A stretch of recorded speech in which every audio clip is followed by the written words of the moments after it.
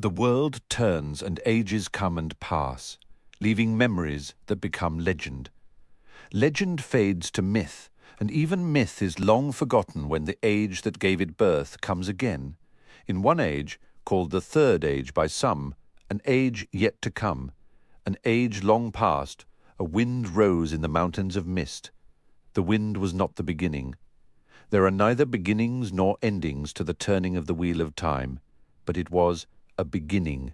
The wind swept eastward across the rugged peaks, carrying the scent of pine and cold stone.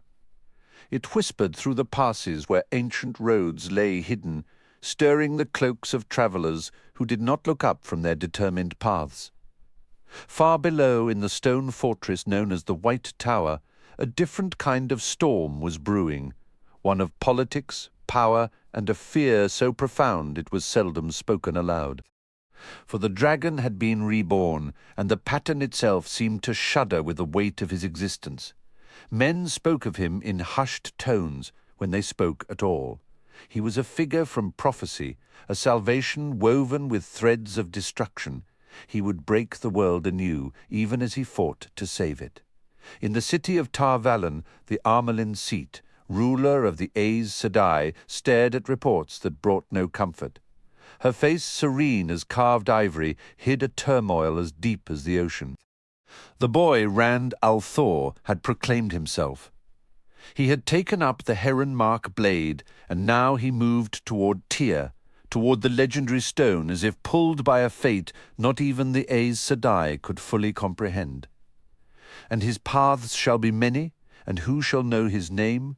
For he shall be born among us many times, in many guises, as he has been and ever will be, time without end. His coming shall be like the sharp edge of the plough, turning our lives in furrows from out of the places where we lie in our silence. He is the breaker of bonds and the forger of chains, the maker of futures and the unshaper of destiny. Pedron Niall's ancient eyes drifted across his private chamber, yet his clouded mind registered none of it. The faded enemy banners from his youth blended into the dark wood and stone walls of the Fortress of the Light.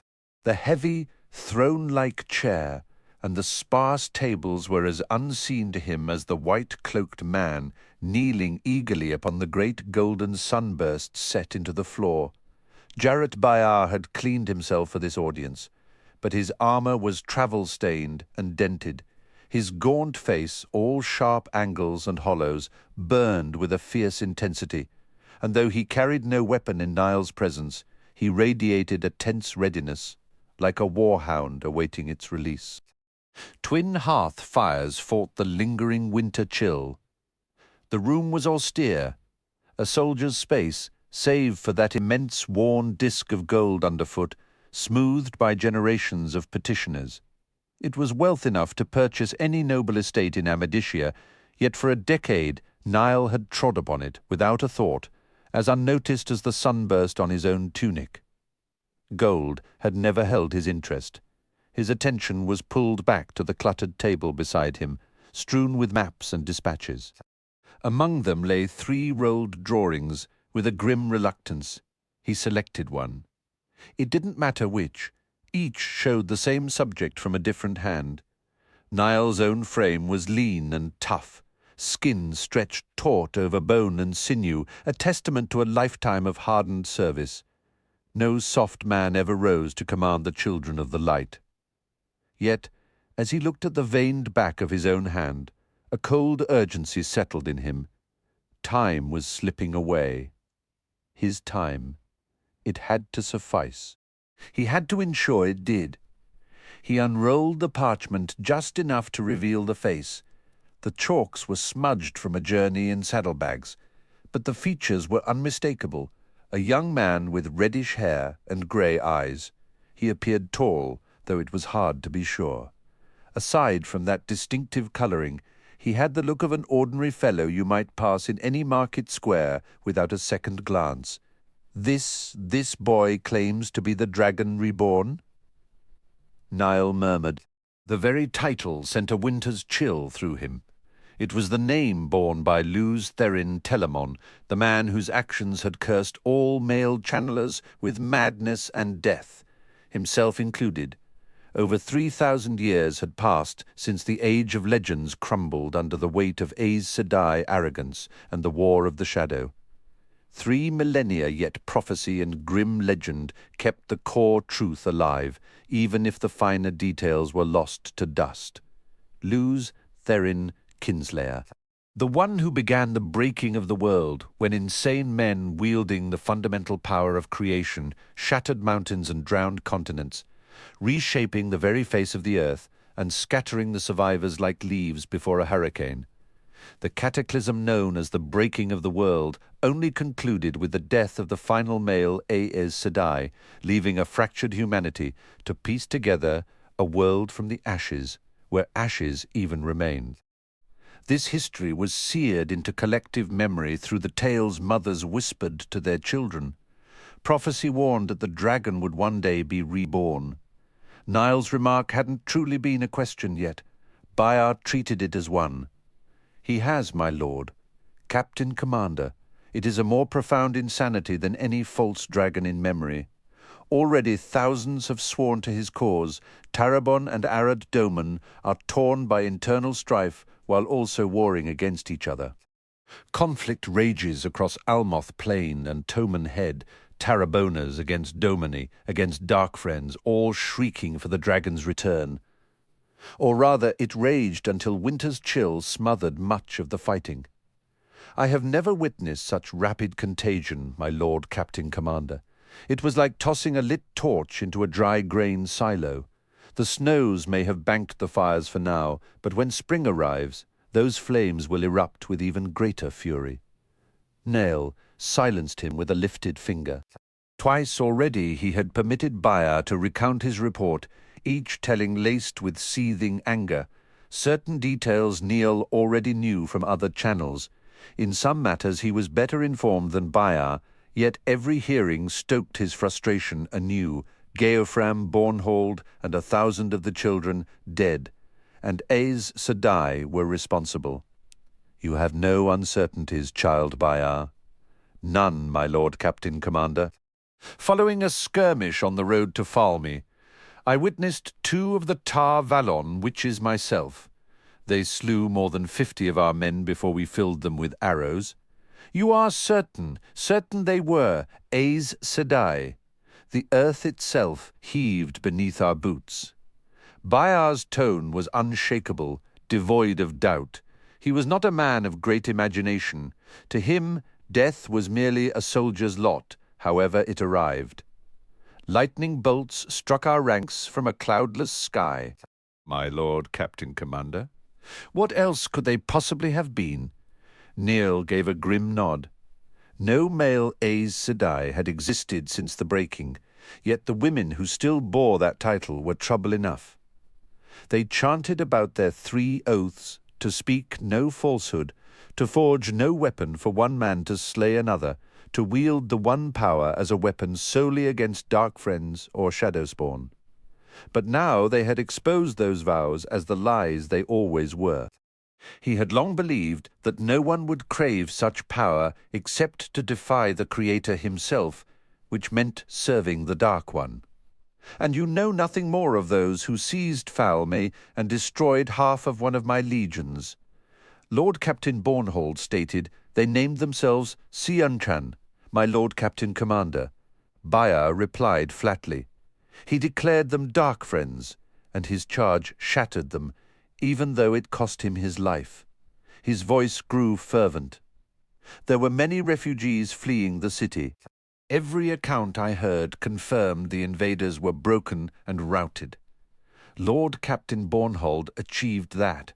Niall released a soft sigh. The words were nearly identical to those Bayard had used in his prior tellings about the mysterious army that had emerged from nowhere to capture Falme. A solid soldier, as Geofram Bornhold had often noted, but not a man inclined to independent thought. My Lord Captain Commander, Bayard blurted abruptly, Lord Captain Bornhold expressly ordered me to hold back from the engagement. I was to observe, to report to you, and to inform his son, Lord Dane, of the manner of his death. "Yes, yes," Niall said, a flicker of impatience in his tone. For a moment he studied Bayar's gaunt features, then added, "No one questions your honesty or your bravery." It is precisely the sort of command Geofram Bornhold would give, facing a battle where he feared his entire force might perish, and not the sort of order you would possess the ingenuity to invent. There was nothing further to glean from the man. "You have served well, child Bayar. You have my permission to carry word of Geofram Bornhold's death to his son. Dane Bornhold is attached to Eamon Valda's command, last reported near Tar Valon. You may join them?" "Thank you, my lord. Captain Commander." "My thanks." Bayar rose and offered a deep bow, yet as he straightened he paused. "My lord, Captain Commander, we were betrayed." Hatred lent his voice a serrated, cutting edge. "Is this about the dark friend you mentioned, child Bayar?" Niall could not keep a sharp edge from his voice. A year of careful strategy lay shattered among the bodies of 1,000 of his men, and Bayar seemed fixated on a single individual. "That young blacksmith you've encountered only twice, this Perrin from the Two Rivers." "Yes, my lord Captain Commander. I cannot explain how, but I am certain he is responsible. I feel it in my bones. I will consider what might be done regarding him. Child Bayar." Bayar started to speak again, but Niall raised a thin hand to stop him. "You are dismissed." The gaunt-faced man had no choice but to offer another bow and withdraw. Once the door closed, Niall sank into his high-backed chair. What had sparked such intense hatred in Bayar for this Perrin? The world was crawling with dark friends. It was pointless to waste passion on any one of them. They hid behind smooth words and friendly smiles, every one serving the shadow. Still, adding another name to the list could do no real harm. He shifted on the unyielding wood, his old bones aching. Not for the first time, the fleeting thought of a cushion crossed his mind. Would that truly be too indulgent? And as always, he pushed the notion aside. The world was spiraling into chaos, and he had no time to surrender to age. He let the signs of impending disaster wash over him. Tarabon and Arad Doman were locked in war. Civil war tore at Cairhien, and the old rivals Tyr and Ilion were heating up toward conflict. Maybe these wars meant little on their own. Men were always fighting, but they usually came one at a time.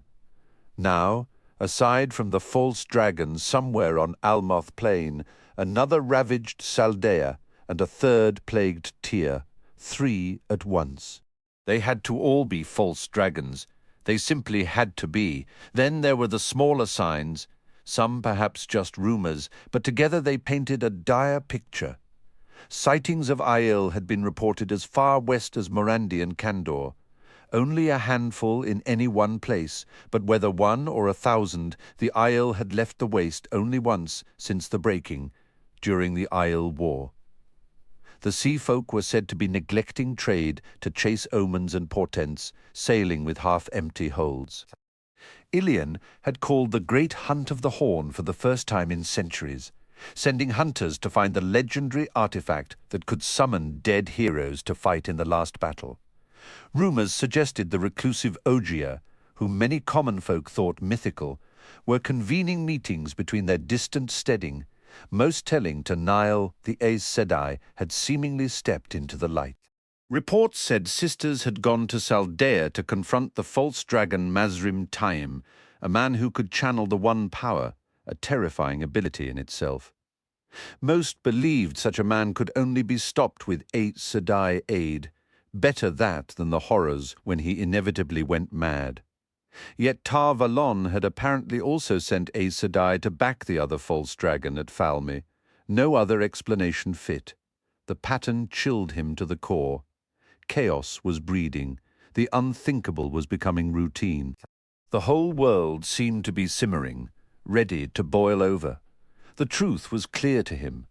The last battle was approaching. All his grand designs were ruined. the plans that would have etched his name into the annals of the children for generations. But turmoil also brought opportunity, and he was already weaving new strategies with fresh goals, if only he could cling to the strength and will to see them through. Light, grant me enough life to finish this. A respectful knock at the door pulled him from his grim reflections. "Enter!" he barked. A servant in white and gold livery bowed his way into the room, with his gaze fixed firmly on the floor. The servant declared that Jaichim Caradin, anointed of the light and inquisitor of the hand of the light, had arrived as commanded by the Lord Captain Commander. Caradin entered immediately on the man's heels, not waiting for any formal summons from Pedron Nile.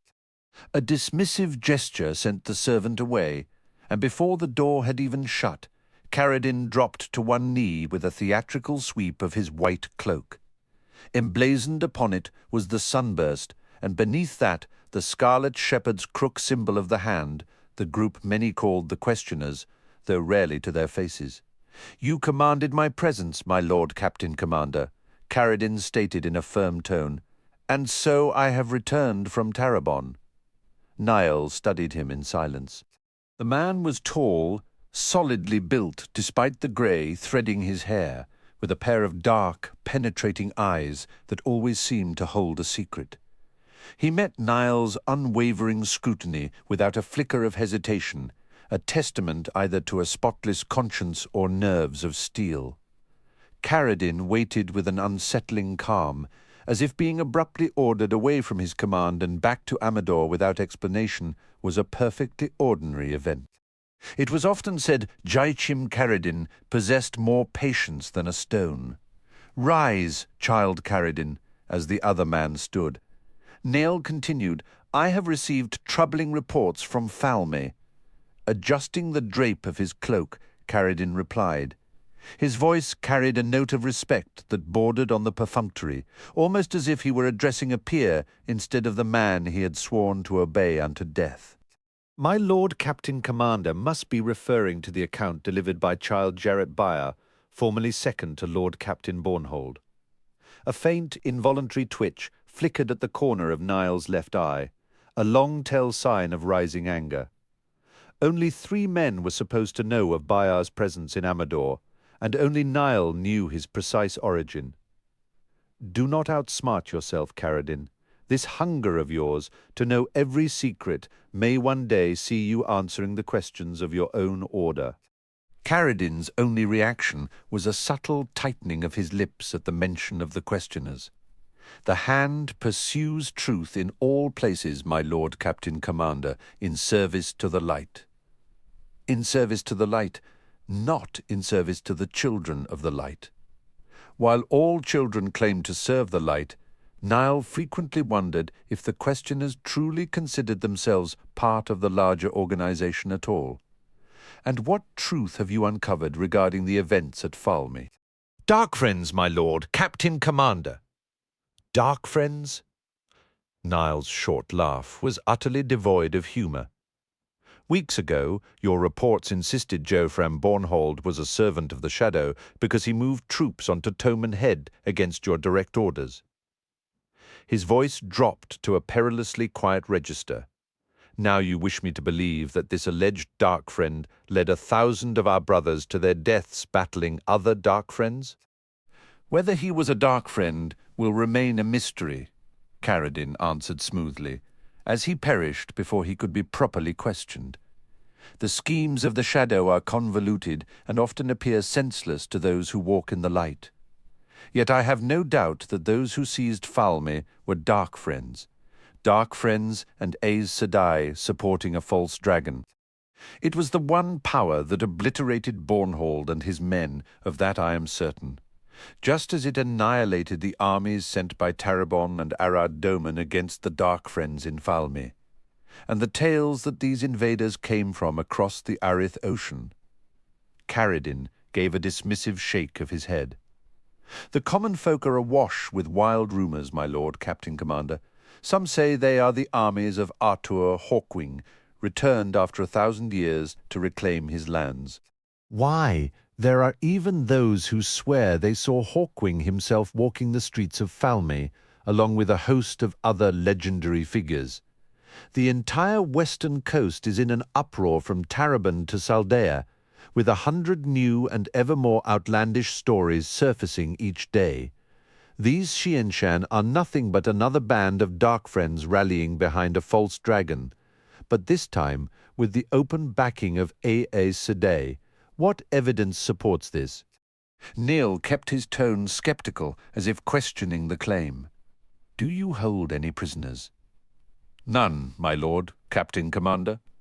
As Child Buyer has likely informed you, Bornhold struck them hard enough to scatter their forces, and naturally, no one we've interrogated would confess to supporting a false dragon. As for proof, it rests on 2 points, if I may elaborate. Neil waved a hand impatiently. Proceed. The first point is one of absence.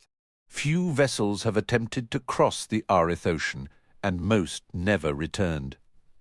Those that did turned back long before exhausting their supplies. Even the sea folk refuse to sail the Arith. Though they journey everywhere, trade exists even beyond the Aiel Waste. My Lord Captain Commander, if any lands lie across that ocean, they are too distant to reach. The expanse is simply too vast. Transporting an army across it would be as feasible as flight. Perhaps, Niall replied slowly. It is suggestive, certainly. And your second point? Many of those we questioned spoke of monsters fighting alongside the Dark Friends, and they clung to these claims even under the most intense interrogation. What could these be but Trollocs and other Shadowspawn, somehow brought south from the Blight? Caradin spread his hands as if the matter were settled. Most common folk believe Trollocs are mere travellers' tales, and the rest think they were wiped out in the Trolloc Wars. What name would they give a Trolloc, if not monster? Yes, you may be correct, Child Caradin. I say may be. He wouldn't give Caradin the satisfaction of knowing he agreed. Let the man sweat a little. But what of him? Niall gestured toward the rolled drawings. Knowing Caradin, the Inquisitor likely had copies in his own quarters.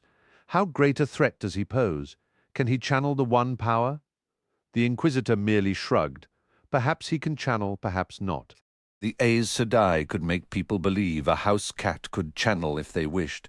As for his danger, any false dragon is a threat until he is eliminated, and one with Tar Valon openly behind him is 10 times more perilous.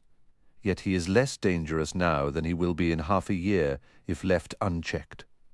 The captives I questioned had never seen him and had no idea of his current whereabouts. His forces are fragmented. I doubt more than 200 gather in any single location.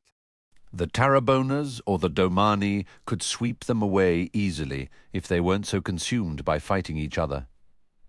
Even a false dragon, Nell said dryly, isn't enough to make them forget 4 centuries of squabbling over Almouth Plain, as if either kingdom ever truly had the strength to hold it. Caradin's expression remained unreadable, and Nell wondered how he maintained such composure. Your calm won't last much longer, questioner. It is of little consequence, my Lord Captain Commander. Winter confines them all to their camps, aside from scattered skirmishes. Once the weather breaks and troops can move again, Bornhold took only half his legion to their deaths on Toman Head. With the other half, I will hunt this false dragon to his grave. A corpse poses no danger to anyone. And if you encounter what Bornhold apparently faced, Aes Sedai wielding the power to kill. Their witchcraft doesn't shield them from arrows or a blade in the dark. They die as easily as anyone. Caradin offered a thin smile. I assure you, I will have succeeded before summer. Neil gave a slow nod. The man was confident now, believing the dangerous questions had already passed. You should have remembered, Caradin. I was once considered a skilled tactician. Why? He asked quietly. Did you not lead your own forces to Falmey with dark friends entrenched on Toman Head, an army of them holding the town? Why did you attempt to halt Bornhold instead? Caradin blinked, but his voice held steady. At first they were only rumours, my Lord Captain Commander. By the time the reports grew substantial, it seemed more prudent to coordinate from a distance to assess whether this was a true rising or merely another flare of chaos in the borderlands. The stories swirling around were too outlandish for anyone to take seriously. By the time I uncovered the actual facts, Bornhold had already engaged the enemy. He fell in that fight, and his dark friend adversaries fled into the shadows. My mission, however, was to bring the light to Almouth Plain. I could not abandon my direct orders to chase whispers on the wind. Your mission? Niall's voice climbed as he rose to his feet. Though Caradin stood a full head taller, the Inquisitor took an involuntary step backward. That mission was to seize Almouth Plain. It was an empty vessel, claimed by nothing but words and ancient titles. All you had to do was fill it. We could have resurrected the nation of Almouth, governed by the children of the light, with no need to bow to some fool wearing a crown. Imagine it, Amadicia and Almouth forming a vice around Tarabon. Within 5 years, our influence there would have rivaled our power here. And you turned it into a complete disaster. The last trace of a smile vanished from Caradin's face. My lord, Captain Commander, he argued, how could anyone have predicted these events? Another false dragon rises. Tarabon and Arad Doman, after decades of posturing, finally plunge into open war. And after 3,000 years of hiding their nature, Aes Sedai reveal their true colors. Even so, the situation is not hopeless. I can locate and eliminate this false dragon before his followers consolidate. Once the Tarabonas and Domani have exhausted each other, they can be swept from the plain without. Enough! Niall cut him off sharply. Your planning is finished, Caradin. Perhaps I should deliver you to your own questioners this very hour. The High Inquisitor wouldn't object. He's desperate to pin the blame for this catastrophe on someone. He'd never sacrifice one of his own. But I doubt he'd protest if I named you, a few days under questioning, and you'd confess to anything. You might even name yourself a dark friend. You'd be beneath the headsman's axe within a week. A sheen of sweat glistened on Caradin's brow. My lord Captain Commander. He paused, swallowing hard. It seems my lord Captain Commander is suggesting an alternative path. If he would only reveal it, I am sworn to obey. Now, Niall thought, now the dice are in the air. A tingling sensation spread across his skin, like the moment in battle, when you realize every soldier within 100 paces is your foe. Lord Captain Commanders did not face the executioner's block, but history showed many had met sudden, unexplained ends, swiftly mourned and even more swiftly replaced by men with safer, smaller ambitions. Child Caradin, he stated, with iron resolve, you will ensure this false dragon remains alive. Furthermore, if any Aes Sedai arrive to oppose him rather than aid him, you will employ your knives in the dark. The Inquisitor's mouth fell open in shock. Yet he regained his composure quickly, studying Niall with a new, calculating look. Killing Aes Sedai is a sacred duty, but to permit a false dragon to run free, that would border on treason and blasphemy. Niall drew a long, steadying breath.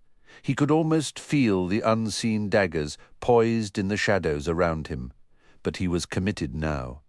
It is no treason to do what is necessary, and sometimes even blasphemy must be endured for a greater cause. Speaking those words alone could be a death sentence. Do you know the quickest method to unite people behind you, child Caradin? No? You release a lion, a rabid, starving lion, into the city streets.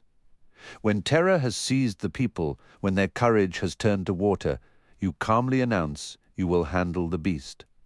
You slay it, then command them to hang the carcass high for all to see, before they can catch their breath and think you issue another command and it will be followed. And if you continue to give orders, they will continue to obey because you will be the savior who delivered them. Who better to lead? Caradin shook his head slowly, a flicker of horrified understanding in his eyes. The sheer, cynical brilliance of it was almost admirable. "Do you intend to take everything, my lord Captain Commander? Not merely Almouth Plain, but Tarabon and Aradoman too?" "My intentions are my own. Your role is to obey as you have sworn to do." "I expect to hear reports of couriers on fast horses departing for the plain before nightfall. I have no doubt you possess the skill to phrase the orders in such a way that no one suspects what they must not. If you need to stir up trouble, aim it at the Tarabonas and the Domani. We can't let them kill my lion. No, by the light we will compel peace between them. As my lord Captain Commander commands." Caradin replied, his tone too polished. "I hear and obey." Too polished, indeed. Neil offered a frigid smile. "In the event your oath proves insufficient, understand this. Should this false dragon perish before I order it, or should the witches of Tar Valon capture him, you will be discovered one morning with a dagger through your heart, and if any misfortune should befall me, even if I die of old age, you will not outlive me by a month. My lord Captain Commander, I have sworn to obey." "So you have," Niall interrupted sharply. "Ensure you remember it. Now go." "As my lord Captain Commander commands." This time Caradin's voice wavered. The door shut behind the Inquisitor. Niall rubbed his chilled hands together. The dice were tumbling, impossible to predict what numbers would land face up. The last battle was indeed approaching. Not the legendary Tarmon Gaidon, with the Dark One breaking free to confront the Dragon Reborn. He was certain it would not be that. The Aes Sedai of the Age of Legends might have breached the Dark One's prison at Shaiol Ghul, but Luz Terrin Kinslayer and his 100 companions had sealed it once more. The backlash had corrupted the male half of the true source for all time, driving them insane and beginning the breaking.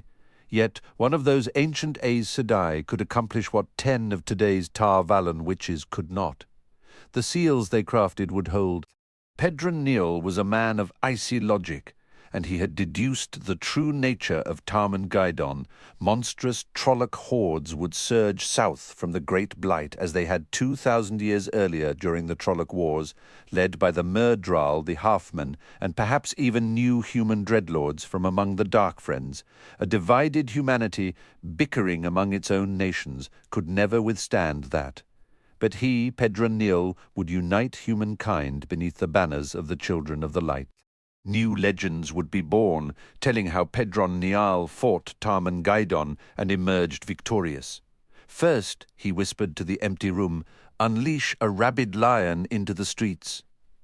A rabid lion. Niall whirled around as a scrawny man with a prominent, beak-like nose emerged from behind one of the wall hangings. A hidden panel swung shut as the banner settled back into place. "I revealed that passage to you, Audith," Niall snapped, "so you could come when summoned without half the fortress knowing not to eavesdrop on my private discussions." Audith offered a fluid bow as he approached. "Eavesdrop, great lord, I would never commit such an offence. I merely arrived this very moment and could not help but overhear your last remark. Nothing more." A perpetually mocking smile played on his lips, an expression Niall had never seen absent, even when the man believed himself unobserved. A month prior, in winter's deepest cold, this lanky figure had turned up in Amadisia, ragged and nearly frozen, yet somehow talked his way through every layer of guards to reach Pedron Niall himself. He appeared to possess knowledge of events on Toman Head, absent from Caradin's lengthy though vague reports, or from Bayar's account, or from any other rumour that had reached Niall. His name was undoubtedly false. In the old tongue, Audith meant wormwood. When Niall had confronted him about it, all he said was, "Who we were is lost to all men, and life is bitter." But he was clever. It was he who had assisted Niall in discerning the pattern taking shape within recent events. Audith moved to the table and picked up one of the drawings. As he unrolled it just enough to reveal the young man's face, his smile twisted into something closer to a grimace. Niall remained annoyed by the man's unscheduled appearance. "You find a false dragon amusing, Audith, or does he frighten you?" "A false dragon," Audith murmured softly. Yes, of course, it must be. Who else could it be?" Audith let out a sharp, grating laugh that set Niall's teeth on edge. The man often seemed half mad, yet his cunning was undeniable, madness or not. "Explain yourself," Niall pressed. "You speak as if you're familiar with him." Audith started slightly, as though he'd forgotten the Lord Captain Commander's presence. "Familiar indeed I am. His name is Rand al'Thor. He hails from the Two Rivers, that remote corner of Andor, and he is a dark friend so deeply entrenched in the shadow that the mere fraction of his deeds would chill your soul." "The Two Rivers," Niall murmured, his thoughts turning inward. Another report mentioned a different dark friend from that same region, another young man. It is peculiar to imagine such corruption springing from a place so isolated. Yet the shadow's reach is endless. Another great lord from the Two Rivers? Audith's voice took on a keen edge. Would that be Matrim Cawthon or Perrin Ibara? They are of similar age to al'Thor and tread closely in his wicked footsteps. "The name given was Perrin," Niall said, his brow furrowing. "3 of them, you claim? Nothing emerges from the Two Rivers except wool and tabac. I question whether any other settlement in the world remains so detached from wider affairs. In a city, dark friends must mask their true nature to some degree. Ordaith reasoned, his tone dripping with false sympathy. They mingle with strangers who come and go carrying tales, but in a quiet, forgotten village where outsiders are rare. What better breeding ground for collective corruption? He paused, a flicker of genuine hatred crossing his features before the smooth mask returned. I once travelled through a similarly secluded hamlet near the Mountains of Mist. The silence there wasn't peaceful. It felt like a held breath, as if the very stones were keeping secrets. Niall's gaze sharpened. How is it you know the names of 3 dark friends from the far ends of the earth? You hoard secrets like a miser wormwood and produce more surprises than a street magician. How can any man divulge all he knows, great lord? Audith replied smoothly. It would be mere chatter until it serves a purpose. But I will tell you this. Rand al'Thor, this so-called dragon, has deep roots in the Two Rivers. False dragon, Niall corrected sharply, and Audith offered a shallow bow. Of course, great lord. A poor choice of words. Suddenly, Niall noticed the drawing now crumpled and torn in Audith's trembling hands. Despite the man's composed expression and that ever-present sardonic smile, his fingers clenched spasmodically around the parchment. "Cease that," Niall commanded. He snatched the drawing away and attempted to smooth it flat. "I do not possess so many likenesses of this man that I can afford their destruction." Much of the chalkwork was smudged, and a tear ran across the young man's chest. Yet the face remained eerily intact. "Forgive me, great lord," Audith said with another bow, his smile unwavering. "My hatred for dark friends runs deep." Niall studied the chalk-rendered face. Rand al'Thor of the Two Rivers. Perhaps plans must be made for the Two Rivers, he mused quietly. Once the winter snows retreat, perhaps, as the great lord wishes. Audith replied, his tone bland and obedient. Meanwhile, a scowl darkened Caradin's face as he stormed through the fortress corridors. The expression caused others to steer clear, though few ever sought the company of a questioner regardless. Servants scurried to blend into the stone walls, and even white-cloaked officers adorned with golden knots ducked into side passages at his approach. He threw open the door to his chambers and slammed it shut behind him, taking no pleasure in the luxurious Tarabana carpets with their rich reds, golds and blues, nor in the beveled Ilian mirrors or the long ornate table gleaming with gold leaf, a piece that had consumed a Lugard craftsman for nearly a year today. He barely registered any of it. "Shaban," he barked, For once, his body servant did not materialize.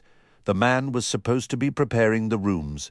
"Light! Burn, you Shaban!" Where are you? A flicker of movement caught his eye. He turned, ready to unleash his fury upon Shaban, but the curses died in his throat. A murdrole glided toward him with serpentine grace. It had the shape of a man, no larger than average, but there the resemblance ended utterly. The figure stood unnervingly still, its dead black cloak and clothing making its maggot-pale skin seem even whiter. Where eyes should have been, there was only smooth, blank skin, an eyeless stare that had terrified thousands, and now filled Caradin with a cold dread. What? What? He stopped working moisture back into his dry mouth, struggling to steady his voice. What are you doing here? Even to his own ears, it came out thin and strained. The halfman's bloodless lips twisted into something like a smile. "Where there is shadow, I may walk," it whispered, its voice like dry leaves scraping over stone. "I prefer to keep watch on those who claim to serve." "I serve," Caradin couldn't finish. He forced himself to look away from that smooth, pasty face and turned his back, a shiver crawling down his spine. In the wall mirror before him, everything was sharp and clear, everything except the murdrole itself, which appeared only as a blurred, unsettling smudge. It wasn't comforting, but it was better than meeting that empty gaze. A sliver of strength returned to his voice. "I serve the—" He cut himself off, suddenly acutely aware of where he was, deep within the fortress of the light. Even a rumor of the words he'd almost spoken would see him handed over to the hand of the light. Any child present would strike him down on the spot. He was alone, except for the halfman, and perhaps Shaban, though where that cursed man had gone was anyone's guess. It would have been some small relief to have another soul to share that terrible stare, even if that soul would need disposing of afterward. Still, he lowered his voice to a bare murmur. "I serve the great Lord of the Dark. As you do, we are both servants, if it pleases you to think so," the murdrole replied, and its laugh was a sound that seemed to chill the marrow in Caradin's bones. "Yet I will know why you linger here, and not on Almouth Plain where you belong." I was summoned by order of the Lord Captain Commander." "Your Lord Captain Commander's words are dung," the creature grated. "You were commanded to find the man called Rand al-Thor and kill him. That comes before all else, above all else. Why do you disobey?" Caradin drew a shaky breath. He could feel that eyeless gaze on his back, like a blade pressed between his shoulders. "Circumstances have shifted. Some matters are no longer entirely within my control." A harsh, scraping sound made him flinch and look back. The murdrole was dragging its fingers across the tabletop, and thin curls of wood peeled away beneath its nails. "Nothing has changed, human," it hissed. "You forsook your oaths to the light and swore new ones. Those oaths you will keep." Caradin stared at the fresh gouges in the polished wood and swallowed hard. "I don't understand. Why is killing him so urgent now? I thought the great lord intended to use him. You dare question me?" The murdrole's voice dropped to a venomous whisper. "I should tear out your tongue. Your part is not to question or to understand. Your part is to obey. You will give lessons in obedience to dogs. Do you comprehend heel, dog, and obey your master?" A hot thread of anger wove through Caradin's fear. His hand jerked toward his hip, but his sword wasn't there. He'd left it in the adjoining chamber before attending Pedron Nile. The murdrole moved faster than a snake strike. One hand clamped around Caradin's wrist with crushing force. He felt bones grind together, and agony shot up his arm. He opened his mouth to scream, but the halfman's other hand seized his chin, forcing his jaws shut. His heels lifted, then his toes left the floor entirely. Gurgling, he dangled in the creature's merciless grip. "Listen well," the murdrole rasped, its face close to his. You will find this youth and kill him with all haste. Do not imagine you can deceive me. Others among your so-called children will report if you waver. But to encourage your diligence, understand this. If Randall Thor is not dead within a month, I will take one of your blood. A son, a daughter, a sister, an uncle. You will not know who until the chosen one dies, screaming. If he lives another month, I will take another, and then another, and another. And when the last of your bloodline draws breath, if any still do, I will carry you to the very pits of Sheol Ghul. Its smile was a cold slash. Your end will be measured in years, human. Do my words finally reach you? Carradine choked out a sound, part groan, part whimper. He felt his neck might snap.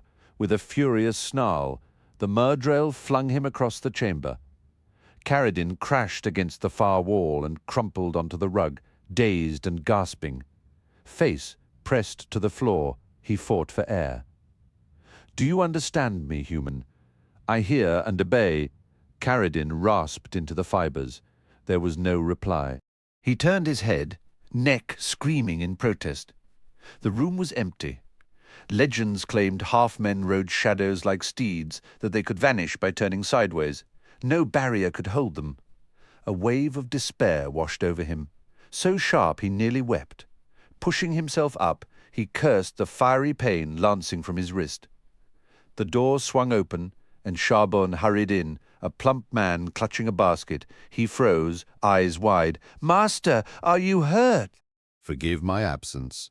I went to fetch fresh fruit for Yor." With his uninjured hand, Carradine knocked the basket flying, sending wrinkled winter apples scattering across the carpets. He backhanded Charbon hard across the face. "Forgive me, master," the servant whispered. Trembling, "Fetch paper, pen and ink." Carradine snarled, "Move, you fool. I have orders to send." But which ones? His mind raced. As Charbon scurried away, Carradine stared at the deep gouges marring the tabletop and felt a cold shiver crawl down his spine. Chapter 1. Waiting, the wheel of time turns. Ages arrive and depart, leaving memories that harden into legend. Legend blurs to myth, and even myth is lost when the age that birthed it returns. In an age known as the Third by some, an age still ahead, an age long gone, a wind stirred in the mountains of mist. This wind was not the start. There are no true beginnings or endings to the wheels turning. Yet it was a beginning. Down lengthy valleys it swept, where morning mist clung blue and heavy, some valleys robed in evergreens, others lying bare, soon to be quilted with grass and wildflowers. It wailed over half-sunken ruins and shattered monuments, as forgotten as the hands that raised them. It sighed through weathered mountain passes between peaks crowned with eternal snow. Thick clouds hugged the summits, blending snow and vapor into one. In the lowlands, winter was retreating, but here in the heights it lingered, dappling the slopes with broad white patches. Only evergreens held their foliage. All other branches stood naked and grey against the stone and the still slumbering earth. No sound existed but the wind's crisp rush over snow and rock. The very land seemed to be holding its breath, waiting for something to break. Perched on his horse, just inside a thicket of leatherleaf and pine, Perrin Aybara shivered and pulled his fur-lined cloak tighter. A tricky task, with a longbow in one hand and a massive half-moon axe hanging from his belt. It was a fine weapon of cold steel. Perrin had worked the bellows himself the day Master Luhan forged it. The wind tugged at his cloak, yanking the hood from his shaggy curls, and sliced through his coat. He wiggled his toes in his boots, seeking warmth, and shifted in his high cantled saddle, but his focus wasn't truly on the cold. Studying his 5 companions, he wondered if they sensed it too, not the specific weight they were posted for, but something heavier, a gathering tension in the air. Stepper, his dun stallion, fidgeted and tossed his head. He'd named the horse for its quick, light steps, but now Stepper seemed to mirror his rider's restless impatience. "I'm sick of all this waiting, all this sitting around, while Moiraine keeps us gripped like a blacksmith's tongs. Curse the Aes Sedai. When does it end?" Without thought, he sniffed the wind. The scent of horse was strongest, mixed with men and their sweat. A rabbit had fled through those trees recently, driven by terror, but the fox on its trail hadn't made a kill there. He caught himself and stopped. A faint, unexpected memory surfacing, a time back in the Two Rivers when waiting for a festival felt just as endless, yet far simpler. Shaking his head, he pushed the thought away. The wind whipped around him with such force that Perrin half expected his nose to stuff up from the sheer cold of it. He almost wished it would, if only to have a tangible discomfort to focus on. He wouldn't have let Moiraine ease it anyway.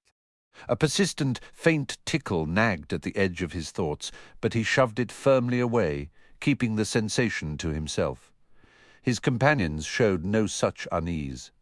The 5 Shienaran soldiers sat their horses with a stillness that seemed carved from stone, their short bows held ready, eyes ceaselessly scanning the stark slopes and the empty sky above.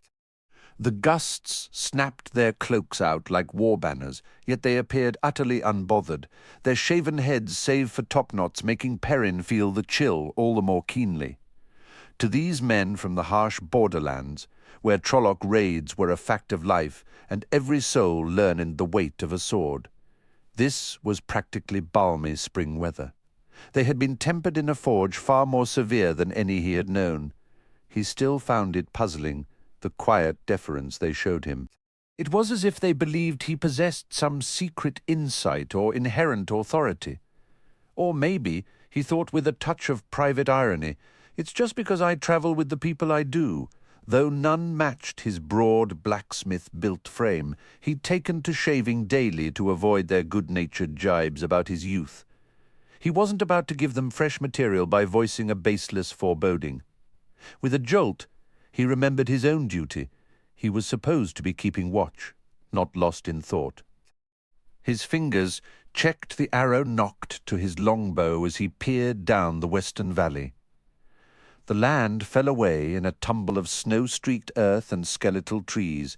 Here and there, clusters of pine, fir, and leatherleaf offered pockets of shadow, perfect cover for anyone with ill intent. But who would be here? The mines lay far to the south, and most folk avoided the mountains of mist, whispering of ill luck clinging to the peaks. His golden eyes gleamed. The tickle became a maddening itch. No, he could ignore the itch, but not the looming sense of anticipation, a feeling that everything was poised on a knife's edge.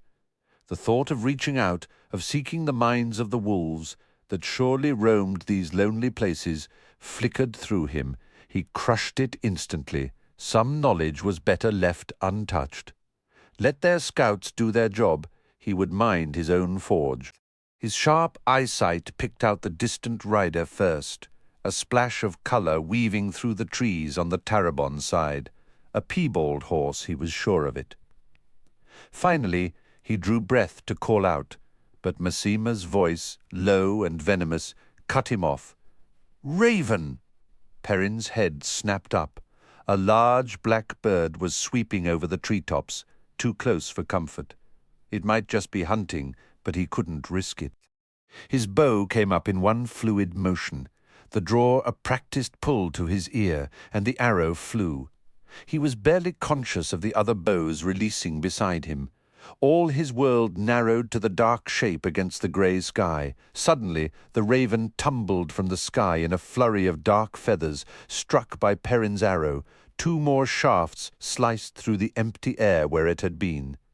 The other Shienarans, bows half drawn, scanned the clouds for another. "Does it have to report?" Perrin murmured, almost to himself. "Or does he see through its eyes?" He hadn't intended to be heard, but Regan, the youngest among them, answered as he nocked another arrow. It reports usually to a halfman in the borderlands. Every raven was suspect. A bounty ensured no one assumed they were merely birds. Light, if Heartsbane saw what they see, we'd have been dead long before these mountains. Regan's tone was casual, a soldier's everyday reality. Perrin felt a chill that had nothing to do with the weather, and deep within, something primal growled a lethal challenge, Heartsbane. The name varied by land, Soulsbane, Heartfang, Lord of the Grave, but all were masks for the Father of Lies, the Dark One, names used to avoid his direct attention. His spies were often ravens, crows, the rats in city alleys. Perrin selected another broadhead arrow from the quiver at his hip, which balanced the weight of his axe on the other side. "That bow might be as big as a club," Ragan said with admiration. "But it shoots true.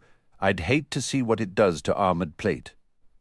The Shianarans wore only light mail now beneath their coats, though they typically fought in full armour, rider and steed. "Too long for horseback," Massima sneered, the triangular scar on his cheek twisting his scornful grin. "A proper breastplate stops a pile arrow unless you're point blank, and if you miss that first shot, your target will gut you before you blink." "That's just it, Massima," Regan replied, relaxing slightly as the sky stayed clear. The raven had likely been alone. With a two rivers bow like this, you wouldn't need to be so close. Massima opened his mouth to retort. "You two stop flapping your bloody tongues," Uno barked. The long scar down his face and missing eye made his features severe even for a Shianaran.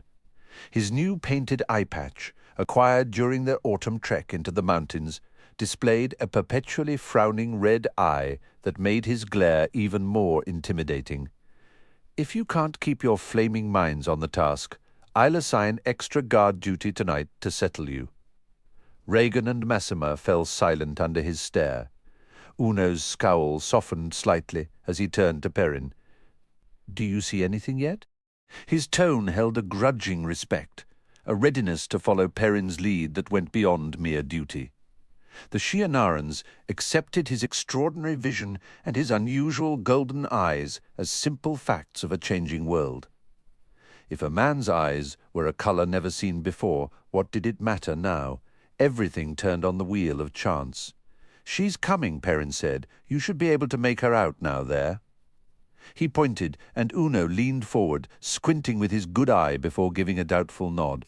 "There's bloody something moving down there, right enough." A few others murmured agreement until Uno's glare silenced them, sending their attention back to the skies and the rocky slopes. Then Perrin understood the meaning of the distant rider's brilliant colours, a flash of vivid green skirt beneath a bright red cloak. It sparked a sudden, unexpected memory of a travelling people camp he'd passed years before. The air filled with music and the smell of cooking herbs, a brief haven of peace in a troubled land. "She's one of the travelling people," he said, surprised. No one else he knew would choose to wear such dazzling, clashing hues. The women they had encountered and guided further into the mountains came from all walks of life. There was a beggar in tattered clothes, trudging on foot through a blizzard, a merchant woman travelling alone with a line of heavily laden pack-horses, and a noble lady dressed in silks and furs, her palfrey adorned with red tasselled reins and a saddle embroidered with gold. The beggar had left with a purse of silver, more than Perrin believed they could spare, until the noblewoman later gifted them an even heavier purse of gold. Women from every station, travelling alone, had come from Tarabon, Gildan, and even Amadisia. Yet Perrin never imagined he would see one of the Tuatha'an among them. "A bloody tinker," Uno burst out. The others murmured in similar disbelief.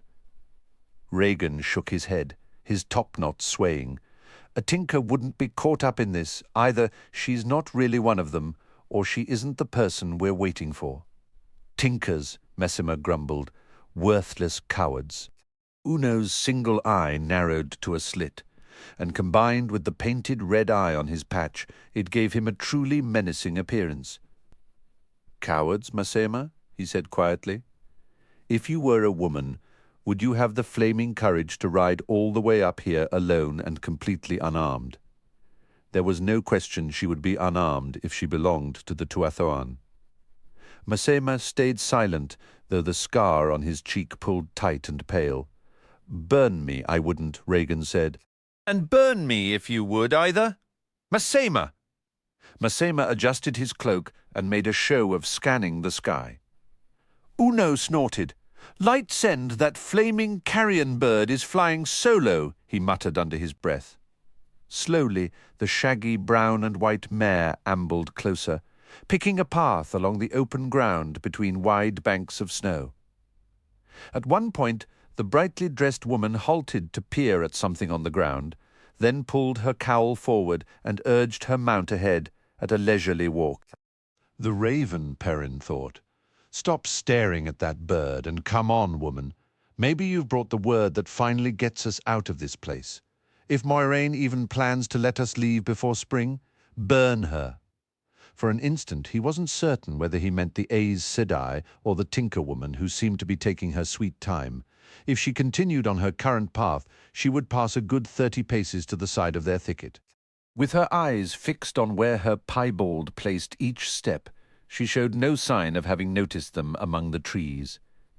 Perrin nudged the dun stallion's flanks with his heels, and the horse surged forward, hooves kicking up sprays of snow. Behind him, Uno quietly gave the order, "Forward." Stepper was nearly upon her before she finally became aware of them, jerking her mare to an abrupt halt.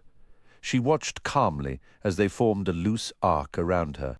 Embroidery in a dizzying shade of blue, patterned in what was known as a Terran maze, made her red cloak even more vivid. She was not young, grey streaked thickly through the hair visible beneath her cowl, but her face bore few lines apart from the disapproving frown she directed at their weapons. If she felt any alarm at meeting armed men in the heart of the mountain wilderness, she gave no indication. Her hands rested easily on the high pommel of her worn but well-kept saddle. And she did not smell afraid. "Stop that," Perrin chided himself. He softened his voice so as not to startle her. "My name is Perrin. Good mistress. If you need aid, I will do what I can. If not, go with the light. But unless the travelling people have changed their ways, you are a long way from your wagons." She studied them a moment longer before speaking. A gentle patience lingered in her dark eyes, which was no surprise in one of the Tuatha'an. "I am looking for a woman." The hesitation was slight, but it was there. She was not seeking just any woman, but an Aes Sedai. "Does she have a name, good mistress?" Perrin asked. He had performed this exchange too many times in recent months to need her answer, but even the strongest iron could be ruined by neglect. "She is called..." "Sometimes she is called Moiraine. My name is Leia." Perrin gave a nod. "We will take you to her, Mistress Leia. We had warm fires waiting, and with any luck, something hot to eat." Yet Perrin did not urge his horse forward right away. He had to ask the question, even though he already knew the answer she would give. "How did you find us?" Each time Moiraine sent him to wait at a specific place for a woman she knew would arrive, he asked it. Leia offered a hesitant shrug. "I simply knew that if I came this way, someone would find me and take me to her. I just knew. I have news for her." Perrin did not press about the news. The women who came always gave their information directly to Moiraine, and the Aes Sedai shared only what she chose. Aes Sedai never lied, but the truth they told you was rarely the whole truth you imagined. It was far too late for second thoughts now. "This way, Mistress Leia," he said, gesturing toward the mountain path. The Shianeran soldiers, led by Uno, fell into line behind them as they began the ascent. The Borderlanders kept a wary watch on the sky, and the land, with the last two riders constantly checking their back trail. For a while, the only sounds were the horses' hooves crunching through old snow or clattering over bare rock. Leia kept glancing at Perrin, at his bow, his axe, his face. But she stayed silent. He shifted uncomfortably under her gaze and avoided looking back. He always tried to give strangers as little chance to notice his eyes as possible. Finally, he spoke. "I was surprised to find one of the travelling people here, given what your people believe. It is possible to oppose evil without resorting to violence," she replied, her voice calm with the certainty of someone stating a simple fact. Perrin grunted sourly, then quickly muttered an apology. "I wish the world worked that way, Mistress Leia." "Violence harms the one who commits it as much as the victim," Leia said placidly. "That is why we flee from those who would harm us, to save them from harming themselves, as much as for our own safety. If we use violence to fight evil, we soon become no different from what we struggle against. It is with the strength of our belief that we oppose the shadow." Perrin couldn't help a derisive snort. "Mistress, I hope you never have to face Trollocs armed only with belief. The strength of their swords will cut you down where you stand." "It is better to die than to—" she began, but his anger made him talk over her. Anger that she refused to see the reality. Anger that she would genuinely choose death over harming anyone, no matter how vile. If you run, they will hunt you, kill you, and feast on your corpse, or they might not even wait for you to be dead. Either way, you are gone, and evil wins. And there are men just as cruel, dark friends and others, more than I would have believed a year ago. Let the white cloaks decide your people don't walk in the light, and see how many the strength of your belief can save." She studied him with a penetrating look. "And yet you are not at peace with your weapons." How could she know that? He shook his head irritably, his shaggy hair swaying. "The Creator made the world," he muttered. "Not me. I have to live the best I can in the world as it is." "So sad for one so young," she said softly. "Why so sad?"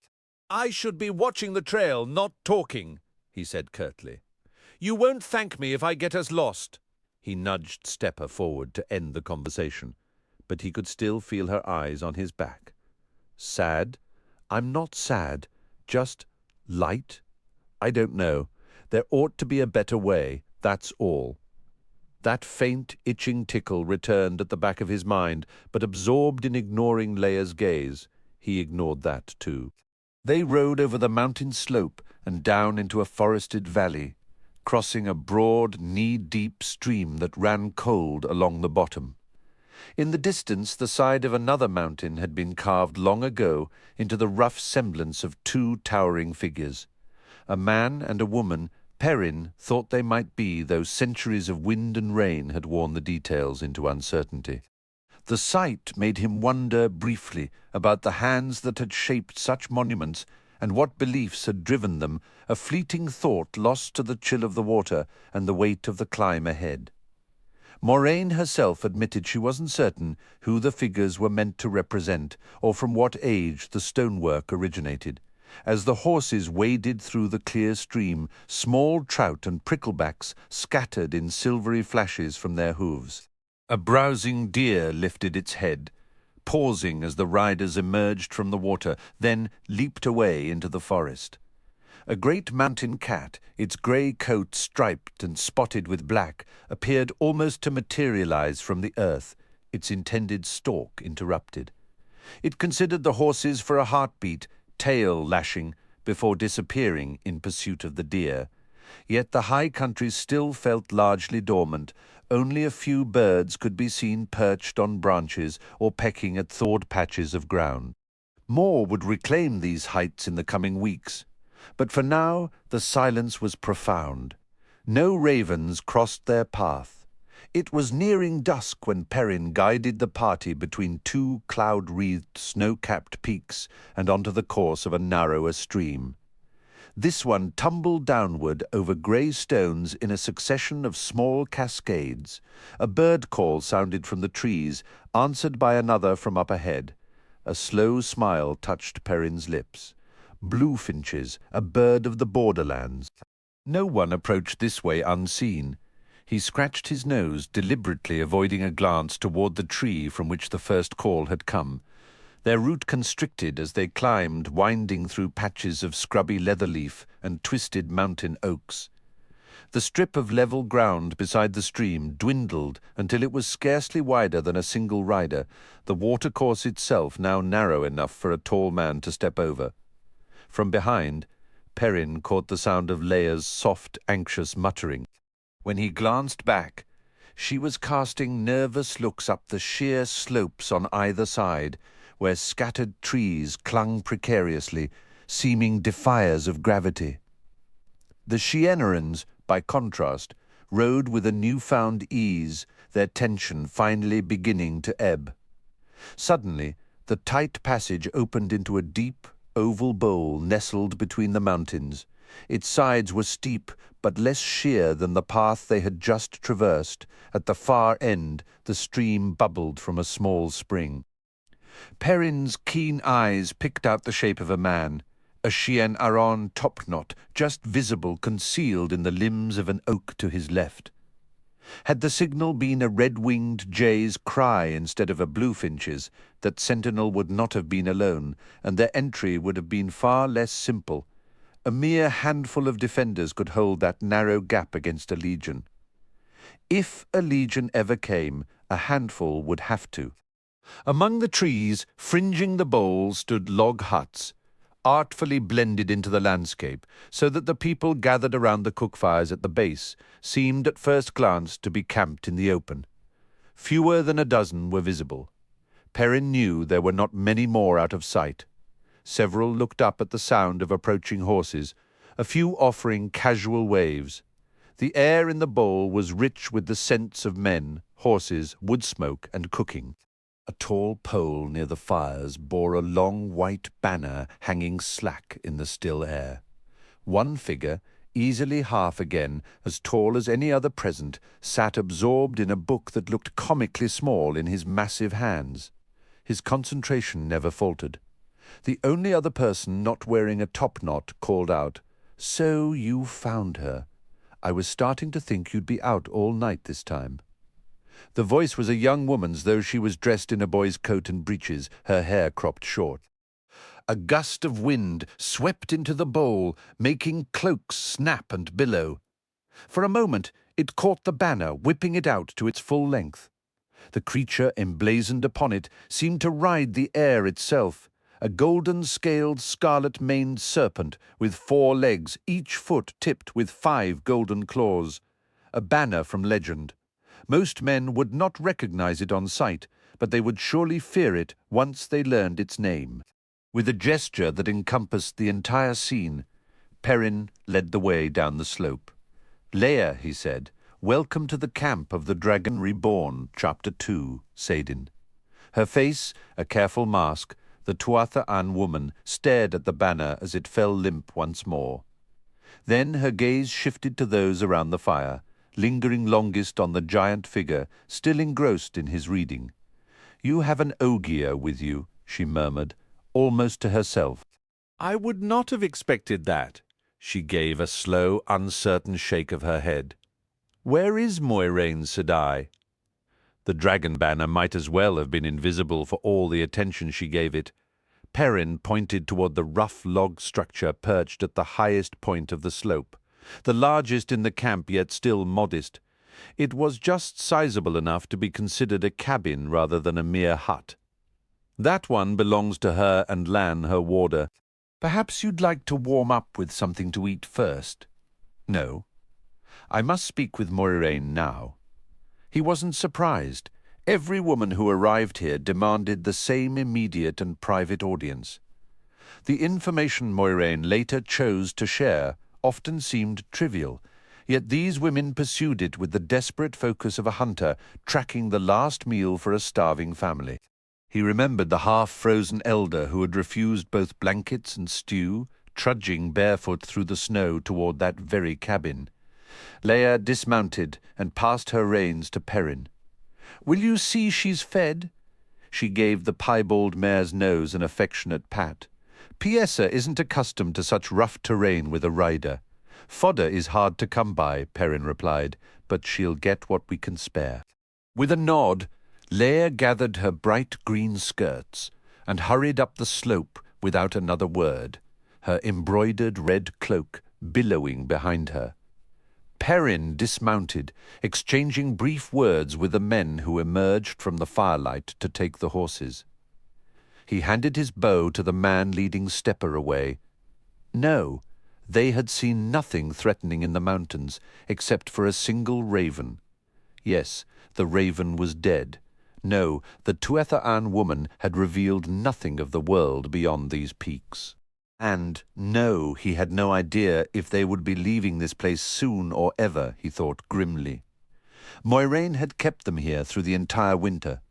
The Shianarans might not believe she gave the orders here, but Perrin knew an Aes Sedai always found a way to get what she wanted. Moiraine especially. Once the horses were taken to the crude stable, the riders gathered around the fires. Perrin pushed his cloak back and stretched his hands toward the flames, grateful for the heat. The scent from a large Baerlon-made kettle had been teasing his hunger for some time. Someone must have had luck hunting. Nearby, lumpy roots roasted around another fire, giving off a faint, turnip-like smell. He wrinkled his nose and focused on the stew. Lately, the craving for meat was becoming overwhelming. The woman dressed in men's clothing was staring intently toward the cabin where Leia had just vanished. "What do you see, Min?" he asked. She moved to stand beside him, her dark eyes clouded with worry. He never understood her insistence on breeches over skirts. To him, no matter the attire, she was unmistakably a pretty young woman, not some overly handsome boy. "The Tinker woman is going to die," Min whispered, glancing at the others near the fires. No one was close enough to overhear. Perrin went very still, Leia's gentle face flashing in his mind. Light? Why? Tinkers wouldn't hurt a fly. A chill seeped into him, despite the fire's warmth. Burn me, I never should have asked. Even the Aes Sedai, who knew of Min's talent, didn't fully comprehend it. Sometimes she saw images and auras around people, and sometimes she understood their grim meanings. Masuto approached to stir the stew with a long wooden spoon. The Shianaran looked at them both, then placed a finger beside his long nose and offered a wide, knowing grin before walking away. Blood and ashes.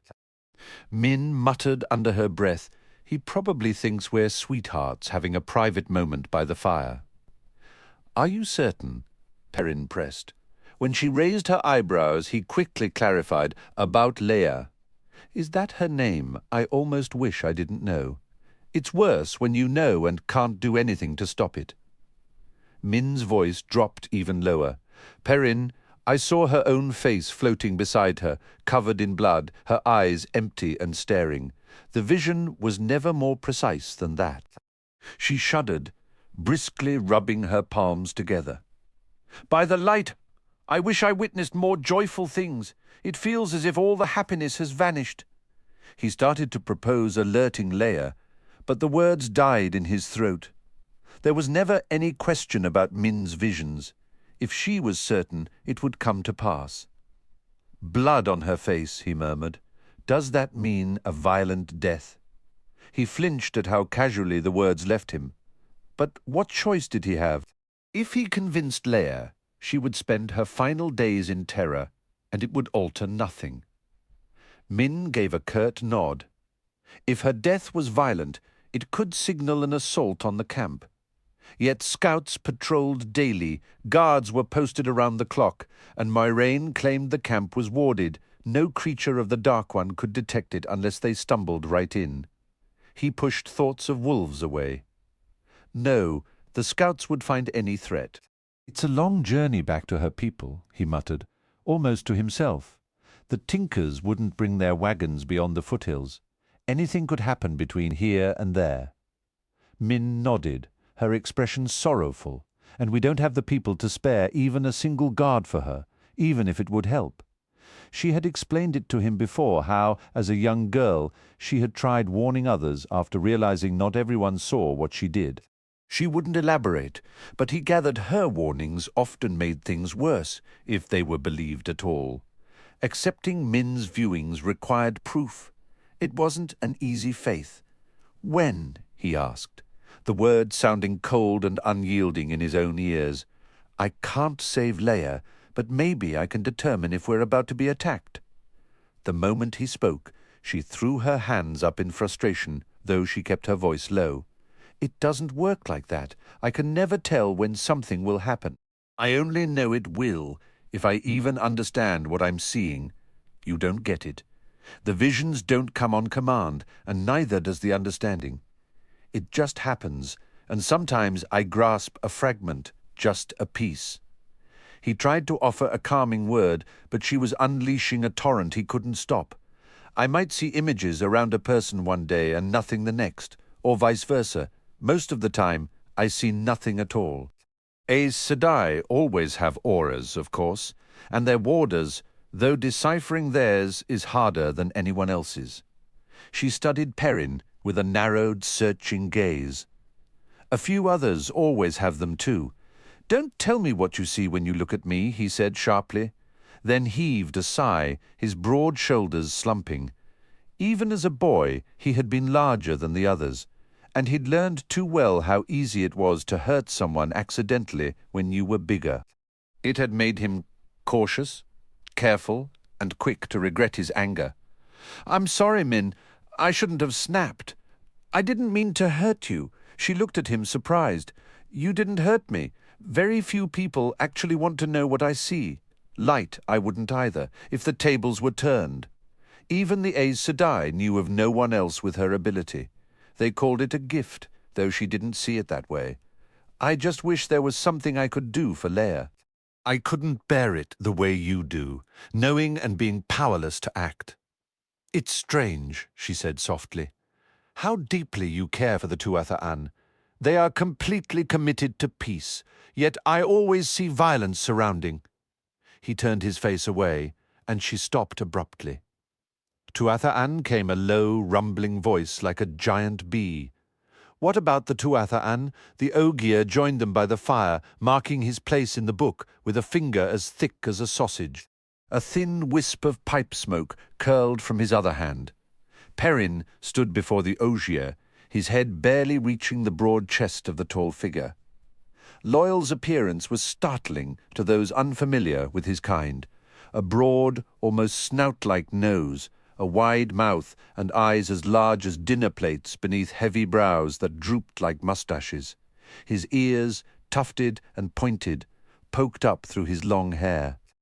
Some mistaken souls, having never encountered an Ogier and knowing Trollocs only from fireside tales, had initially taken him for a monster. Seeing he had interrupted, Loyal's wide smile faltered, his large eyes blinking nervously. Perrin found it hard to imagine anyone staying afraid of him for long, despite the old legends that spoke of Ogier as fierce and relentless foes. To Perrin, they were a peaceful people, enemies to no one. Min informed Loyal of Leia's arrival, carefully omitting the grim vision she had received. She was typically guarded about such foresights, particularly the dark ones. You ought to understand how I feel, Loyal, she added, a note of frustration in her voice. Suddenly swept up by Aes Sedai and these rustic boys from the Two Rivers.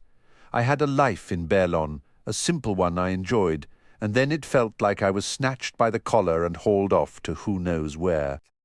My days haven't been my own since meeting Moiraine. And these farm boys, she shot a wry, eye-rolling glance at Perrin. All I ever wanted was to live as I pleased, to love a man of my own choosing. Her cheeks flushed suddenly, and she gave a quick cough. What I mean is, what's so wrong with wanting a life without all this chaos?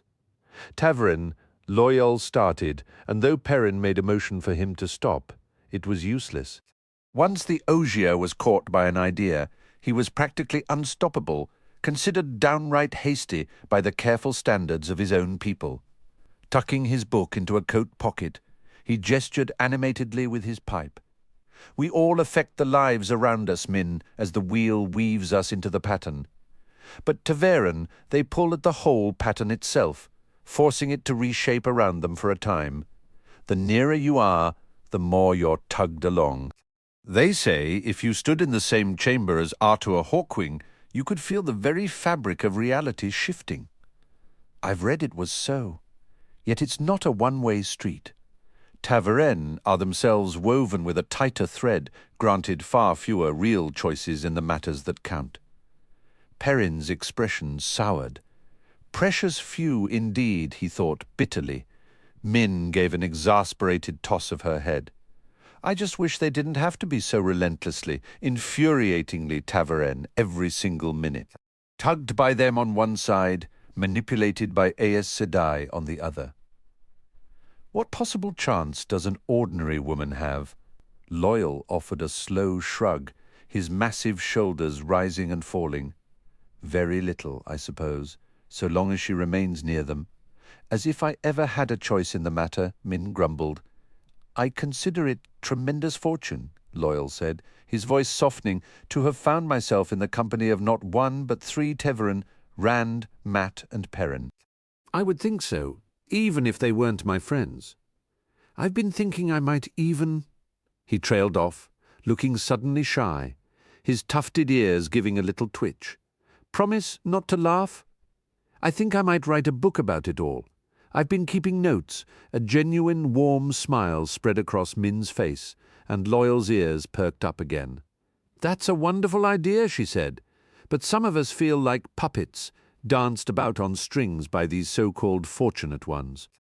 I never asked for any of this, Perrin interjected, his voice rough with feeling. Min paid him no mind. Is that what happened to you, Loyal? Is that why you're here, travelling with Moiraine? I know your people almost never leave their steading. Did one of these Taveren just pull you into his wake? At that, Loyal suddenly became deeply fascinated by the bowl of his pipe, studying it as if it held the secrets of the ages. I only wanted to see the groves the Ogier planted, he mumbled almost to himself. Just to see them. He looked toward Perrin with a pleading glance, but Perrin merely offered a knowing grin. Let's see how that shoe fits your hoof now. He wasn't privy to every detail, but he did know Loyal had fled his home. At 90 years old, Loyal was still considered too young by Ogier reckoning to venture outside the steading without the elders' consent. To human eyes, Ogier lived incredibly long lives. Loyal had mentioned the elders would be far from pleased when they finally caught up with him, and he seemed determined to delay that reckoning indefinitely. A ripple of movement passed through the Shienaran soldiers as men rose to their feet. Rand was emerging from Moiraine's shelter. Even from that distance, Perrin's sharp eyes picked him out clearly, a young man with hair the colour of rust and steady grey eyes. They were the same age, but Rand would stand a half-head taller if they stood shoulder to shoulder, his build more slender though still broad across the shoulders. Golden embroidered thorns climbed the sleeves of his high-collared red coat, and on the breast of his dark cloak was the same emblem that flew on the banner, a 4-legged serpent with a golden mane. He and Rand had been friends since childhood, but are we still? Can we be after everything now? As one, the Shienarans bowed, backs straight but hands pressed to their knees. Lord Dragon, Uno called out, his usual stream of curses absent, replaced by profound respect. The others echoed the sentiment. Honour to serve, Masima, who found darkness in most things, now gazed with unwavering devotion. Rhaegan and all the rest stood ready, awaiting any command Rand might give. From the slope, Rand stared down at them for a long moment, then turned and vanished back into the trees. "He's been arguing with Moiraine again," Min said softly. "All day, this time." Perrin wasn't surprised, yet a faint chill traced his spine, arguing with an Aes Sedai. All the old childhood tales rushed back. Aes Sedai, who made thrones and nations dance to their unseen threads. Aes Sedai, whose gifts always came with a hidden barb, whose price seemed small until it was too late.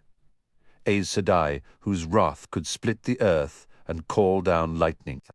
He knew now some of the stories were exaggerations, and yet in a way they didn't even tell the half of it. "I should go to him," Perrin said. "After these clashes, he always needs someone to talk to."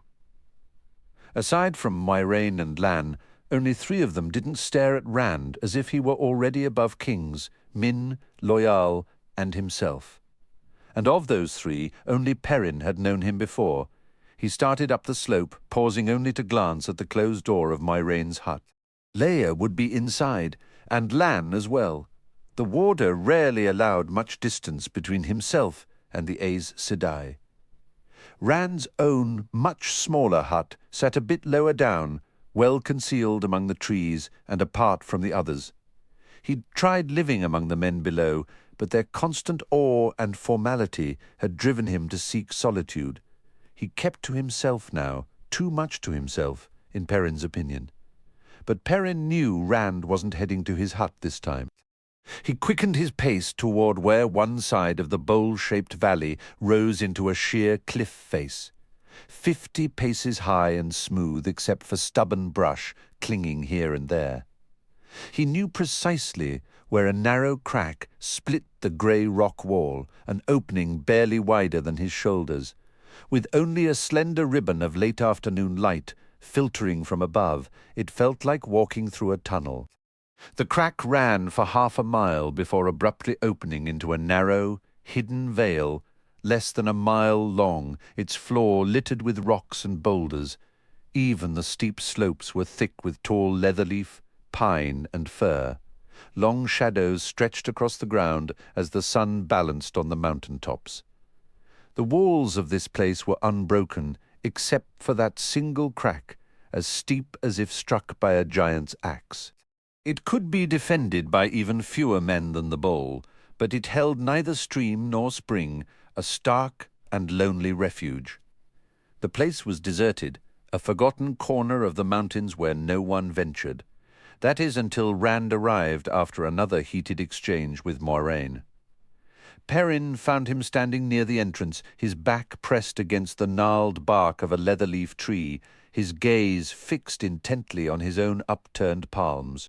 Perrin knew what he was seeing, the heron branded into each hand.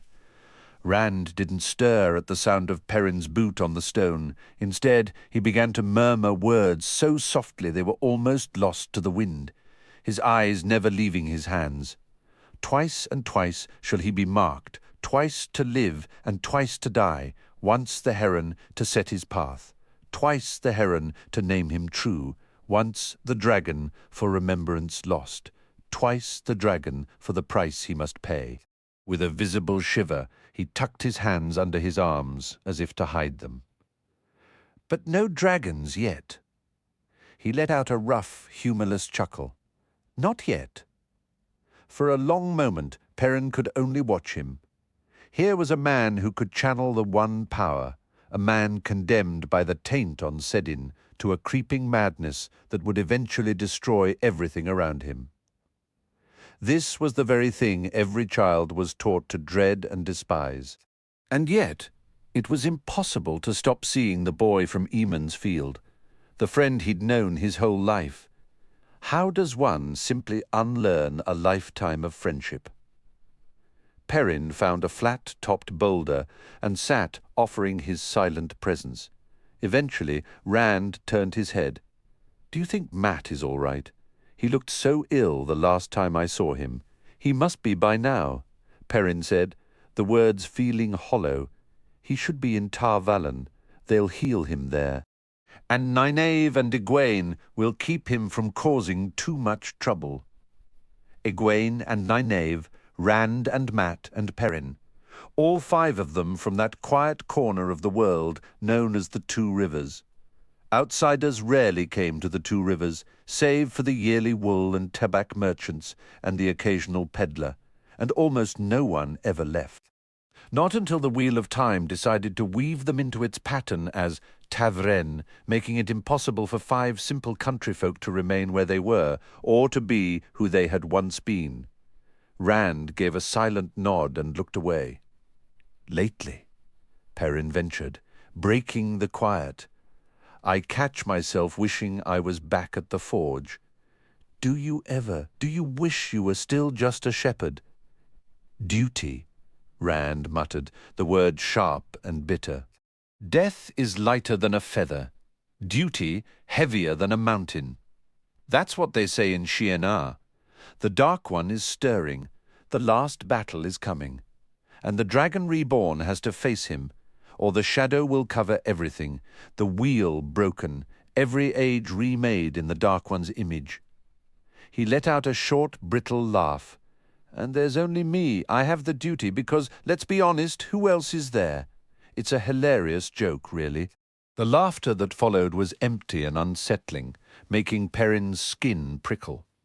Perrin shifted his weight, uneasy. I heard you were arguing with Moiraine again. The same old debate. Rand drew a ragged breath. Isn't it always? They're down there on Almouth Plain, and who knows where else? Hundreds, thousands, they declared for the Dragon Reborn because I raised that banner, because I let the title be used, because I saw no other path, and now they're dying. Fighting, searching, praying for the man who's supposed to lead them. Dying. And here I sit, safe and sound in these mountains all winter.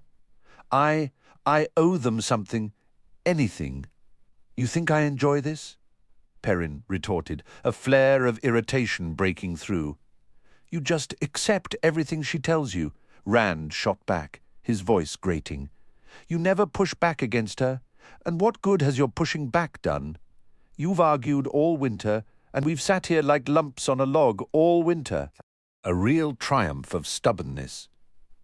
Because she's right. Rand laughed again, that same chilling sound. The light burned me. She is right. They're scattered all over the plain, split into little bands across Tarabon and Arad Doman. If I ride to join any one of them, the White Cloaks and the Domani army and the Tarabonas will descend on them like hawks on a rabbit. The absurd precision of the analogy almost made Perrin laugh in sheer bewilderment. If you agree with her, Perrin asked, utterly confused, why in the light do you argue until you're blue in the face? Because I have to do something. If I don't, I'll burst apart like overripe fruit. Do what, if you actually listen to her reasoning? Moiraine says? Rand cut him off, the words exploding out of him. It always comes back to what Moiraine says. Rand shot upright, pressing his palms hard against his temples. Everything is Moiraine says. Moiraine tells me I can't go to the men dying under my banner.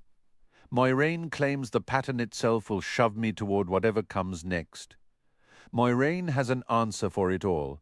He dropped his hands, turning to Perrin with a sharp, searching look.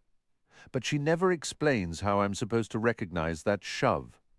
Oh, no, she doesn't know that part.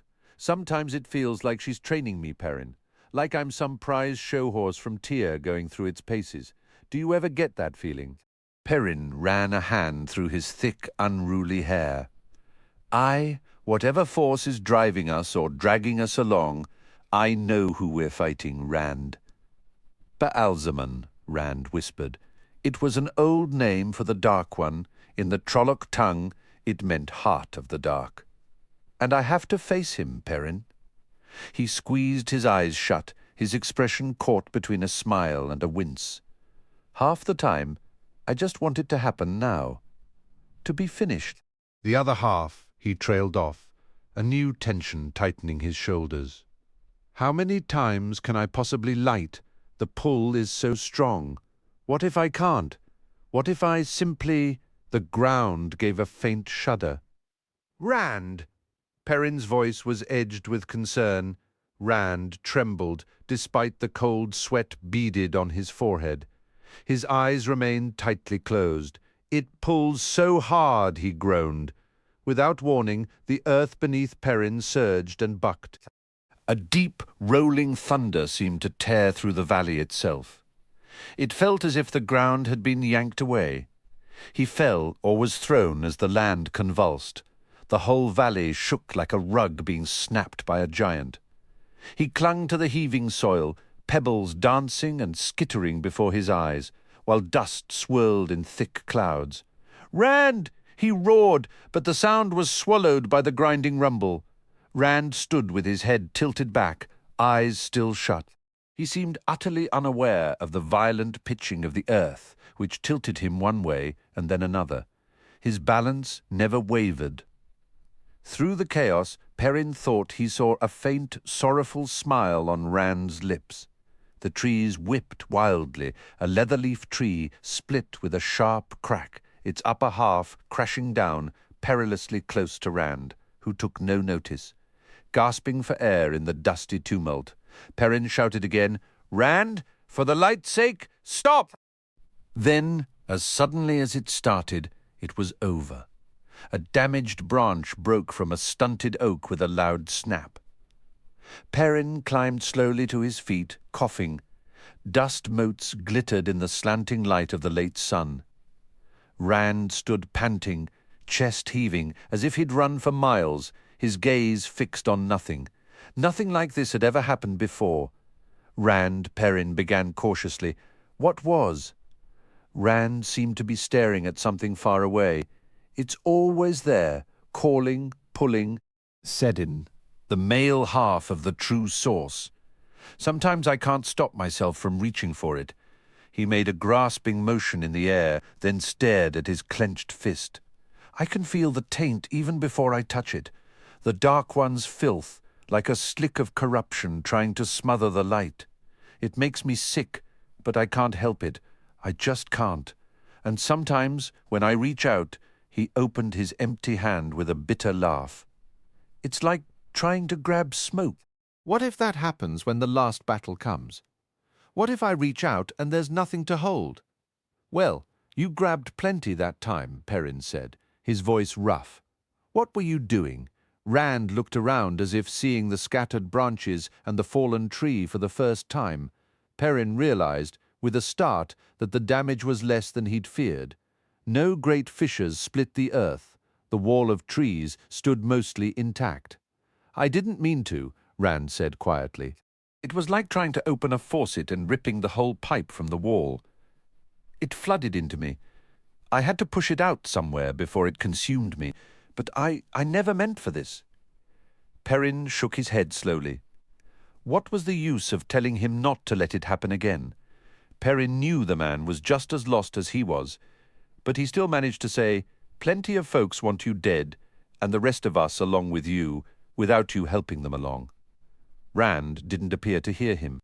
"We should head back to camp.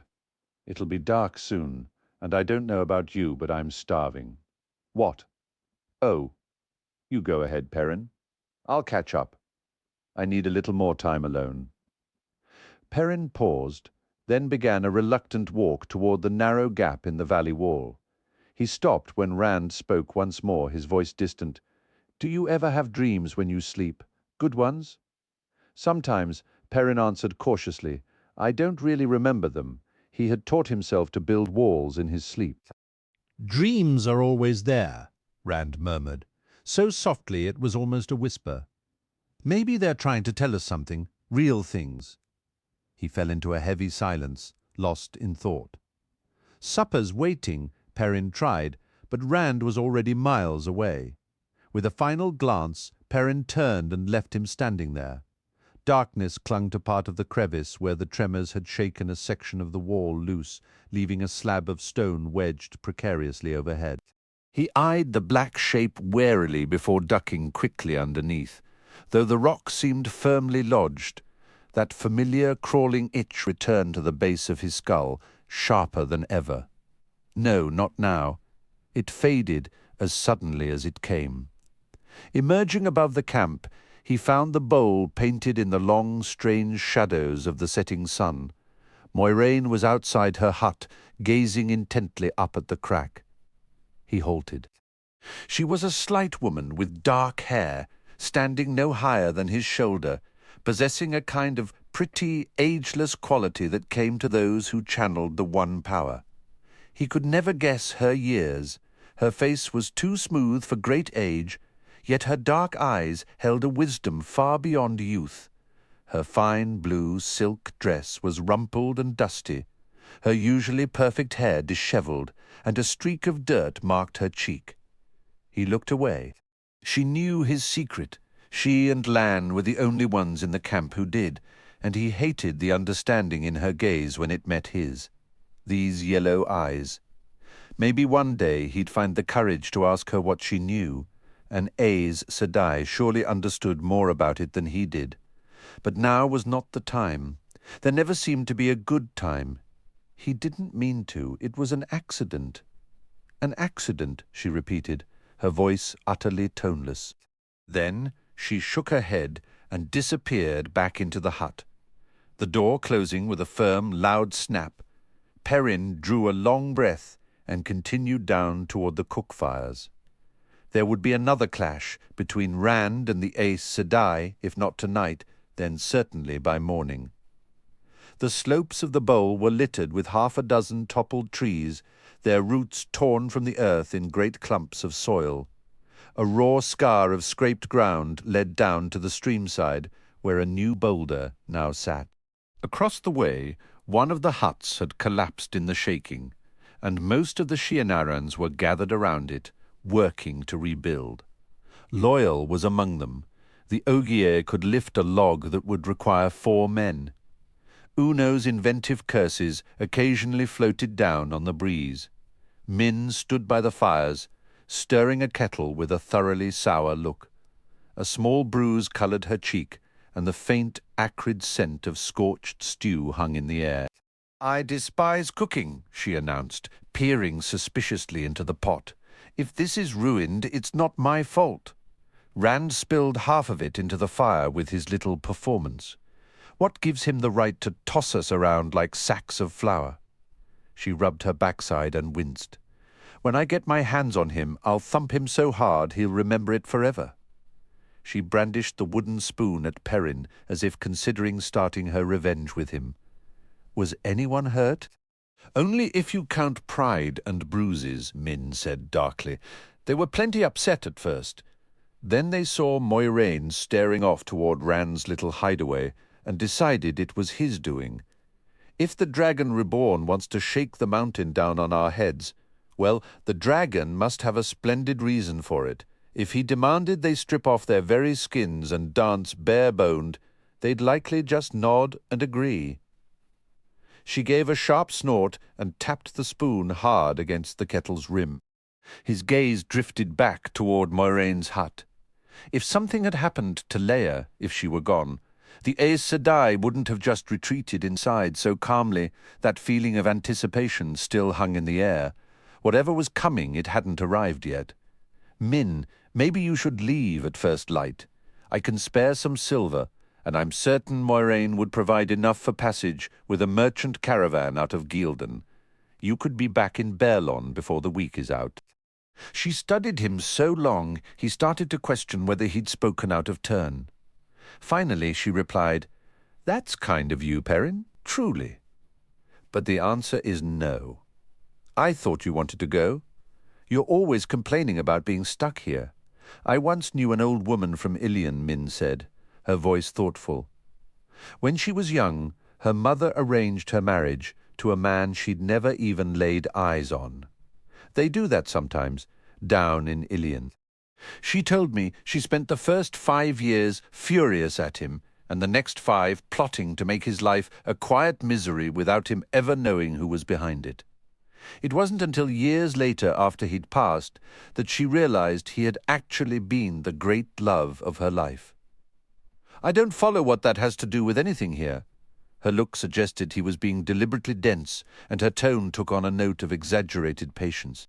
"Just because destiny picks something for you instead of you choosing it yourself doesn't automatically make it a bad thing. Even if it's something you're positive you'd never pick in 100 years. Better 10 days of real love than a lifetime of wishing you had, as the saying goes." He shook his head. "I understand that even less.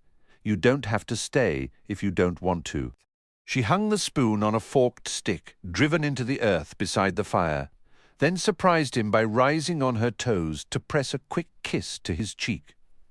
You are a genuinely good man, Perrin Ibarra, even if you don't understand a blessed thing. Perrin blinked, thrown off balance.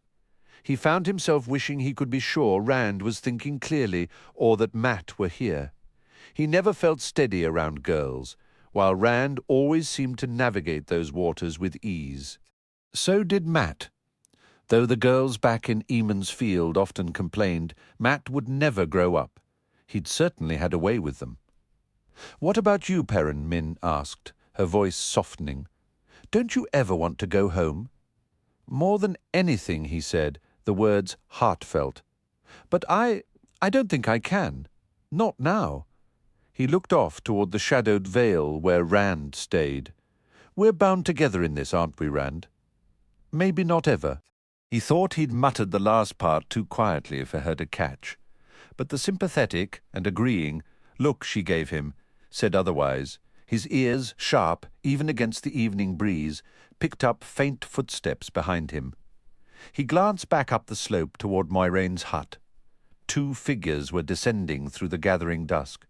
One was a woman, moving with a slender grace even over the uneven ground. The taller man, looming head and shoulders above his companion, veered off toward where the Shienarans were working.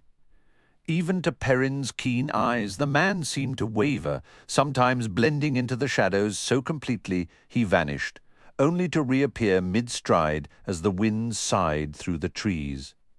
Only a warder's shifting cloak could pull off that trick, which meant the larger shape was Lan, and the smaller one undoubtedly Moiraine.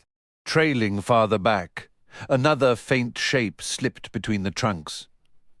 Rand, Perrin thought, heading back to his hut. Another night he'll skip supper because he can't bear the way everyone stares.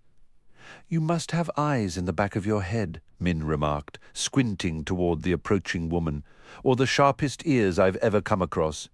Is that Moiraine?" Careless. He'd gotten so accustomed to the Shienarans knowing about his exceptional daytime sight, they didn't know about the night that he was starting to slip up around others. A moment of carelessness could get me killed one day. "Is the Tuatha woman all right?" Min asked as Moiraine finally reached the circle of firelight. "She is resting." The Aes Sedai's voice was low and melodic, almost a song in itself, her hair and attire now perfectly arranged once more. She warmed her hands over the fire, the golden ring on her left hand catching the light. A serpent devouring its own tail, the ancient symbol of eternity. Every woman trained in Tar Valon wore such a ring. For a long moment, Moiraine's gaze settled on Perrin, seeming to see straight through him. She fell and cut her head when Rand. Her lips tightened briefly before her expression smoothed into perfect calm. "I have healed her, and she sleeps now." Scalp wounds bleed heavily, even minor ones, but it was not grave. "Did you see anything concerning her, Min?" Min shifted uneasily. I believed I saw her death, her own face covered in blood. I was certain of its meaning, but if it was only a cut—" She hesitated, then asked, "Are you truly sure she is well?" It was a sign of her distress that she questioned it. An Aes Sedai did not perform healing and leave anything amiss that could be mended, and Moiraine's skill in that area was renowned. Min sounded so troubled that Perrin felt a pang of understanding. She never enjoyed her visions, yet they were a part of her. She believed she understood how they worked, at least in part. To be wrong would be like discovering her own hands were foreign to her. Moiraine studied her, serene and detached. "You have never been mistaken in any reading for me, at least not in any I could verify. Perhaps this is the first time. When I know, Min whispered stubbornly. Light help me, I do. Or perhaps it has not yet come to pass. Moiraine replied, her tone a cool, almost careless melody. She has a long journey ahead to return to her wagons through lands far from safe. Perrin made a low sound in his throat. Light, did I ever sound so cold? I won't let a death mean so little to me. As if he had spoken aloud, Moiraine turned her eyes to him. The wheel weaves as the wheel wills, Perrin. I told you long ago we are at war. We cannot halt simply because some may fall. Any of us might die before this ends. Leia's weapons differ from yours, but she knew the risks when she joined this fight. Perrin looked away. That may be, Aes Sedai, but I will never accept it as you do. Lan joined them by the fire, accompanied by Uno and Loial. The flames cast shifting shadows across the warder's face, etching his features into something even more stern and unyielding than usual, all sharp angles and hardened resolve. His cloak was no easier to look upon in the firelight. At times it seemed a simple grey or black, but if stared at too long, the shades appeared to writhe and shift, shadows sliding across the fabric, as if drinking the darkness around them. Other moments, it was as though Lan had torn a piece from the night itself and draped it over his shoulders. It was unsettling to watch, and the man wearing it did nothing to ease that feeling. Lan stood tall and formidable, broad-shouldered, with eyes like frozen highland lakes. He moved with a lethal grace that made the sword at his hip seem a natural extension of his body. This was not a man who merely held the potential for violence. He had mastered it, keeping death close at hand, ready to be unleashed or embraced at Moiraine's slightest word beside him. Even Uno seemed less threatening. A touch of grey streaked the warder's long hair, bound back by a leather headband, yet younger men wisely gave him a wide berth.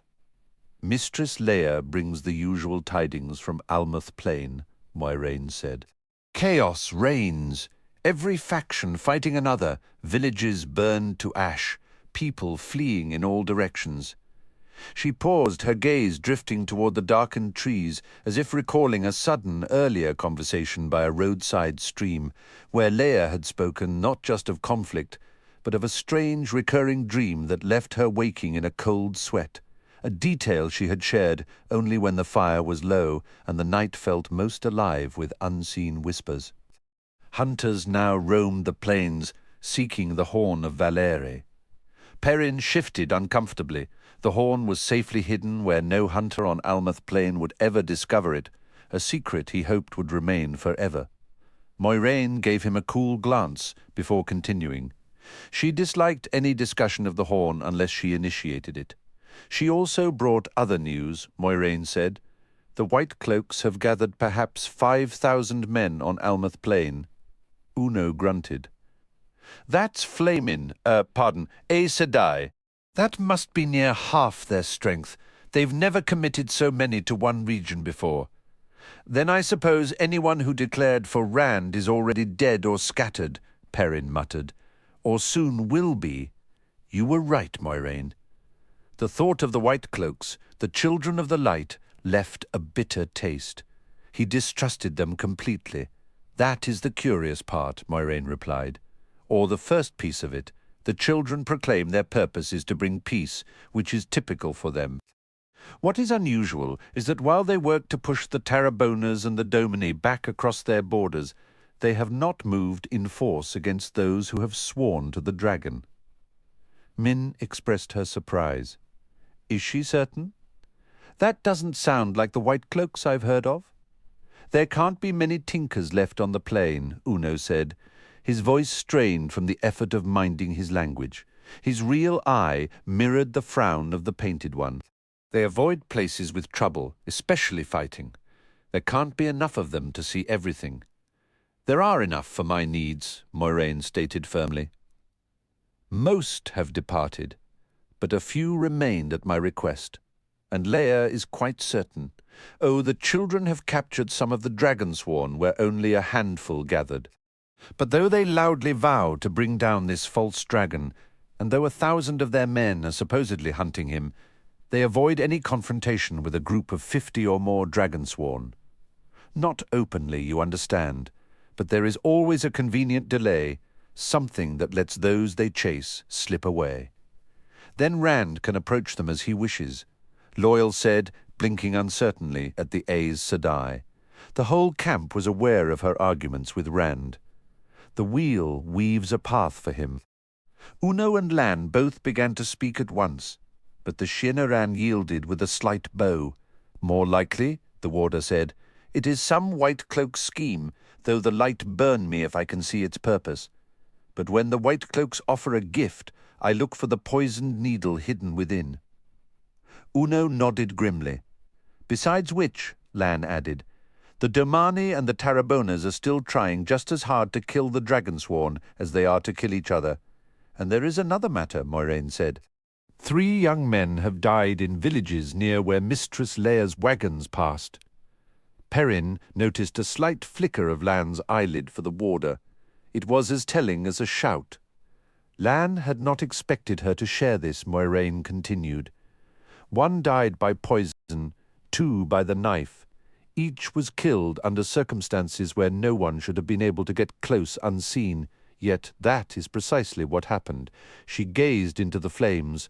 All 3 were taller than most and had light-coloured eyes. Light eyes are uncommon on Almouth Plain. Right now it seems very unlucky to be a tall young man with light eyes there. How? Perrin asked. How could they be killed if no one could get near them? The Dark One has killers you don't notice until it is too late, Lan said quietly. Uno shivered. The Soulless, I never thought to hear of one south of the borderlands. Enough of such talk, Moiraine said firmly. Perrin burned with questions. What in the light are the Soulless? Are they like Trollocs or Fades? But he kept them to himself.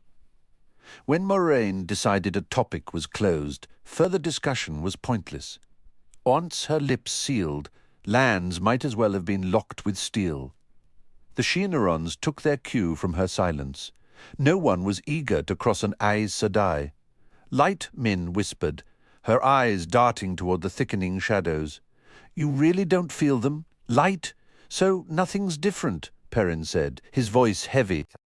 We're still trapped away from the plane, and the Dark One hasn't forgotten we exist. Everything shifts, Moiraine replied, unruffled.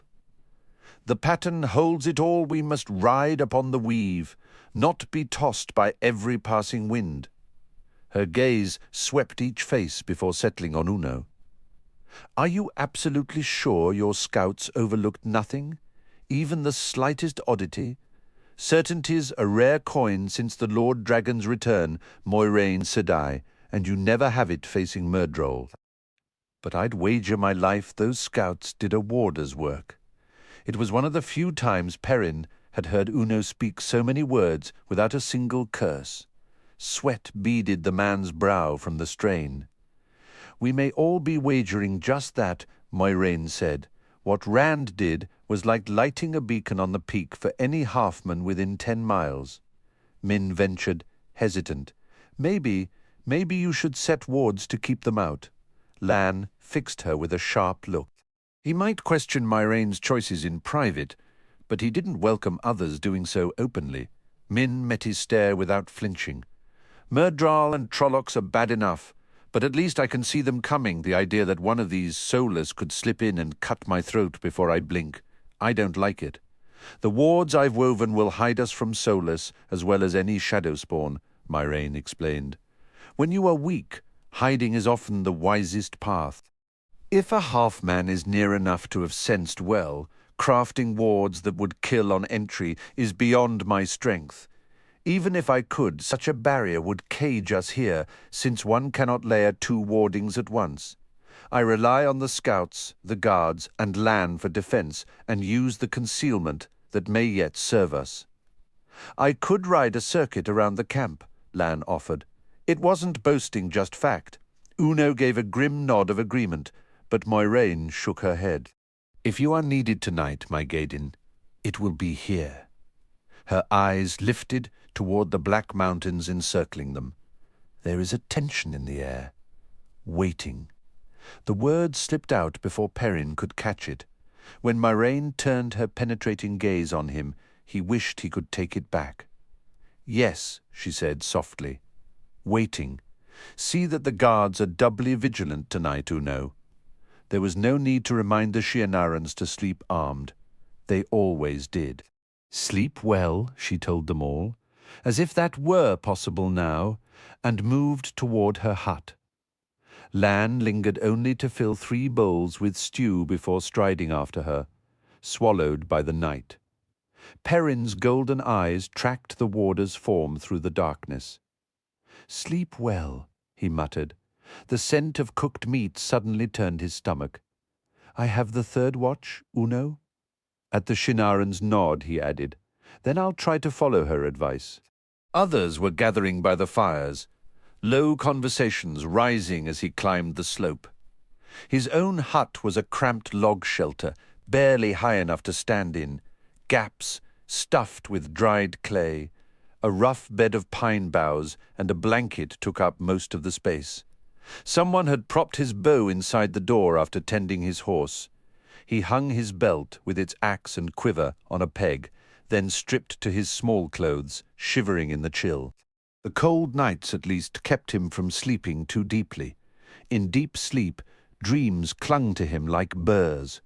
For a time he lay under a single blanket, staring at the log roof, trembling. Then sleep took him, and the dreams followed. Chapter 4. Shadows, sleeping.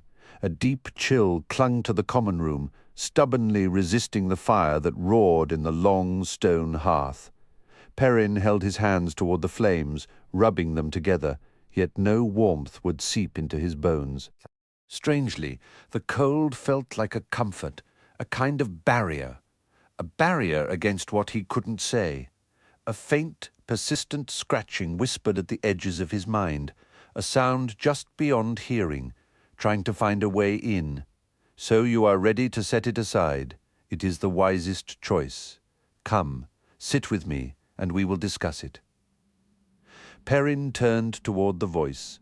The round tables scattered throughout the room stood empty, save for one, where a solitary figure sat shrouded in a corner's gloom. The rest of the chamber had a vague, unfinished quality to it, like a half-remembered dream, especially anything he wasn't looking at directly. He glanced back at the fireplace. It now burned against a hearth of simple brick. None of this unsettled him as it should have. He couldn't explain why. The man gestured, and Perrin moved nearer to his table. A square table. All the tables were square. Frowning, Perrin started to reach out and touch the wood, but drew his hand back. No lamps lit that corner, and despite the light elsewhere, the man and his table were nearly swallowed by the deepening dimness. Perrin felt a nagging sense of recognition, as vague as the shapes in his peripheral vision. The fellow was middle-aged, handsome, and dressed too finely for a rural inn in dark, nearly black, velvets trimmed with white lace at his collar and cuffs. He sat rigidly, occasionally pressing a hand to his chest as if the movement pained him. His dark eyes, fixed on Perrin, gleamed like wet stones in the shadows. "Set aside what?" Perrin asked. "That, naturally." The man gave a slight nod toward the axe at Perrin's hip. He sounded almost offended, as if resuming an old, tiresome debate. Perrin hadn't been aware of the axe's weight on his belt until that moment. His hand went to it, tracing the curve of the half-moon blade and the thick, counterbalancing spike. The steel felt substantial, more real than anything else in the room. Perhaps more real than he himself felt. He kept his hand there, clinging to that solidity. "I've considered it," he admitted, "but I don't believe I can. Not yet." Not yet. The inn flickered around him, and that faint murmur rose again in his skull. "No," the sound receded. "No." The man's smile was wintry. "You are a blacksmith, lad, a skilled one by all accounts. Your hands were fashioned for a hammer, not an axe. Made to create, not to destroy. Return to that life before the path ahead is closed to you." Perrin felt himself beginning to nod in agreement. "Yes, but I am Tavren." He had never spoken those words aloud before, yet he sensed the man already knew. For a fleeting second, the man's pleasant expression twisted into something ugly, but it smoothed back into a smile of cold, formidable certainty. There are methods to alter the course of events, boy, ways to sidestep even destiny itself. Sit, and I will tell you of them. The shadows in the corner seemed to stir and swell, stretching outward. Perrin took a deliberate step back, holding his ground in the firelight. "I don't think I will." "Then at least share a drink. Today's gone by and those yet to come. Here, it will bring clarity." The cup the man slid across the table had not been there an instant before. It glinted, polished silver, filled to the brim with a wine the colour of old blood. Perrin strained to see the man's face. Even to his keen eyes, the shadows clung to the other's features like a warder's cloak, a darkness that seemed almost affectionate. There was something about those eyes, a memory he felt he could grasp if he only concentrated hard enough. The murmur returned, insistent. "No," Perrin said flatly. He meant it for the sound in his head, but when the man's mouth tightened in a flash of swift, stifled fury, Perrin decided it served for the wine as well. "I am not thirsty." He turned and made for the door. The fireplace was built of smooth, rounded river stones. A few long tables flanked by benches were the room's only other furnishings. He suddenly needed to be out of that room, away from this stranger. Opportunities like this are rare. The man's stern voice followed him. 3 threads bound as one share a single fate, sever one, and all unravel. Fate itself can be your end, or deliver something far worse. A wave of intense heat washed over Perrin's back, flaring and vanishing as swiftly as a blast from a foundry furnace. He spun around, startled. The room was empty. Just a dream, he told himself, a shiver from the cold running through him. With that thought, the world seemed to tilt. He looked into the mirror, one part of his mind refusing to understand the image, another part yielding to it. Upon his head rested a gilded helmet, crafted like a lion's mane, as if it were made for him. His intricately forged breastplate was adorned with gold leaf, and his armoured limbs were embellished with golden filigree. Only the axe at his hip remained unadorned. A voice, his own, yet not, whispered inwardly that he would choose this weapon above all others, that he had borne it through countless clashes. No, he wanted to tear it all away, to cast it aside. "I can't." A sound rose in his mind, louder than a whisper, teetering on the edge of meaning. A man born for greatness. He whirled from the mirror and found himself gazing at the most stunning woman he could imagine. The room around her faded into nothing. He had no wish to see anything else. Her eyes were deep pools of night, her skin a flawless creamy pale that seemed softer than the white silk of her gown. As she glided toward him, his mouth went dry. Every other woman he had ever met seemed awkward and poorly formed by comparison. A chill passed through him, though he couldn't say why. "A true man seizes his destiny with both hands," she said, her smile almost warming him. She was tall, barely a hand's breadth from meeting his gaze. Silver combs held hair darker than a raven's feather. A wide belt of silver links cinched a waist he felt he could span with his hands. "Yes," he breathed inside. Shock warred with a strange surrender. He had never sought glory, yet when she spoke of it he desired nothing else. I mean, that gnawing sound scraped at his thoughts. No. For an instant the sound vanished, and with it that flicker of acceptance, almost. He raised a hand to his head, felt the golden helmet, and pulled it off. I don't believe this is meant for me. It isn't mine. Don't want it." Her laugh was light, almost mocking. What man with a pulse in his veins would refuse glory, glory as vast as if you had sounded the horn of Valeria itself? "I do refuse it," he insisted, even as a part of him screamed that he was lying. The horn of Valeri. He could almost hear its call, launching a wild, desperate charge. Death rode beside him, and yet she waited ahead too, his salvation, his ruin. No, I am a blacksmith. Her smile now held pity. Such a modest ambition, you must not heed those who would steer you from your path. They seek only to diminish you, to degrade you, to break you. Resisting fate brings only suffering. Why choose pain when you can have renown, when your name could echo among the legendary heroes? I am no hero. You scarcely understand what you are, or what you might become. Come, share a toast with me, to destiny and glory. A gleaming silver cup appeared in her hand, filled with wine the color of blood. Drink. He stared at the cup, a frown creasing his brow. There was something, he knew it. A low, persistent growl chewed at the edges of his consciousness. No, he pushed the sensation away, refusing to listen. No, she extended the golden cup toward him. Drink? Golden. I thought it was silver. It was. The rest of the thought dissolved. But in his confusion, the inner sound returned, gnawing, demanding recognition. No, he said. No. He looked at the golden helmet in his grasp and hurled it away. I am a blacksmith, I am. The noise within his skull fought him, straining to be heard. He clasped his arms over his head to block it out, only trapping it inside.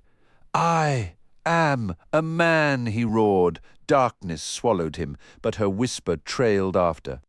The night is ever present, and dreams visit every man. The silence settled around him like a heavy cloak. He was himself again, dressed in the simple, sturdy clothes of a working man, a blacksmith, or perhaps a farmer, but he paid them no mind. He found himself standing on a low stone bridge, its arch connecting two massive, flat-topped spires that rose from unfathomable depths below. The light here was faint and sourceless, casting long, shifting shadows.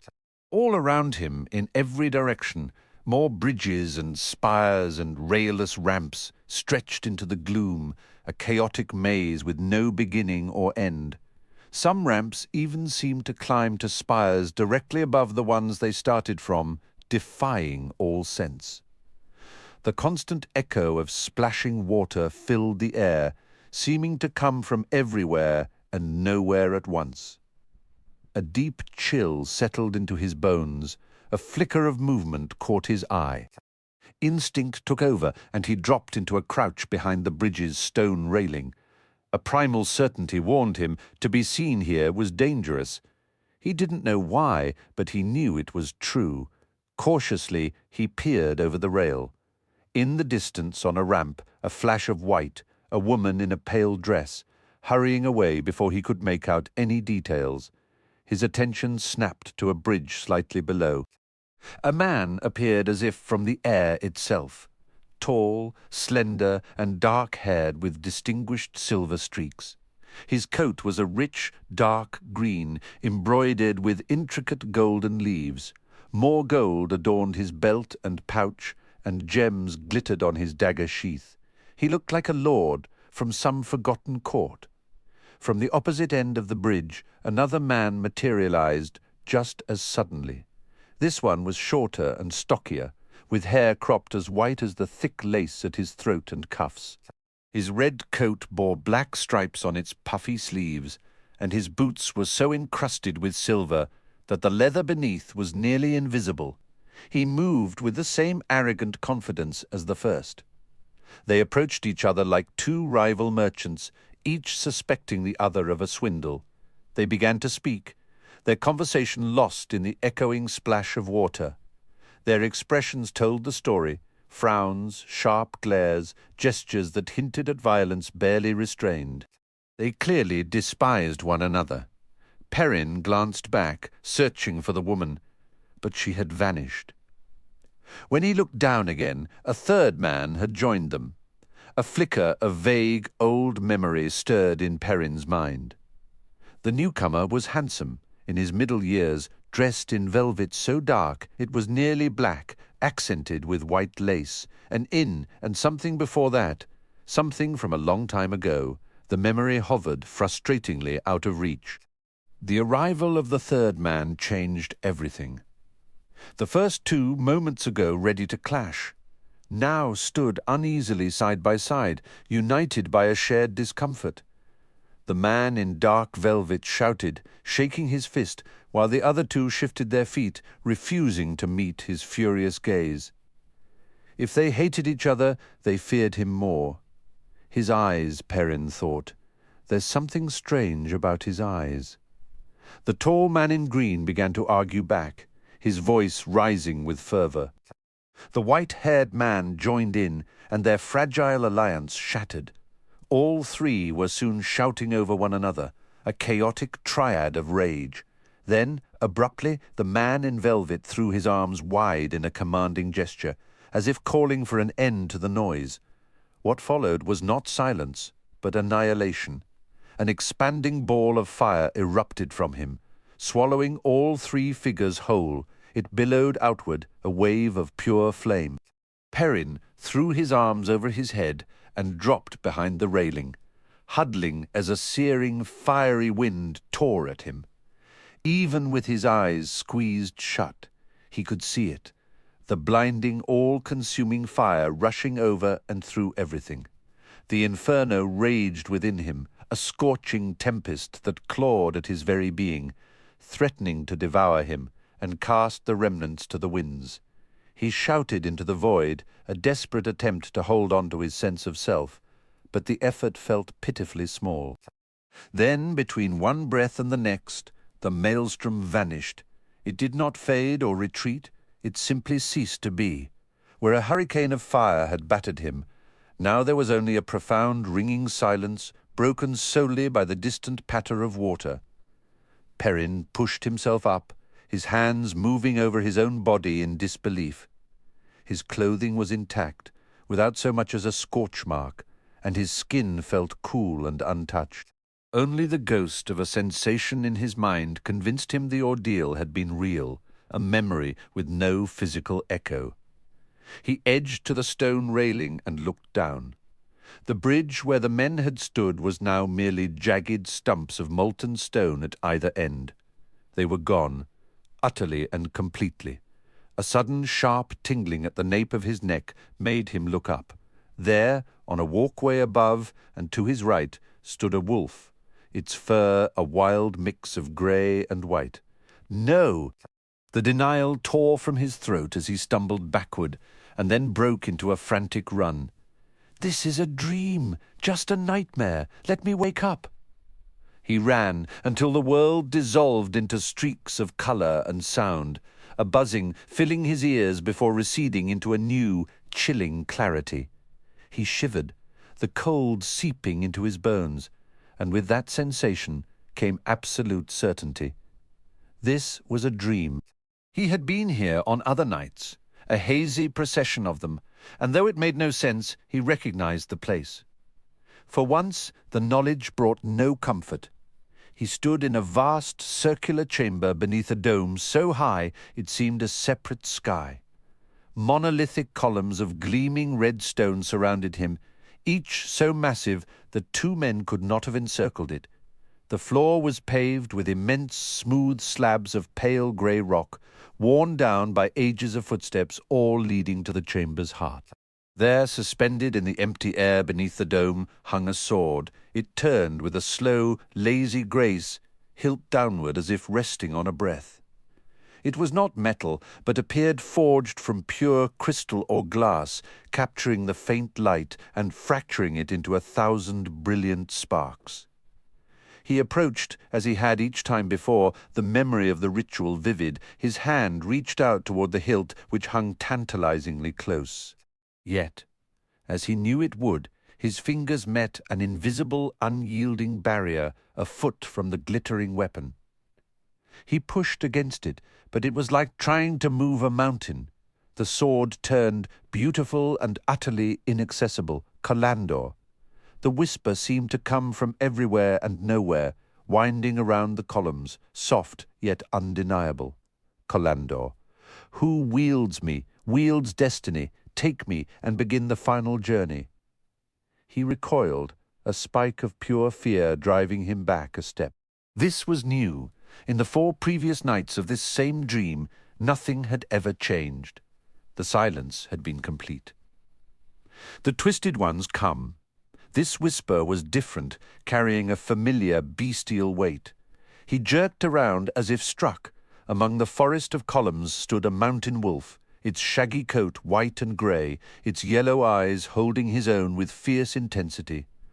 The Twisted Ones come? No. Perrin's voice was a raw scrape. No, I will not let you in. I will not. He tore himself from the dream, surging upright in his hut, his body trembling with a cocktail of terror, cold, and fury. I will not, he gasped into the dark. The Twisted Ones come. The thought was there, clear and sharp, but it was not his own. The Twisted Ones come, brother. He threw off his blankets, the thin linen shirt clinging to his skin, and seized his axe from beside the bed. Barefoot and heedless of the biting cold, he burst out of the hut and into the night. The pale moonlight washed over the clouds, providing ample illumination for his eyes to pick out the massive shapes moving through the trees from every direction. They were nearly as large as Loyal, their faces twisted into nightmarish blends of muzzles, beaks, and half-human features adorned with horns and feathered crests. They stalked forward on a disturbing mixture of hooves, paws, and booted feet. He drew breath to cry out, but the warning was stolen as the door to Moiraine's hut flew open and Lan charged into the night, sword gleaming and voice cutting through the silence. Trollocs, awake, to arms! The camp erupted as men spilled from their shelters. Many clad only for sleep, which for most meant very little, yet with blades already in hand. A bestial roar answered their emergence as the Trollocs surged forward, met by the ringing clash of steel and fierce shouts of Shienar. And for the Dragon Reborn, Lan, fully dressed, Perrin would have wagered the warder hadn't slept a wink, threw himself into the mass of creatures as if his woolens were plate armour. He moved with a fluid, deadly grace, man and sword becoming one with the wind, and wherever he flowed, Trollocs fell screaming. Moiraine, too, was a dancer in the chaos, her only visible weapon a slender switch. Yet where it touched, a Trolloc searing lines of flame blossomed on its hide. From her free hand she hurled spheres of fire conjured from the very air, and creatures howled as they were engulfed, writhing on the ground. Entire trees erupted into pillars of flame from roots to crown, one after another casting a hellish glow. The Trollocs shrieked at the sudden conflagration, but fought on, swinging their spiked axes and cruel scythe-like swords with undiminished fury. Then Perrin saw her. Leia emerged hesitantly from Moiraine's cabin, halfway around the bowl-shaped camp, pressing herself against the rough log wall with a hand at her throat. The flickering firelight revealed the utter horror and revulsion etched on her face as she witnessed the slaughter. Every other thought vanished from Perrin's mind. "Get back inside," he roared, but his voice was lost in the swelling din of battle. He began to run toward her, desperation lending speed to his bare feet. "Leia, hide! For pity's sake, hide!" A Trolloc materialized before him, a cruelly hooked beak, Tsudaitlate's mouth and nose. It was encased in black, spiked mail and moved on vicious talons, swinging one of those oddly curved blades. It reeked of blood, filth, and stale sweat. Perrin ducked beneath the slash, bellowing wordlessly as he swung his own axe. There was no room for fear, only a driving urgency to reach Leia and get her to safety. This creature was merely an obstacle. The Trolloc went down with a roar, thrashing violently. Perrin didn't know if it was a killing blow or not. He leaped over its flailing form and scrambled up the slope. The burning trees painted the small valley in lurid, dancing shadows. One such shadow beside Moiraine's hut solidified into a horned, goat-snouted Trolloc. It gripped a wildly spiked axe, poised as if to charge into the main fray when its gaze locked on Leia. "No!" Perrin screamed, his voice raw. "Not her!" Loose stones skittered beneath his feet, the bruises unnoticed. The Trollocs' axe began its upward arc. "Leia!" At the final moment, the creature whirled, its weapon now flashing toward Perrin. He threw himself sideways, crying out as the steel grazed his back. In sheer desperation, he lashed out a hand, caught a cloven hoof, and pulled with all his might. The Trolloc's legs shot out from under it, and it crashed down. But as it slid, one massive hand, large enough to engulf two of Perrin's, snatched him, dragging him into a tumbling roll down the slope. The stench of goat and sour sweat filled his lungs. Powerful arms coiled around his chest, squeezing the air from him. His ribs groaned in protest. The creature had lost its axe in the fall, but now its blunt goat teeth sank deep into Perrin's shoulder, the powerful jaws working gruesomely. A jolt of agony shot down his left arm, and a pained groan escaped his lips. A strange detached thought flickered through the pain. This was nothing like the orderly violence of the forge. This was chaos, a visceral struggle where the only rule was to survive. Perrin's chest heaved, each gasp a struggle as a dark fog pressed in on his sight. Yet through the haze he felt the familiar weight in his free hand, his axe. Gripping it short like a hammer, he summoned a final airless roar and slammed the spike deep into the Trolloc's skull. The creature jerked violently, its limbs splaying as it threw him back down the slope. Instinct kept his fingers locked on the haft, wrenching the weapon free as the beast slid away, its body still twitching.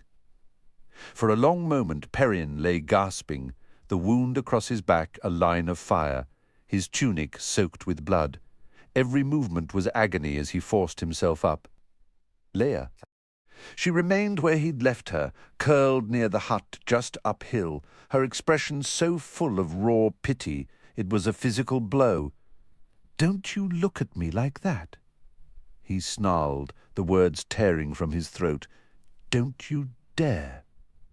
The Murdroll dropped from the roof then, its descent unnaturally slow, its ink-black cloak hanging motionless, as if it were already standing on solid ground. Its eyeless face was turned toward him, and the scent of decay washed over Perrin. A deep cold seeped into his limbs under that gaze, his heart freezing in his chest. "Leia," he whispered, the urge to flee almost overwhelming. "Get out of sight, please." The half-man began its advance, slow and sure, moving with a serpent's grace as it drew a sword so dark it was only visible by the firelight. "Cut one leg," it whispered, the sound like crumbling parchment, and the whole structure falls. In a sudden blur of motion, Leia flung herself at its legs. Without even glancing back, the creature made a casual backward swing of its blade, and she dropped. A hot pressure built behind Perrin's eyes. I should have acted, I should have saved her. But under the Fade's stare, thought itself was a labor. "We come, brother! We come, young bull!" The words vibrated in his skull, a ringing bell that shuddered through his bones. With them came the wolves, scores of them, flooding into his mind as they poured into the valley. Great mountain wolves, their grey and white forms flowing through the night. Their shared awareness of the shocked humans sharp in his thoughts as they surged toward the twisted ones. Their presence filled him, crowding out the man until his eyes gleamed with a fierce golden light. The halfman halted, its confidence wavering. "Fade," Perrin growled, but another name rose from the pack's memory. The Trollocs were abominations. Yes, but the Murdral were something worse. Never born. Young Bull spat. With a snarl. He launched himself forward. The Fade moved with viper speed, its black sword a blur, but he was Young Bull now. He was of the pack. Any wolf would die 1,000 deaths to bring down a Neverborn. He pressed the attack, driving the creature back, its blade now frantically parrying his strikes. Hamstring throat. The wolf knowledge guided him. In a fluid motion, he dropped and pivoted, his axe sweeping across the back of the halfman's knee. Its scream was a sound to haunt nightmares. As it fell, catching itself on one hand, young Bull struck again. The axe bit deep, nearly severing the head, which lolled grotesquely against its back. Yet, propped on a single arm, the Neverborn still slashed wildly with its sword. They were always long in dying. Young Bull absorbed the scene through the wolf's senses as much as his own. Trollocs writhed in the dirt, screaming, untouched by any weapon. They were bound to the fallen Myrddraal and would perish with it, unless someone finished them sooner. A powerful instinct pulled him toward the slope, to join his brothers in the hunt, to tear into the remaining twisted ones and the fleeing Neverborn, but a sliver of his human self, buried deep, remembered Leia. He let his axe fall and carefully turned her over.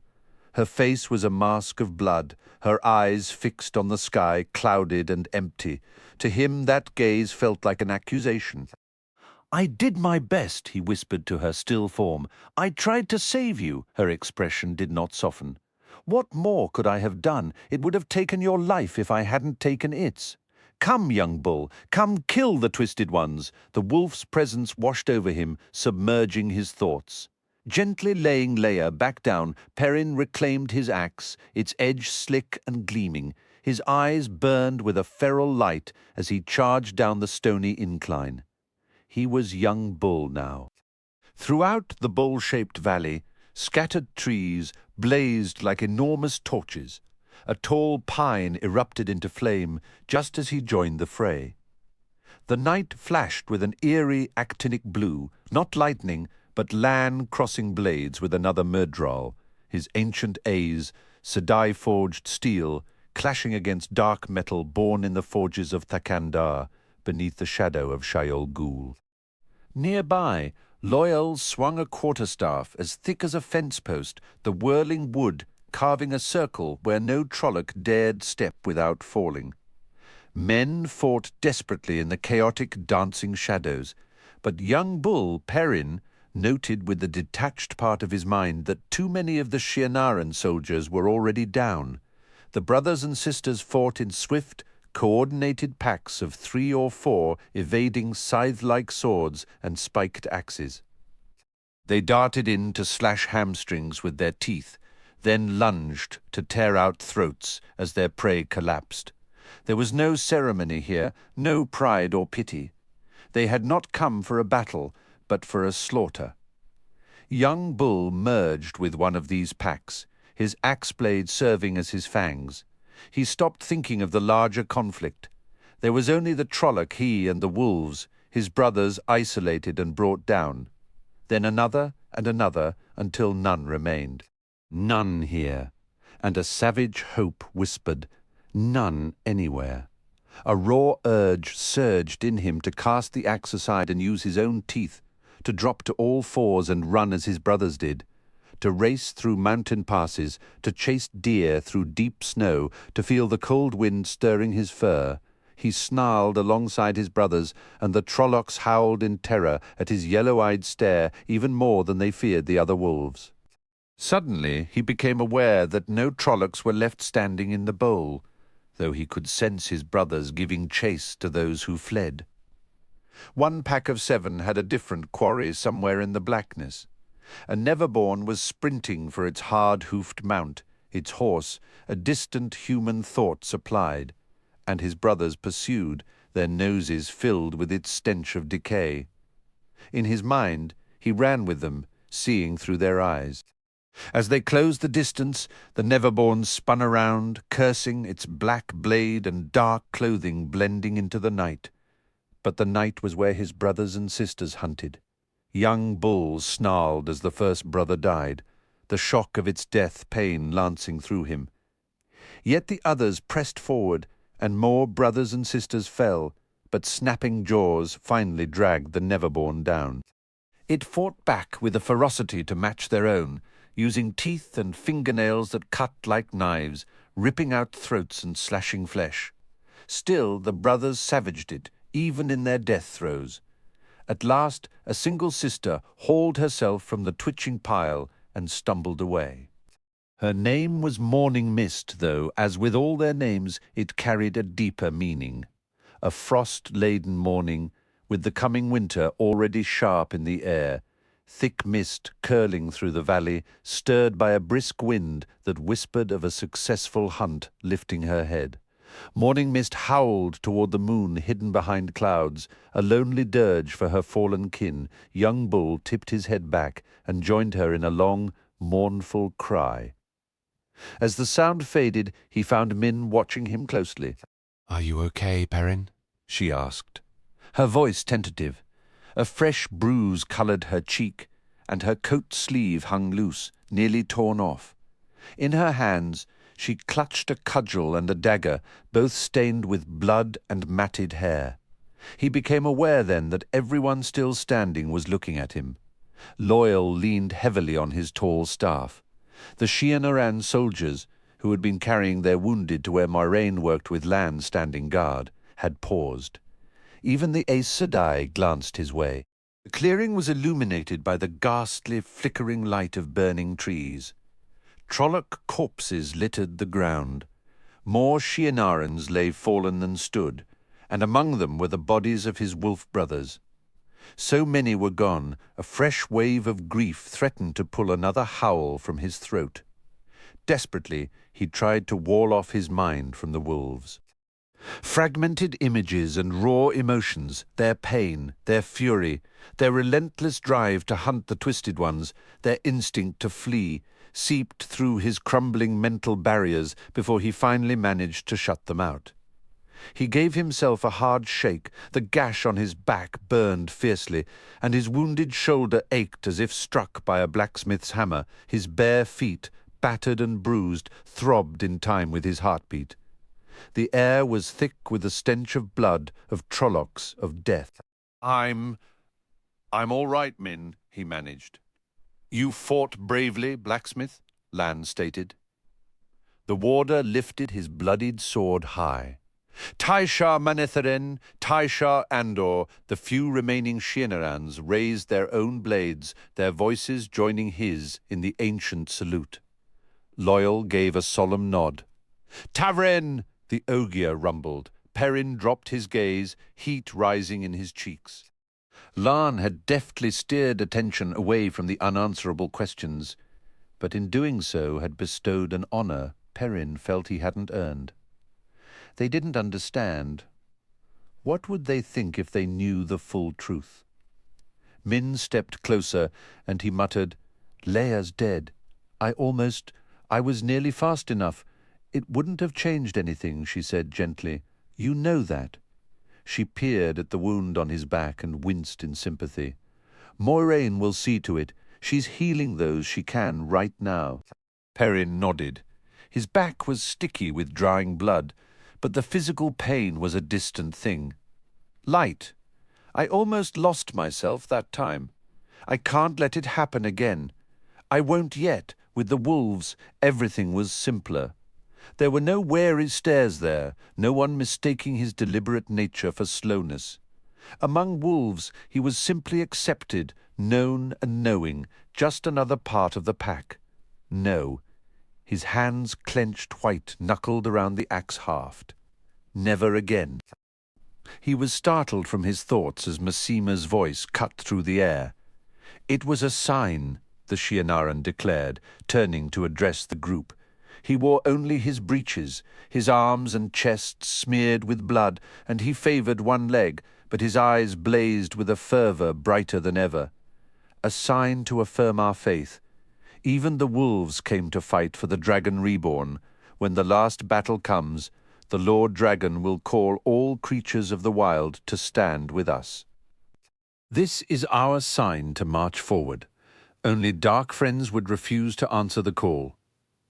A couple of the other soldiers nodded in agreement. "You shut your damn mouth, Massima," Uno barked. The one-eyed veteran appeared unharmed, He'd been fighting Trollocs since before Perrin was born, but he sagged with exhaustion. Only the painted eye on his eye patch looked alert. We'll march when the Lord Dragon damn well says to, and not a moment sooner. You wool-brained louts, remember that.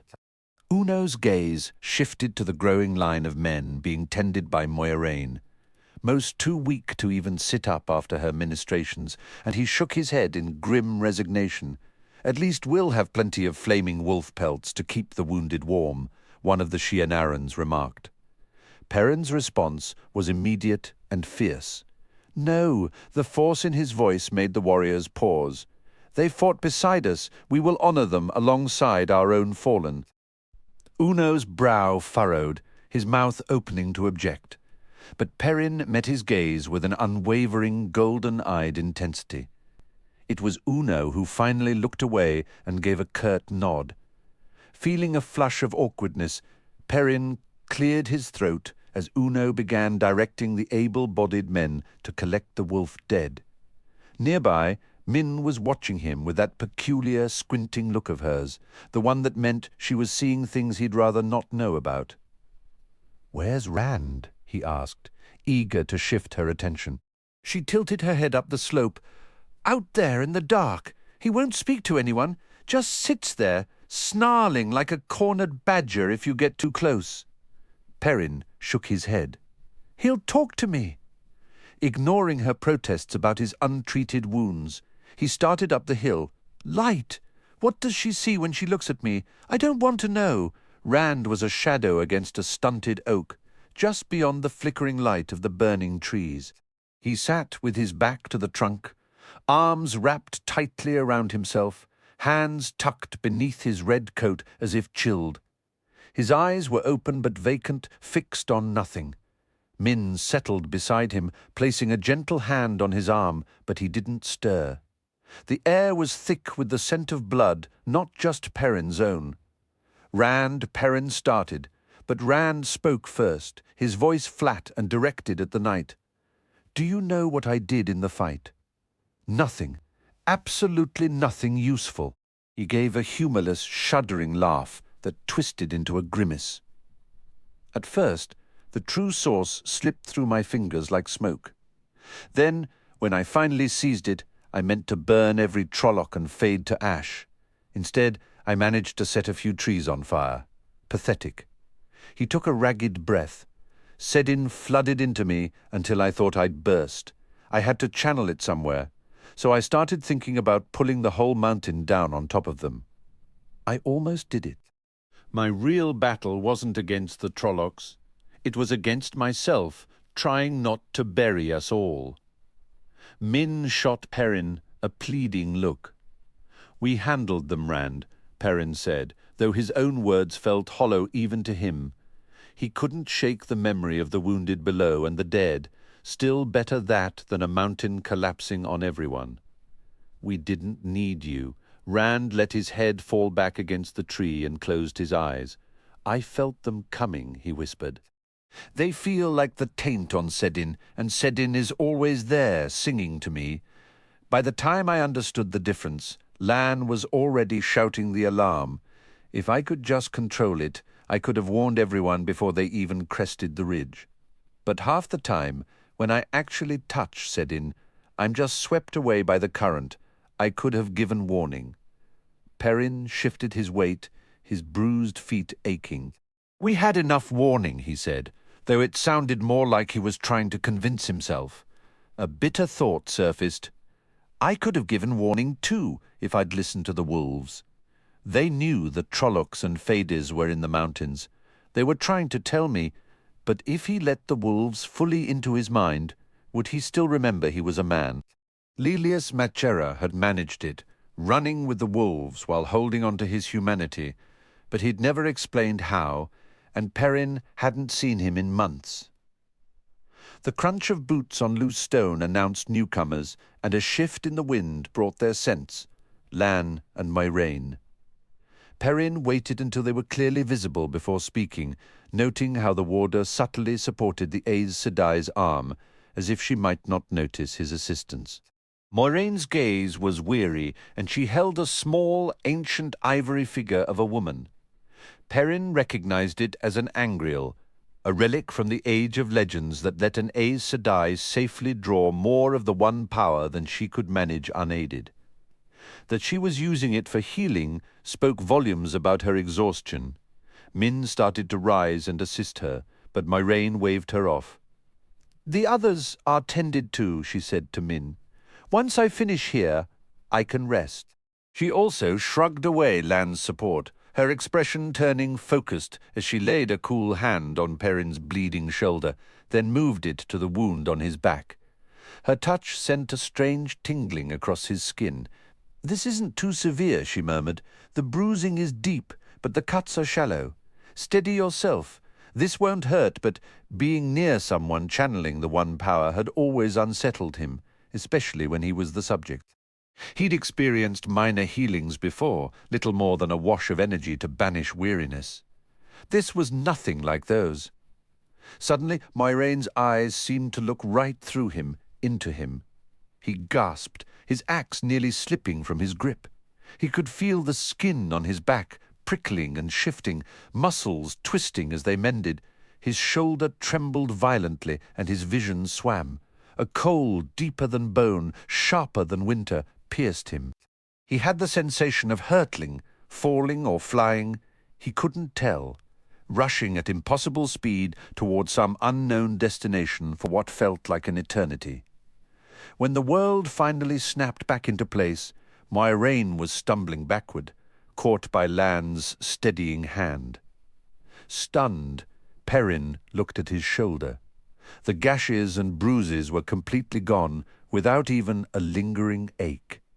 He twisted cautiously. The pain in his back had vanished too. Even the soreness in his feet was gone. All the scrapes and bruises healed. His stomach let out a loud, protesting growl. "You should eat soon," Moiraine told him, her voice thin. "Much of the strength for that came from you. You need to replenish it. Hunger." And vivid visions of food immediately flooded Perrin's mind. Thick, rare steaks, roasted venison, savoury mutton. With a conscious effort, he pushed the thoughts of meat away. He would find some of those roots that smelled like turnips when cooked. His stomach growled again in clear disagreement. "Not even a proper scar left, blacksmith," Lan observed from behind him. "Most of the injured wolves have slipped back into the woods," Moiraine added, stretching with a hand pressed to the small of her back. "But I healed those I could reach." Perrin shot her a quick glance, but she seemed merely to be making conversation.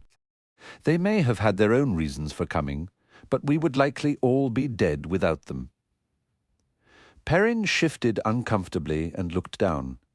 The Aes Sedai then reached toward the bruise on Min's cheek, but Min stepped back. "It's nothing," Min said. "You're exhausted. I've had worse just tripping over my own 2 feet. Moiraine offered a tired smile and let her hand drop. Lan took her arm again, and she leaned heavily against him. "As you wish. And you, Rand, are you injured?" Even a scratch from a Murdral's blade can be fatal, and some Trolloc weapons are nearly as dangerous. It was then Perrin noticed something odd. "Rand, your coat is soaked." Rand drew his right hand from beneath his coat. It was covered in fresh blood. "Not a Myrdral," he said distantly, staring at his palm. "Not even a Trolloc. The wound from Falme, it reopened." Moiraine sucked in a sharp breath, wrenching her arm free from Lan and nearly collapsing to her knees beside Rand. She pulled back the side of his coat to examine the injury. Perrin couldn't see the wound itself, blocked by her head, but the metallic scent of blood grew stronger. As Moiraine's hands moved, Rand flinched, his face tightening in pain. The blood of the Dragon Reborn, spilled upon the stones of Sheol Ghul, will release humanity from the shadow. That is the word of the prophecies, is it not? Moiraine's response was immediate and sharp. "Who revealed this to you?" Rand replied, his voice thick with exhaustion. "If you could take me to Sheol Ghul this very moment, by waygate or portal stone, It could all be finished. No more death. An end to the dreams.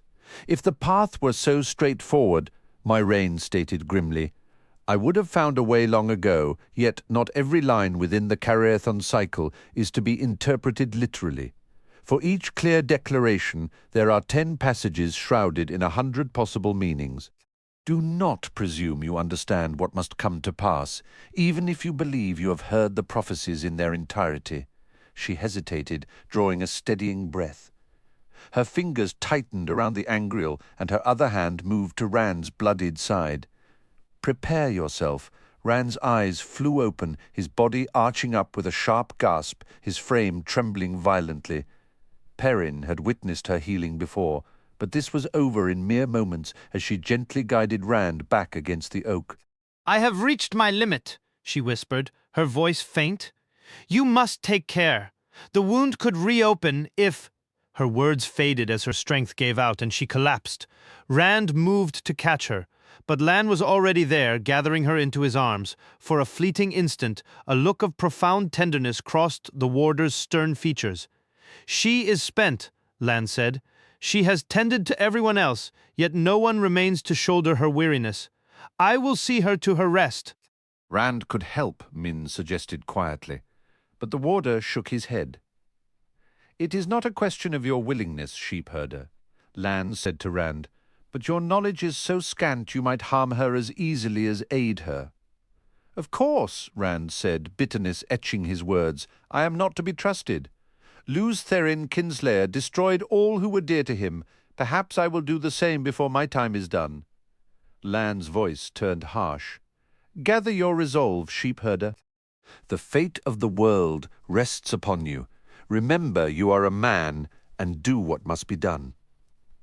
Rand looked up at him, and surprisingly, the bitterness seemed to drain away. I will fight as best I am able, he said, because there is no other, and the task must be done, and the duty is mine. I will fight, but I do not have to find joy in what I have become. He closed his eyes, as if surrendering to sleep. I will fight the dreams. Lan studied him for a long moment, then gave a single curt nod. He lifted his gaze to Perrin and Min. Take him to his bed, then find some rest for yourselves. We have strategies to devise, and only the light knows what dawn will bring. Chapter 6. The hunt begins. Perrin did not believe sleep would find him, but a belly full of cold stew, his earlier resolve about the roots vanished the moment he caught the scent of the previous night's meal, and a deep, bone-aching weariness pulled him down onto his cot. If dreams came, they left no memory behind. He awoke to Lan shaking his shoulders, the dawn light through the open doorway silhouetting the warder in a radiant halo. Rand is gone, was all Lan said before he sprinted away, but it was more than enough. Perrin hauled himself up, yawning, and dressed quickly in the morning's chill. Outside, only a few Shienaran soldiers were visible, using their horses to drag the grotesque Trolloc corpses into the tree line.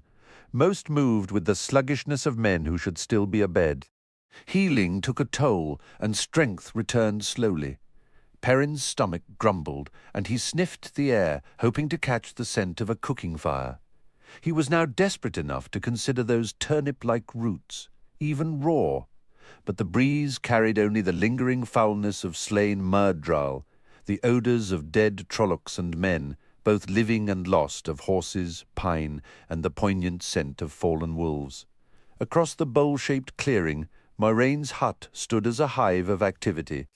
He saw Min hurry inside, followed shortly by Masema emerging. Then Uno, the one-eyed man, disappeared at a trot into the trees, heading for the steep cliff face beyond the hut, while his fellow Shienaran limped down the slope. Perrin moved toward the hut himself. As he waded through the shallow stream, he encountered Masema. The Shienaran's face looked gaunt, the scar on his cheek stark, his eyes deeper set than ever. Standing in the middle of the current, Masema abruptly lifted his head and seized Perrin's coat sleeve. "You come from his village," Masema rasped. "You must understand. Why has the Lord Dragon forsaken us? What transgression did we commit?" Transgression? What are you talking about? Whatever reason Rand had for leaving, it had nothing to do with you. Masema didn't seem convinced. He kept his hold on Perrin's sleeve, staring into his face as if searching for hidden truths. Icy water started to soak into Perrin's left boot. Masema, Perrin said carefully, whatever the Lord Dragon has done, it is part of his design. He would not abandon us. Or would he? If I stood in his boots, would I stay? Masema gave a slow nod. Yes, yes, I see it now. He has gone forth alone to herald his coming. We must also spread the word. Yes. Muttering to himself, he limped onward across the stream. With a squelching step, Perrin climbed to Moiraine's hut and knocked. There was no reply.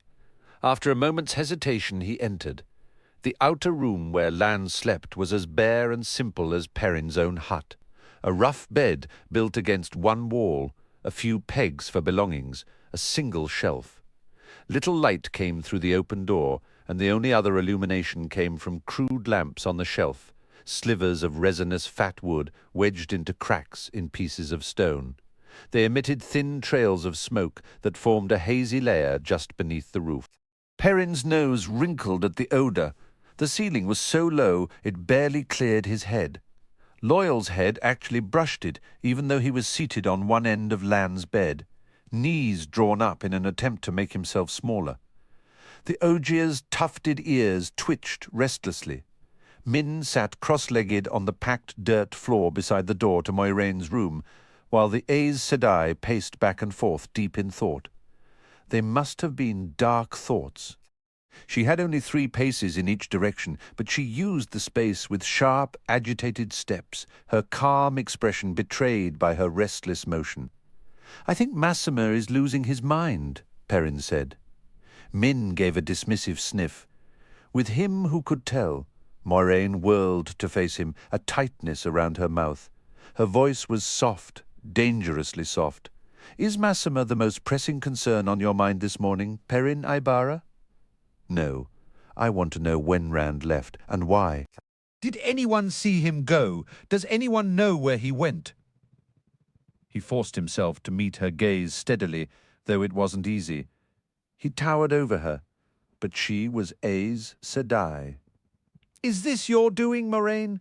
Did you hold him back until he grew so restless he'd go anywhere, do anything, just to keep from standing still?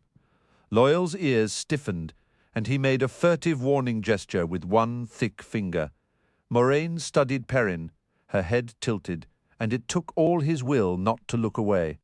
This is not my doing, she stated. He departed sometime in the night. When, how, and why, I still hope to learn. Loyal's shoulders heaved in a quiet sigh of relief. Quiet for an Ogier, it sounded like steam escaping from doused metal. Never anger an Aes Sedai, he whispered, clearly to himself but loud enough for all to hear. Better to embrace the sun than to anger an Aes Sedai. Min reached up and handed Perrin a folded piece of paper. Loyal went to check on him after we got him settled last night, and Rand asked to borrow a pen, paper, and ink. The Ogier's ears jerked, and he frowned anxiously until his long eyebrows drooped onto his cheeks. I had no idea what he intended. I didn't. We know that, Min said. No one is blaming you, Loyal. Moiraine frowned at the paper but did not attempt to stop Perrin from reading it. The note was in Rand's hand. What I do because there is no other path. He is hunting me again, and this time I believe one of us must die. There is no reason for others to die as well. Too many have already died for me. I do not wish to die either, and I will not if I can help it.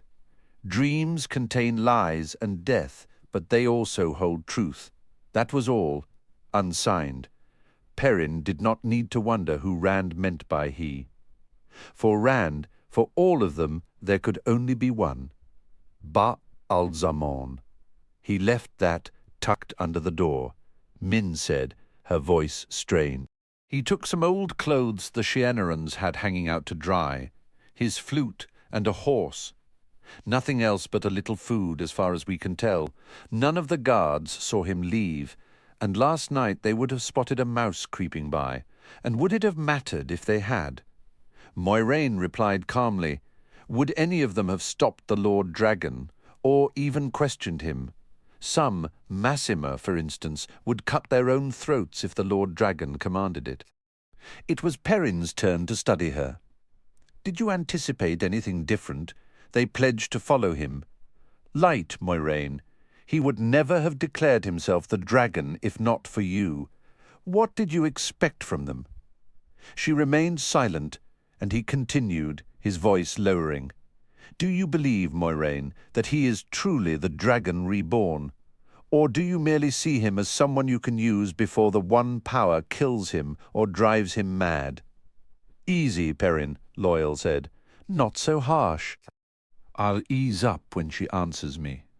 Well, Moiraine. He is what he is, she said sharply. You claimed the pattern would push him onto the right path eventually? Is that what this is, or is he simply trying to escape from you? For a moment he thought he had pushed too far. Her dark eyes flashed with anger, but he refused to yield. Well, Moiraine drew a slow breath.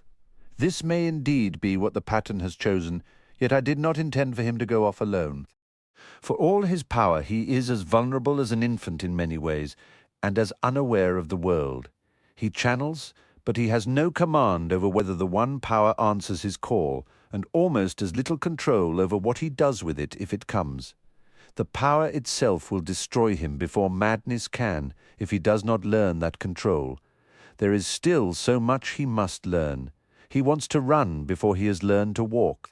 You're dodging the point and setting misleading trails, Moiraine. Perrin snorted. A sudden sharp memory flashed in his mind, a fleeting image of Rand, back in their simpler days, staring at the westward with a restless, distant look, as if already sensing the wait to come. If he is what you claim, did it never occur to you that he might understand what he must do better than you? He is what he is, she repeated firmly, but I must keep him alive if he is to accomplish anything. He will fulfill no prophecies dead, and even if he evades Dark Friends and Shadowspawn, there are 1,000 other hands eager to slay him. All it requires is a whisper of the smallest part of what he is.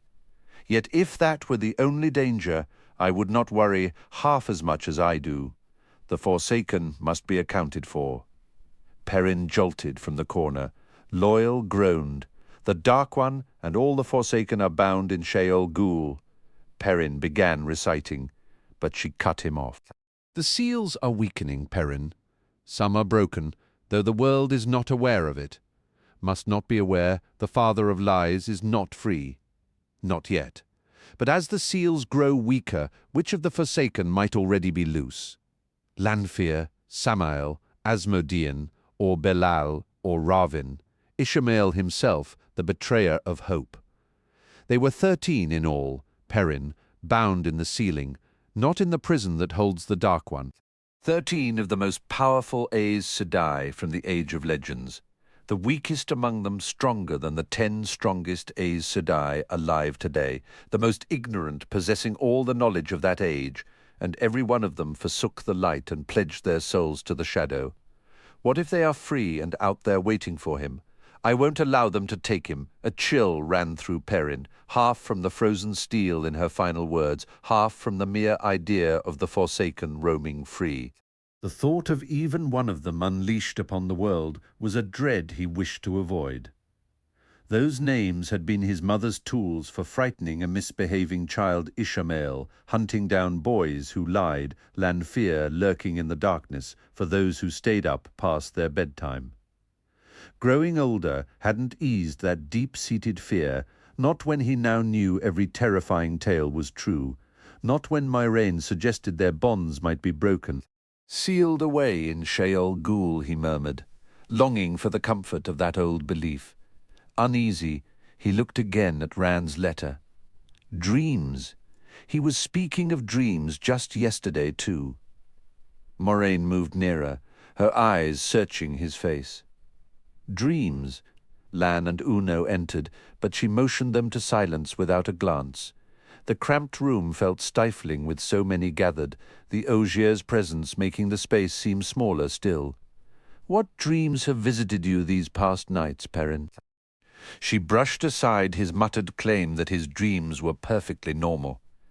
"Tell me," she pressed, her voice leaving no room for refusal. "Describe any dream that felt out of the ordinary. Tell me now." Her stare gripped him like a blacksmith's tongs, compelling the words out. He glanced at the others, each watching him intently. Min included, then haltingly recounted the one recurring vision that felt strange, the dream of a brilliant sword he could never reach.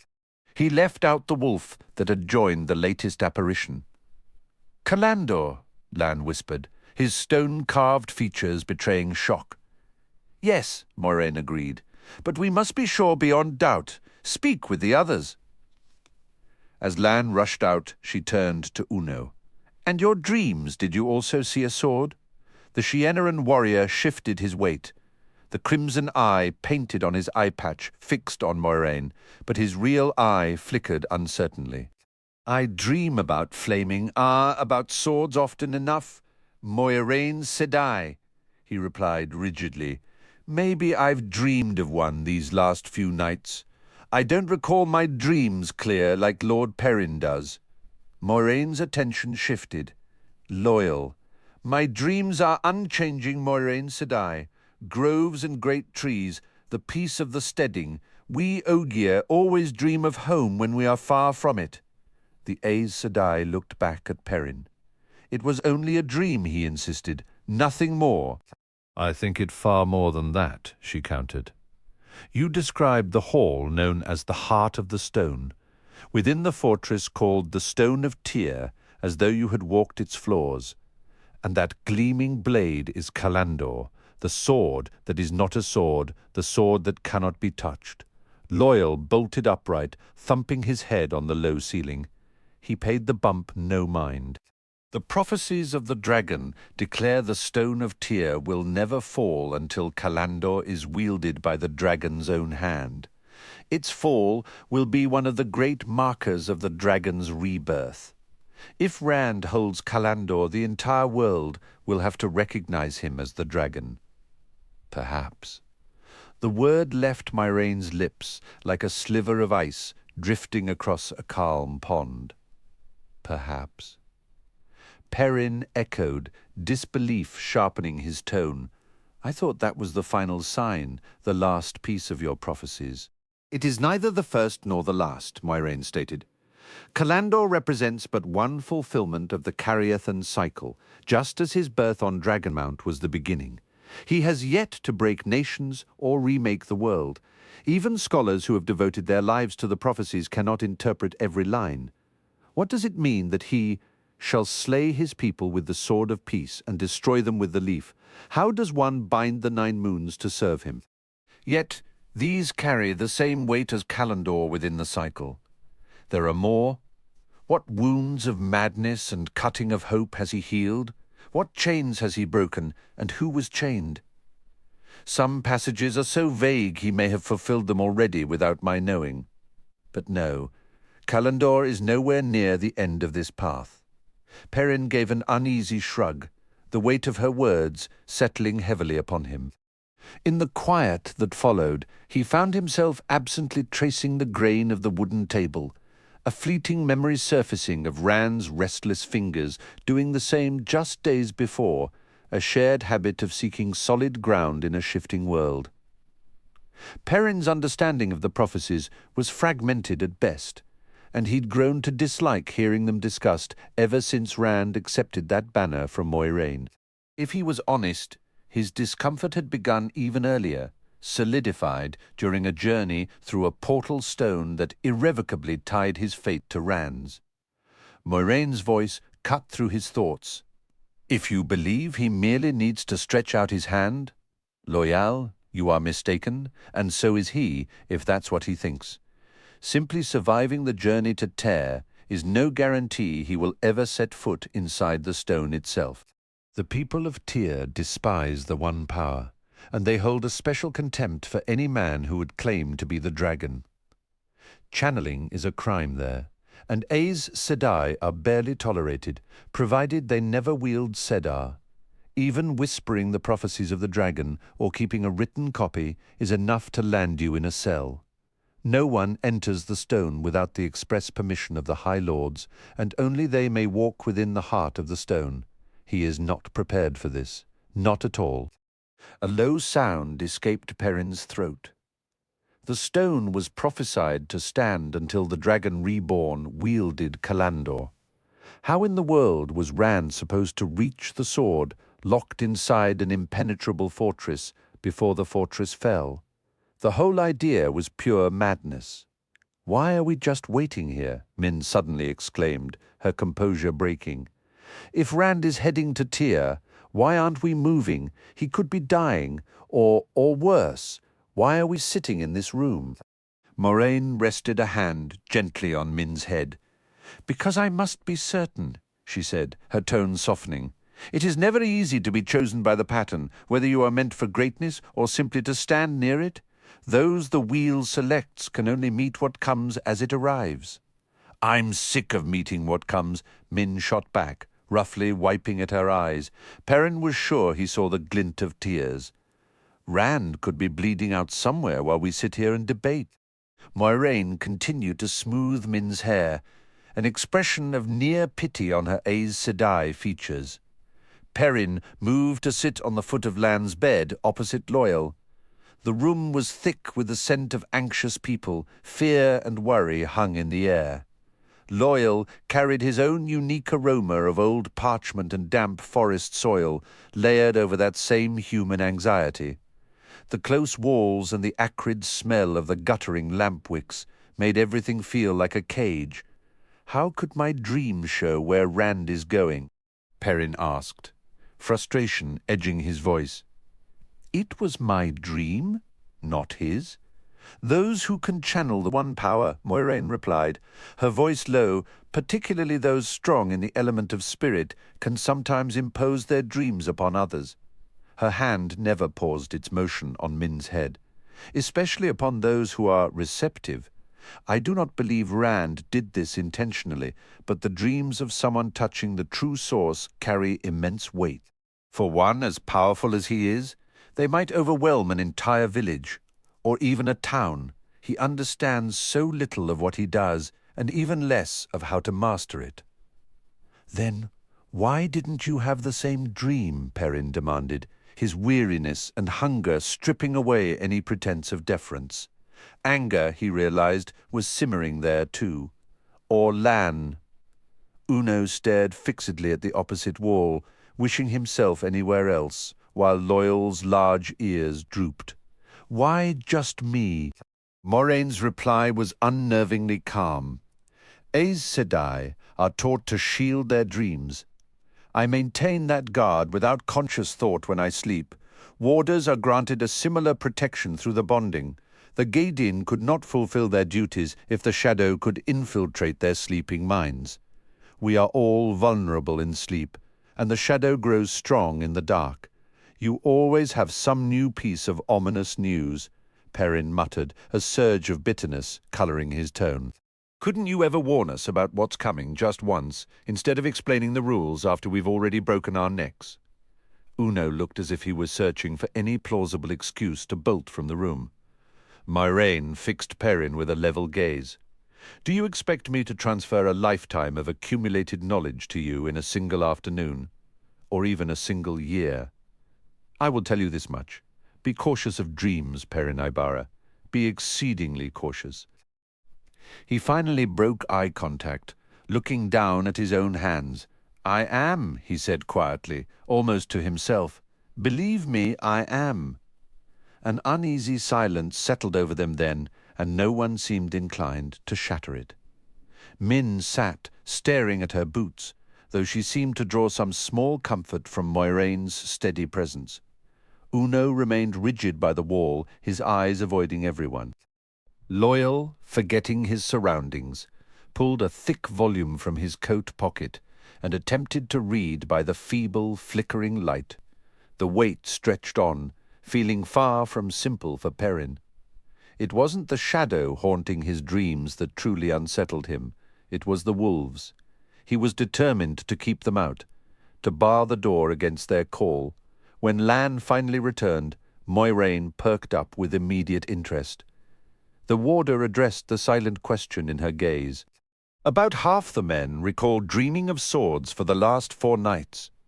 A few remember a hall with massive pillars, and 5 are certain the sword was made of crystal or glass. Massima insists he saw Rand wielding it just last night. That one would claim exactly that, Moiraine replied, her hands rubbing together with a new, brisk energy. Now I have no doubts, though I do wish I understood how he managed to leave this place without being seen.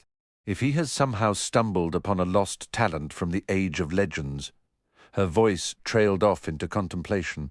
Lan's gaze shifted to Uno, who responded with a dismayed shrug. I bloody well forgot. With all this flaming talk about he caught himself, clearing his throat and shooting a cautious look at Moiraine. Under her expectant stare, he continued, I mean, that is, I followed the Lord Dragon's trail. There's a new opening into that sealed valley now. The earthquake collapsed the far cliff wall. It's a tough scramble, but you can get a horse up there. I found more tracks at the summit, and from there it's an easy path around the mountain. He exhaled heavily when finished. Good, Moiraine said. At least he hasn't rediscovered how to fly or turn himself invisible, or some other feat from legend. We must follow him without any delay. Uno, I will provide you with sufficient gold to reach Johanna, along with the name of a contact there who will furnish more. The Gildanin are suspicious of outsiders, but if you keep to yourselves, you should avoid trouble. Wait there until you receive word from me. But we intend to go with you, he argued. We've all sworn to follow the Dragon Reborn. I don't see how our small group could take a fortress that has never fallen, but with the Lord Dragon's help, we will do what must be done. So now we are the people of the dragon, Perrin muttered with a hollow laugh. The stone of Tyr will never fall till the people of the dragon come. Have you just given us a new title, Moiraine? Mind your words, blacksmith. Lan growled, his tone like winter stone. Moiraine shot them both a piercing look, and they fell silent. My apologies, Uno, she said, but we must travel swiftly if we hope to catch him. You are the only Shienaran recovered enough for a hard ride. We cannot afford the days the others would need to regain their full strength. I will send for you when it is possible. Uno's face twisted into a grimace, but he bowed in reluctant agreement. Dismissed, he squared his shoulders and left to inform the others. Well, I'm going along whatever you decide, Min stated firmly. You are going to Tar Valon, Moiraine told her. I am doing no such thing. The Aes Sedai continued smoothly, as if Min had not spoken at all. The Armelin seat must be informed of recent events. I cannot rely on finding a trustworthy individual with messenger pigeons, nor can I be sure the Armelin would even read any message I sent by such means. It is a long and difficult journey. I would not send you alone if there were another option, but I will see that you have funds and letters of introduction to those who may aid you. You must ride with haste. When your horse tires, buy another, or take one if you must, but ride quickly. Send Uno with your message. He's fit. You said so yourself. I am going after Rand. Uno has his own duties, Min, and do you believe a man could simply walk up to the gates of the White Tower and demand an audience with the Armelin seat? Even a king arriving unannounced would be made to wait for days. I fear any of the Shienarans would be left waiting for weeks, if not indefinitely. Not to mention, such an unusual event would be the talk of Tar Valon by nightfall. It is rare, but not unheard of, for a woman to seek an audience with the Armelin herself. It should draw little attention. No one must learn that the Armelin has received a message from me. Her life and ours could depend on that secrecy. You are the one who must go, Moiraine stated, leaving no room for debate. Min sat speechless, her mouth opening and closing as she searched for a protest that would not come. Without waiting, the Aes Sedai turned her attention to land. I fear we will find more signs of his passage than I would wish, but I will rely on your skills to follow the trail. The warder gave a single firm nod. Her gaze then shifted. Perrin? Loyal? Will you join me in pursuing Rand? From her spot by the wall, Min let out a sharp, offended sound, which Moiraine calmly disregarded. I will come, Loyal said at once. Rand is my friend, and I confess I would not want to miss this, for my book, you understand. Perrin took longer to reply. Rand was his friend, no matter what he had become. There was also that unsettling sense of their fates being woven together, a thread he would have gladly cut if he could. It needs to be done, he said at last. I'll come, good. Moiraine rubbed her hands together, the gesture of someone preparing for a task. You must all make ready immediately. Rand has a considerable lead. I intend for us to be well on his path before noon. Despite her slender frame, the force of her will swept everyone but Lan toward the door, Loyal ducking low to pass through the frame. Perrin was reminded of a farmwife shooing geese to market. Outside, Min lingered, turning to Lan with a smile that was all sugary poison. Is there any message you wish me to carry? To Nynaeve, perhaps? The warder looked momentarily stunned, like a man who had missed a step in the dark. Does everyone know? He recovered his composure swiftly. If she requires anything further from me, I will deliver it myself. He shut the door, leaving her facing the weathered wood. Men, Min grumbled at the closed door, too blind to see what's plain as day, and too stubborn to be trusted with their own thoughts. Perrin drew a deep breath. The valley air still carried faint, grim reminders, but it was fresher than the confined space inside, somewhat fresher. Clean air. Loyal sighed with relief. That smoke was beginning to trouble me. They started down the slope together. By the stream below, the able Shienerans had gathered around Uno from his vigorous gestures. The one-eyed man was making up for lost time with a spectacular stream of curses. How did you two earn special treatment? Min demanded suddenly. She asked you? She didn't extend me the same courtesy. Loyal shook his great head. I believe she asked, because she already knew our answers, Min. Moiraine seems to read Perrin and me easily. She anticipates our actions. But you are a mystery to her. Min only looked slightly appeased. She glanced up at them, Perrin tall on one side and Loyal a veritable mountain on the other. Little good it does me. I'm still being led where she wants, just like you two compliant sheep. You were doing well for a time, Perrin, standing up to her as if she'd sold you a faulty wagon. I did stand up to her, Perrin said, a note of wonder in his voice. He hadn't fully processed the act until now. It wasn't as terrifying as I imagined it would be. You were fortunate, Loyal rumbled. To provoke an Aes Sedai is to thrust your hand into a wasp's nest. Loyal, Min said. I need to speak with Perrin alone, would you mind? Oh, certainly not. He lengthened his stride to its normal ground-eating pace and quickly moved ahead, drawing his pipe and tobacco pouch from a coat pocket. Perrin watched her warily. She was biting her lip, clearly weighing her words. Do you ever see visions about him? Perrin asked, nodding toward the retreating Ogier. She shook her head. I think it only works with people, but I've seen things around you that you need to know. I've told you, don't be more obstinate than necessary, Perrin. Back in there, right after you agreed to go. They weren't there before. They must be connected to this journey, or at least to your decision to join it. After a reluctant pause, he asked, What did you see? An Isle man in a cage, she said without hesitation.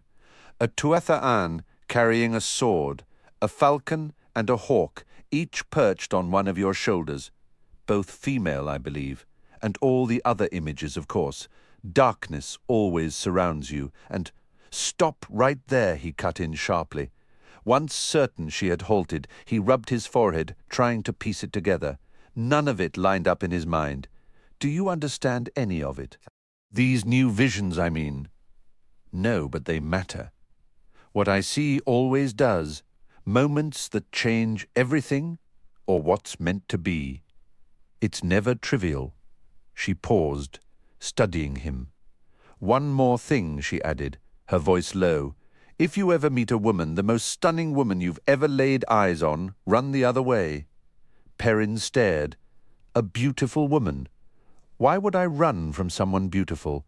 Can't you just listen? She snapped, kicking a pebble and watching it bounce down the hillside. Perrin wasn't one to leap to assumptions. It was why some took him for a bit slow. But he tallied up remarks Min had made recently and landed on a surprising idea. He halted, fumbling for words. Well, Min, you know I'm fond of you. I am, but you kind of make me think of my sisters. I mean you. His words trailed off as she lifted her gaze, eyebrows raised, a faint smile on her lips. Oh, Perrin, surely you realize I love you. She watched him struggle, then spoke with deliberate clarity. Like a brother, you great oaf. The sheer arrogance of men never fails to astonish me. You all assume every little thing revolves around you, that every woman must be pining for you. Heat rushed to Perrin's face. I wasn't, he cleared his throat. What exactly did you see about this woman? Just take the advice, she said, turning to stride quickly toward the stream. If you forget everything else, she called back, remember that. He frowned after her. For once his thoughts clicked into place swiftly, then caught up in 2 long steps. This is about Rand, isn't it? She made a low sound and shot him a sideways glance without slowing. Maybe you're not completely thick after all, she muttered. After a moment she added, almost to herself, I'm tied to him as tight as a barrel stave, but I can't tell if he'll ever feel the same, and I'm not the only one. Does Egwene know? He asked. Rand and Egwene had been all but pledged since they were children, lacking only the formal words before the women's circle. He wasn't sure how much that had shifted, if at all. She knows, Min said shortly. Not that it helps either of us. What about Rand? Does he know? Oh, absolutely, she replied, bitterness edging her voice. I told him, didn't I? Rand, I had a viewing about you, and it turns out I'm destined to fall for you. I have to share you two, which I'm not thrilled about. But there it is. You really are a blockhead, Perrin Ibarra. She swiped angrily at her eyes. If I could be with him, I know I could help somehow, light. If he dies, I don't think I could bear it. Perrin shifted uneasily. Listen, Min, I'll do what I can to help him, however much that ends up being. I promise you that. It really is best if you go to Tar Valon. You'll be safe there. Safe? She repeated the word as if testing its meaning. You think Tar Valon is safe? If there's no safety in Tar Valon, there's no safety anywhere. She gave a loud sniff, and in silence they walked to join the others getting ready to depart. The path down from the mountains was rough, but with each hour they descended, Perrin found his fur-lined cloak less necessary. Slowly they left winter's grip behind and rode into the early touches of spring. The last patches of snow disappeared, and the high meadows grew thick with grasses and wild flowers, white maiden's hope and pink jump up. Trees grew more frequent, their branches fuller, filled with the songs of grasslarks and robins, and there were wolves. Never visible, not even Lan spotted one, but Perrin felt their presence a steady whisper in the back of his mind as they travelled on. He maintained a strict mental barrier against their presence, though occasionally a faint, almost imperceptible brush at the edge of his thoughts served as a reminder they were still there. Lan was often far ahead on his dark stallion, Mandab, tracing Rand's path, while the rest of the party deciphered the subtle markers he left behind. A small arrangement of stones on the ground, a faint scratch on a cliff face at a fork in the trail, each was a silent instruction. Go this direction. Cross that high pass. Follow this winding track, this nearly invisible game trail, this route beside a slender creek, even when every instinct argued no one had ever travelled that way. The only proof was land's code. A clump of grass knotted a certain way meant veer left, tied another, it signalled a right turn. A branch subtly bent.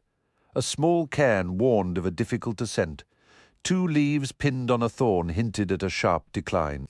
To Perrin, it seemed the warder possessed 100 such signs, and Moiraine understood every one. Lan seldom returned to the group except at day's end, when he would confer with Moiraine in low tones, well away from the campfire's glow. By sunrise, he was usually long gone. Moiraine was always the next to mount, urging her white mare, Aldib, forward while the sky was still streaked with dawn's first light. The Aes Sedai would have ridden until complete darkness fell, or later, were it not for Lan's firm rule against tracking once daylight faded. "We'll lose more time if a horse snaps a leg," he would tell her whenever she voiced impatience. Her retort was consistently similar. "If you cannot quicken our pace, perhaps I should send you off to my rel before you grow any more antiquated. Then again, perhaps that can wait, but you must find a way to move us faster."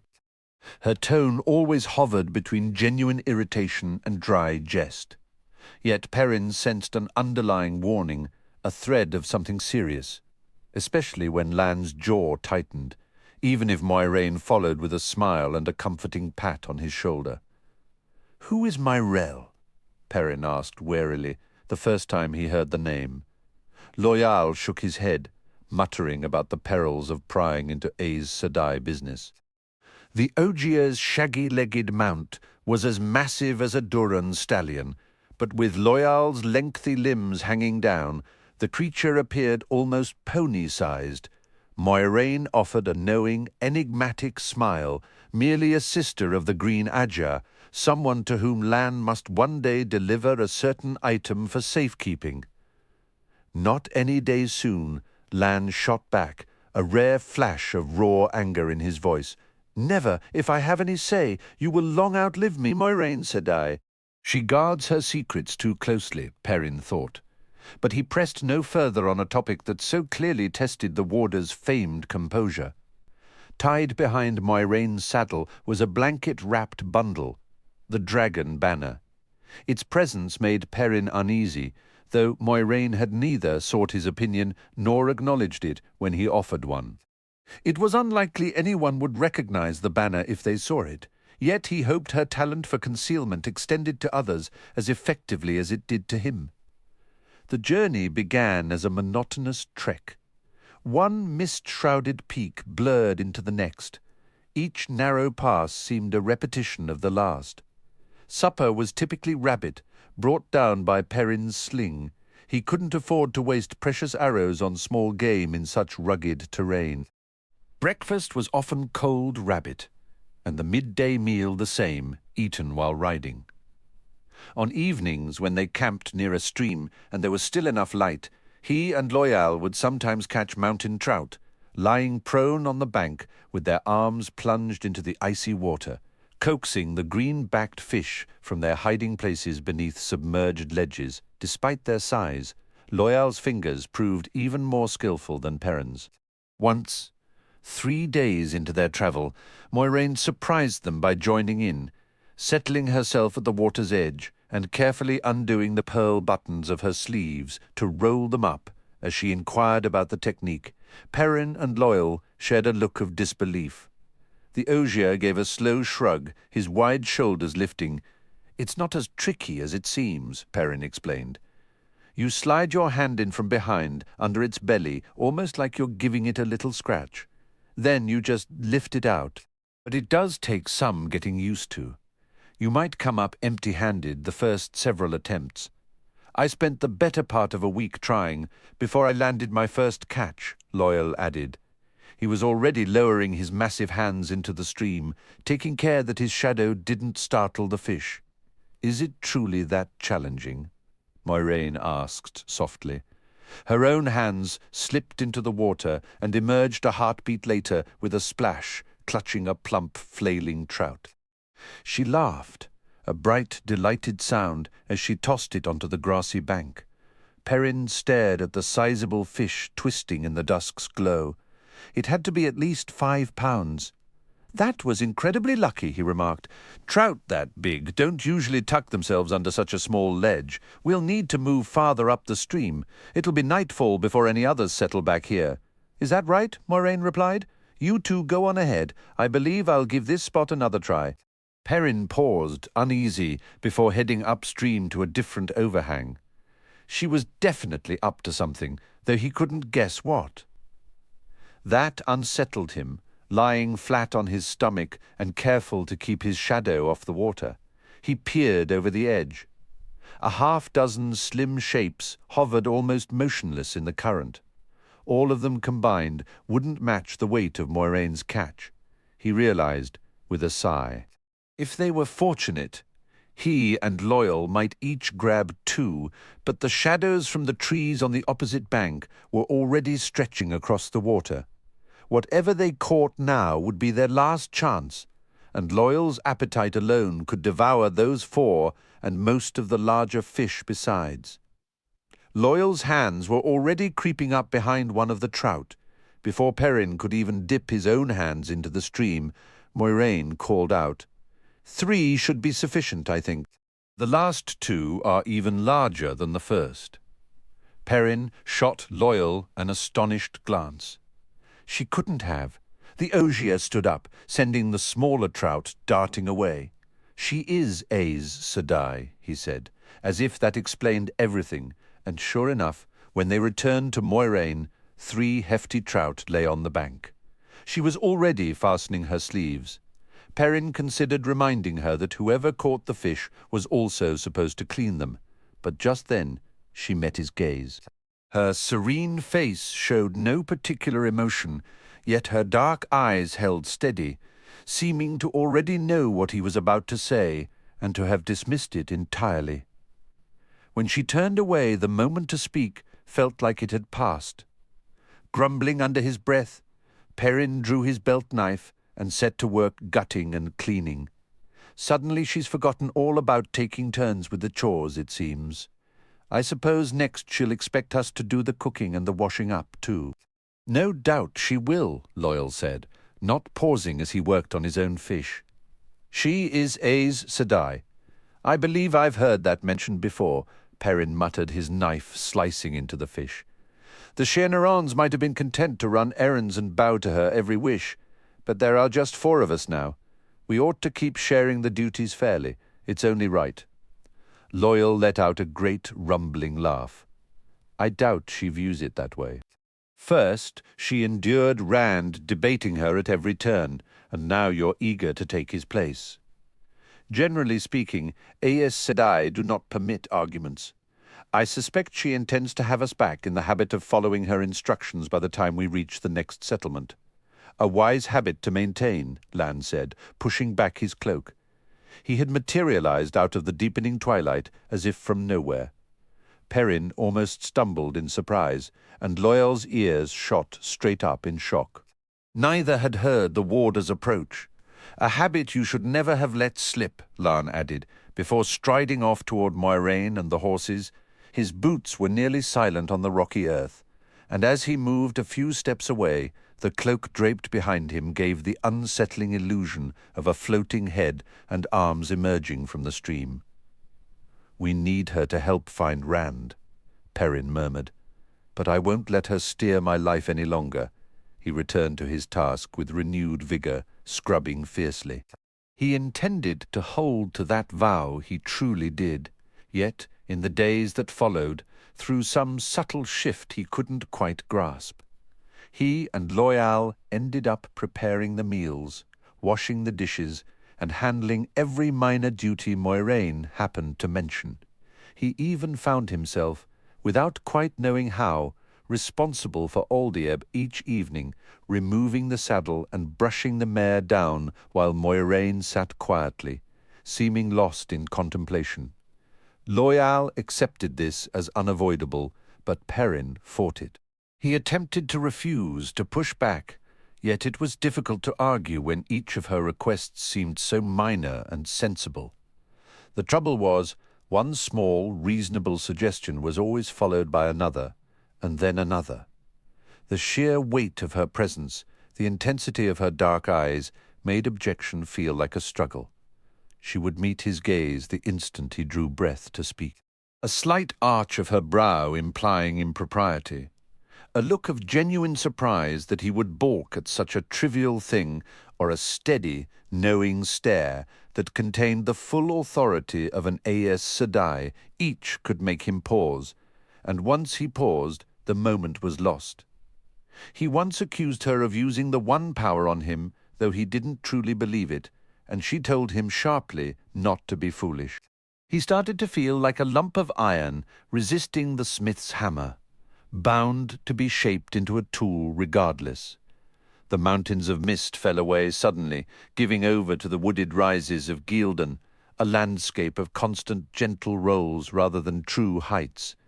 Deer, which in the higher altitudes had often watched them with curious uncertainty, now fled at the first scent of the horses, their white tails flashing.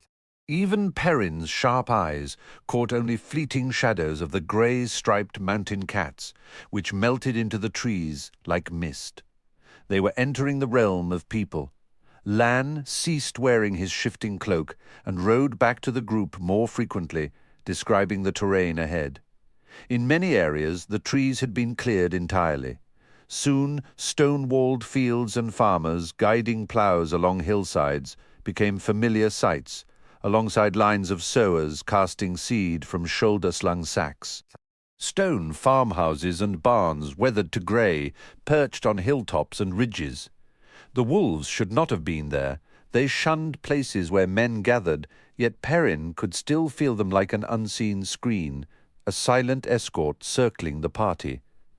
A restless impatience grew in him, a desire to reach a village, any settlement with enough people to drive the wolves away. A day after they first spotted cultivated land, as the sun dipped behind them, they arrived at the village of Jarrah, nestled just north of the Amadishan border. Jarrah's grey stone houses with their slate roofs clung to a hillside above a small stream crossed by a low wooden bridge. The muddy lanes were empty, and the sloping village green lay deserted save for a single man sweeping the steps of the lone inn beside its stone stable. Yet the green bore the signs of a recent crowd. A circle of 6 arches, woven from green branches and sprinkled with the scant early spring flowers, stood at its centre. The grass was trampled, and scattered remnants lay about. A woman's red scarf tangled at the base of an arch, a child's knitted cap, a pewter pitcher knocked on its side, and a few forgotten scraps of food. The air was thick with the mingled scents of honeyed wine and spiced pastries, blending with chimney smoke and the savoury promise of supper. For a fleeting moment, Perrin caught a whiff of something else entirely, a faint, foul trace that made the hairs on his neck prickle. It vanished as quickly as it came, but the wrongness of it lingered. He rubbed his nose hard, as if to scrub the memory away. That couldn't be Rand. Even if he's lost his mind, it couldn't smell like that, could it? Over the inn's door swung a sign depicting a man balanced on one foot, arms flung wide, Harrilin's leap. As they reined in before the square stone building, a man leaning on a broom straightened up with a jaw-cracking yawn. He started at the sight of Perrin's golden eyes, but his own bulging gaze went truly wide when it landed on Loyal. With a wide, chinless mouth, he bore an unfortunate resemblance to a frog. To Perrin's sensitive nose, he also carried the stale tang of cheap wine. Clearly he'd been part of the recent festivities. The man collected himself with a shake, turning the motion into a bow, one hand resting on the double row of wooden buttons down his coat. His eyes darted among them, widening further each time they returned to Loyal. "Welcome, good mistress, and may the light shine on your path. Welcome, masters, seeking a meal, rooms, a bath, all are to be had at the Leap. Master Harrod keeps a fine house. I'm Simeon. Ask for me if you require anything." He yawned again, clumsily covering his mouth and bowing to hide it. "My apologies, good mistress. Have you travelled far? Any news of the great hunt? The hunt for the Horn of Valere? Or perhaps of the false dragon, they say. One has risen in Tarabon. Or maybe Arad Doman. We have not come from so far," Lan said, dismounting. "You likely know more than we do." The others began to climb down. "You've had a wedding here?" Moiraine inquired. "A wedding, good mistress. We've had a lifetime of weddings, a veritable plague of them, all in the last 2 days. There isn't a woman of age left unmarried in the whole village, nor for a mile around. Why, even Widow Jorath hauled old Banas through the wedding arches, and both had sworn they'd never marry again. It was like a whirlwind snatched everyone up. Rilith, the weaver's daughter, started it, proposing to John the blacksmith, who's old enough to be her grandfather. The old fool just took off his apron and said yes, and she demanded the arches be raised right then, wouldn't hear of a proper wait, and every other woman took her side. Since then it's been marriages day and night. Hardly anyone's had a wink of sleep. "That's fascinating," Perrin said when Simeon paused for another yawn. "But have you seen a young?" "It is quite fascinating," Moiraine interjected smoothly, "and I should like to hear more later. For now, rooms and a meal, please." Lan made a subtle downward gesture toward Perrin, a clear signal to be silent. "Of course, good mistress, a meal, rooms." Simeon hesitated, his eyes flicking to Loyal again. "We'll have to push 2 beds together for the—" he leaned toward Moiraine, dropping his voice. "Pardon. But what exactly is he? No disrespect intended." He had not spoken softly enough. Loyal's ears twitched in irritation. "I am an Ogier," Loyal's voice boomed. "What did you think I was? A Trolloc?" Simeon took a step back. "A Trolloc? Good, master? I'm a grown man. I don't believe in nursery tales. Did you say Ogier? Why, Ogier are just stow. I mean, that is to say," flustered, he turned and bellowed toward the stable beside the inn. "Nico, Patrim, visitors, tend to their horses." After a moment, 2 boys, straw in their hair, stumbled out of the stable, rubbing sleep from their eyes. Simeon gestured toward the inn steps, bowing as the boys collected the reins. Perrin shouldered his saddlebags and bedroll, his bow in hand, as he trailed Moiraine and Lan into the inn. Simeon scurried ahead, bowing repeatedly. Loyal had to stoop deeply to pass under the doorway, and once inside, the ceiling allowed only a foot of space above his head. He muttered in a low, rumbling tone, like far-off storm clouds, perplexed that so few people recalled the Ogier. Standing right beside him, Perrin could barely make out every other word. The air in the common room was thick with the scent of stale ale, old wine, tired cheese, and a collective exhaustion. From the kitchen wafted the savoury smell of lamb roasting on a spit. A handful of men were slumped at their tables, clinging to their mugs as if they might just lay their heads down on the benches and surrender to sleep. A round-faced barmaid was filling a tankard from one of the barrels lining the wall. The innkeeper, Master Harrod, perched on a high stool in the corner, his long white apron wrinkled, leaning back against the wall with his eyes half closed. When the group entered, he lifted his head, his gaze bleary, and his mouth fell open at the sight of Loyal. "Visitors, Master Harrod," Simeon announced. "They're needing rooms, Master Harrod." "He's an Ogier, sir." The barmaid turned, saw Loyal, and fumbled her mug, sending it clattering to the floor. None of the weary patrons stirred. One had already buried his head in his arms and was snoring softly. Loyal's tufted ears gave a sharp, agitated twitch. Master Harrod slowly rose to his feet, his eyes locked on the Ogier, his hands nervously smoothing his apron. "Well, at least he's not a white cloak," he finally blurted, then jumped slightly, as if startled by his own words. "I mean to say welcome, good lady. Good sirs, you must forgive my poor manners. I can only blame sheer tiredness." He shot another disbelieving glance at Loyal, his lips silently forming the word Ogier. Loyal began to speak, but Moraine smoothly cut in. "As your man said, innkeeper, we require rooms for the night and a meal." "Oh yes, of course, my lady. Absolutely. Simeon, show these fine folks to the best rooms we have, so they may set down their things. I'll have a proper supper waiting upon your return, a fine spread indeed." "If you would follow me, good lady," Simeon said with another bow, gesturing toward a staircase at the side of the room. As they moved away, one of the men at a table suddenly cried out, "By the light, what is that?" They could hear Master Harrod launching into an explanation about Ogier, sounding as though he were an expert on the subject, though most of what Perrin caught was utterly incorrect. Loyal's ears never stopped their irritated flickering. Up on the second floor, the Ogier's head nearly scraped the ceiling beams. The hallway was narrow and growing dim, with only the last sharp rays of sunset slicing through a window by the far door. "There are candles in the rooms, my lady," Simeon said. "I ought to have brought a lamp, but my mind is still addled from all the wedding festivities. I can send someone up to light the hearth if you wish, and of course fresh wash-water." He pushed a door open.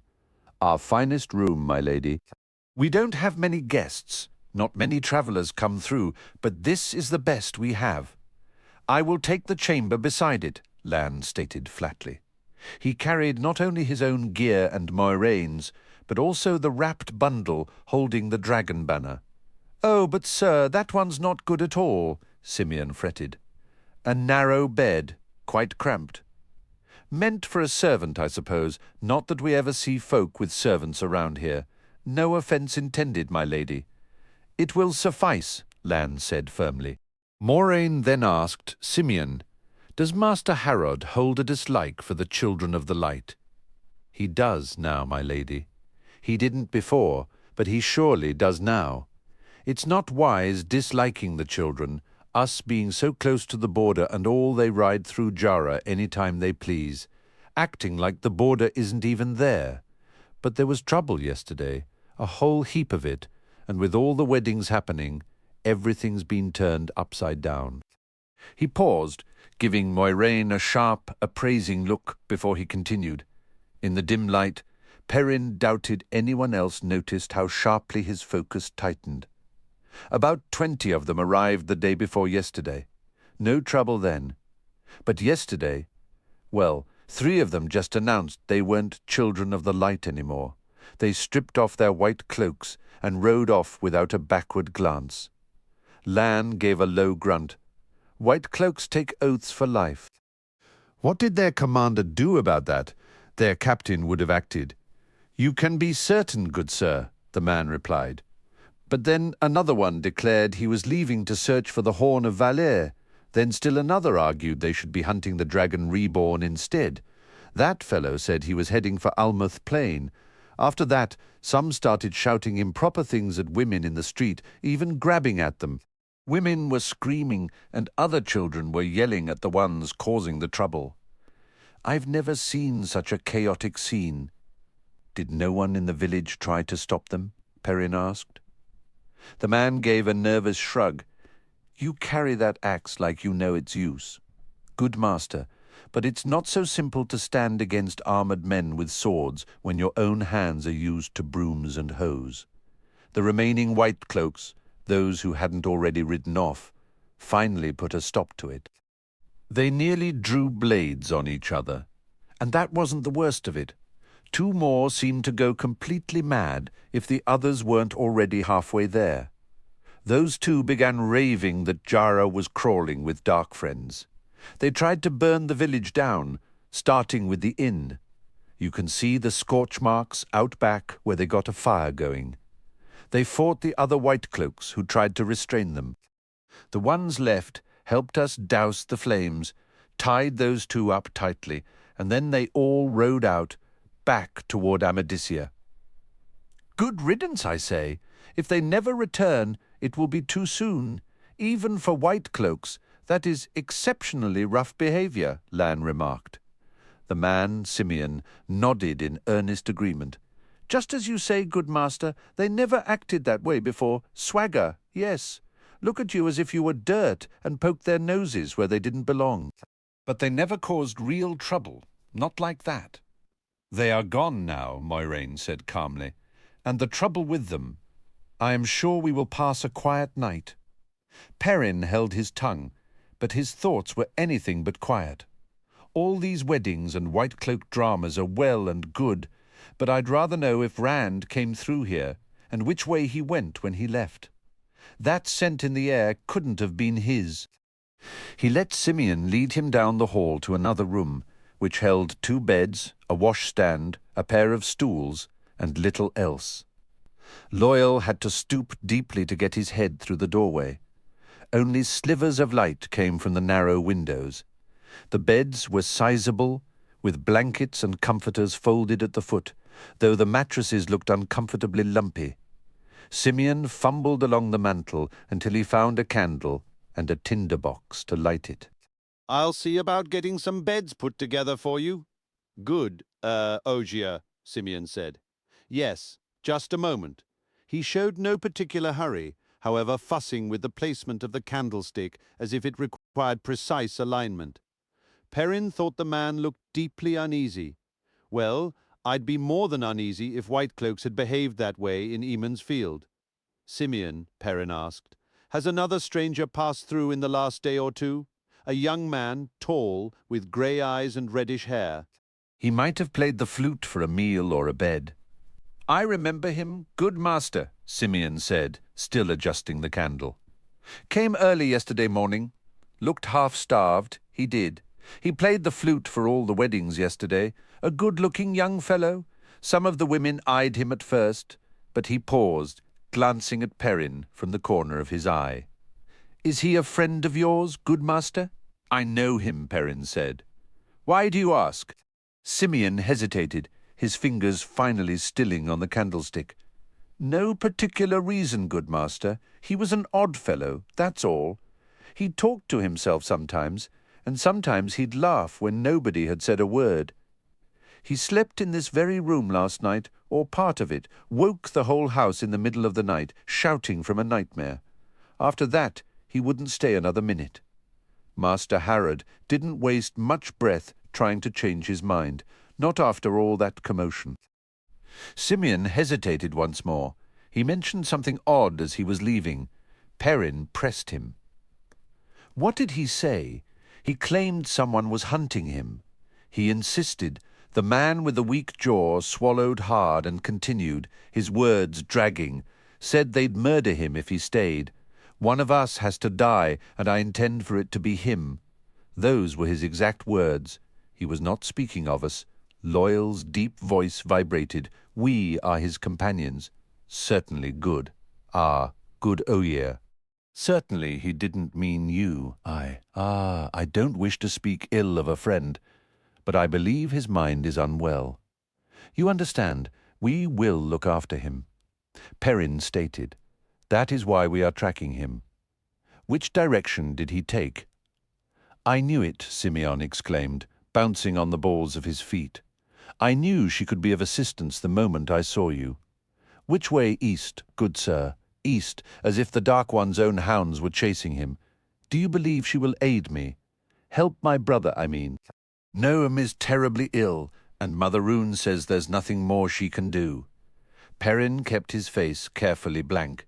He bought himself a moment to think by leaning his bow in the corner and placing his bedroll and saddlebags on one of the lumpy cots. The trouble was, thinking brought little clarity. He glanced at Loyal, but found no guidance there. Dismay had the Ogier's ears sagging and his bushy eyebrows drooping onto his cheeks. What makes you so certain she can help your brother? A foolish question.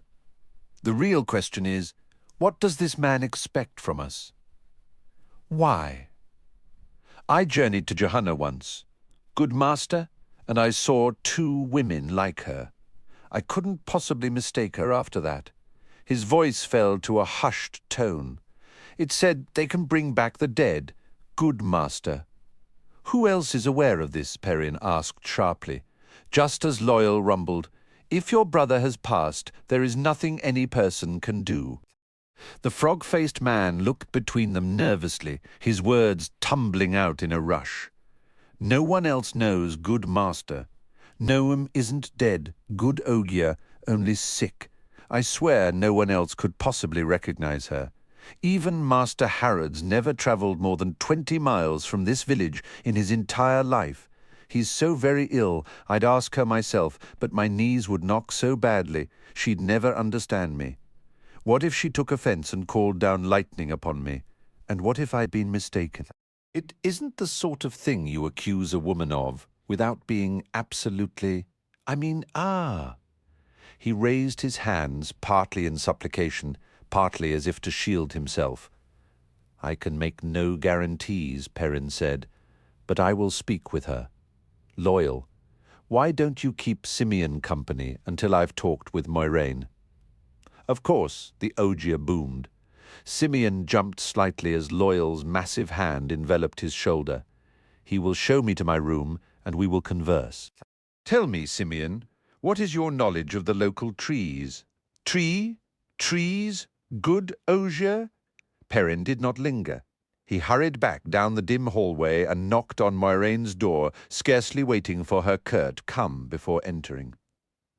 The light from a handful of candles revealed that the inn's finest room was still rather plain, though the bed had 4 posts holding up a canopy, and the mattress appeared slightly less lumpy than Perrin's. A small rug lay on the floorboards, and there were 2 padded chairs instead of stools. Otherwise, it looked much the same as his own. Moiraine and Lan stood before the empty fireplace as if deep in discussion, and the Aes Sedai did not seem pleased by the interruption.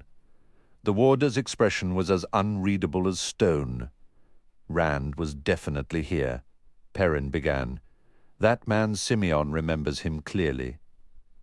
Moiraine let out a sharp breath through her teeth. You were instructed to remain silent, Lan growled.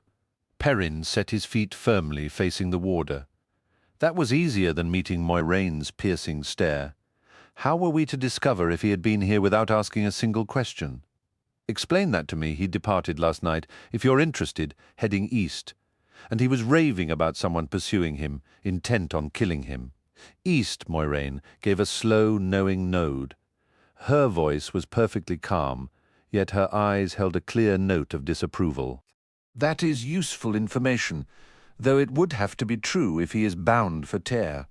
I was already fairly sure he had passed through here even before the White Cloaks arrived. Their behavior only confirmed it. Rand is almost certainly correct on one point. Perrin. I find it difficult to believe we are the only ones searching for him, and if others discover our purpose, they may very well try to interfere. We already have enough difficulty trying to overtake Rand without inviting more. You must learn to keep quiet until I indicate you may speak. The White Cloaks? Perrin said, disbelief thick in his tone. Hold my tongue. Like blazes I will. How could they possibly tell you? Is Rand's madness contagious? Not his madness, Moiraine replied, if he is even far enough gone yet to earn that name.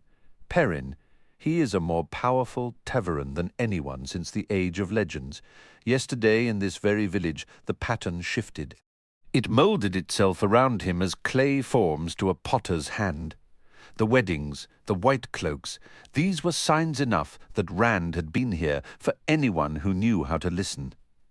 Perrin drew a slow, deep breath. And this is what we'll find everywhere he goes. Light help us, if there are shadow spawn on his trail, they'll be able to follow him as easily as we are. Perhaps, Moiraine allowed, perhaps not. No one truly understands a Taveren as strong as Rand. For a fleeting instant, she sounded genuinely irritated by her own lack of certainty. Arthur Hawkwing was the most strongly Taveren individual of whom any record survives, and Hawkwing was not nearly as powerful as Rand is now. It is said, Lan added, that there were moments when people in Hawkwing's presence spoke truth when they intended to lie or made choices they hadn't known they were considering. moments when every roll of the dice, every deal of the cards fell in his favour. But only moments. "So what you mean is, you don't actually know," Perrin said bluntly. "He could leave a trail of sudden weddings and raving white cloaks all the way to Tyr." "What I mean," Myrain said, her tone sharpening, "is that I know everything that can be known." Her dark eyes seemed to lash at him. The pattern weaves with delicate precision around a tavaran, and those who know how to look may trace the shape of those threads. "Take care your tongue does not unravel more than you can possibly comprehend." Despite himself, Perrin hunched his shoulders as if under a physical blow. "Well, you might be glad I spoke up this time. Simeon knows your Aes Sedai. He wants you to heal his brother Noam from some illness. If I hadn't talked to him, he'd never have found the courage to ask you himself, but he might have started whispering to his friends." Lan's eyes met Myrain's, and for a long moment they held each other's gaze. The warder carried the tense readiness of a wolf, poised to spring. Finally, Myrain gave a slight shake of her head. "No," she said. "As you wish. The choice is yours." Lan's expression suggested he thought it the wrong one, but the coiled tension left his frame. Perrin stared between them, a cold understanding dawning. "You were considering Simeon couldn't tell anyone if he were dead, could he?" "He will not die by any action of mine," Myrain stated flatly. "But I cannot and will not swear it will always be so. We must find Rand, and I will not fail in that. Is that plain enough for you?" Held fast by her gaze, Perrin found no words. She gave a small nod, taking his silence as answer enough. "Now take me to Simeon." The door to Loyal's room stood open, casting a warm pool of candlelight into the hallway. Inside, the two beds had been pushed together, and Loyal and Simeon sat side by side on the edge of one. The chinless man was staring up at the Ogier, his mouth agape with an expression of pure wonder. "Oh, yes, the Stedding are marvellous places," Loyal was saying, his voice a low, pleasant rumble. "There is a deep peace there beneath the great trees. You humans may have your wars and troubles, but nothing ever disturbs the Stedding. We care for the trees and live in harmony." His words faded as he noticed Myrain, with Lan and Perrin behind her. Simeon scrambled to his feet, bowing awkwardly and backing up until he pressed against the far wall. Good mistress. Even then he kept bobbing like a toy on a string." "Take me to your brother," Myrain ordered, "and I will try to help. Perrin, you will accompany me, as this man approached you first." Lan lifted an eyebrow, but she shook her head. "If we all go, we might draw unwanted eyes. Perrin can provide the protection I require." Lan gave a reluctant nod, then fixed Perrin with a piercing stare. "See that you do, blacksmith. If any harm comes to her," his icy blue eyes completed the threat. Simeon snatched up a candle and scurried into the hallway, bowing so repeatedly that the swaying light made their shadows leap along the walls. "This way. Good mistress, right this way." Beyond the door at the hall's end, outside stairs descended into a narrow alley, squeezed between the inn and its stable. Night had shrunk the candle to a frail, flickering point. The half-moon hung in a star-speckled sky, providing more than enough light for Perrin's keen eyes. He wondered when Myrain would tell Simeon to stop his endless bowing, but she never did. The Aes Sedai moved forward, gathering her skirts to keep them clear of the mud, gliding as if this dark passage were a palace corridor and she its sovereign. The air was cooling rapidly. The night still carried the sharp, clean bite of departing winter. "Here," Simeon whispered, leading them to a small shed behind the stable and hurriedly sliding the bar from the door. "In here, good mistress. There, my brother, Noam." The rear of the shed had been partitioned off with rough wooden slats, nailed together in haste. A heavy iron lock secured a crude door made of the same slats. Behind those bars, a man lay face down on a floor scattered with straw. He was barefoot, his shirt and breeches torn as if he had fought against the fabric without understanding how to remove it. A thick odour of unwashed flesh hung in the air, a stench Perrin was certain even Simeon and Moiraine could detect. Noam lifted his head and stared at them, his face blank and empty. Nothing about him hinted he was Simeon's brother.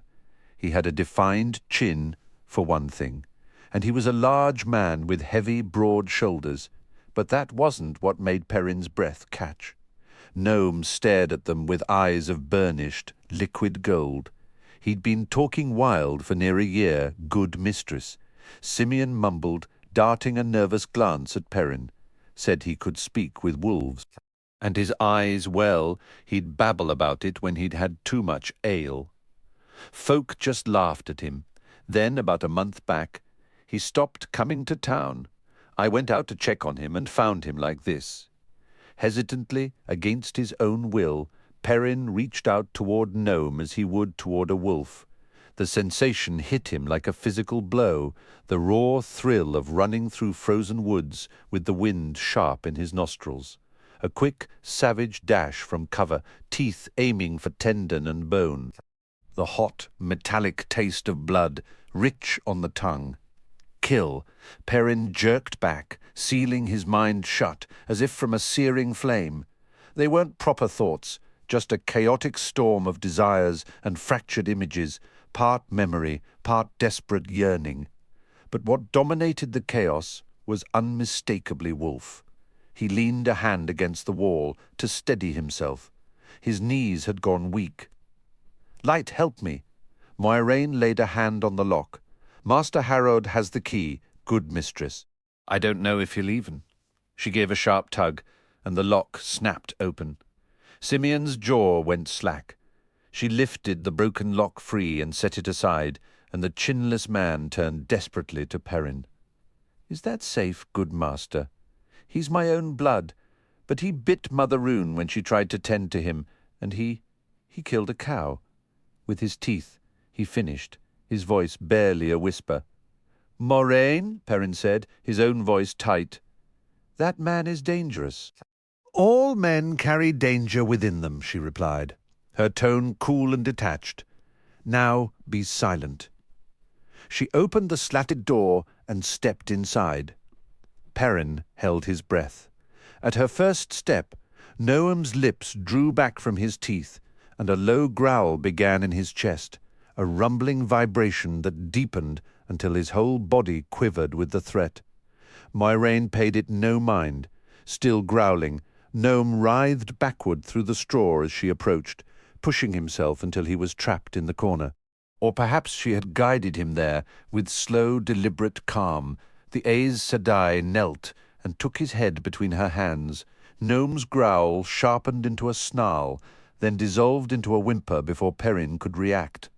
For a long moment, Moiraine cradled the man's head, then released it with the same unnerving calm, and stood.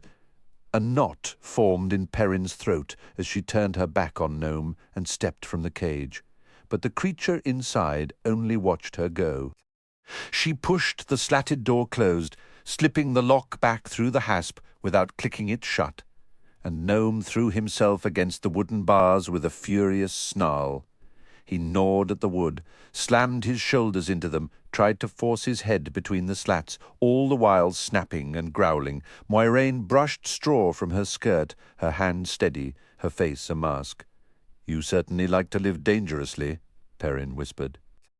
She turned her gaze on him, a look so penetrating and knowing it felt like a physical touch, and he had to look away, acutely aware of his own yellow eyes. Simeon was staring at his brother, his face pale. "Can you help him, good mistress?" he asked, his voice rough. "I am sorry, Simeon," she replied. "Can't you do anything, something?"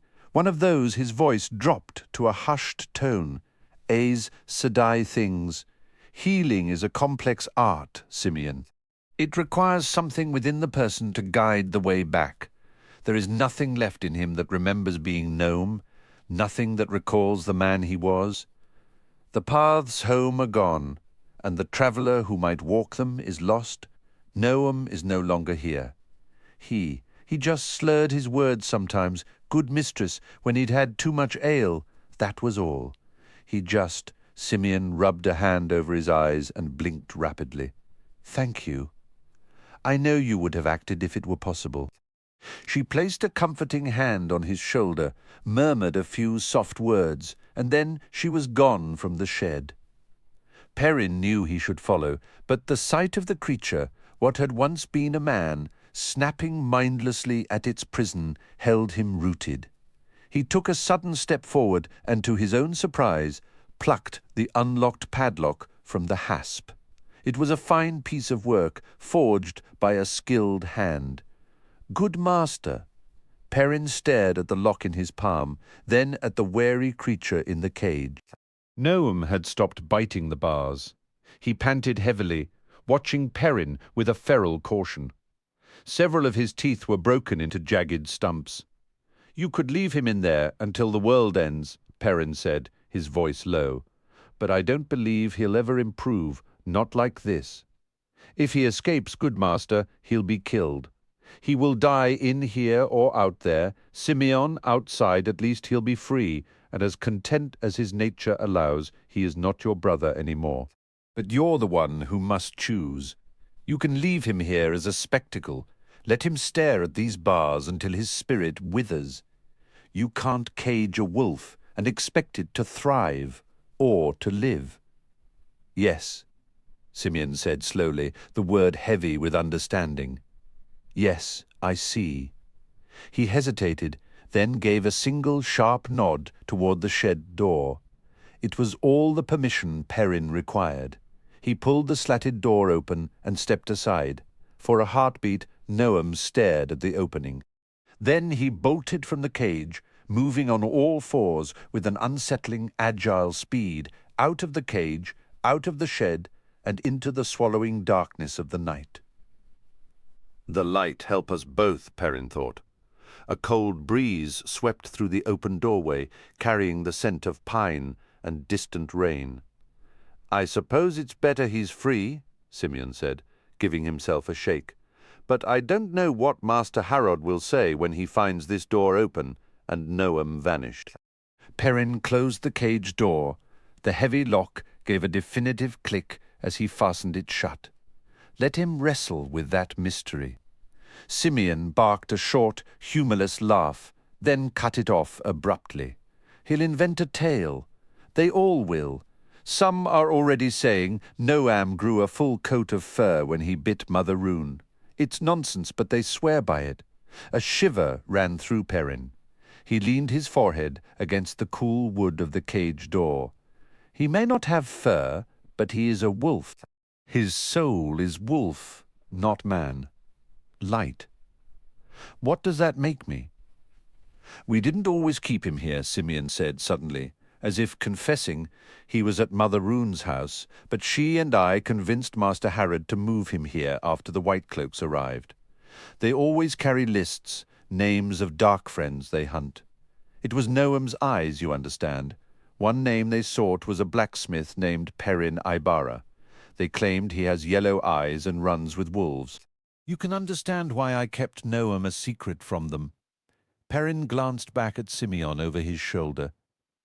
Do you believe this Perrin Ibarra is a servant of the Shadow? A servant of the Shadow wouldn't have cared whether my brother lived or died in that cage. I imagine she reached you not long after it occurred, in time to make a difference. I only wish she'd arrived in Jara a season earlier. A wave of shame washed over Perrin for ever thinking the man resembled a frog. I wish she could have helped him too, Light. I truly do it then. Struck him sharp and sudden, that the entire village likely knew about Noam, about his eyes. Simeon, could you bring a meal to my room? Master Harrod and the others had been too distracted by Loyal to notice his eyes earlier, but that would change in the common room.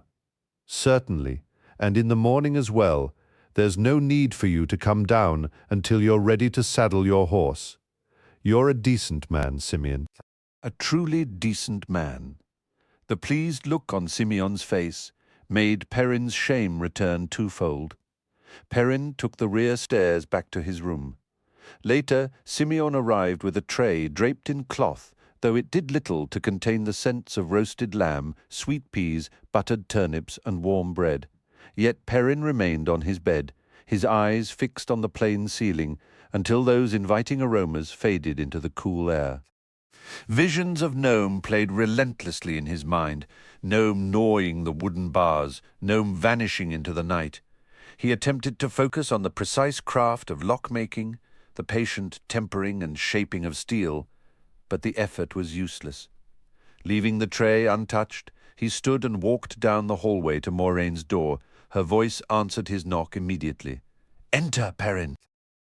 For a fleeting moment all the old tales about Aes Sedai whispered in his mind, but he shoved them down and opened the door. She was alone, a fact for which he was thankful, seated with an ink bottle perched on her knee, writing in a small, leather-bound journal. She stoppered the bottle and wiped the steel nib of her pen on a scrap of parchment without glancing up. A fire crackled in the hearth. "I have been anticipating your visit for some time," she said. "I refrained from speaking of this earlier because it was clear you did not wish it. After tonight, however, what is it you wish to know? Is that my future?" he demanded. "To end up like that? Possibly." He waited for her to continue, but she only placed the pen and ink into a polished rosewood case and gently blew on the page to dry it. "Is that all, Moiraine? Don't give me one of your elusive Aes Sedai replies. If you know anything, tell me, please." "I know very little, Perrin. While seeking other knowledge in the collection two of my associates maintain for research, I discovered a copied fragment of a text from the Age of Legends. It mentioned conditions such as yours. That fragment may be the only one in existence, and it provided scant detail." What did it say? "Anything is more than I know now." Light. I've been so worried about Rand losing his mind, I never considered I might have to fear it for myself. Perrin, even in that age, understanding was limited. The author seemed uncertain whether it was recorded fact or mere folklore, and I saw only a fragment. She wrote that some who speak with wolves lose themselves, that their humanity is consumed by the wolf. Some, whether she meant 1 in 10, or 5, or 9, I cannot say. I can block them out. I don't understand how, but I can refuse to listen. I can make myself not hear them. Will that help? It may. She studied him, weighing her words. Primarily, she wrote of dreams. Dreams can be perilous for you, Perrin? You've said that before. What do you mean by it? According to her, wolves exist partly in our world and partly in a world of dreams. A world of dreams, he said, skepticism heavy in his voice. Moiraine fixed him with a piercing look. That is what I said, and what she wrote. The manner in which wolves communicate with each other and with you is in some fashion linked to this dream world. She paused, her expression thoughtful. I can't say I fully grasp how it works, she admitted. But from what I've studied of Aes Sedai with the talent of dreaming, some spoke of meeting wolves in their dreams, wolves that even seem to guide them. You'll need to guard yourself as carefully asleep as you do awake if you mean to steer clear of them. That is, if you choose to... Choose? Perrin's voice tightened. Moiraine, I won't end up like Noam. I refuse to. She studied him, a faint, puzzled shake of her head. You talk as though every path is yours to pick, Perrin. Do not forget, you are Tavren. He turned toward the darkened window, but her words followed him. Perhaps, seeing how powerfully the pattern bends around Rand, I've overlooked the weight carried by the other 2 Tavren I found beside him. 3 from one village, all born within a month of each other. That isn't just rare, it's unheard of. Maybe you and Matt as well are woven into something far greater than either of us has guessed.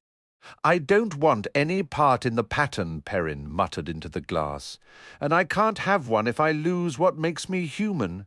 Will you help me, Moiraine? The words felt heavy, reluctant. What if her aid requires the one power? Would forgetting myself truly be worse? Help me hold on to who I am. If I can keep you whole, I will. I give you my word, Perrin. But I will not risk our fight against the shadow. You must understand that as well. When he turned back, her gaze was steady and unblinking. And if your fight means burying me tomorrow, would you do it? He felt a cold certainty that she would. What aren't you telling me? Do not overstep, Perrin, she replied, her tone turning frosty. Do not push me beyond what I deem wise. He waited a moment before asking the next. Can you do for me what you did for Lan? Can you shield my dreams? I already have a warder, Perrin. Her mouth curved, almost a smile. And one is enough. I belong to the blue Ager, not the green. You know what I mean. I don't want to be a warder. Light tied to an Aes Sedai for life? That's no better than the wolves. It would not help you, Perrin, that shielding guards against dreams from outside. The danger in your dreams comes from within. She reopened the small book on her lap. You should rest, she said, her tone closing the conversation. Be cautious in your dreams, but sleep you must. She turned a page. He left. Back in his room, he loosened his grip on himself, just a little, letting his senses stretch outward. The wolves were still there beyond the village, circling Jara like a silent waiting ring. Almost at once he clamped down again, rigid. What I need is a city, he murmured. That would keep them away after I find Rand. After we finish whatever needs finishing, he wasn't sure whether to feel relieved or dismayed that Moiraine couldn't shield him. The one power or the wolves. No man should have to choose between those. He left the fire unlit on the hearth and pushed both windows wide. Cold night air poured in. He tossed the blankets and comforter to the floor and lay down fully dressed on the lumpy mattress, not bothering to find a comfortable spot. His last conscious thought was that if anything could keep him from deep, treacherous sleep, it was that unforgiving bed. He stood in a long stone hallway, the ceiling high and glistening with damp walls streaked with strange, contorted shadows. They lay in twisted strips, cut off sharply, darker than the dim light around them. He couldn't tell where the light came from.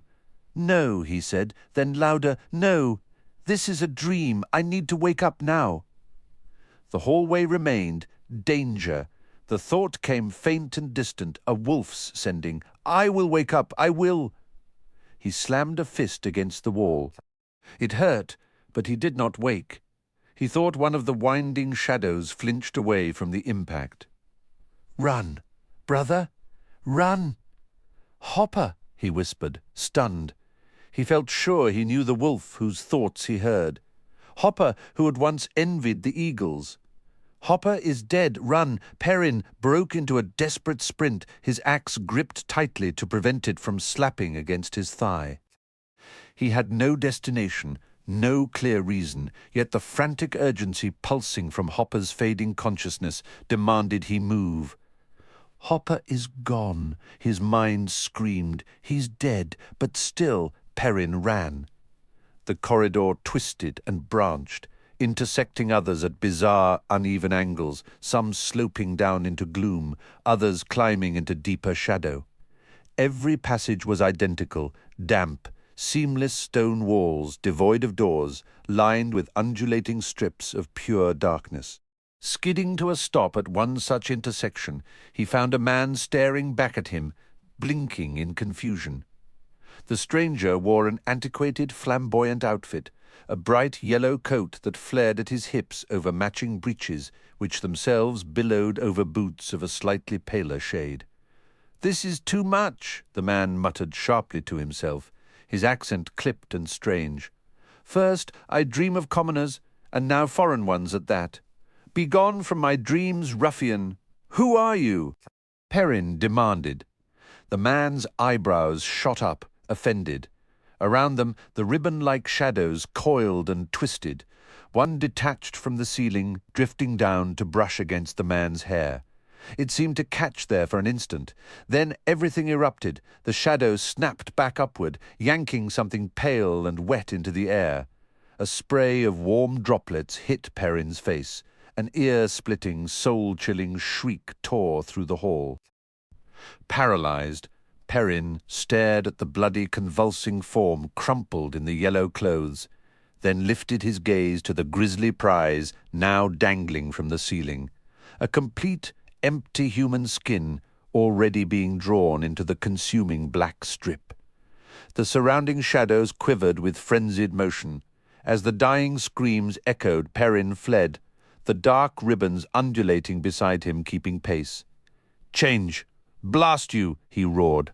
"I know this is a dream. Light burn it all. Change!" Suddenly, the grim stone melted away. He stood in a vast, serene hall where colourful woven tapestries hung between golden stands brimming with candlelight. The floor was polished white tile. The ceiling overhead was a painted sky of fluffy clouds and whimsical birds in flight. Nothing stirred save the candle flames and the still air beneath occasional pointed arches of white stone. Danger. The sending was weaker now, a faint whisper, yet thrumming with even greater desperation. Arcs ready, Perrin crept forward, whispering through gritted teeth, "Wake up! If you know it's a dream, it has to shift, or you wake. Wake up, you fool." The hall remained stubbornly real. He drew even with the first archway and peered into an enormous windowless chamber furnished like a royal palace, every chair and table ornate with gilded carvings and ivory inlay. A woman stood at its centre, her brow furrowed over a tattered manuscript. She was beautiful, with hair as black as midnight and eyes to match, dressed in gleaming white and silver. The moment he recognized her, her head snapped up. Her eyes locked on his, flashing from shock to blazing anger. "You! What are you doing here? How did you— You will unravel workings beyond your comprehension." Without warning, the scene collapsed. The room flattened into a mere image, then spun sideways, compressing into a thin, brilliant vertical line against utter blackness. The line flared white and vanished. Darkness, deeper than any night, remained at Perrin's feet. The white tile floor simply ended, its edges dissolving into the void like sand in a receding tide. He stumbled back. Run! He turned, and there stood Hopper, the great grizzled wolf, fur-scarred from countless hunts. "You died," Perrin breathed. "I watched it. I felt it." A torrent of images and emotion crashed into his mind. "Run now! You cannot be here! This danger is worse than all the Neverborn. You must leave now. Go." "How?" Perrin yelled, his voice raw with frustration. "I want to leave, but how can I?" "Go!" With a snarl, Hopper lunged for his throat. Perrin jolted awake on the bed with a choked gasp, hands flying to his neck to stem a flow of blood that wasn't there. His skin was whole. He swallowed hard, relief washing over him, but then his fingertips found a damp patch. Scrambling off the mattress in a panic, he nearly tripped before stumbling to the washstand. He grabbed the pitcher, water sloshing over the sides as he filled the basin. The water swirled pink as he scrubbed his face, pink with the blood of that oddly dressed stranger. More dark spots stained his coat and trousers. He ripped the clothes off and hurled them into the farthest corner. Let Simeon burn them. A cold draught swept through the open window. Shivering in just his shirt and small clothes, he slid down to sit on the floor, leaning back against the bed frame. The hard discomfort felt right, a fitting punishment. His thoughts soured with worry, fear, and a stubborn resolve. "I will not surrender to this. I refuse." He was still trembling when a thin, restless sleep finally took him, a half-aware state where he felt the chill of the room and his own troubled mind. Yet the nightmares that came were milder than some he'd known. Under a moonlit sky, Rand crouched among the trees, watching a broad-shouldered black dog approach his hiding spot. The old wound in his side, the one Moiraine couldn't fully mend, throbbed, but he pushed the pain aside. The faint moonlight glinted off the creature's wet, silver-like teeth. It sniffed the air and began trotting toward him. "Closer," he urged silently. "Just a little more. No warning for your master tonight." That's it. The dog was 10 paces away when it erupted into a charge, a deep growl rumbling as it bounded straight for him. The power surged within Rand. Something shot from his outstretched hands. He wasn't sure what. A bar of white light, solid as steel, liquid fire. For a heartbeat, the dog seemed to turn transparent within that brilliance, and then it was simply gone. The white light faded, leaving only a seared after-image in his vision. He slumped against a tree trunk, the rough bark scraping his cheek. A wave of relief and silent, almost hysterical laughter shook him. It worked. By the light it worked this time. It hadn't always there had been other dogs tonight. Saidin pulsed inside him, and his stomach churned with the Dark One's taint. He tasted bile. Sweat beaded on his forehead despite the cold wind, and a profound sickness threatened to overwhelm him. He longed to lie down and die. He wished for Nynaeve's remedies, or Moiraine's healing, or anything to stop this suffocating nausea. Yet Saidin also flooded him with a fierce vitality, life energy and a hyper-awareness laced through the illness. Life without it felt like a faded copy.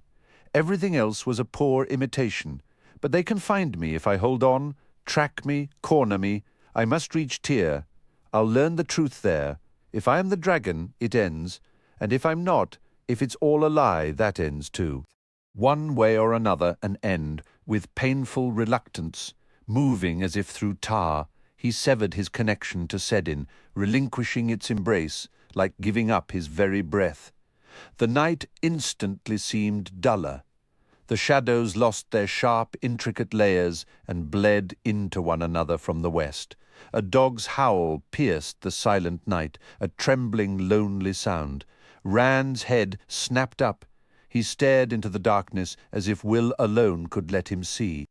A second dog answered, then another, and 2 more, together, all scattered somewhere west of him.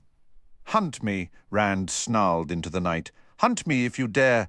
I'm no easy prey. Not any more." He pushed away from the tree, waded through a shallow, icy stream that flooded his boots and settled into a steady trot eastward. The cold water and the ache in his side were mere annoyances. The night had fallen quiet behind him again, but he paid it no mind. Hunt me, I can hunt as well. I am no easy meat, Egwene.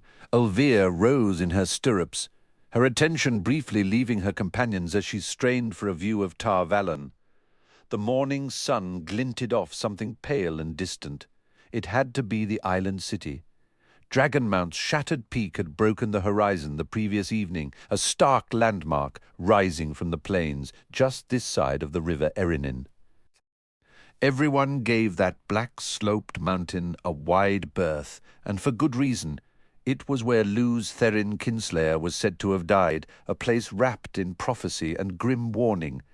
Yet Egwene's path led toward it, not away. Only in Tar Valon could she secure the training she desperately needed. "I will not be leashed again," she vowed silently, the thought shifting shape in her mind. My freedom is mine to keep.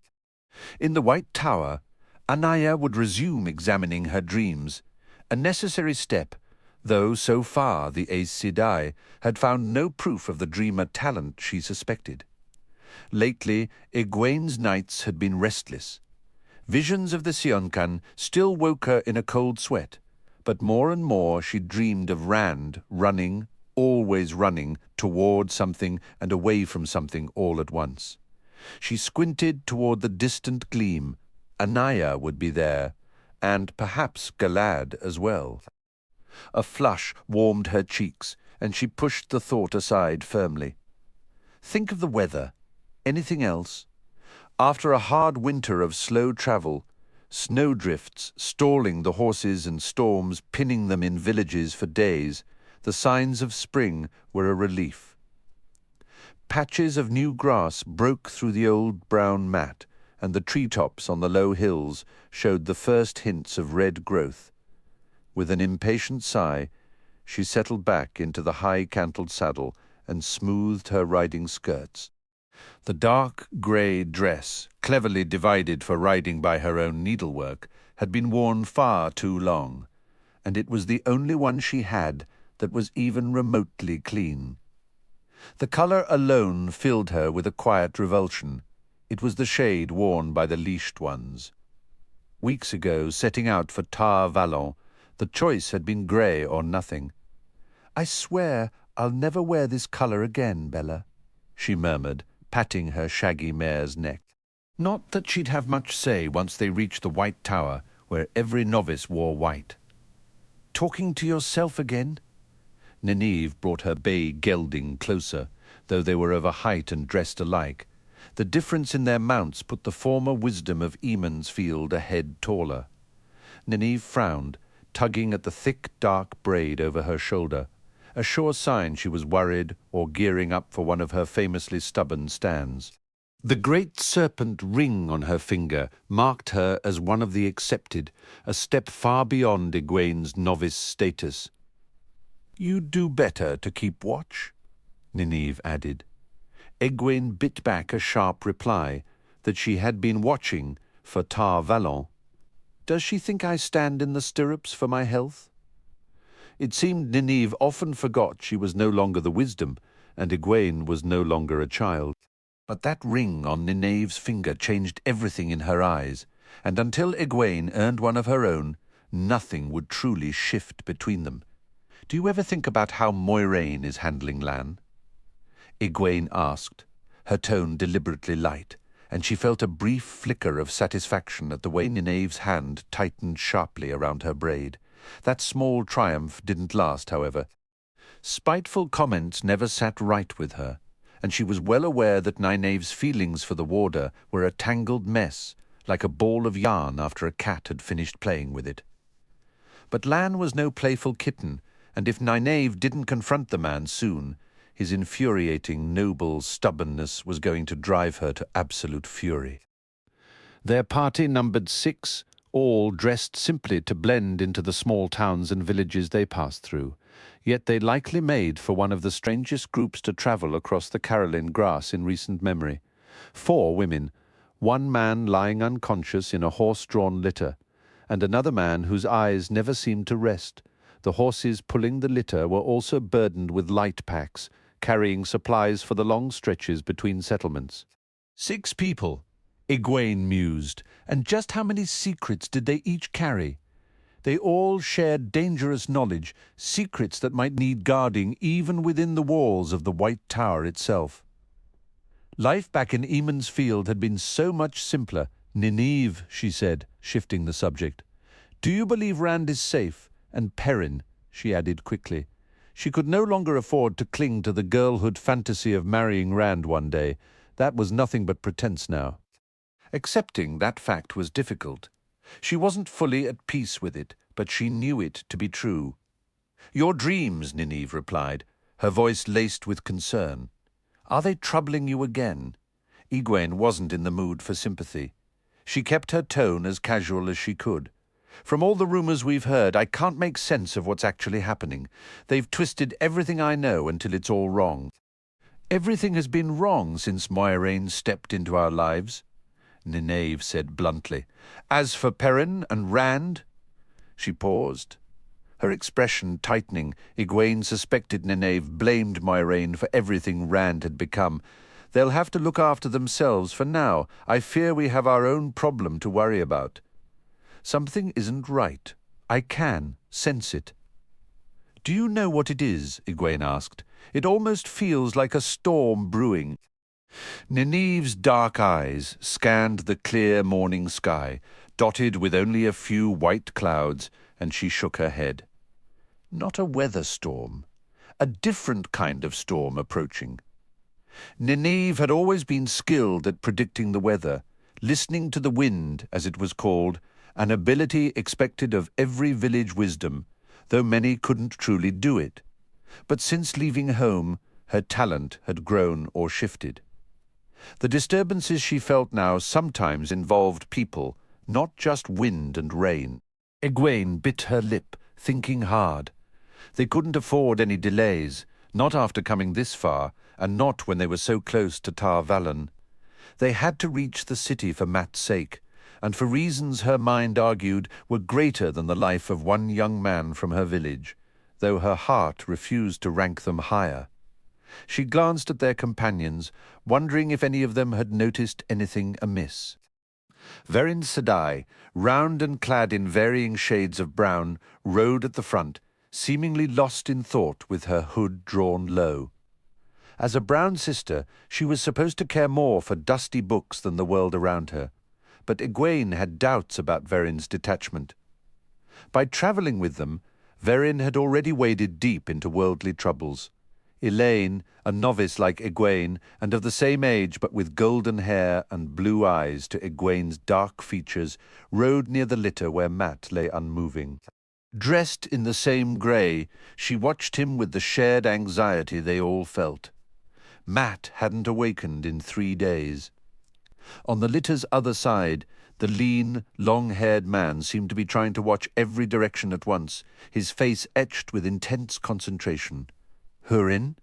Egwene said quietly, and Nynaeve gave a nod. They slowed their pace, allowing the litter to draw nearer, while Verin continued to amble ahead undisturbed. "Do you feel it, Hurin?" Nynaeve inquired. Elaine glanced up from Mat's stretcher, her attention sharpening. Under the collective gaze of the 3 women, the lean man shifted uncomfortably in his saddle, rubbing the bridge of his long nose. "Trouble," he stated, his tone clipped yet hesitant. "I've a feeling it's trouble." Though he served as a thief-taker for the King of Sienna and lacked a warrior's topknot, the well-worn short sword and notched swordbreaker at his belt spoke of long use. His years of experience had honed an uncanny sense for spotting criminals, particularly those with violence in their past. Twice, already on their journey, he had urged them to quit a village shortly after arriving. The first instance they had all refused, pleading exhaustion, yet by night's end the innkeeper and 2 locals had attempted to murder them in their sleep. They were merely common thieves, not dark friends, simply covetous of the horses and supplies. The unsettling truth was the entire village seemed complicit, viewing strangers as easy prey. They had been driven out by a mob brandishing axe handles and pitchforks. The second time, Verin had heeded Hurin's warning immediately, ordering them to ride on. Yet the thief-taker remained perpetually wary around his companions. The exception had been Mat, back when Mat could still speak. The 2 had shared jokes and dice games, provided the women weren't too near. Egwene suspected his unease stemmed from being practically alone with an Aes Sedai and 3 women training for the sisterhood. For some men, confronting a battle was simpler than facing Aes Sedai. "What manner of trouble?" Elaine asked. Her voice was calm, yet carried such an unmistakable expectation of a prompt and thorough answer that Hurin began to speak. "I catch a scent." He stopped abruptly, blinking in surprise, his eyes darting between them. "Just a feeling," he finished. "A hunch. I spotted tracks yesterday and again today. Many horses. 20 or 30 heading one way, another group going elsewhere. It makes me wonder, is all a feeling? But I'm calling it trouble. Tracks." Egwene had not noticed any. Nynaeve said sharply, "I saw nothing alarming in them." Nynaeve took pride in being as skilled a tracker as any man. They were days old. Why should they mean trouble now? "I just feel that they do," Hurin replied slowly, as if wrestling with unsaid words. He dropped his gaze, rubbing his nose and drawing a deep breath. "It's been a long while since we passed a settlement," he muttered. "Who knows what news from Falme has raced ahead of us? Our welcome may not be as warm as we hope. I'm thinking these riders could be brigands, cutthroats. We should be cautious. If Matt were on his feet, I'd scout ahead. But perhaps it's best I don't leave you alone here." Neneve's eyebrows arched. "Do you imagine we cannot take care of ourselves? The one power is little use if an arrow finds you before you can channel," Hurin said, addressing the high pommel of his saddle. "Begging your pardon, but I think I'll just ride up with Verin Sedai for a bit." He dug his heels in and galloped forward before anyone could object. "Well, that is a turn," Elaine remarked, as Hurin slowed to a respectful distance behind the brown sister. Verin gave no more sign of noticing him than she did the clouds, and he seemed content with that. "He's been keeping as far from Verin as possible since we left Toman Head. He always watches her as if afraid of what she might say next." "Respecting Aes Sedai doesn't preclude fearing them," Neneve said, then added with some reluctance, "Fearing us? If he believes there's danger, we should let him scout," Egwene stated, drawing a steadying breath and meeting the other's eyes as firmly as she could. "Honestly, if trouble found them, they could defend themselves more effectively than he could, even with 100 soldiers at his back." "He doesn't know that," Neneve said flatly, "and I'm not about to be the one to tell him, or anyone else for that matter," Elaine added, her voice tight with worry. "I can only guess what Verin would say about all this. I wish I understood just how much she already knows. Egwene, I'm not certain my mother could protect me if the Amelin discovered the truth, let alone shield the two of you. I'm not even sure she would attempt it. Elaine's mother, Morghese, ruled as Queen of Andor. She only managed to grasp a fragment of the power before departing the White Tower, though she has carried herself with the authority of a full sister ever since." "We cannot depend on Morghese," Nynaeve stated flatly. "She is safe in Caemlyn, while we will be in Tar Valon. Frankly, we may already be in deep trouble for leaving as we did, regardless of what we've recovered. Our best course is to keep our heads down, act with humility, and avoid drawing any more attention than we already have." Under different circumstances, Egwene might have laughed at the notion of Nynaeve feigning humility. Even Elaine managed a more convincing performance, but laughter felt impossible now. "And if Hurin is correct," she pressed, "if we are ambushed, he cannot hold off 20 or 30 men alone, and waiting for Verin to act could get us killed." "You mentioned sensing a storm, Nynaeve. You can feel it?" Elaine asked, her red-gold curls swaying as she shook her head. "Verin will not approve if we—" Her words faded. "Regardless of what Verin prefers, we may have no choice." "I will do whatever is necessary," Nynaeve said sharply, "if there is anything to be done at all, and you two will flee if it comes to that. The White Tower may be excited about your potential, but do not imagine they would hesitate to still you both if the Amelin's seat or the Hall of the Tower deems it required." Elaine swallowed hard, her voice growing faint. "If they would still us for such actions, they would still you as well. We should either run together or act together. Hurin has been right before. If we wish to live long enough to face trouble in the Tower, we may have to do what we must." Egwene felt a chill, still, severed from Sadar, the female half of the true source. While few Aes Sedai had ever faced that punishment, certain deeds demanded it. Novices were made to memorize the names of every sister who had been stilled and their crimes. She could always sense the source now, hovering just beyond reach, like the midday sun at her back. Even when her attempts to touch Sadar failed, the longing remained, a craving that grew stronger with each attempt, despite Shuriam Sedai's warnings about becoming too attached to the feel of the one power, to be cut off from it forever, to sense it but never grasp it again. Neither of the others seemed eager to speak further. To hide her trembling, Egwene leaned from her saddle toward the gently rocking litter. Mat's blankets had slipped, revealing a curved dagger in a golden sheath, gripped in his hand, its hilt crowned by a ruby the size of a pigeon's egg. Carefully avoiding the blade, she readjusted the blankets over his hand, Though only a few years older than her, gaunt cheeks and sallow skin made him appear aged. His chest rose and fell with a laboured, rasping breath. A lumpy leather sack rested near his feet. She tugged the blanket to cover that as well. "We must get Matt to the tower," she thought, "and the sack with him." Nineve also bent down, pressing a hand to Matt's forehead. "His fever is climbing," she said, worry etching her tone. "If only I had some worry-knot root or featherbane. Maybe if Verin attempted healing again," Elaine suggested. Nineve shook her head. She brushed Matt's hair back and sighed, straightening before she spoke. "She claims it is all she can do to keep him alive now, and I believe her. I tried healing myself last night, but nothing happened." Elaine gasped. "Sheriam Sidai says we must not attempt to heal until we've been guided step by step 100 times over." "You could have killed him," Egwene said sharply. Nineve gave a loud, dismissive sniff. "I was healing long before I ever considered going to Tar Valon, even if I didn't realize what I was doing. But it seems I need my herbs and remedies to make it work properly for me now.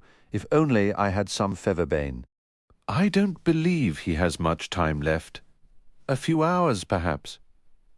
Egwene sensed that Nynaeve was almost as distressed by her own knowledge, and how she had come by it as she was by Matt's condition. It made Egwene wonder, not for the first time, why Nynaeve had ever chosen to seek training in Tar Valon. She had already learned to channel, albeit unconsciously and with sporadic control, and had survived the deadly crisis that claimed most women who channel without an Aes Sedai guide. Though Nineve claimed she wanted to learn more, her attitude often resembled a stubborn child forced to swallow bitter medicine. "We'll have him at the White Tower soon," Egwene said, trying to sound reassuring. "They can heal him there. The Armelin will see to him. She will handle everything." She carefully avoided looking toward the blanket-covered sack near Matt's feet. The other 2 women were also pointedly ignoring it. Some secrets would be a relief to finally be rid of. "Riders," Nineve announced abruptly, though Egwene had already spotted them.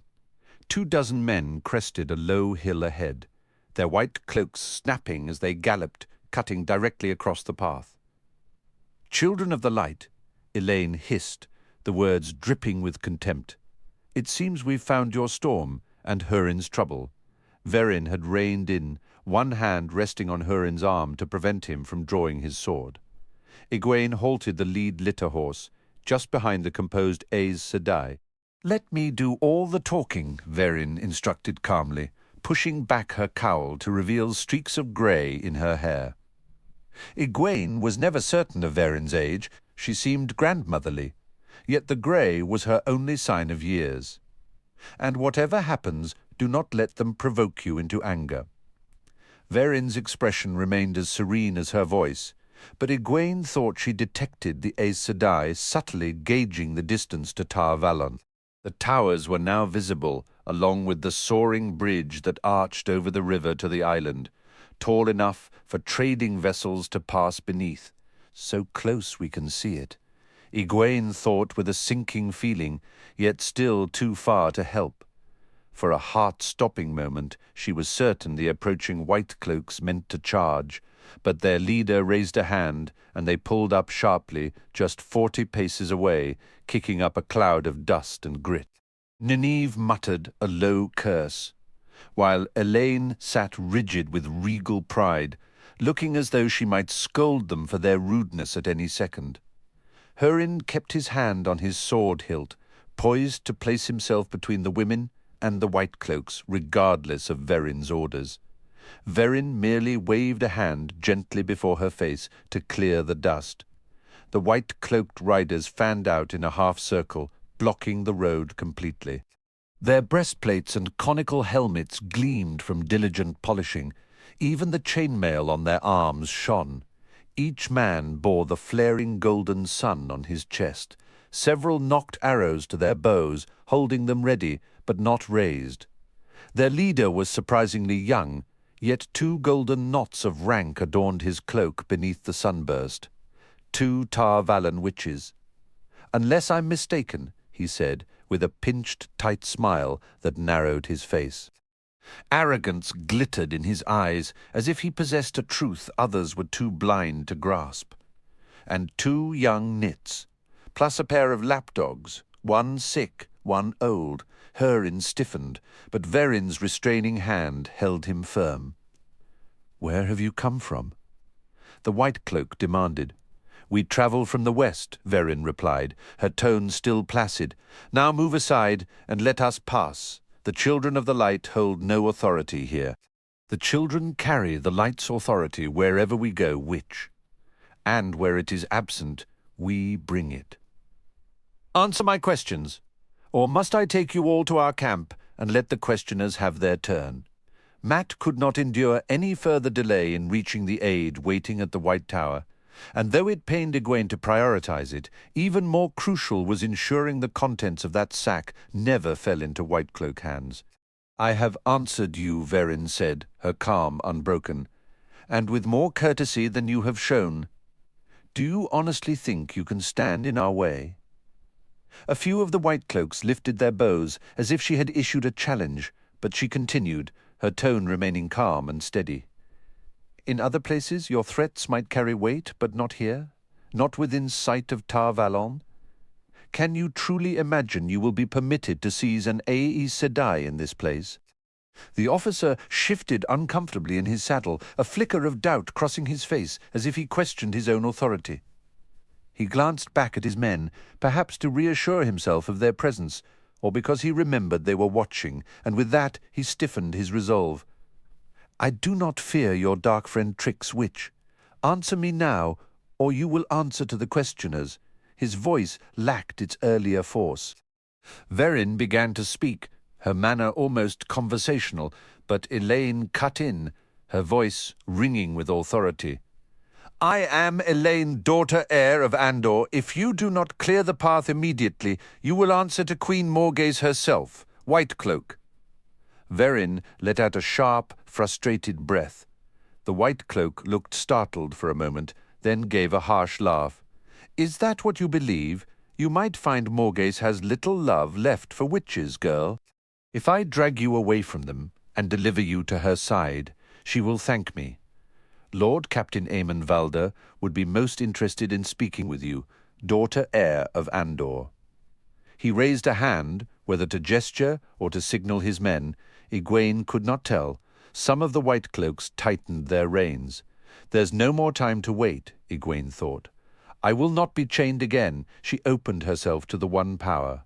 It was a practiced motion, and after so much repetition it happened far faster than her first fumbling attempt. In an instant, her mind cleared of all thought, leaving only a single rosebud adrift in the void. She was that rosebud unfolding toward the light, opening to Sedar, the feminine half of the true source. The power surged into her, a torrent of radiant ecstasy that threatened to overwhelm her senses. It was like becoming light itself, merging with the light, a feeling of pure, terrifying joy. She struggled to maintain control, focusing her will on the ground just before the White Cloak officer's horse. A small, precise patch she had no wish to kill. "You will not take me." The man's hand was still rising. With a deafening roar, the earth in front of him erupted in a narrow geyser of soil and stone that shot higher than his head. His horse screamed and reared, and he tumbled from the saddle like a dropped sack. Before he even hit the dirt, Egwene shifted her focus nearer to the other White Cloaks, and another small explosion tore through the ground. Bella sidestepped nervously, but Egwene steadied the mare with reins and knees without conscious thought. Enveloped in that serene emptiness, she was startled by a third eruption. Then a fourth, neither of her making. At the edge of her awareness, she sensed Nynaeve and Elaine, each surrounded by the telltale glow that meant they too had embraced Sedar, or been embraced by it. That aura would be invisible to anyone unable to channel, but the results were plain for all to see. Explosions harried the White Cloaks from every direction, showering them with debris, shaking them with concussive noise, sending their horses into frantic plunges. Hurin stared around, mouth agape, clearly as terrified as the white cloaks as he fought to keep the litter horses and his own mount from bolting. Verin's eyes were wide with a mix of astonishment and fury. Her lips moved angrily, but whatever she was saying was lost in the thunder, and then the white cloaks were fleeing, some dropping their bows in blind panic, galloping away as if the Dark One himself were on their heels. All except the young officer who was slowly pushing himself up from the ground. Shoulders hunched, he stared at Verin, the whites of his eyes showing all around. Dust smeared his pristine white cloak and his face, but he seemed unaware. "Kill me, then, witch," he said, his voice trembling. "Go on, kill me like you killed my father."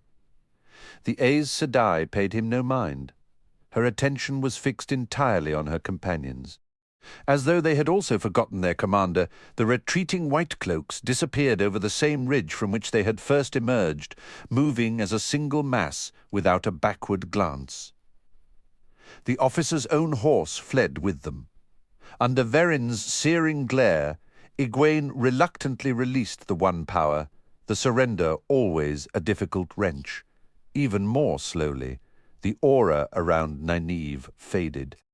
Nynaeve was scowling fiercely at the pinched-faced white cloak before them, as if he might yet spring some deceit. Elaine appeared shaken by her own actions. "What you have done," Verin began, then paused to draw a steadying breath. Her sharp gaze swept over all three younger women. "What you have done is an abomination, an absolute abomination. An Aes Sedai does not wield the power as a weapon except against shadow spawn or as a final resort to preserve her own life. The three oaths, they were about to murder us," Nynaeve cut in, her voice hot with indignation. "Murder us or drag us away for torture. He was in the very act of giving the command. It wasn't truly using the power as a weapon. Verin Sedai." Elaine held her head high, though her words trembled. "We harmed no one. We didn't even attempt to harm anyone. Surely that—" "Do not pass technicalities with me," Verin snapped. "When you are raised to full Aes Sedai, if you are ever raised, you will be bound by the three oaths, but even novices are expected to live as though already sworn, and what of him?" Nynaeve gestured sharply toward the white cloak officer, who still stood looking dazed. Her expression was strained, her anger nearly matching the Aes Sedai's. "He intended to take us captive. Mat will die if he doesn't reach the tower soon, and we cannot allow that burden to fall into any hands but the Armerlin's." Egwene noted how Nynaeve carefully avoided naming the object they carried. Verin studied the white cloak with weary resignation. "He was merely attempting to intimidate us, child. He knew perfectly well he could not force us where we did not wish to go, not without more difficulty than he was prepared to risk.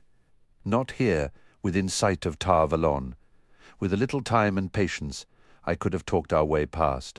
Oh, he might have tried to kill us from ambush, but no white cloak with the sense of a barnyard fowl would openly attack an Aes Sedai who is aware of his presence. Look at the mess you've created. What tales will those men spread, and what damage will it cause?" The officer's face flushed crimson at her mention of ambush. "It is no cowardice to refuse to charge the very force that shattered the world," he erupted. "You witches seek to break it again in the Dark One's service." Verin merely shook her head in exhausted disbelief. Egwene felt a pang of regret and wished she could undo some of the harm. "I am truly sorry for what I did," she told the officer. She was grateful not to be bound by the oath against lying, for her apology was only partially sincere. "It should not have happened, and I offer my regrets. I am certain Verin Sedai will heal your injuries." He recoiled as if she had suggested flaying him alive, and Verin gave a loud, dismissive sniff. "We have travelled a great distance," Egwene continued, a sudden weariness making her careless, "all the way from the Toman Head, and if I weren't so exhausted, I would never have." "Be silent, girl," Verin shouted, just as the white cloak snarled. "Toman head, Falm." "You were at Falm." He stumbled back another step, his sword half drawn from his wild expression. Egwene could not tell whether he meant to attack or merely defend himself.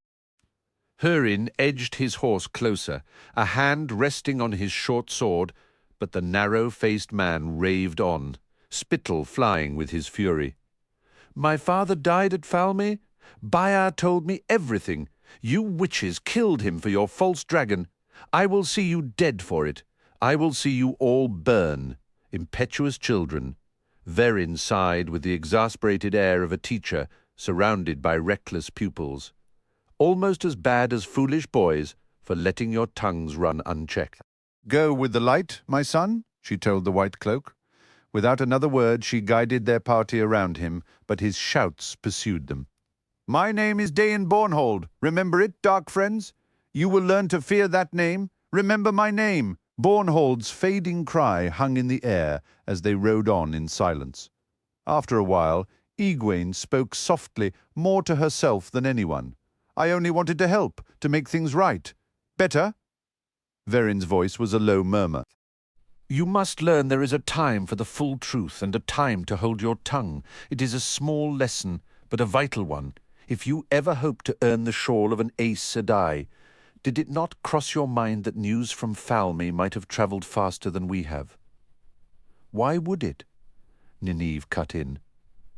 "Until now, everyone we met knew nothing but vague whispers.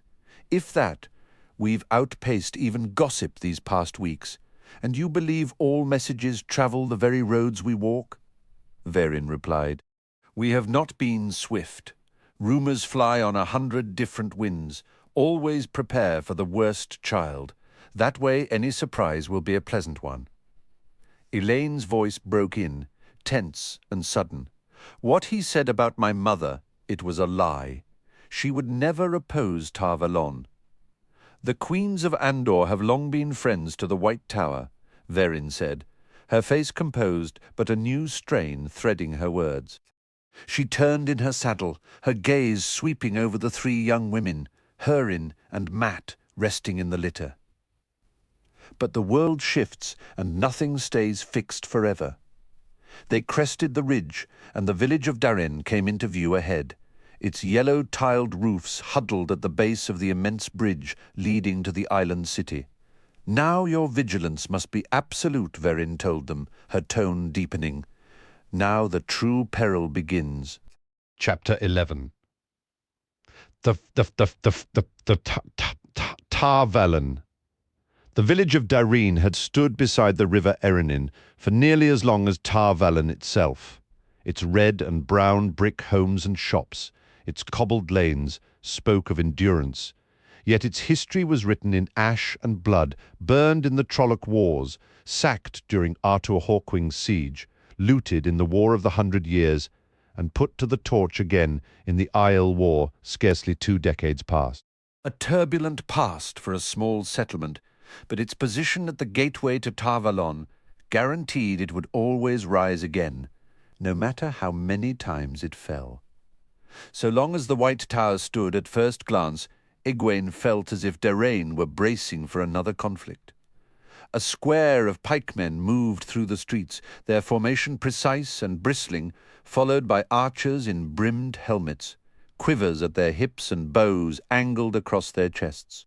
A troop of armoured horsemen, faces obscured behind barred visors, parted for Verin's party at a gesture from their officer. Every soldier bore the white flame of Tar Valon on their tunics. Yet the townsfolk carried on with their daily routines, the market crowd flowing around the soldiers, as if they were merely another fixture of village life. A handful of vendors trailed the troops, offering wrinkled winter apples and pears from cellar stores, but most shopkeepers and hawkers paid the armed procession no mind. Verin appeared equally indifferent, guiding her party through the village toward the great bridge, a soaring arch of stone lace spanning 1/2 mile of water. At its foot, more soldiers stood guard, a dozen pikemen and a knot of archers, inspecting everyone who sought to cross.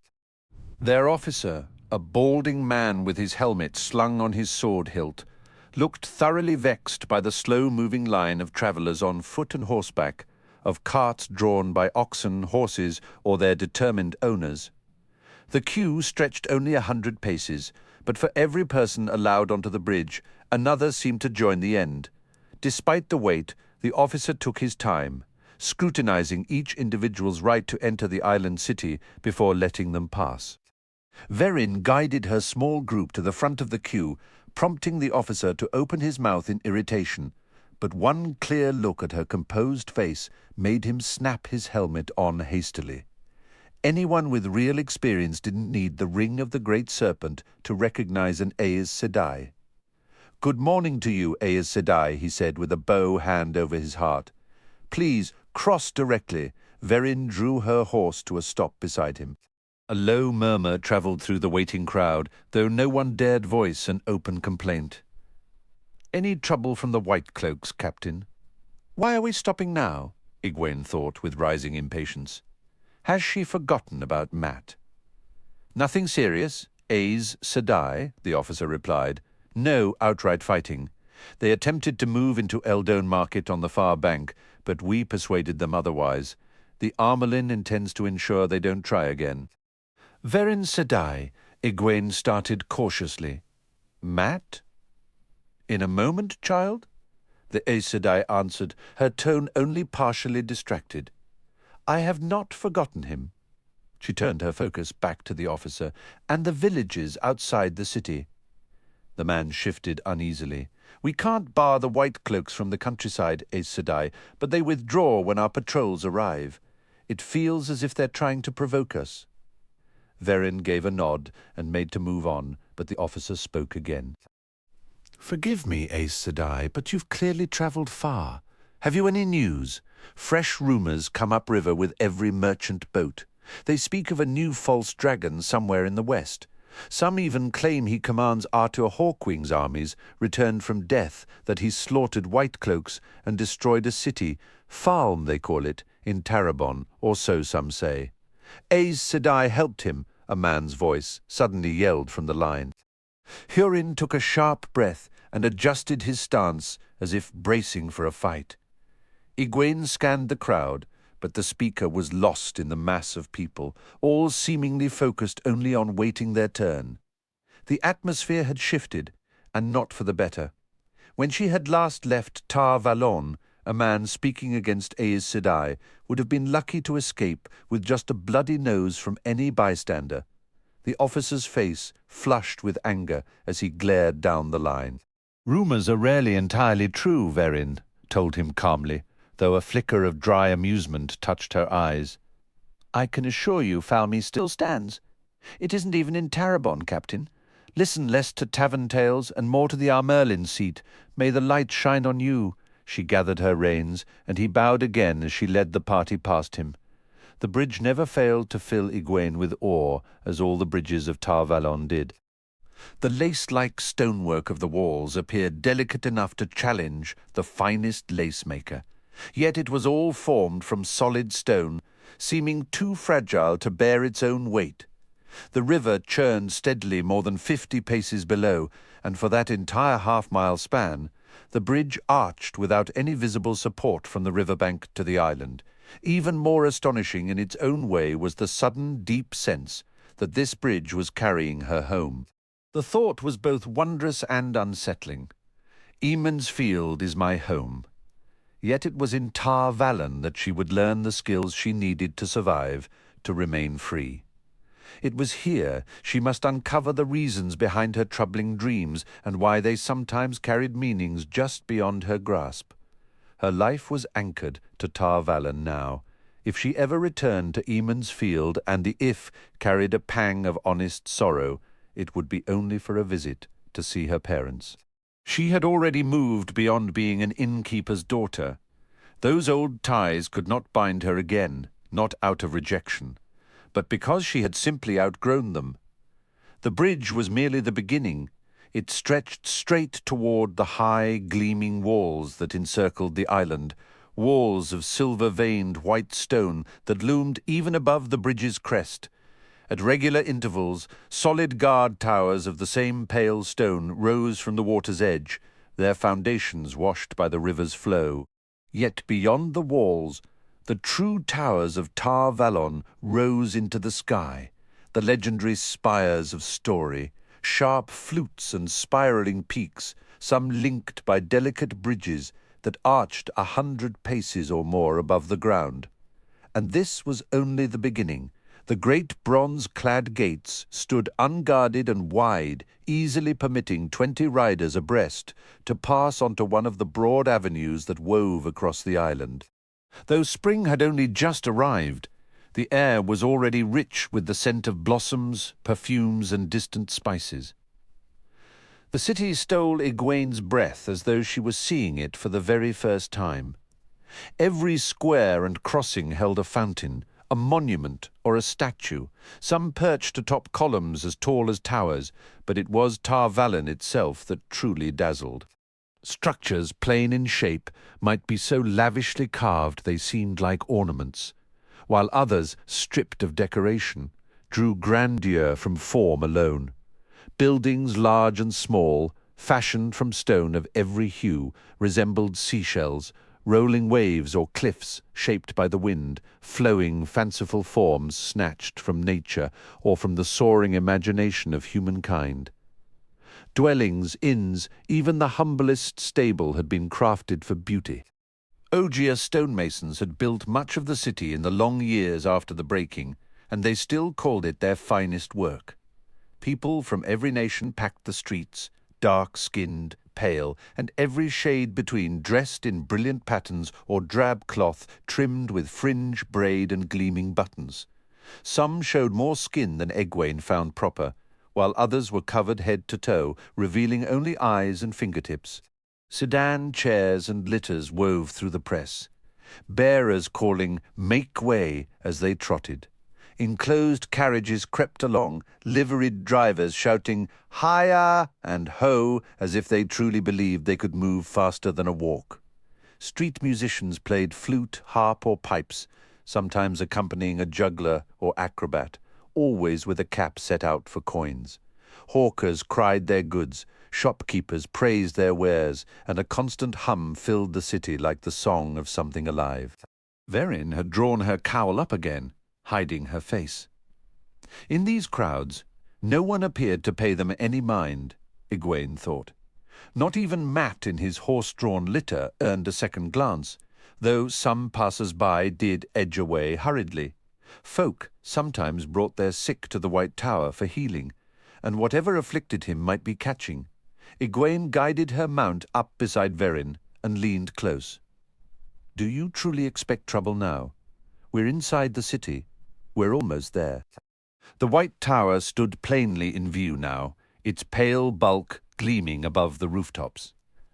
"I always expect trouble," Verin replied calmly, "and so should you, especially inside the tower. All of you must be more careful than ever. Your little displays," her mouth tightened briefly before serenity returned, "frightened off the White Cloaks, but within the tower they could bring you death or stilling." "I would never do that in the tower," Egwene protested. "None of us would." Nynaeve and Elaine had drawn near, leaving her in to tend the litter horses. They nodded, Elaine fervently, and Nynaeve, it seemed to Egwene, with a hint of reservation. "You should not do it ever again, child. You must not, under any circumstance." Verin peered at them sideways from beneath her cowl and shook her head. "And I truly hope you've learned the folly of speaking when silence is needed." Elaine's face flushed crimson. Egwene felt her own cheeks grow warm. "Once we pass onto the tower grounds, hold your tongues and accept whatever comes. Whatever comes. You know nothing of what awaits us inside, and even if you did, you wouldn't know how to face it. So keep silent." "I will do as you say, Verin Sedai," Egwene said, and Elaine echoed her. Nynaeve gave a skeptical sniff. The Aes Sedai fixed her with a steady gaze until she offered a reluctant nod. The broad avenue gave way to an immense plaza at the very heart of the city. Dominating its center was the White Tower, a blinding spear of sun-washed stone that pierced the heavens, surrounded by a complex of elegant domes and slender spires. The square itself was eerily quiet.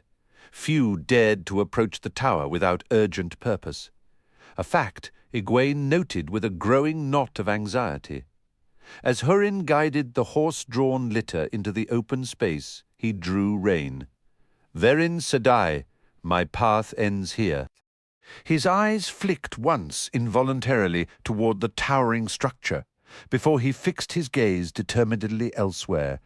Coming from a land that honored Aes Sedai was one thing, but being enveloped by their very seat of power was quite another. "You have been a steadfast companion on this long road, Húrin," Verin replied. "There is room for you to rest within the tower before you continue your journey." Húrin shook his head, a firm and final gesture. "I cannot spare a day, not even an hour.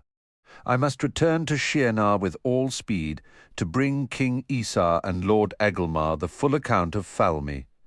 I must tell them of—" He stopped short, glancing around the nearly empty square.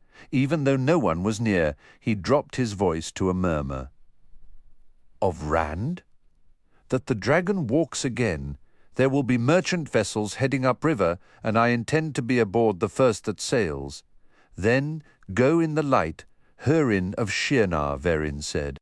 "May the light illumine your path," he answered, gathering his reins. Yet he hesitated, the leather creaking in his grip. "If you ever have need of me, send word to Fal Dara. I will find a way to come." He cleared his throat, as if the offer embarrassed him, then turned his mount and trotted away, soon swallowed by the city beyond the plaza. Nynaeve let out a frustrated sigh. Men, they are always so quick to say, "Send for me," but when trouble finds you, it never waits for a messenger. "No man could aid us where we go now," Verin stated, her tone flat and dry. "Remember? Silence is your shield." A pang of loneliness struck Egwene as Húrin departed. He had spoken little to any of them save Mat, and Verin was correct. He was just a man, as vulnerable as a child before whatever awaited them inside. Still, his leaving made their small party feel even smaller, and a part of her couldn't help but think a man with a sword at his hip was never a bad thing to have nearby. More than that, he had been a living connection to Rand and Perrin. "I have burdens enough of my own now," she told herself firmly. "Rand and Perrin will have to manage with Moiraine's guidance, and Min will undoubtedly be looking after Rand," she thought, a sharp, unwelcome spike of jealousy piercing her resolve before she could smother it. She almost managed it. With a resigned breath, she took up the lead rope of the litter. Mat was swaddled tightly, his breathing a harsh, papery sound. "Soon," she promised silently. "You will be healed soon, and then we will discover what fate has woven for us here." She wished Verin would cease her ominous hints. She wished even more that she didn't believe every one of them was justified. Verin led them along the perimeter of the tower grounds to a modest, unadorned side gate, which stood open under the watch of 2 guards. Halting, the Aes Sedai pushed back her hood and bent from her saddle to whisper to one of the men. He started visibly, then shot a look of sheer astonishment at Egwene and the others. With a hurried, "As you command, Aes Sedai," he spun and sprinted into the grounds. Verin was already moving through the gate, as if she had all the time in the world. Egwene followed with the litter, exchanging uncertain glances with Nynaeve and Elaine. What had Verin told him? Just inside the gate stood a guardhouse of grey stone, its odd shape like a 6-pointed star laid on its side. A cluster of guards loitering in the doorway abruptly ceased their conversation and bowed as Verin passed. This section of the grounds resembled a noble's parkland, with carefully tended trees, sculpted shrubs, and wide gravel pathways winding through them. Other buildings peeked through the foliage, but the tower itself overshadowed everything. The path eventually brought them to a stable-yard nestled among the trees, where grooms in leather aprons came running to take their horses. One young groom, his eyes wide with awe at the Aes Sedai's presence, fumbled with a bridle before catching himself, a flush of embarrassment colouring his cheeks, a small human moment in the shadow of immense power. Under Verin Sedai's instructions, several grooms carefully detached the litter and moved it to the side of the yard as the horses were taken toward the stables. Verin retrieved the worn leather sack from near Mat's feet, tucking it casually under her arm. Nynaeve stopped rubbing the small of her back and fixed the Aes Sedai with a sharp look. "You claimed he might only have hours left. Are we simply going to stand here?" Verin raised a hand, though whether it was that gesture or the sound of footsteps on the gravel path that silenced Nynaeve, Egwene couldn't tell. A moment later, Sheriam Sedai appeared, trailed by 3 accepted in their banded white dresses and 2 sturdy men in work coats. The mistress of novices had the high cheekbones common in Saldea, and her vivid red hair and clear green eyes made her ageless Aes Sedai face particularly striking. She regarded Egwene and the others with a calm expression, though her mouth was drawn tight. "So you've retrieved our 3 runaways, Verin. Given all that has transpired, one might almost wish you hadn't." "We didn't run," Egwene started, but Verin's voice cut through sharp as a knife. "Be quiet!" Verin fixed each of them with a stare so intense Egwene felt it could physically seal their lips. She had never seen Verin truly angry before. Nynaeve crossed her arms and muttered something under her breath, but she stayed silent. The 3 accepted behind Sheriam said nothing, though Egwene imagined their ears were straining to catch every word. Once satisfied, Verin turned back to Sheriam. "The boy must be isolated immediately. His illness is severe and poses a risk to others as well as himself. I was informed a litter required carrying," Sheriam said. With a quiet word, she directed the 2 labourers, and in moments Mat was borne away. Egwene nearly cried out that he needed aid now, but a swift, fierce glance from Verin made her swallow the words. Nynaeve was yanking her braid so hard, Egwene feared it might come loose. "I assume," Verin said, "the entire tower is aware of our return by now." "Those who aren't yet aware will be shortly," Sheriam replied. "Arrivals and departures have become the prime subject for gossip, even surpassing news from Falme or the war in Cairhien. Did you believe you could keep it secret?" Verin gathered the leather sack more securely. "I must speak with the Armelin at once. And what of these 3? Verin studied Egwene and her companions, her frown deepening. "They must be kept confined until the Armelin decides to see them. If she decides to see them, their own quarters will suffice. No cells are necessary, but not a word to anyone." Though Verin still addressed Sheriam, the final warning was clearly meant for the 3 young women. Nynaeve's brows were knitted, and she tugged her braid as if imagining it were a bell rope. Elaine's blue eyes were wide, her face paler than usual. Egwene felt a turbulent mix of anger, fear, and worry churning inside her. With a final, searching look at her travel-weary companions, Verin hurried away, the sack held close, and her cloak billowing behind her. Sheriam placed her fists on her hips and considered the 3 of them. For a fleeting second, Egwene felt a faint hope the mistress of novices was usually even-tempered, often showing a sympathetic humour even when assigning penalties. But Sheriam's voice was stern and cold. "Not a word, as Verin Sedai commanded. If any of you speaks out of turn except to answer an Aes Sedai directly, I will ensure you regret it far more than any switching or night spent scrubbing floors. Do I make myself understood?" "Yes, Aes Sedai," Egwene said, hearing the others echo the phrase, though Nynaeve's reply sounded more like a defiant challenge than an assent. Sheriam let out a low, guttural sound of pure contempt. Fewer young women arrive at the tower for training these days, but they still come. The vast majority depart without ever learning to sense the true source, let alone touch it. A handful grasp just enough to avoid self-harm before they leave. Only a tiny fraction can dream of becoming accepted, and fewer still will ever earn the shawl. It is a brutal life of relentless discipline, yet every novice claws for a foothold, desperate for that ring and that shawl. They cling on, even when terror has them weeping into their pillows each night. And then there are you three. Her voice sharpened to a razor's edge. You possess more innate talent than I've seen in a lifetime, yet you slipped away from the tower like naughty children, without leave, barely half-trained. You vanished for months. And now you ride back in as though it were a holiday outing, expecting to resume your lessons come morning. She drew a long, shuddering breath, as if containing a tempest. Faulain. The three accepted flinched as one, and a woman with dark, curling hair stepped forward. They were all older than Nineve, whose swift ascent to the accepted remained an extraordinary breach of tradition. Normally, years of novice drudgery were required to earn the great serpent ring, with more years of grueling study ahead before any hope of the shawl. "Confine them to their quarters," Sheriam commanded.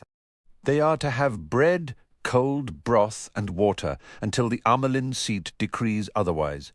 If one of them utters a single word, you have my leave to march her straight to the kitchens for a prolonged session of pot scrubbing." With a final, furious glare, she spun on her heel and strode away, her retreating posture radiating wrath. Faulain studied the newcomers with a look of grim anticipation, her gaze lingering on Nineve's stormy expression. Her round face showed no sympathy for such flagrant rule-breakers, and even less for a wilder like Nineve, a woman who had channeled the one power before ever setting foot in Tar Valon, and had skipped the novitiate entirely. Seeing that Nineve intended to swallow her rage in silence, Faulain gave a dismissive shrug. "When the Amelin summons you, you'll likely be stripped of your ability entirely." "Enough, Faulain," said another of the accepted. She was the eldest of the three, with a slender neck, coppery skin, and a naturally graceful air. "I will take charge of her," she told Nineve. "My name is Theodrin. I too am a wilder. I will enforce Sheriam Sedai's commands, but I will not torment you. Come with me." Nineve shot a fraught glance at Egwene and Elaine before sighing in resignation and allowing Theodrin to guide her away. "Wilders," Faulain muttered, making the words sound like a vile oath. She then fixed her stern stare on Egwene. The third accepted, a pretty woman with rosy cheeks, who looked as if she smiled often, took a firm position beside Elaine, her expression now forbiddingly stern. Egwene met Faulain's gaze with a forced calm, trying to mimic the aloof, silent disdain that Elaine had mastered. She'll choose the red azure for certain, Egwene thought. But it was difficult to focus on Faulain's demeanour with her own fears screaming louder. Light. What will they do to us? She was thinking of the Aes Sedai and the Tower's justice, not these junior disciplinarians. "Well, move along," Faulain snapped. "It's insult enough that I must play jailer without wasting the entire day here. Now, follow." Drawing a steadying breath, Egwene clasped Elaine's hand and obeyed. "Light, please let them be healing Mat right now." The Amelin seat.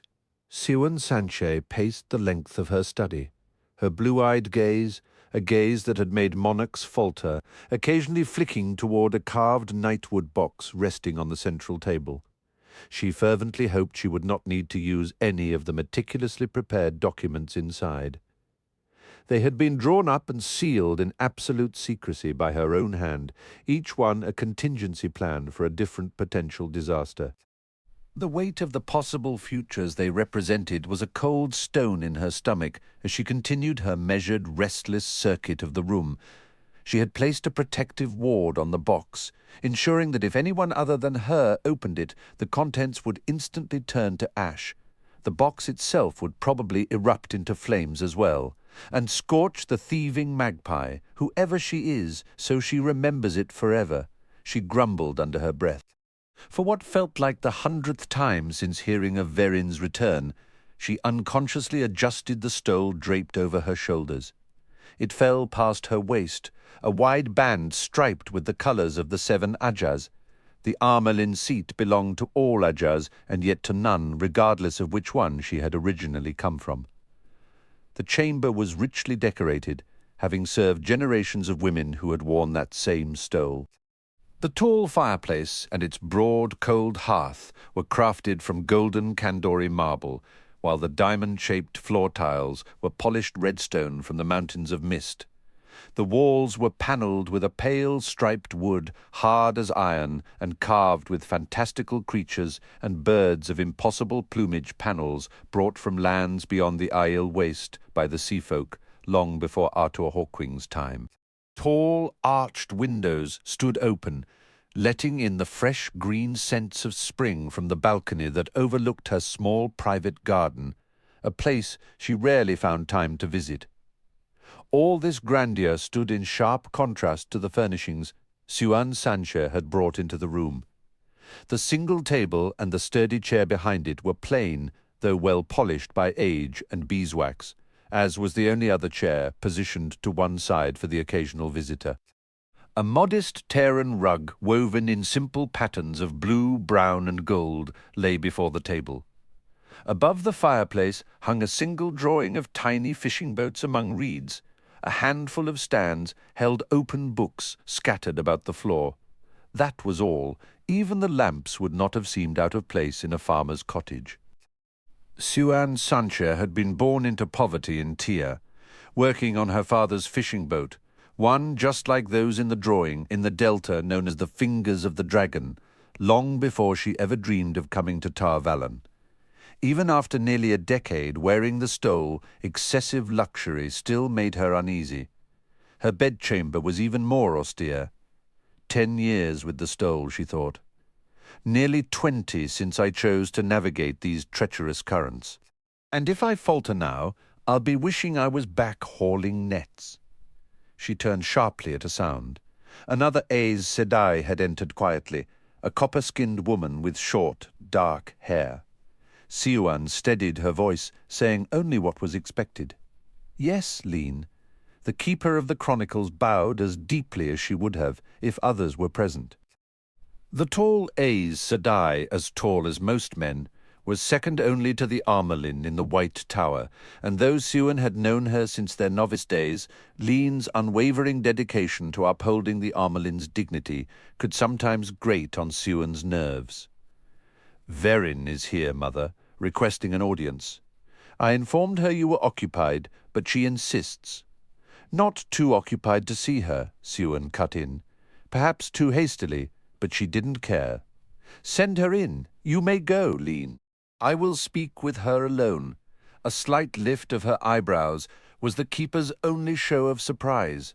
The Armelin rarely received anyone, even a queen, without the keeper in attendance. But the Armelin's word was final. Lean bowed and withdrew, and moments later Verin took her place, kneeling to kiss the great serpent ring on Siouan's finger. The brown sister carried a sizable leather satchel under her arm. "Thank you for seeing me, Mother," Verin said as she rose. "I have urgent news from Falme, and more besides. I hardly know where to start." "Start wherever you like," Siouan replied. "These rooms are warded, in case anyone is tempted to use childish eavesdropping tricks." Verin's eyebrows rose in surprise, and the Armelin added, "Much has changed since you departed. Speak. Above all, Rand al'Thor has declared himself the Dragon Reborn." A knot of tension in Siouan's chest eased. "I had hoped it was him," she murmured. "I've received accounts from sisters who could only relay hearsay, and rumors arrive with every merchant's cart and riverboat. But certainty eluded me." She drew a slow breath. "Yet I believe I can pinpoint the very day it occurred. Are you aware the 2 false dragons no longer plague the world?" "I had not heard, Mother. That is welcome news. Indeed, Mazrim Taim is held by our sisters in Saldea, and the unfortunate soul in Haddon Merk, may the light have mercy on him, was captured by the Terrans and executed immediately. No one even recalls his name. Both were taken on the identical day and by all accounts under eerily similar circumstances. They were on the battlefield, on the verge of victory, when a brilliant light suddenly flashed across the heavens, accompanied by a fleeting vision. There are a dozen tales of what was seen, but in both instances the outcome was precisely the same. The false dragon's horse reared and threw him. He was knocked senseless. His followers shouted that he was dead, then fled the field, leaving him to be captured. Some of my reports mention celestial visions at Falmey, too. I'd wager a gold crown to a mouldy biscuit. That was the very moment Randalthor made his proclamation. "The true dragon has been reborn," Verin said, almost to herself, "and thus the pattern tolerates no imitations any longer. We have unleashed the Dragon Reborn upon the world. May the light have mercy on us all." The Armelen shook her head with impatience. "We have done what was necessary, and if even the greenest novice learns of it, I'll be stilled before dawn, if not torn apart by the mob first. Me, Moiraine, Verin, and probably anyone considered a friend besides. Maintaining such a vast conspiracy with only 3 women in the know was no simple feat, especially when even a dear friend would betray them and call it a righteous duty light. But I sometimes wonder if they wouldn't be justified. At least he is safely in Moiraine's care. She will guide him and do what must be done. What else do you have to report, daughter?" In response, Verin set the leather sack on the table and withdrew a curled golden horn, its flaring bell mouth inlaid with delicate silver script. She placed the horn on the table, then looked at the Armelin with a quiet, expectant gaze. Siwan did not need to be near enough to read the inscription to know what it said. Tia mi avan moridin isende vadin. The grave is no bar to my call. The horn of Valeri, she gasped. You carried that all this way? Across hundreds of miles, with hunters scouring the land for it. Light woman, it was meant to remain with Randall Thor. "I am aware, Mother," Verin replied calmly, "but the hunters all expect to find the horn on some grand adventure, not in a sack carried by 4 women tending an ailing young man. Besides, it would do Rand no good now. What do you mean? He is destined to fight Tarmon Gaidon. The horn summons heroes from beyond the grave to fight in the last battle. Has Moiraine concocted another scheme without consulting me? This is not Moiraine's doing, Mother. We make our plans, but the wheel weaves the pattern as it wills. Rand was not the first to sound the horn. Matrim Kothan did that, and Mat now lies below, dying from his connection to the Shadar Logoth dagger, unless he can be healed here." Siwan felt a chill. Shadar Logoth, that accursed city so vile that even Trollocs feared to enter, and for good reason, by chance, or was it the pattern, a dagger from that place, had found its way into young Mat's hands, warping and poisoning him with the ancient evil that had destroyed the city. It was killing him. He is Tavren, too, after all. But Mat sounded the horn. That meant, so long as Mat lives, Verin continued. The horn of Valeri is merely a decorative horn to anyone else. If he were to die, of course, another could sound the horn and forge a new link between man and artifact. Her gaze remained steady, undisturbed by the implication of her words. Many will die before our task is complete, daughter. And who else might I use to sound it again?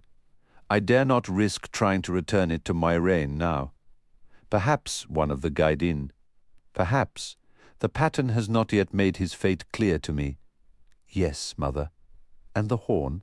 For the time being, the Armelin said after a pause, we will conceal this where only we 2 know of its location. I will decide what comes after. Verin gave a nod. As you command, Mother. Though a few hours may force one decision upon you. Is that truly all? Siwan's tone turned sharp. If so, I have 3 runaways to attend to. There remains the matter of the Sioncan, Mother. What of them?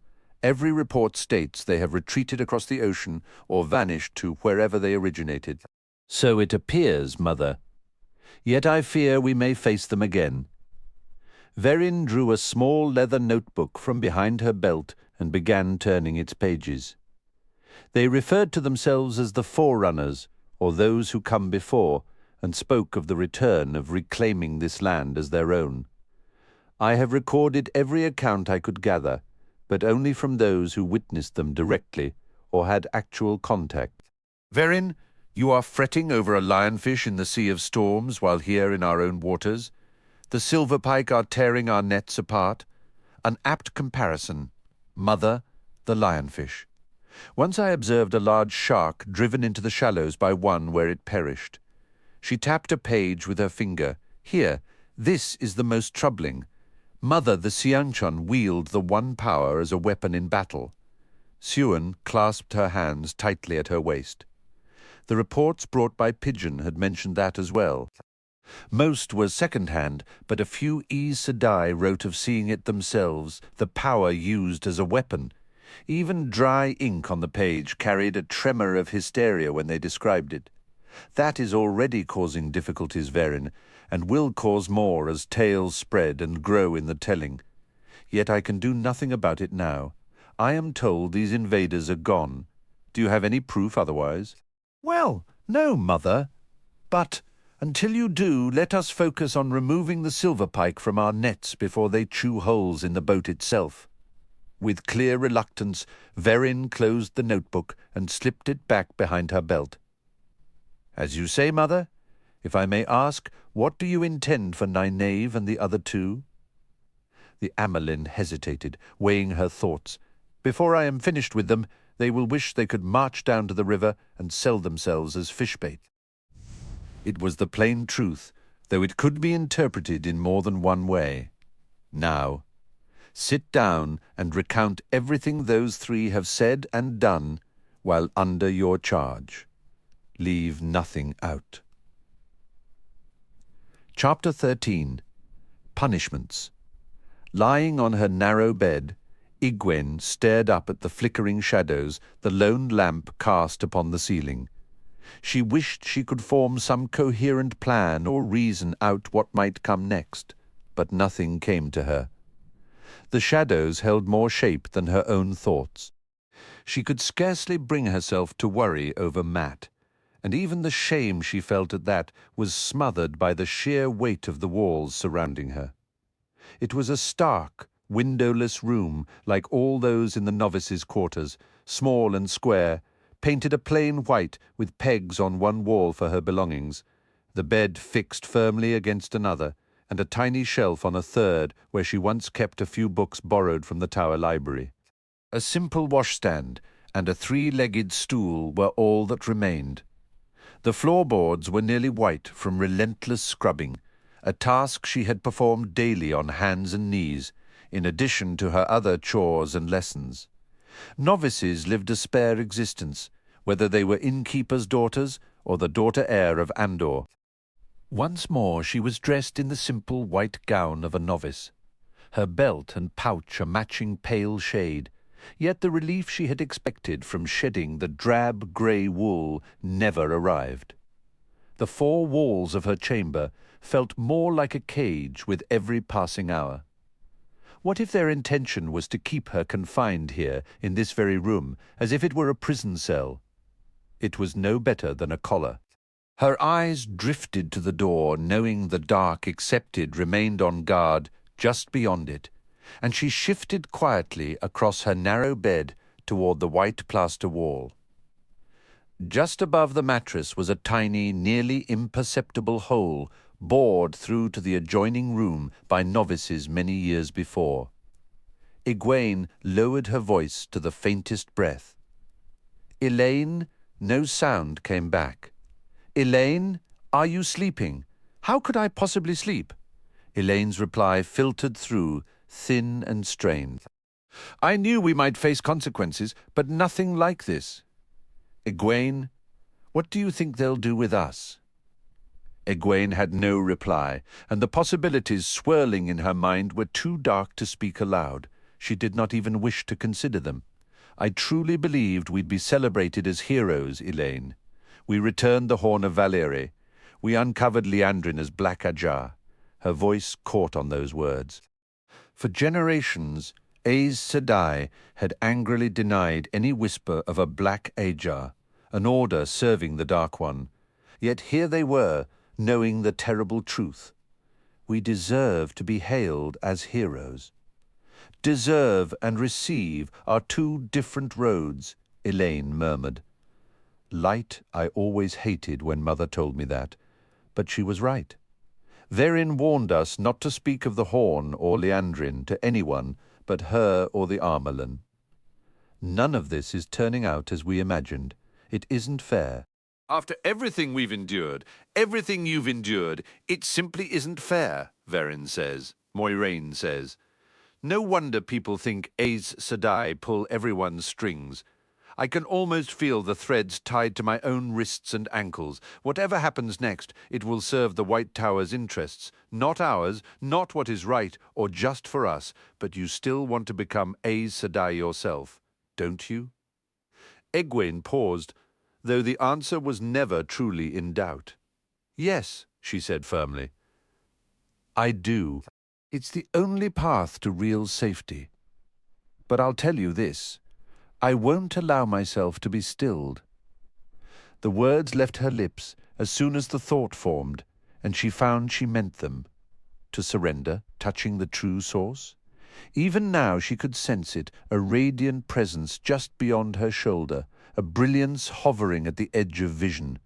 She fought the urge to reach for it, to give up that surge of life, that vitality she only felt when filled with the one power.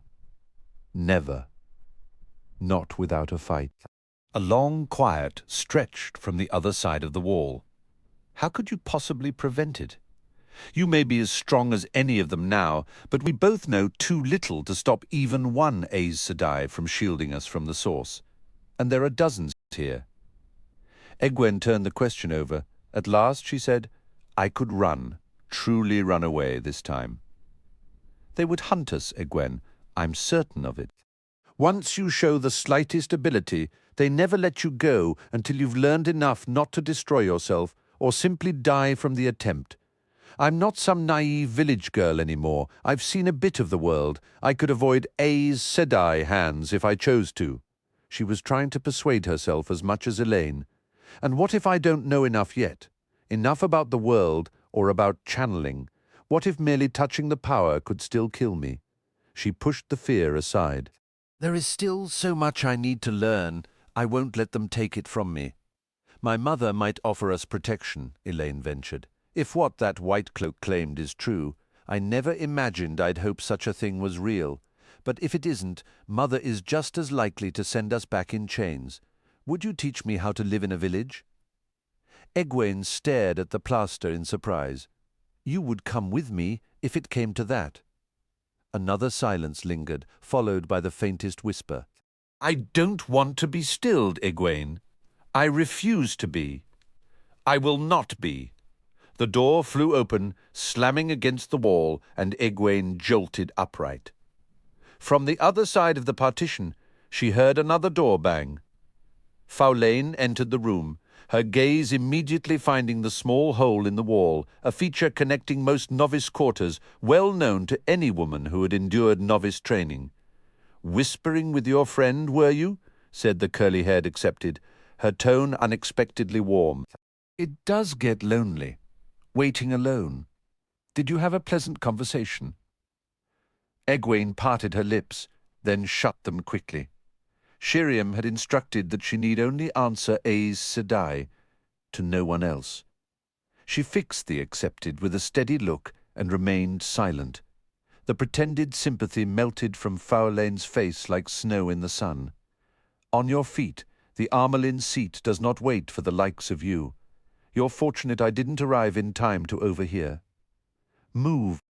Novices were expected to obey the accepted nearly as promptly as they did Aes Sedai, yet Egwene rose with deliberate slowness, taking her time to straighten her dress.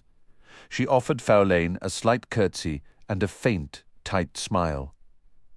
A scowl darkened the accepted's features, making Egwene's smile widen briefly before she caught herself.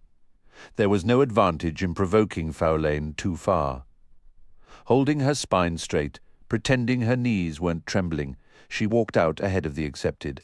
Elaine was already waiting in the corridor with the rosy-cheeked accepted, her expression fiercely resolute. Somehow she managed to convey that the accepted was merely an attendant holding her belongings.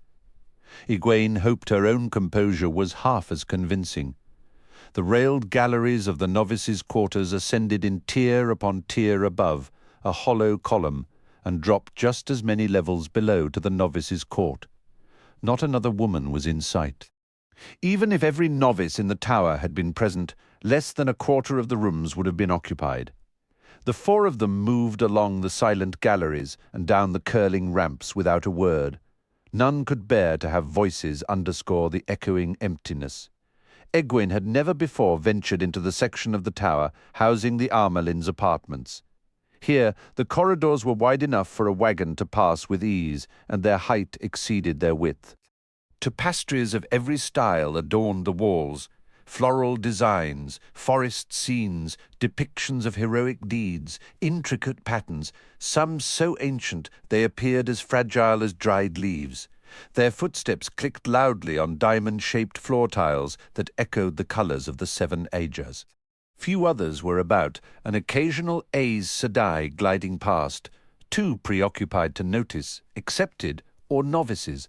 A handful of accepted scurrying with self-important haste about their duties, a scattering of servants bearing trays, mops or linens, a few novices darting on errands even faster than the servants. Nynaeve and her escort, the slender-necked accepted Theodrin, fell in with them. Neither spoke. Nynaeve now wore the white dress of an accepted banded with 7 colours at the hem, though her belt and pouch remained her own. She gave Egwene and Elaine each a reassuring smile and an embrace. Egwene was so glad to see a friendly face that she returned the hug almost without thinking, barely registering that Nynaeve was treating them like children in need of comfort. As they walked on, however, Nynaeve kept giving her thick braid an occasional sharp tug. Very few men entered this part of the tower. Egwene spotted only 2, warders strolling together in conversation, one with his sword at his hip, the other wearing his on his back. One was short and slight, the other nearly as broad as he was tall, yet both moved with a lethal, fluid grace. Their shifting warder cloaks made them disorienting to watch, parts of them sometimes seeming to blend into the tapestried walls. Egwene noticed Nynaeve watching them and shook her head inwardly. She really must do something about Lan. Whether any of us could influence another's fate after this day remained uncertain. The outer chamber leading to the Amelin Seat's private study was as impressive as any royal hall, though the simple chairs placed around for visitors offered little comfort. Egwene's attention, however, was entirely fixed on Lane Sedai. The keeper wore the slender stole marking her origin in the blue Aja, her expression as unreadable as polished stone. They were alone. Was there resistance? Lean's words were crisp, revealing neither irritation nor concern. None, Aes Sedai, replied Theodrin, and the round-faced accepted in unison. Faolain added with clear annoyance, this one had to be dragged by her collar, Aes Sedai, gesturing toward Egwene. She hesitates as if the White Tower's discipline means nothing to her. Leadership, Lean stated coolly, is neither a shove nor a tug. Faolain, report to Maris Sedai and request time to reflect on this while tending the walkways in the spring garden. With that, she sent the 3 accepted away, each offering a deep curtsy. As she dipped, Faolain shot a glare so heated at Egwene it could have scorched the air between them.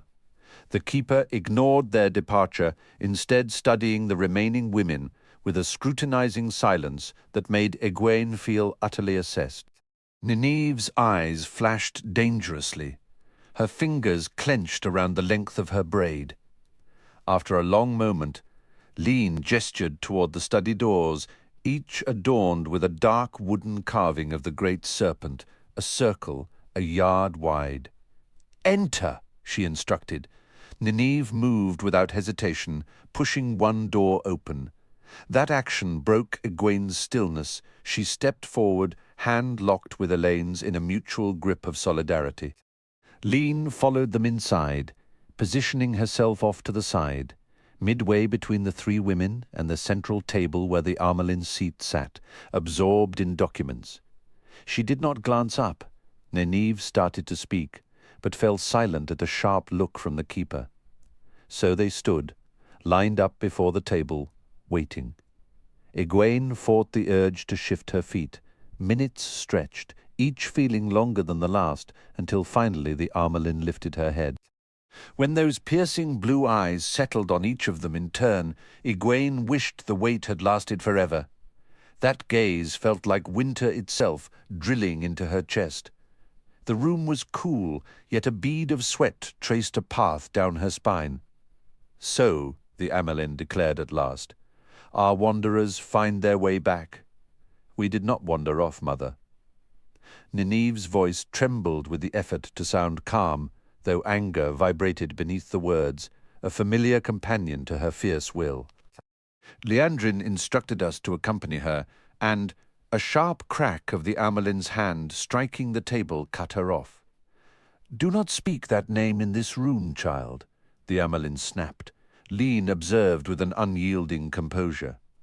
"Mother, Liandrin is Black Adja," Elaine exclaimed suddenly. "This is understood, child, or strongly suspected, which amounts to the same," the Amelin replied.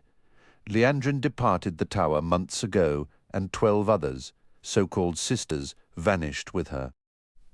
They have not been seen since before fleeing. They attempted to breach the vault, holding the Angreal and Sa'angreal, and succeeded in entering the chamber for the smaller Terangreal. Several of those artifacts were taken, including some whose purposes remain a mystery to us." Nynaeve stared in stunned disbelief, while Elaine wrapped her arms around herself as if chilled. Egwene realized she was trembling too. She had often fantasized about returning to face Liandrin, to witness her condemnation, and imagine a fitting punishment, though no punishment ever seemed severe enough for the crimes of that porcelain-faced Aes Sedai. She had even pictured coming back to discover Liandrin already gone, fleeing in fear of her return. But this reality, a calculated theft, a silent exodus, was a colder, more sinister revelation than any she had conjured in her mind.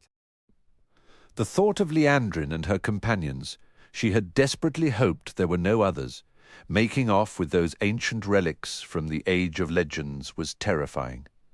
The potential for harm was incalculable. Light be praised they didn't manage to take any Sa'angreal, she reflected. Those stolen items were dangerous enough on their own. Sa'angreal functioned similarly to Angreal, amplifying the amount of the one power a channeler could safely wield, but they were exponentially more potent and incredibly scarce. Terangreal, however, were an entirely different matter, more numerous than Angreal or Sa'angreal, though still far from common.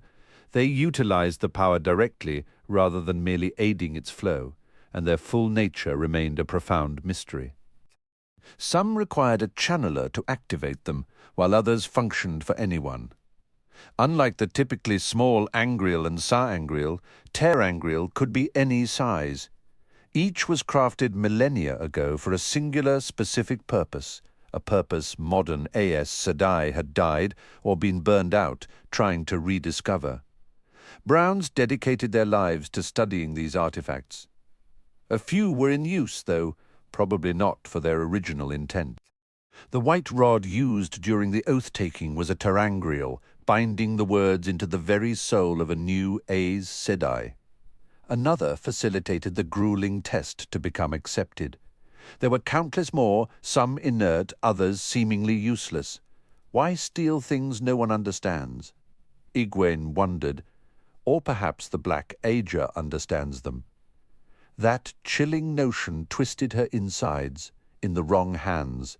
That knowledge could be as catastrophic as a Sa'angreal. "Theft," the Amelin continued, her voice as icy as her gaze, was the least of their crimes that night also saw the murder of 3 sisters, 2 warders, 7 guards, and 9 servants. A slaughter to conceal their robbery and escape. It may not be conclusive proof they belong to the Black Aja, she forced the words out, but I see no other explanation. When the water is full of blood and scales, you don't need to see the predator to know it's there. And why are we being treated like criminals? Nynaeve shot back, her temper flaring. We were deceived by a member of the Black Aja. That alone should exonerate us. The Amerlin's laugh was a short, harsh sound. Is that what you believe, child? You should be grateful that only Verin, Lean, and I, in this tower, suspect your involvement with Leandrin. If it were known, let alone that little display for the White Cloaks. Yes, Verin told me everything. If it were known you willingly left with her, the Hall would likely vote to still all 3 of you before you could blink. That isn't fair, Nynaeve protested. Lean shifted, but Nynaeve barreled on. It's not right, it's... The Amerlin simply rose to her feet. The motion alone silenced Nynaeve. Egwene thought it was a wise decision to stop. She had always considered Nynaeve the strongest person she knew, until she met the woman wearing the striped stole. Please, Nynaeve, don't lose your temper now. We're like infants before our own mother, and this mother can do far worse than send us to bed without supper. A glimmer of a path forward seemed hidden in the Amerlin's words, but Egwene couldn't quite grasp it. Mother, please, what do you intend for us? What do I intend? I intend to punish you and Elaine for leaving the tower without leave, and Nynaeve for departing the city without permission. To start, each of you will report to Sheriam Sedai's study, where I have instructed her to give you a switching you will feel for a week. The announcement had already been made to the novices, and the accepted, a fact that left Egwene blinking in surprise. Elaine let out a sharp grunt, her spine going rigid as she muttered something under her breath. Only Nynaeve appeared to take the news without visible shock. Discipline, whether it involved extra chores or other penalties, was typically a private matter between the mistress of novices and the individual summoned, usually a novice, but sometimes an accepted who had strayed too far. Sheriam always keeps these things confidential. Egwene thought, with a sinking feeling, she wouldn't have told everyone. Still, this was far better than imprisonment, better than being still. The public announcement is part of the punishment, naturally, the Amerlin continued, as if she had plucked the thought right from Egwene's mind. I have also declared that all 3 of you are assigned to the kitchens to labour alongside the scullions, until I decide otherwise. And I've allowed it to be whispered that otherwise might very well mean for the rest of your lives. Do any of you wish to object? No, Mother, Egwene said swiftly. Nynaeve would despise scrubbing pots even more than the others. It could be worse, Nynaeve. Light, it could be so much worse. Nynaeve's nostrils flared, but she gave a tight shake of her head. And you, Elaine? The Amerlin pressed. The daughter heir of Andor is accustomed to far gentler treatment. I wish to become Aes Sedai, Mother, Elaine replied, her voice steady. The Amerlin tapped a finger on a paper lying before her on the table, studying it briefly. When she looked up again, her smile held no warmth. Had any of you been foolish enough to answer differently? I had an additional penalty prepared, one that would have made you curse your mother for ever allowing your father that first kiss. Letting yourselves be lured out of the tower like careless children. Even a newborn would not have fallen into such an obvious trap. I will teach you to think before you act, or I'll use your bones to plug leaks in the sea walls. Egwene offered a silent prayer of thanks. A shiver traced its way down her spine as the Amerlin went on. Now, regarding what else I have planned for you, it appears your capacity to channel has grown remarkably since you departed the tower. You have learned a great deal, including, she added sharply, certain practices I fully intend to make you unlearn. To Egwene's surprise, it was Nynaeve who spoke. I know we have done things we should not have, Mother. I give you my word. We will strive to live as though we had already taken the 3 oaths. The Armelin gave a dismissive snort. See that you do, she said dryly. If it were within my power, I would place the oath rod in your hands this very night. But since that right is reserved for being raised to Aes Sedai, I must rely on your good sense, assuming you possess any to keep you intact. As matters stand, you, Egwene, and you, Elaine, are to be raised to the accepted. Elaine gasped, and Egwene stammered out a stunned, "Thank you, Mother." Lean shifted slightly where she stood. Egwene did not think the keeper looked pleased, not surprised. She had clearly known this was coming, but not pleased either. "Do not thank me. Your abilities have progressed too far for you to remain novices. Some will argue you do not deserve the ring, not after your actions, but the sight of you elbow-deep in greasy dishwater should quiet most of that criticism. And lest you start viewing this as some kind of reward, remember that the first weeks as one of the accepted are meant to separate the rotten fish from the fresh. Your most difficult day as a novice will feel like a fond dream compared to the mildest of your studies in the coming weeks. I suspect some of the sisters instructing you will make your trials even harsher than strictly necessary, but I do not believe you will complain. Will you? I can finally learn, Egwene thought. Choose my own studies. I can learn about the dreams, discover how to... The Armelin's smile severed her train of thought. That smile promised nothing the sisters might do to them would be restrained, so long as it left them breathing.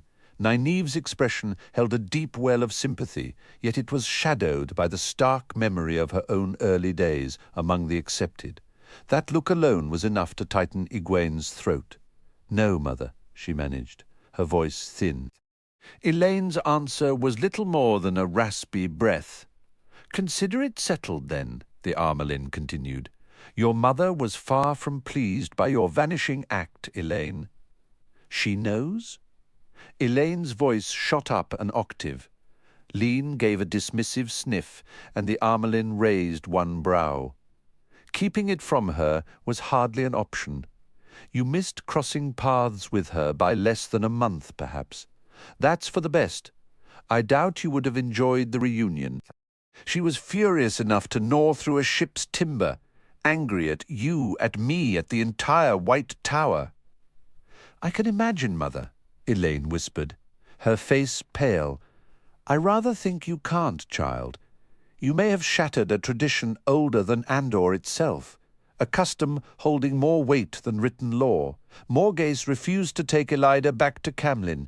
For the first time in history, the Queen of Andor journeys without an Aes Sedai advisor. She demanded your immediate return the moment you were located. I persuaded her that additional training here for a time was the safer course. She was ready to pull your brothers from their warder training as well, though they somehow talked their way out of that predicament. I still don't know the details of that particular escape. Elaine seemed to retreat inward, perhaps truly picturing her mother's legendary temper. A visible shiver ran through her. "Gawain is my brother," she murmured, almost to herself. "Galad is not. Do not indulge in childishness," the Armelin said sharply. "Sharing a father makes Galad your brother regardless of your personal feelings. I will not tolerate such petulance from you, girl. A novice might be allowed a degree of foolishness. It is not permitted for one of the accepted." "Yes, Mother," Elaine replied, her tone subdued. "The Queen left a letter for you with Sheriam." Beyond giving you a thorough scolding, I believe she states her firm intention to bring you home the instant it is deemed safe. She is convinced that in a few more months at most you'll be able to channel without the risk of self-destruction. But I wish to learn, Mother. A thread of steel returned to Elaine's voice. I wish to become Aes Sedai. The Armelin's smile was bleaker than before. It's just as well you feel that way, child, because I have no intention of letting Morghese reclaim you. You possess the potential to be stronger in the power than any Aes Sedai in a millennium, and I will not release you until you earn both the shawl and the ring. Not if I have to work you to the bone to see it done. I will not let you go. Is that understood? Yes, mother. Elaine sounded distinctly uneasy, and Egwene couldn't blame her. Trapped between Morghese and the White Tower was like a scrap of cloth between two fighting hounds, caught between the Queen of Andor and the Amelin seat. If Egwene had ever felt a flicker of envy for Elaine's royal birth and future throne, it vanished completely in that moment. The Amelin's manner shifted to brisk efficiency. Lean, escort Elaine down to Shiriam's study. I have a few more words for these other two words I doubt they will find pleasant. Egwene and Nynaeve shared a look of sudden, mutual concern. For an instant, the strain between them was forgotten. What could she possibly have to say to us that doesn't include Elaine? Egwene wondered. I don't care, as long as she doesn't try to halt my training. But why exclude Elaine? Elaine winced at the mention of the mistress of novices' study, but she straightened her shoulders as Lean approached. As you command, mother, she said with formal grace, executing a flawless curtsy, her skirts sweeping out around her. So shall I obey. She followed Lean from the room, her head held high. The Amelin seat did not speak immediately. She moved to the tall, arched windows, gazing out over the balcony to the gardens below, her hands clasped tightly behind her back. Several minutes passed in silence before she finally spoke, still facing away from them. I have contained the worst of the rumors, but for how long? The servants remain unaware of the stolen Terangriel, and they have not linked the recent deaths to Liandrin and the others' departure. Managing the rumors was no simple task, given how gossip spreads. People are convinced dark friends were behind the deaths, and they are right. Whispers are already drifting into the city, that dark friends infiltrated the tower, that they committed murder. There was no stopping that tale. It tarnishes our standing, but it's still preferable to the truth. At least no one outside these walls, and precious few within, realize Aes Sedai was slain. The very idea of dark friends inside the White Tower makes my skin crawl. I've spent a lifetime denying such a thing could happen. I refuse to let them fester here. I'll find them, reel them in, and leave them hanging in the sun, like caught fish. Nynaeve shot Egwene a hesitant glance, one that mirrored Egwene's own unease, before drawing a steadying breath. Mother, is there more punishment awaiting us, beyond what you've already decreed? The Armerlin turned her head toward them, her eyes shadowed. More punishment? You could certainly call it that. Some will claim I've handed you a gift by raising your station. Now you'll feel the true sting of that rose's thorns. She moved briskly back to her chair and sat, then seemed to lose her momentum once more, or perhaps uncertainty crept in. Seeing the Amelin hesitate made Egwene's stomach knot. The Amelin seat was always certain, always calmly fixed on her course. She embodied strength itself. Despite Egwene's own raw power, the woman across the table possessed the knowledge and experience to wrap her around a spindle. To witness that steady presence falter, like a girl poised to dive into murky water, unsure of its depth or what lay beneath, sent a chill straight through Egwene. What did she mean, the true sting of the thorns? Light, what does she intend for us? Fingering a carved black box on the table, the Amelin gazed at it as if seeing something far away. It comes down to who I can trust, she murmured. I should be able to rely on Lean and Shiriam at the very least. But dare I, Verin? Her shoulders shook with a soundless laugh. I already trust Verin with more than my own life. But how far can that stretch? Moiraine? She fell quiet a moment. I have always believed I could trust Moiraine. Egwene shifted uncomfortably. How much did the Armelin truly know? She couldn't possibly ask, not the Armelin seat. Do you know a young man from my village? Someone I once imagined marrying is the Dragon Reborn?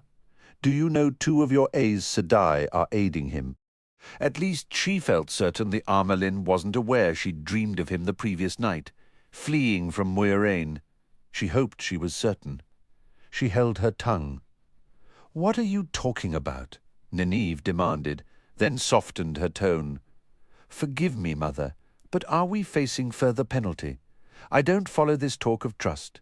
If my opinion matters, I wouldn't trust Moiraine as far as I could throw her." "Is that your opinion?" the Armelin said. "1 year away from your village, and you believe you know the world well enough to decide which Aes Sedai to trust? You're like a sailor who's just learned to raise a sail, claiming to navigate a storm." She didn't mean anything by it. Mother Egwene cut in, though she knew Nynaeve meant every word. She threw a cautioning look Nynaeve's way. Nynaeve gave her braid a sharp tug, but held her silence. "Well, who can say?" the Armelin mused. "Trust can be as slippery as a bucket of eels. The fact remains, you two are what I have to work with, slender reeds though you may be." Nynaeve's lips thinned, though her voice remained even. "Slender reeds, Mother," the Armelin continued as if she hadn't spoken. "Liandrin tried to shove you headfirst into a weir, and she may have fled because she learned you were returning and could expose her. So I'm forced to believe you aren't. Black Ajar." She muttered under her breath, "I'd rather chew on scales and guts, but I suppose I'll have to grow accustomed to saying that name." Egwene stared in stunned silence. "Black Ajar. Us light?" But Nynaeve snapped. "We absolutely are not. How dare you even suggest such a thing? How dare you even suggest such a thing?" "Then test me, child, if you doubt it," the Amerlin replied, her tone like iron. "You may wield the power of an Aes Sedai on occasion, but you are not one, not by a long road." "Well? Speak your piece if you must. I vow you will weep for my forgiveness before I am done. A thin reed am I. I will snap you like one. My patience is at an end." Nynaeve's lips moved soundlessly. Finally, she gave herself a sharp shake, drew a steadying breath, and when she spoke, the edge in her voice was finely honed but controlled. "I beg your pardon, Mother, but you must not think we are not. We would never commit such an act." Wearing a tight, compressed smile, the Armelin settled back into her chair. "So you can master your temper when it serves you. I needed to know that." Egwene wondered how much of this had been a test. A certain tightness around the Armelin's eyes hinted that her patience might indeed be worn thin. "I wish a path had existed to raise you to the shawl, daughter. Verin reports you already wield as much strength as any woman in the tower." "The shawl," Nynaeve breathed out, stunned. "Me? An Aes Sedai?" The Armelin made a slight, dismissive gesture, though her expression held genuine regret. "No use longing for the impossible. I could hardly make you a full sister and then send you to scrub pots in the same breath. And Verin also notes you still cannot channel consciously unless rage grips you. I was prepared to sever you from the true source if you so much as looked ready to embrace Sadar. The final tests for the shawl demand you channel while holding perfect calm under extreme pressure. Even I cannot, and would not, override that requirement." Nynaeve appeared utterly dazed, staring at the Armelin with her mouth agape. After a moment, Egwene found her voice. "I don't understand, Mother." "I suppose you wouldn't," the Armelin said. "You two are the only souls in this tower, I can be absolutely certain, are not of the Black Ajar." She still spoke the name with a twist of distaste. "Liandrin and her 12 have fled, but did all of them go, or did they leave some behind, like a hidden stump in shallow water that you don't see until it rips a hole in your boat? I may not learn the truth until it is too late, but I will not let Liandrin and the others escape justice for what they have done. Not for the theft, and certainly not for the murders. No one kills my people and walks away unscathed, and I will not allow 13 trained Aes Sedai to serve the Shadow. I mean to find them and silence them. I fail to see what this has to do with us," Nynaeve said slowly, her expression suggesting she did not like the direction of her own thoughts. Just this, child. You two are to be my hounds, tracking the Black Ager. No one will suspect you. A pair of half-trained accepted I have publicly shamed. That is madness. Nineve's eyes had gone wide the moment the words Black Ager were spoken, and her knuckles were white where she gripped her braid. She bit off each word as if spitting it out. They are all full Aes Sedai. Egwene has not even been raised to the accepted yet. And you know I cannot channel enough to light a candle unless I am in a fury, not by my own will. What possible chance would we have? Egwene nodded in frantic agreement. Her tongue felt glued to the roof of her mouth. Hunt the Black Ager? I would rather hunt a grizzly bear with a willow switch. She is only trying to frighten us further, to punish us more. She must be. If that was the Armelin's aim, she was succeeding all too well. The Armelin was nodding as well. Every word you say is true, yet each of you surpasses Liandrin in raw power, and she was the strongest among them. But they are trained, and you are not. And you, Nynaeve, do have limitations, for now still. When you lack a proper oar, child, any plank will do to paddle the boat to shore. But I would be useless. Egwene blurted, her voice emerging as a frightened squeak. She was too terrified to feel shame. She means it. Light help me, she truly means it. Liandrin handed me over to the Seanchan, and now she wants me to hunt 13 more like her? My studies, my lessons, the hours in the kitchens. An Aes Sedai would undoubtedly keep testing me to see if I possessed the talent of dreaming. Between that and my regular studies, I'd scarcely have a moment left for sleep or meals. How could I possibly hunt anyone? You will make the time, the Armelin replied, her tone once more cool and detached, as if hunting the Black Ager were no more demanding than tidying a room. As one of the accepted, you select your own studies within certain boundaries, and you set your own schedule. The rules are somewhat more flexible for the accepted. Somewhat they must be found, child. Egwene glanced toward Nynaeve, but Nynaeve's question was about Elaine. Why isn't she part of this? It can't be because you suspect her. Is it her position as daughter heir of Andor? A direct hit on your first attempt, child. I would include her if I could, but currently Queen Morghese is creating enough difficulties for me. Once I have her guided and persuaded back onto the correct path, perhaps Elaine can join you. Perhaps then leave Egwene out as well, Nynaeve stated firmly. She's scarcely more than a girl. I will handle the hunting for you. Egwene began to object. I am not a child. But the Armelin spoke over her. I am not using you as bait, child. If I had 100 like you, I would still wish for more, but there are only you two, so 2 I will use. Nynaeve, Egwene said, confusion, tightening her voice. I don't understand. Are you saying you actually want to do this? It's not about wanting to, Nynaeve replied, a weary edge to her words, but I'd rather be actively hunting them than sitting in a classroom wondering if the sister teaching me is secretly a dark friend.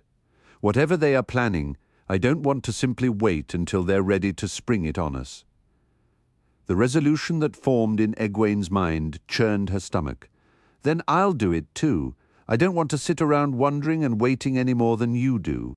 Nynaeve started to speak, and Egwene felt a sudden welcome flash of anger cutting through her fear. And don't you dare say I'm too young again. At least I can channel when I choose to.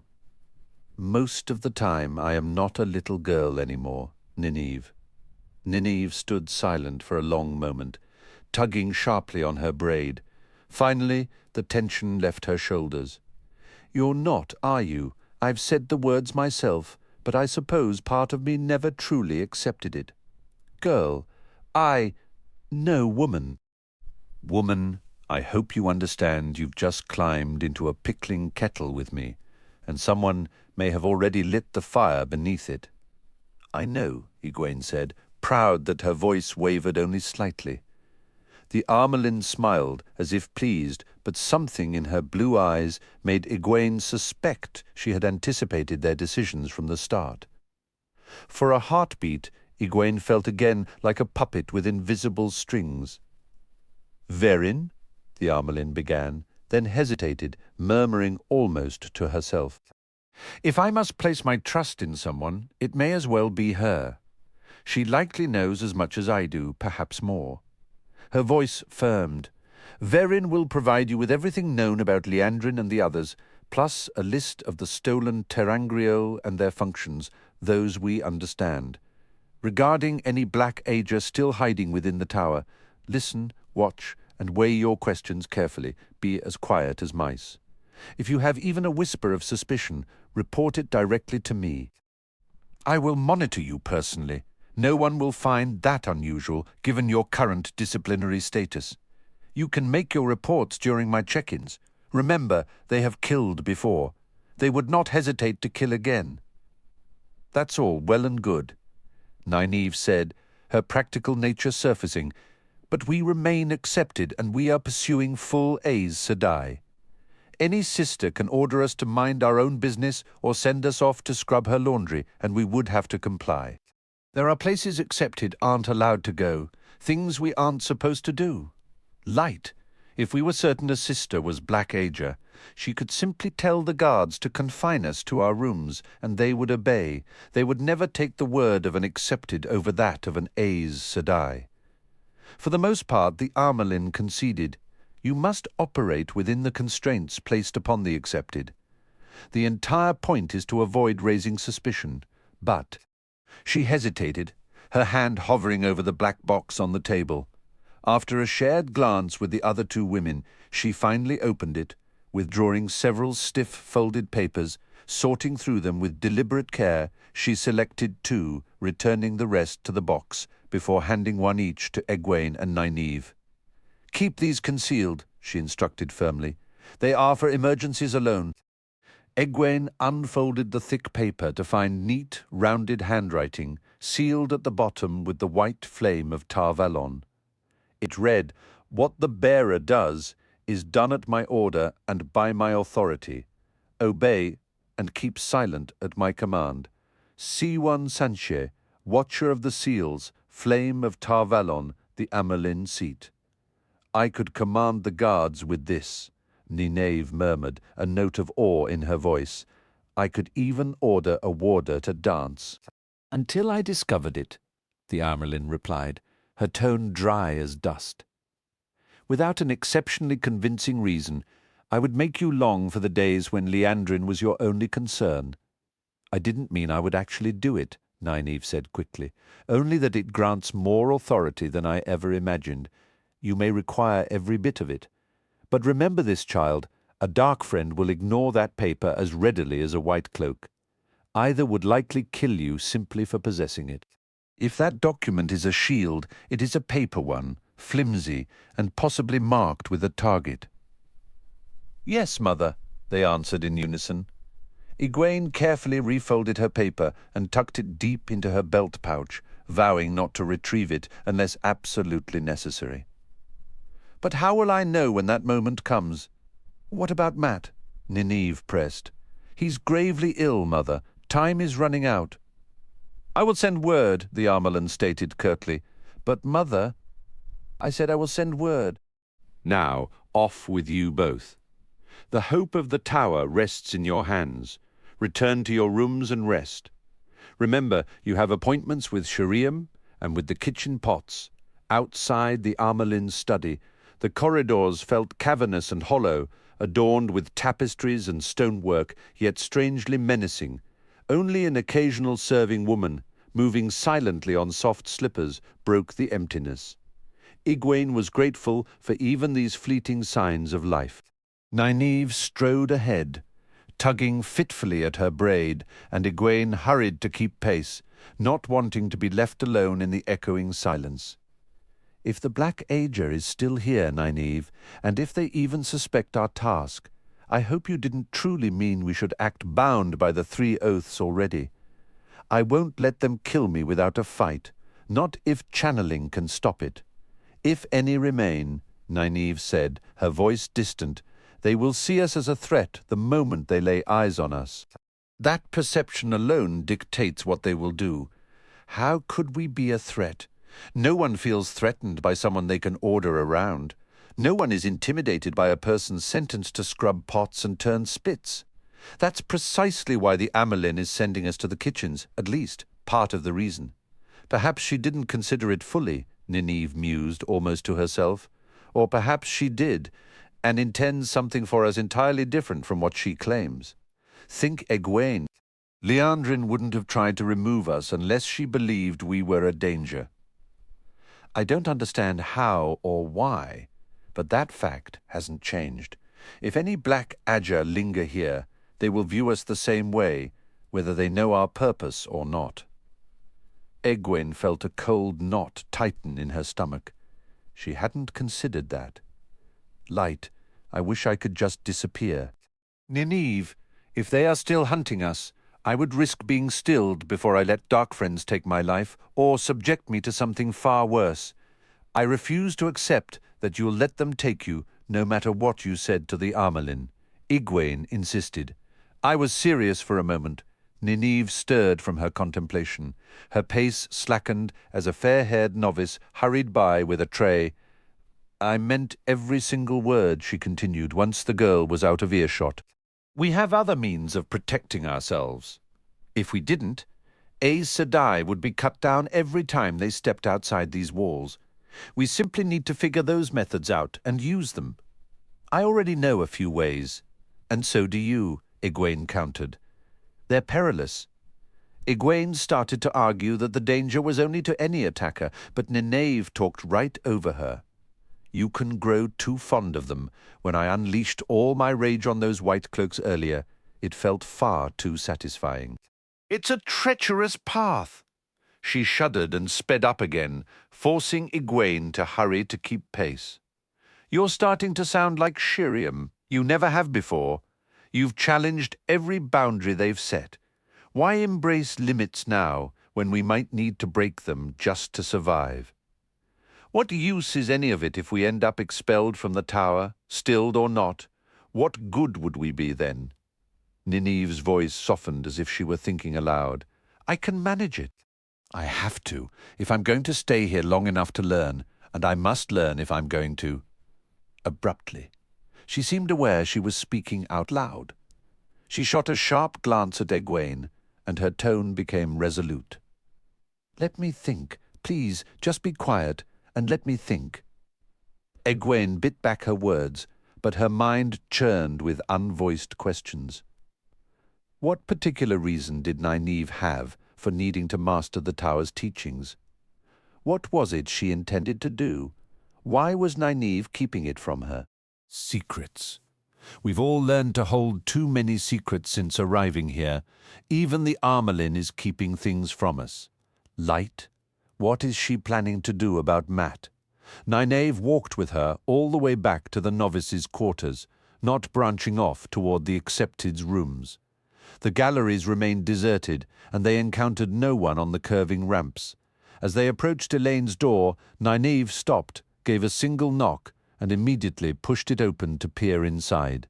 Letting the white door close, she strode toward the next one. Egwene's room. She isn't back yet, Nynaeve said. I need to speak to both of you.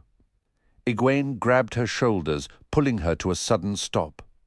What? Something tugged sharply at her hair and stung her ear. A dark streak flashed before her eyes and slammed into the wall with a metallic clang. In the next instant, Nynaeve was hauling her down behind the gallery railing. Sprawled on the floor, Egwene stared in wide-eyed shock at the object that had fallen on the stone before her door. It was a crossbow bolt. A few dark strands of her own hair were caught in its 4 heavy, armor-piercing prongs. Her trembling hand rose to touch her ear, finding the smallest cut damp with a bead of blood. If I hadn't stopped just then, the quarrel would have torn straight through her skull and likely killed Nynaeve as well. Blood and ashes, she choked out. Blood and bloody ashes. Mind your language, Nynaeve scolded half-heartedly, already peering between the white stone balusters toward the opposite side of the galleries. A glow enveloped her in Egwene's sight. She had embraced Cedar. Frantically, Egwene tried to reach for the one power herself, but haste and violent mental images of her head bursting like overripe fruit, of the bolt tearing onward into Nynaeve, kept thwarting her. She drew a steadying breath and tried again. Finally, the image of a rose bloomed in the void, opening to the true source, and the power flooded into her. She rolled onto her stomach to look through the railing beside Nynaeve. "Do you see anything? Do you see him? I'll strike him down with lightning." She could feel the energy building, a pressure demanding release. "Is it a man?" she whispered, unable to conceive of a man entering the novice's quarters, yet equally unable to picture a woman stalking the tower corridors with a crossbow. "I don't know," Nynaeve replied, her voice low and simmering with a quiet fury that was always most dangerous when it grew still. "I thought I caught a glimpse. Yes, there."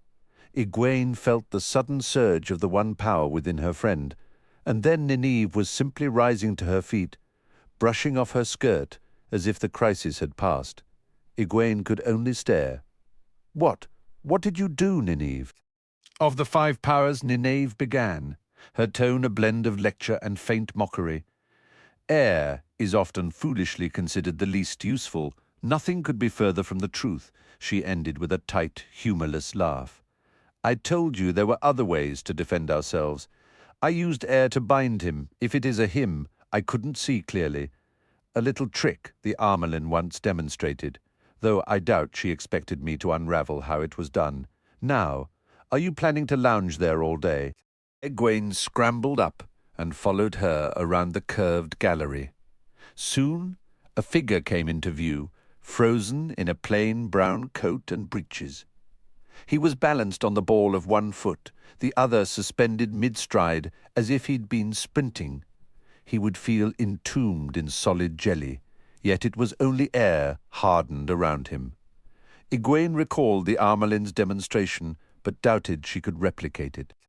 Nynaeve only needed to see a thing once to understand its workings, when she could channel at all, that is. As they drew closer, Egwene's own tentative grasp on Cedar vanished in a shock that stole her breath. The hilt of a dagger protruded from the man's chest. His features were slack, a filmy death already clouding his half-closed eyes. The moment Nynaeve released her weave, he crumpled to the floor. He was utterly ordinary. Average height, average build, with a face so unremarkable Egwene felt she would overlook him in a crowd of 2.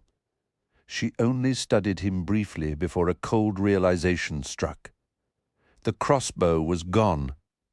There had to be another one, she gasped, whirling around. Someone took the weapon. Someone stabbed him. They could still be out there, aiming at us right now. "Keep your head," Nynaeve said, though her own eyes darted both ways along the gallery, one hand tugging anxiously at her long braid. "Just stay calm, and we'll sort this." Her words died at the sound of footsteps on the nearby ramp. Egwene's heart hammered in her throat. Staring fixedly at the ramp's opening, she fought to touch the true source again, but for her that required a calm utterly shattered by her pounding pulse. It was Sheriam Sedai who appeared at the top, her usual composure broken by a deep frown as she took in the scene. "In the name of the light, what has happened here?" The mistress of novices hurried forward, her serenity gone. She knelt beside the body, her hand going to the man's chest, only to jerk back as if burned. Steeling herself, she touched him again, holding the contact longer. "Dead," she muttered, more to herself, as dead as any creature can be, and then some. Rising, she pulled a handkerchief from her sleeve and wiped her fingers with deliberate care. "You two found him? Like this?" Egwene merely nodded, certain any words would betray the lie. "We did," Nynaeve stated firmly. Sheriam shook her head, her worry plain. A man, a dead man, in the novices' quarters is scandal enough, but this is something else entirely. "What makes him different?" Nynaeve pressed. "And how can someone be more than dead?" Sheriam took a steadying breath. her gaze sweeping over each of them with intense scrutiny. He is soulless, a grey man. Absently, she wiped her fingers again, her worried eyes returning to the lifeless form on the floor. A tremor touched Egwene's voice as she spoke. The soulless? At the same moment, Nynaeve's question cut through the air. A grey man? Shiriam's gaze flicked to them, sharp and assessing, though it lasted only a heartbeat. That topic is not yet part of your formal studies, she said, her tone dry, though it seems you two have a habit of leaping ahead of the curriculum, given that you discovered this thing. She gestured toward the lifeless form on the floor. The soulless grey men, they surrender their very souls to serve the Dark One as killers. After that, they exist in a hollow state, not fully dead, yet stripped of true life, and despite the name, some are women, a rare few. Even among dark friends, only a handful of women are foolish enough to make such a final bargain. You can look directly at one and scarcely register their presence until it is far too late. This man was a walking corpse long before he fell. Now, I must rely on my own eyes to believe this shape ever drew breath. She studied them for a long moment. No grey man has dared set foot in Tar Valon since the days of the Trolloc Wars. What will be done? Egwene asked. At the slight arch of Shiriam's brow, she hastily added, If I may ask, Shiriam Sedai. The Aes Sedai paused, considering. I suppose you may, given your unfortunate role in this discovery. The decision rests with the Amelin seat. Yet, with all the recent turmoil, I suspect she will wish this kept as quiet as possible. We have no need for more fearful whispers. You will speak of this to no one except myself, or to the Amelin should she raise it first. Yes, Aes Sedai, Egwene replied with fervent sincerity. Nynaeve's agreement was cooler, more measured. Shiriam seemed to take their obedience for granted, offering no acknowledgement. Her focus had returned to the dead man, the grey man, the soulless. We cannot hide that a man died here, she murmured. Suddenly, the glow of the One Power enveloped her, and a long, low dome of opaque, greyish material shrouded the body on the floor, making the form beneath nearly invisible. This will prevent any casual touch from revealing his nature, but it must be removed before the novices return. Her tilted green eyes shifted back to them as if recalling their presence. The two of you will go now to your room, I think. Nynaeve, given the troubles you already face, if it were known you were even tangentially involved in this. Go. Egwene offered a quick curtsy and tugged at Nynaeve's sleeve, but Nynaeve stood her ground. Why did you come up here, Shiriam, Sedai? For a fleeting second, Shiriam looked startled, but her expression swiftly hardened into a frown. Planting her fists on her hips, she fixed Nynaeve with the full authority of her office. Does the mistress of novices now require an excuse for visiting the novices' quarters accepted? She asked, her voice dangerously soft. Do accepted now presume to question an Aes Sedai? The Amelin may have plans for you both, but whether those come to fruition or not, I will see you learn proper manners. Now go, both of you, before I march you straight to my study for a lesson, and not for the appointment the Amelin has already arranged. A sudden, chilling realization struck Egwene. Forgive me, Shiriam Sedai, she said quickly, but I must fetch my cloak. I feel a deep chill. She hurried away around the gallery before the Aes Sedai could respond. If Shiriam found that crossbow bolt lodged by her door, there would be too many questions.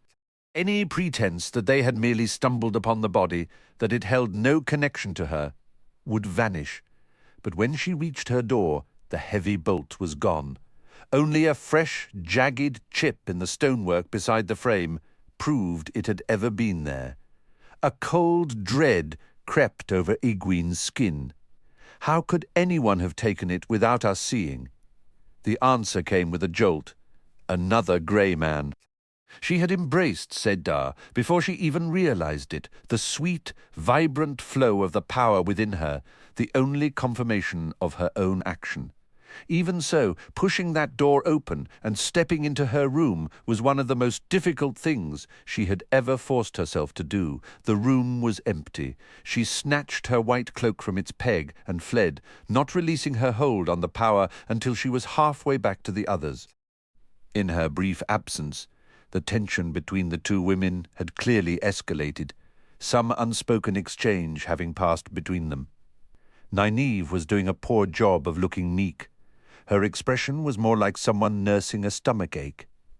Shiriam stood with her fists planted on her hips, one foot tapping impatiently, and her sharp green gaze swept over both Nynaeve and Egwene like grinding stones ready to crush grain.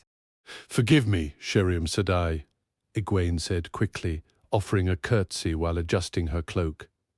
"Discovering that body, a grey man, it chilled me to the bone. May we go now?" After receiving a stiff nod of dismissal, Nynaeve gave only the briefest of curtsies. Egwene grabbed her arm and hurried her away. Once they were 2 floors down and, she hoped, well out of Sheriam's hearing, Egwene rounded on her. "Are you trying to get us into even more trouble?" What else did you say to make her glare like that? More questions, I suppose. I hope whatever you learned was worth making her angry with us. She wouldn't tell me anything, Nynaeve grumbled. We have to ask questions if we want to accomplish anything, Egwene. Taking a few risks is the only way we'll ever learn. Egwene let out a weary breath. At least try to be more careful. From the stubborn set of Nynaeve's jaw, it was clear she had no intention of playing it safe. Egwene sighed again. The crossbow bolt was missing, Nynaeve. Another grey man must have taken it. So that's why you light. Nynaeve frowned and gave her braid a sharp tug. After a moment, Egwene asked, what was it she did to cover the body? She didn't want to think of it as a grey man. That only reminded her another was still out there. Right then, she didn't want to think about any of it. Air, Nynaeve answered. She used air. It's a clever trick, and I believe I see how to adapt it into something practical. The one power was divided into 5 powers: earth, air, fire, water, and spirit. Various talents require different blends of these forces. Some of the combinations still confuse me, Egwene mused. Take healing. I understand why it needs spirit and maybe air, but why water? Nynaeve spun to face her. What are you going on about? Have you lost sight of what we're doing? She glanced around. They had reached the Accepted's quarters, a series of galleries lower than the novices, surrounding a garden instead of a courtyard. No one else was in sight except another Accepted rushing along a different level, but Nynaeve lowered her voice anyway. Have you forgotten the Black Ajar? I'm trying to forget. Egwene shot back fiercely, for a little while at least. I'm trying to forget the dead man we just left. I'm trying to forget that he nearly killed me and that his companion might try again. She touched her ear. The drop of blood had dried, but the small cut still stung. We're lucky neither of us is lying dead right now. Nynaeve's expression softened slightly, but her tone carried the firmness of her old days as Eamon's field wisdom, speaking hard truths for someone's own good. Remember that body, Egwene. Remember he tried to kill you, to kill us. Remember the Black Ajar. Keep them in your thoughts every moment, because if you forget even once, next time it could be you lying there dead. I know, Egwene sighed. But I don't have to like it. Did you notice what Shiriam didn't bring up? No. What? She never asked who stabbed him. Now come on. My room is just down here. You can rest your feet while we talk. Chapter 16, Hunters 3. Nynaeve's room was noticeably larger than a novice's cell. Instead of a wall bed, she had an actual bed frame, 2 ladder-back armchairs in place of a stool, and a wardrobe for her belongings. Though the furnishings were simple, fit for a moderately prosperous farmer's home, compared to novices, the Accepted lived in relative comfort. A small rug woven with yellow and red scrolls on a blue background lay on the floor. The room was not empty when Egwene and Nynaeve entered. Elaine stood before the fireplace, arms crossed tightly beneath her breasts, her eyes reddened, at least partly from anger. Two lanky young men lounged in the chairs, all sprawling limbs and casual posture. One, whose dark green coat hung open to reveal a crisp white shirt, shared Elaine's vivid blue eyes and fiery red-gold hair. His easy grin marked him unmistakably as her brother. The other, close to Nynaeve in age and wearing a neatly fastened grey coat, was slender with dark hair and eyes. He stood as Egwene and Nynaeve entered, moving with a confident athletic grace that made Egwene's breath catch. Not for the first time, she thought he was the most strikingly handsome man she had ever laid eyes on. His name was Galad. "It is a relief to see you well," he said, taking her hand gently. "We have been deeply concerned for you." Her heartbeat sped up, and she withdrew her hand before he could notice its tremor. "Thank you, Galad," she said softly.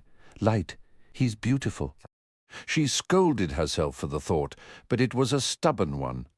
Unconsciously, she smoothed the folds of her plain white wool dress, wishing he could see her in fine silk instead, or even one of those daring domainy gowns Min had described, the kind that clung to every curve and looked deceptively sheer. A hot blush rushed to her cheeks, and she fiercely pushed the image away, willing him to look elsewhere. It didn't help that half the women in the tower, from kitchen helpers to Aes Sedai, gazed at him with the same starry-eyed admiration. It certainly didn't help that his warm smile seemed meant for her alone. In fact, that smile made everything worse. Light, if he had any idea what I was just imagining, I would perish from shame. The golden-haired young man leaned forward in his seat. "The real mystery is where you've all been keeping yourselves. Elaine evades my questions like she's hoarding a pocketful of sweets and doesn't want to share." "I have told you, Gawain," Elaine replied, her voice strained. "It is not your business. I came here," she added, turning to Nynaeve, "because I did not wish to be alone. They spotted me and insisted on following. They simply would not accept a refusal." "Wouldn't they?" Nynaeve said, her tone dry and unimpressed. "But it is our concern, sister," Galad said earnestly. "Your well-being is very much our responsibility." His gaze shifted to Egwene, and her heart gave another foolish leap. "The safety of each of you matters a great deal to me, to us." "I am not your sister," Elaine retorted sharply. "If you want companionship," Gawain told Elaine with a teasing smile, "we can provide it as well as anyone. And after what we endured just to get here, we deserve some answers about where you've been. I would rather let Galad pummel me across the practice yard all day than face Mother again for even a minute. I'd even prefer having Coolin furious with me." Coolin was the strict master of arms, who maintained fierce discipline among the young men training at the White Tower, whether they aimed to become warders or merely learn from them. "You may deny the connection if you wish," Galad said to Elaine solemnly, "but it remains, and Mother entrusted your safety to our care." Gawain made a pained face. "She'll skin us alive, Elaine, if anything happens to you." We had to talk swiftly, or she would have dragged us back home with her. I've never heard of a queen sentencing her own sons to the executioner, but Mother sounded prepared to make an exception if we failed to bring you back safely. "I am certain," Elaine said coolly, "that your swift talking was entirely for my sake. None of it was motivated by a desire to remain here and train with the warders." Gawain's cheeks flushed. "Your safety was our primary concern," Galad stated, and Egwene believed he meant every word. "We persuaded Mother that if you did return to the tower, you would require someone to watch over you." "Watch over me!" Elaine exclaimed. But Galad continued smoothly. "The White Tower has grown perilous. There have been deaths, murders, without clear explanation. Even some Aes Sedai have been killed, though efforts have been made to keep that quiet. And within the tower itself, I have overheard whispers of the Black Aja. By Mother's command, Once it is safe for you to depart your training, we are to escort you back to Camelin." In response, Elaine lifted her chin and turned partly away from him. Gawain ran a hand through his hair in frustration. "Light, Nynaeve, Galad and I are not the villains here. Our only wish is to offer assistance. We would have done so regardless, but Mother insisted, so there is no point in trying to dissuade us." "Morgase's authority holds no sway within Tar Valon," Nynaeve replied evenly. "As for your proposed aid, I shall keep it in mind. Should a need arise, you will be among the first informed. For the present, I require you to depart." She made a deliberate gesture toward the door, which he disregarded entirely. "That is all well and good, but Mother will expect to learn of Elaine's return. She will want to know why she vanished without a word and what she has been occupied with all these months." Light, Elaine. The entire tower was thrown into chaos. Mother was nearly beside herself with worry. I believed she might dismantle the very stones of the tower with her own hands. A flicker of guilt crossed Elaine's expression, and Gawain seized the opening. "You owe her that much, Elaine. You owe me that much. By the light, you are being impossibly stubborn. You have been absent for months, and all I understand is that you have somehow angered Shiriam. The only clues I have are your tear-streaked face and the fact you refuse to sit comfortably." Elaine's outraged glare made it clear his momentary upper hand had vanished. "That is sufficient," Nynaeve stated. Both Galad and Gawain began to speak. She raised her voice. "I said that is sufficient." She fixed them with a hard stare until it was certain they would remain quiet, then continued. "Elaine owes neither of you anything. Since she has chosen to share nothing with you, that is the end of it. This is my room, not the public area of some tavern, and I want you gone from it." But Elaine Gawain started, just as Galad said, "We merely wish." Nynaeve spoke loudly enough to overpower them. "I doubt very much you sought permission to enter the Accepted's living quarters." They gaped at her, taken aback. "I thought not." "You will remove yourselves from my room and from my sight before I finish counting to 3, or I will send a report to the Master of Arms regarding this intrusion. Kulin Gaydin possesses a far firmer hand than Sheriam Sadai, and you may be certain I will be present to ensure he carries out his duty thoroughly. Nynaeve, you wouldn't." Gawain began anxiously, but Galad signalled for silence and moved closer to Nynaeve. Her stern expression held, yet her hand unconsciously smoothed the front of her skirt as he smiled down at her. Egwene was not surprised. She doubted she had met any woman outside the Red Ager who remained entirely unaffected by Galad's smile. "I apologize, Nynaeve, for our unwelcome intrusion," he said smoothly. "We shall depart, of course, but remember we remain available if you require us, and whatever prompted your flight, we can assist with that matter as well." Nynaeve offered a thin smile in return. "One," she stated. Galad blinked, his smile faltering. With practiced calm, he turned to Egwene. Gawain was already rising and heading for the door. "Egwene," Galad said, "you understand that you, above all, may call upon me at any time for any reason. I hope you know that." "Too," Nynaeve said. Galad shot her an annoyed glance. "We will speak again," he told Egwene, bowing over her hand. With a final lingering smile, he took a leisurely step toward the exit. Thrrr! Gawain scrambled through the doorway, and even Galad's graceful pace abruptly hastened. "Re!" Nynaeve concluded, as the door slammed shut behind them. Elaine applauded with delight. "Oh, brilliantly done!" she exclaimed. "Absolutely brilliant. I was not even aware men were forbidden in the Accepted's quarters as well." "They are not," Nynaeve said dryly, "but those two fools did not know that either." Elaine laughed and clapped her hands once more. "I might have let them leave peacefully," Nynaeve added, "if Galad had not made such a theatrical display of taking his time. That young man possesses a face too handsome for his own benefit." Egwene nearly laughed aloud at that.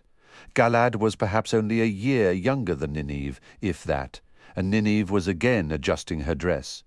Galad, Elaine sniffed dismissively. He will pester us again, and I'm uncertain your ploy will work a second time. He does what he perceives as right, no matter the cost, even to himself. Then I will devise another solution, Nanave said. Having them constantly watching us is something we simply cannot allow. Elaine, if you'd like, I can prepare a salve to help ease your discomfort. Elaine shook her head before settling onto the bed, propping her chin in her hands. If Sheriam discovered it, we'd both be facing another unpleasant visit to her office. You've been unusually quiet, Egwene. Has a cat stolen your voice? Her expression darkened slightly. Or is it Galad who has you so preoccupied? A flush crept up Egwene's neck, despite her efforts. I merely saw no point in arguing with them, she replied, striving for a composed tone. Of course, Elaine conceded with a sigh. I'll admit Galad is handsome, but he's also insufferable. He always does what he believes is right, and I know that doesn't sound terrible, but it is.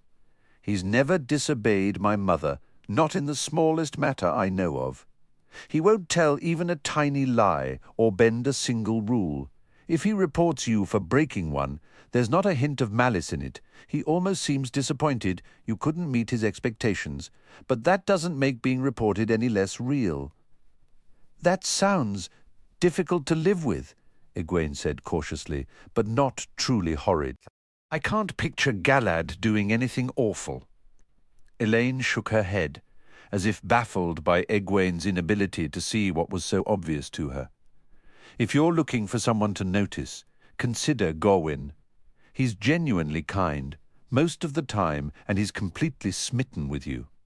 Gorwyn, he's never given me a second glance. Of course he hasn't, you silly goose, not while you're staring at Galad as if your eyes might pop right out of your head. Egwene felt her cheeks burn, fearing the accusation held some truth. Galad saved his life when Gorwyn was just a boy, Elaine continued. Gorwyn would never admit an interest in a woman if Galad showed one first, but I've heard him speak of you, and I know he could never keep secrets from me. That's good to hear, Egwene said, then laughed at Elaine's widening grin. Perhaps I can convince him to say those things to me directly. You could consider the Green Ager, you know. Green sisters are permitted to marry. Gorwyn is truly captivated, and you would be a good influence on him. Besides, I would love to have you as a sister. If the two of you are finished with your youthful gossip, Nynaeve interjected, we have serious matters to discuss. Yes, Elaine agreed, turning serious. Such as what the Armelin seat said to you after I was dismissed. I'd prefer not to speak of it. Egwene said uneasily, hating the deception. Nothing, she said, was pleasant. Elaine gave a disbelieving sniff. Most assume I receive lighter treatment because I'm the daughter heir of Andor. The truth is, if anything, I'm judged more harshly because of it. Neither of you did anything I didn't, and if the Armelin had sharp words for you, she would have doubly sharp ones for me. Now, what did she say? This must remain between the three of us, Nynaeve stated firmly. The Black Adger. Nynaeve, Egwene cried out. The Armelin said Elaine was to be kept out of this. The Black Ager! Elaine nearly shouted, scrambling to her knees in the center of the bed. You can't tell me this much and then exclude me. I refuse to be left behind. I never intended to leave you out, Nynaeve assured her, while Egwene could only stare in astonishment. Egwene, it was you and I whom Liandrin saw as a threat. It was you and I who were nearly killed, just recently. Nearly killed, Elaine whispered, her face paling. Perhaps because we remain a threat, and perhaps because they already know we met privately with the Armelin, and even what she told us. We need an ally they aren't aware of, and if that ally is also unknown to the Armelin, all the better. I'm not certain we can trust the Armelin much further than the Black Adger herself. She intends to use us for her own purposes. I mean, to ensure she doesn't use us until there's nothing left. Do you understand? Egwene gave a reluctant nod. Even so, she added, it will be dangerous, Elaine, as dangerous as anything we faced in Falme, perhaps even more so. You don't have to be involved in this, Nynaeve offered, her voice softer than usual, not this time. I am aware, Elaine replied, her tone measured. She hesitated, gathering her thoughts before continuing. In Andor, when the nation marches to war, the first prince leads the soldiers, but the queen rides at their head. Centuries ago, during the Battle of Qualinden, our forces were on the brink of collapse. Queen Modroline took the Lion Banner, completely unarmed, and rode straight into the heart of the Terran ranks. Her people rallied to protect her, turning the tide to victory. That is the bravery demanded of an Andoran queen. If I haven't mastered my own fear by now, I must learn before I claim my mother's throne. Her solemn expression suddenly broke into a light laugh. And honestly, do you truly believe I'd choose scrubbing pots over a real adventure? You'll likely end up scrubbing pots regardless, Nynaeve said dryly, and praying everyone assumes that's all you're good for. Now, pay close attention. As Nynaeve detailed the Armelin seat's instructions, the dangerous assignment, the hidden threat against their lives, Elaine listened intently, her eyes widening. A shudder passed through her at the mention of the grey man. When she examined the document the Armelin had provided, her face filled with awe. I wish I had something like this the next time I have to face Mother, she whispered. But by the end of the explanation, indignation had replaced her wonder. It's like being ordered into the mountains to find lions, except you don't know if any are there. They might be stalking you, and they could be disguised as ordinary shrubs. Oh, and if you do spot one, try not to get eaten before you can report its location. If you're too frightened, Nynaeve stated bluntly, you can still walk away. Once we begin, there will be no turning back. Elaine lifted her chin. Naturally, I'm afraid. I'm not an idiot, but I'm not so terrified that I'll quit before taking the first step. There's another matter, Nynaeve added, her expression grim. I fear the Armelin might be willing to let Mat perish, but an Aes Sedai is sworn to heal anyone who seeks it, Elaine protested, caught between shock and anger. Why would she allow that? I refuse to believe it. Nor can I. Egwene burst out, her voice tight. The very idea was unthinkable. Verin assured us the entire journey here that the Armelin would ensure he was cared for. Nynaeve shook her head. Verin said the Armelin would see to him. That phrasing is deliberately vague. And when I pressed her, the Armelin avoided giving a direct answer. Perhaps she hasn't decided yet. But what possible reason could there be, Elaine demanded. Because the White Tower acts for its own purposes, Nynaeve answered, her cold tone sending a chill through Egwene. I don't know the why of it. Whether Mat lives or dies will come down to what best serves their goals. None of the 3 oaths compel them to save him. To the Armelin, Mat is merely a tool. So are we. She'll use us to hunt the Black Ajar. But if a tool breaks beyond repair, you don't mourn it. You simply find a replacement. Both of you would do well to remember that. What can we possibly do for him, then? Egwene asked, her voice edged with desperation. Nynaeve moved to her wardrobe, searching through the back until she withdrew a striped cloth bag filled with herbs. With my medicines and a great deal of luck, perhaps I can heal him myself. Verin couldn't manage it, Elaine pointed out, worry lining her face. Moraine and Verin together failed, even with an Angreal. Nynaeve, if you draw too much of the power, you could burn yourself out. Or be stilled if you're fortunate, if you can call that fortune. Nynaeve shrugged, though the gesture seemed forced. They keep insisting I have the potential to be the strongest Aes Sedai in a millennium. Maybe it's time to test if they're right. She gave a sharp tug on her braid, a clear sign that her brave words masked a deep fear. Yet her determination was solid. She wouldn't abandon Mat, even at the risk of her own life. They're always saying the 3 of us are so powerful, or will be. Perhaps, if we combine our efforts, We can share the burden of the flow. We've never attempted to work together like that before, Nineve said slowly, considering the idea. The room felt heavier with the weight of their unspoken anxiety, a shared tension that bound them closer than any formal oath. Outside, a sudden gust of wind rattled the window, a stark reminder of the unpredictable dangers awaiting them beyond the tower's walls. I'm not entirely certain how to blend our abilities. Attempting it might be nearly as perilous as channeling too much of the one power. Well, if we're going to attempt this, Elaine declared, swinging her legs off the bed, then let's just do it. The more we discuss it, the more my nerves will fray. Matt is staying in the guest quarters. I don't know his specific room, but Shiriam did confirm that much for me. As if to punctuate her statement, the door swung open with a bang. An Aes Sedai strode in as if she owned the chamber, making Egwene and the others feel like trespassers. Egwene dipped into a deep curtsy, using the motion to conceal the alarm flashing across her features. Elida was a striking woman, more handsome than classically beautiful, and the severe set of her ageless Aes Sedai features lent her an air of undeniable authority. She did not appear old, yet Egwene found it impossible to picture her ever having been a girl. While most sisters reserved the formal vine-embroidered shawl for ceremonies, Elida wore hers now, the long red fringe boldly declaring her Aja. Her cream silk gown was slashed with red, and red slippers were just visible beneath her hem as she advanced.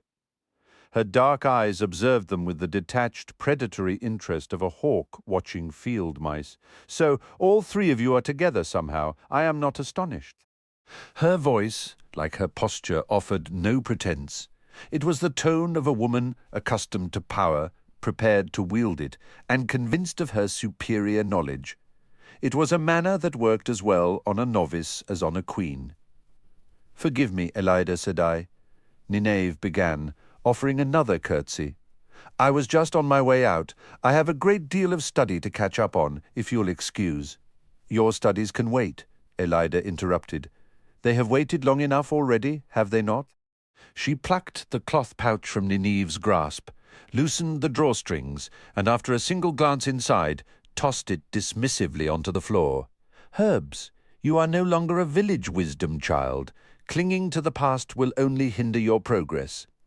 "Elida Sedai," Elaine started. "Be silent, novice." Elida's voice was cold and soft, like silk sheathing a blade. "You may have shattered a bond between Tar Valon and Caemlyn that has endured for 1,000 years. You will speak when you are spoken to." Elaine's gaze dropped to the floorboards at her feet. Two bright spots of colour flared high on her cheeks. Was it guilt or fury? Egwene could not be sure. Dismissing them all, Elida settled herself into one of the chairs, meticulously arranging her skirts. She offered no invitation for the others to sit. Nineve's jaw tightened, and she began giving sharp, irritated tugs to her long braid. Egwene fervently hoped she would control her temper well enough not to simply take the other chair without leave. Once Elida was satisfied with her arrangement, she studied them in a heavy silence, her expression unreadable. Finally, she said, "Are you aware that we harbour the Black Ager among us?" Egwene exchanged a look of sheer surprise with Nineve and Elaine. "We were informed," Nineve said, carefully adding a belated, "Elida Sedai." Elida arched one eyebrow. "Yes, I rather thought you might know of it."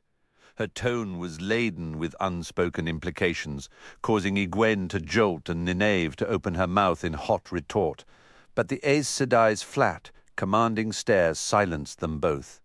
"The two of you," Elida continued, her voice deceptively casual, "disappeared, taking with you the daughter heir of Andor, a girl who might one day wear the Lion Throne if I do not have her hide tanned for a saddle, vanish without leave, without a word, without a trace." "I was not kidnapped," Elaine said, her eyes still on the floor. "I left of my own accord." "Will you obey me, child?" A sudden, dangerous glow sprang up around Elida. Her glare was fixed entirely on Elaine. Must I provide a lesson here and now? Elaine lifted her head, and the emotion blazing in her face was unmistakable, pure, defiant anger. For a tense, protracted moment, she held Elida's stare. Egwene's fingernails bit painfully into her own palms. The frustration was maddening. She, or Elaine, or Nynaeve could likely reduce Elida to cinders where she sat. If they could take her by surprise, of course. She was, after all, a fully trained sister. Elaine's head lowered, her voice barely a whisper. "Forgive me, Elida Sedai. I forgot myself." The glow around the Aes Sedai vanished, and Elida let out a sharp, dismissive sniff. "You've picked up poor habits, child, wherever these two have led you, and you cannot afford poor habits.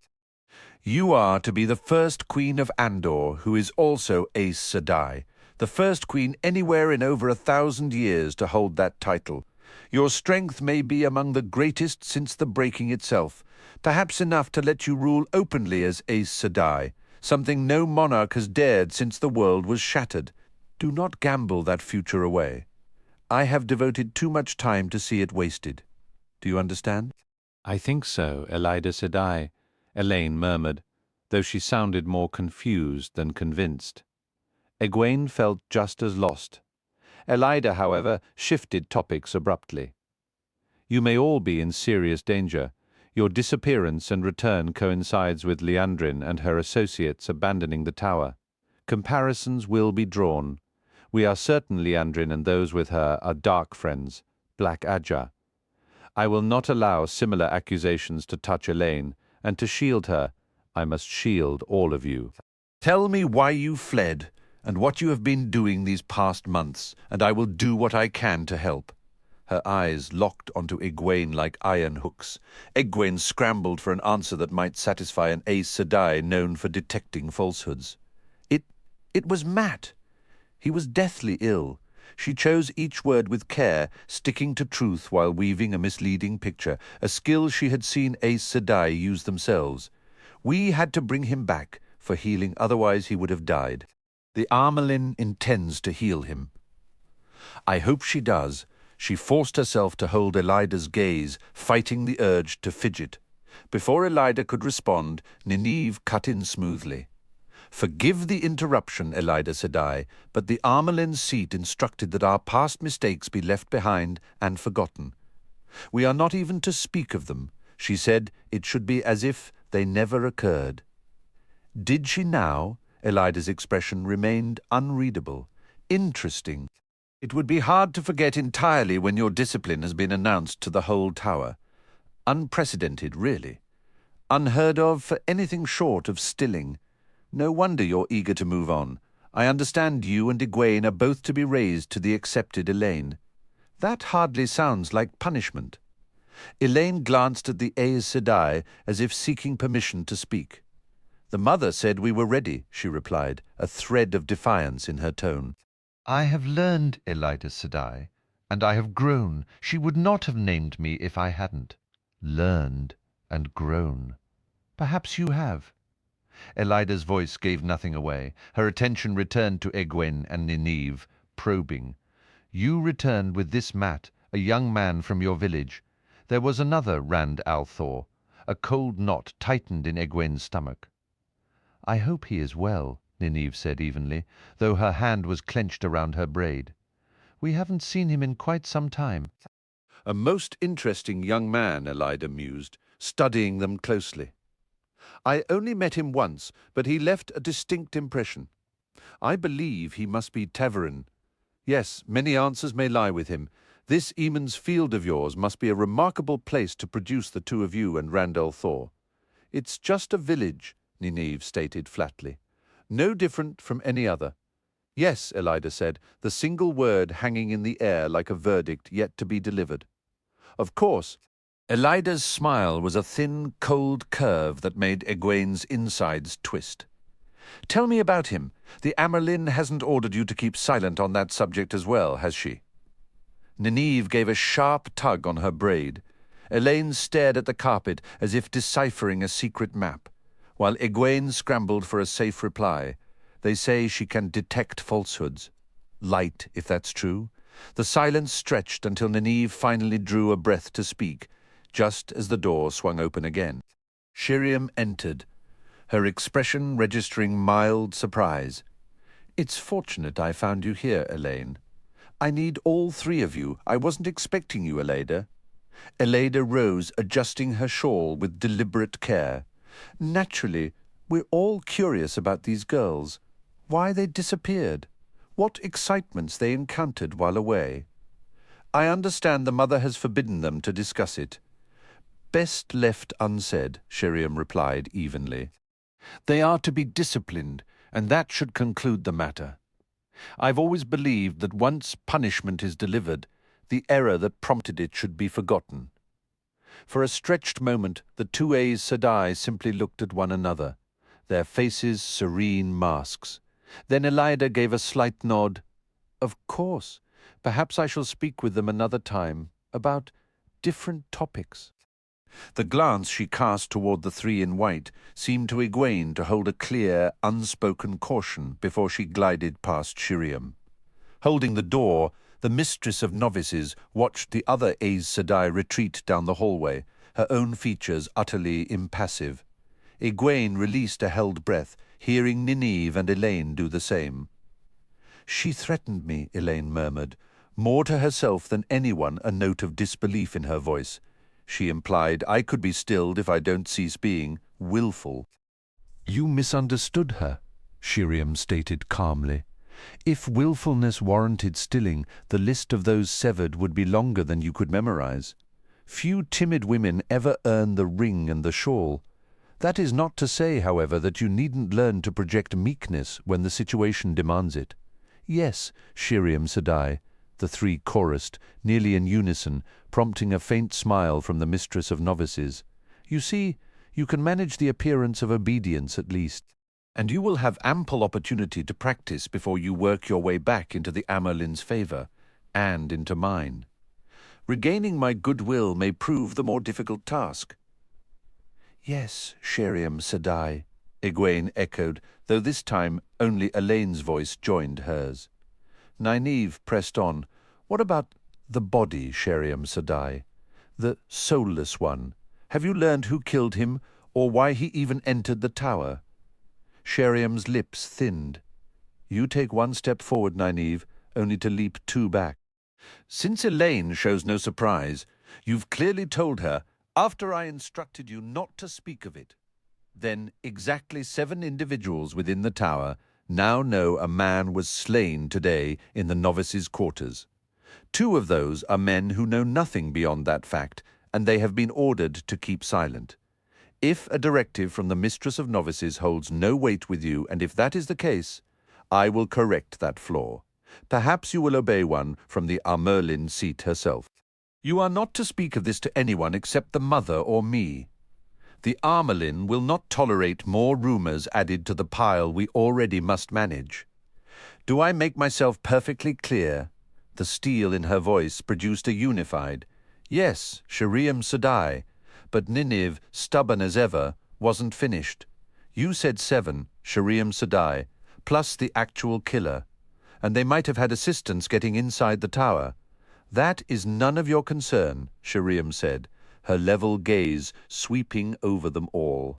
"I will handle any necessary inquiries regarding this man. You will forget you ever knew anything about a corpse, if I find you involved in anything else." She let the warning hang, a tangible weight in the air. "Well, there are far worse fates than endless pot scrubbing to occupy your days, and I will accept no excuses. Do I hear any further questions?" "No, Shiriam Sedai."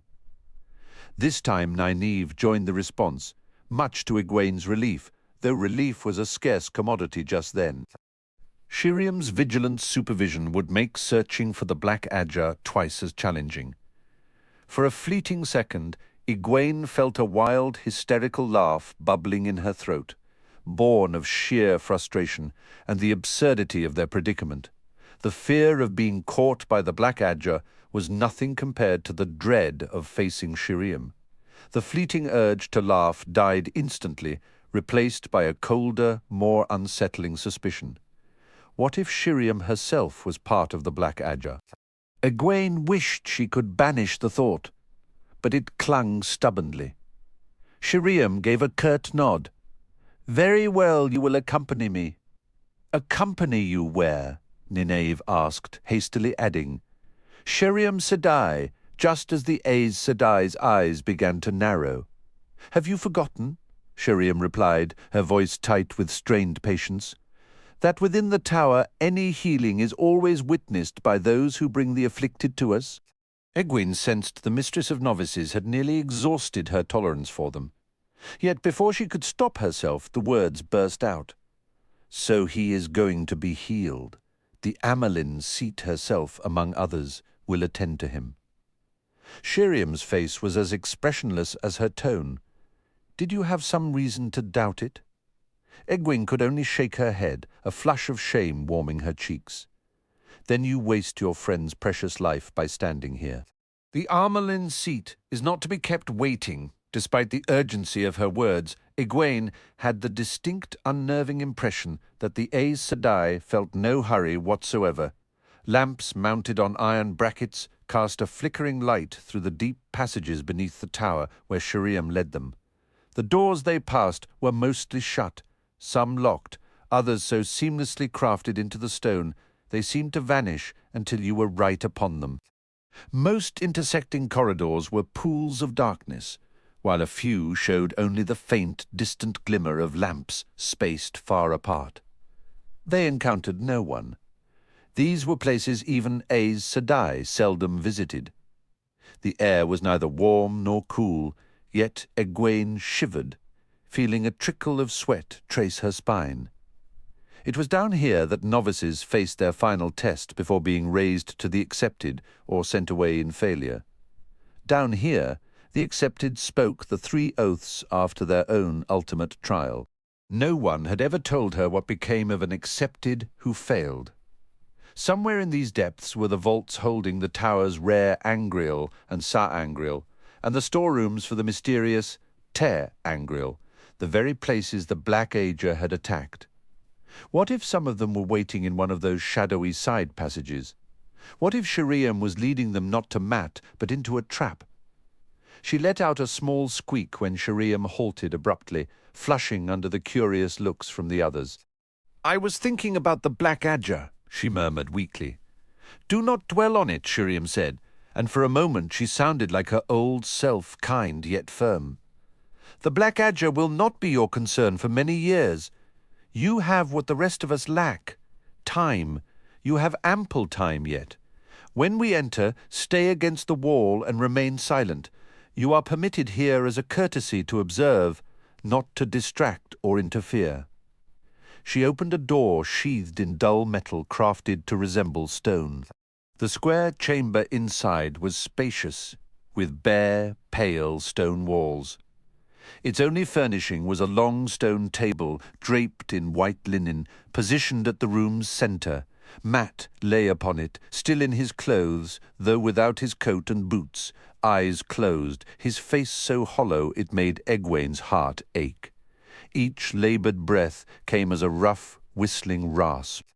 The dagger from Shadar Logoth hung sheathed at his belt, the ruby crowning its hilt seeming to draw in the light, glowing like a baleful red eye despite the illumination from a dozen lamps, a glow amplified by the pale walls and white-tiled floor. The Amelin Seat stood at Mat's head, the keeper lean at his feet. 4 Aes Sedai lined one side of the table, 3 the other. Shiriam moved to join the group of 3, which included Verin. Egwene recognized Seraphel, another brown sister, and Alana Mosvani of the Green Ager, and Anaya of the Blue, Moraine's own Ager. Both Alana and Anaya had guided her in early lessons, teaching her how to open herself to the true source, how to surrender to Sedar in order to wield it. From the moment she first entered the White Tower until the day she left, Anaya must have subjected her to 50 different attempts to determine if she was a dreamer. The results were always inconclusive, yet the plain-faced, gentle Anaya, whose warm smile was her sole claim to beauty, persistently summoned her back for further examination, as relentless as a stone tumbling down a mountainside. The other women present were strangers to her, save for one cool-eyed figure she suspected belonged to the White Ajah. While the Armelin seat and the keeper of the chronicles wore their distinctive stoles, the rest were marked only by their great serpent rings and those timeless Aes Sedai features. Not one of them so much as glanced toward Egwene or her two companions. Despite the composed atmosphere around the table, Egwene detected faint traces of unease. There was a certain tightness around Anaya's lips. A subtle frown creased Alana's beautifully dark face. The woman with the cool eyes repeatedly smoothed her pale blue skirt over her knees, seemingly unaware of her own motions. An unfamiliar Aes Sedai placed a long, narrow box of polished wood upon the table and opened it. From its red silk interior, the Armelin withdrew a white, fluted wand as long as her forearm. It might have been bone or ivory, yet it was neither a material lost to modern knowledge. Egwene had never seen it before, but she recognized it from one of Anaya's lectures to the novices. It was one of the tower's few sa'angreal, and arguably its most potent. These objects held no inherent power, of course. They merely focused and amplified what an Aes Sedai could channel. Yet with that wand, a sufficiently strong sister might bring down the very walls of Tar Valon itself. Egwene gripped Nynaeve's hand on one side and Elaine's on the other. Light. They aren't certain they can heal him, even with a sa'angreal, with that sa'angreal. What hope would we have had? We likely would have killed him and ourselves along with him. Light. I will weave the flows, the Armelin stated. Take care. The amount of power required to sever the dagger's bond and mend its damage treads perilously close to what could end his life. I shall focus. Attend me. She held the wand outstretched in both hands above Mat's face. Still unconscious, he shook his head and clenched the dagger's hilt, mumbling what sounded like a refusal. A soft white glow enveloped each Aes Sedai, a light visible only to those who could channel. Gradually, the individual lights expanded until they touched and merged with those of the women beside them, blending into a single radiance that made the room's lamps seem dim and insignificant. And within that brilliance shone an even more intense light, a bar of bone-white fire. The sa'angreal. Gwen wrestled with an almost physical urge to open herself to Sedar and join her own flow to that overwhelming tide. The pull was so powerful she felt nearly yanked from her feet. Elaine's grasp on her hand tightened. Nynaeve took an impulsive step forward before halting with a frustrated shake of her head. Light, I could do it, Egwene thought. Yet she had no clear idea what it even was. Light, it's so strong, it's so magnificent. Elaine's hand trembled in hers. On the table, Mat writhed within the glow, twisting and jerking, his mutterings incoherent. But his grip on the dagger did not slacken, and his eyes stayed shut.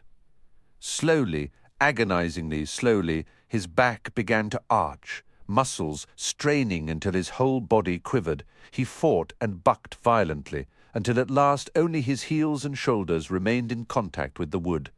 His hand, which had been locked on the dagger, sprang open.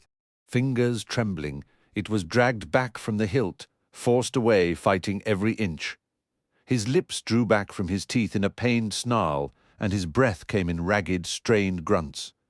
"They're killing him," Egwene whispered, a cold dread settling in her stomach. "The Armelin is killing him. We have to do something."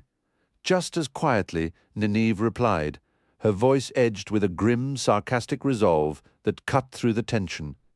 "If we stop them, assuming we even could, he'll die for certain." Sometimes the cure feels worse than the sickness, but walking away isn't an option. I don't believe I could manage even half that amount of the power." She stopped speaking, as if hearing her own declaration that she could channel half the strength of 10 full Aes Sedai using a Sir Angreol, and her voice dropped to a whisper. "Light, help me, but part of me desires it." She went quiet. Was she saying she wanted to help Matt, or confessing a craving for that immense flow of energy? Egwene felt that same pull within herself, a compelling melody urging her to move. "We have to trust them," Nynaeve whispered fiercely after a moment. "It's his only hope." Then Matt cried out, his voice strong and clear, "Muad'Drin tiadar aliende kabadrin radium." Back-arched, muscles straining, eyes shut tight, he shouted the phrases distinctly. "Los Valdar Quebiari, Los Karai and Kaldazar, Al-Kaldazar." Egwene frowned. She knew enough to identify the old tongue, though she understood only a handful of words. Karai and Kaldazar. Al-Kaldazar. For the honor of the Red Eagle. For the Red Eagle they were ancient battle cries of Manetheren, a nation lost during the Trolloc Wars, a land that once stood where the two rivers now lay. That much she knew. Yet, for a fleeting moment, she felt she should comprehend the rest, as if the meaning hovered just beyond her sight, waiting for her to glance the right way. With a sharp pop of splitting leather, the golden-hilted dagger lifted from Matt's belt, hovering a foot above his taut body. The ruby glittered, seeming to cast crimson sparks, as if it, too, resisted the healing. Matt's eyes flew open, and he glared at the women encircling him. "Mia Allende, Aes Sedai, Kabalen Mizain Yi Inda Muagde, Aes Sedai Mizain Yi, Mia Allende."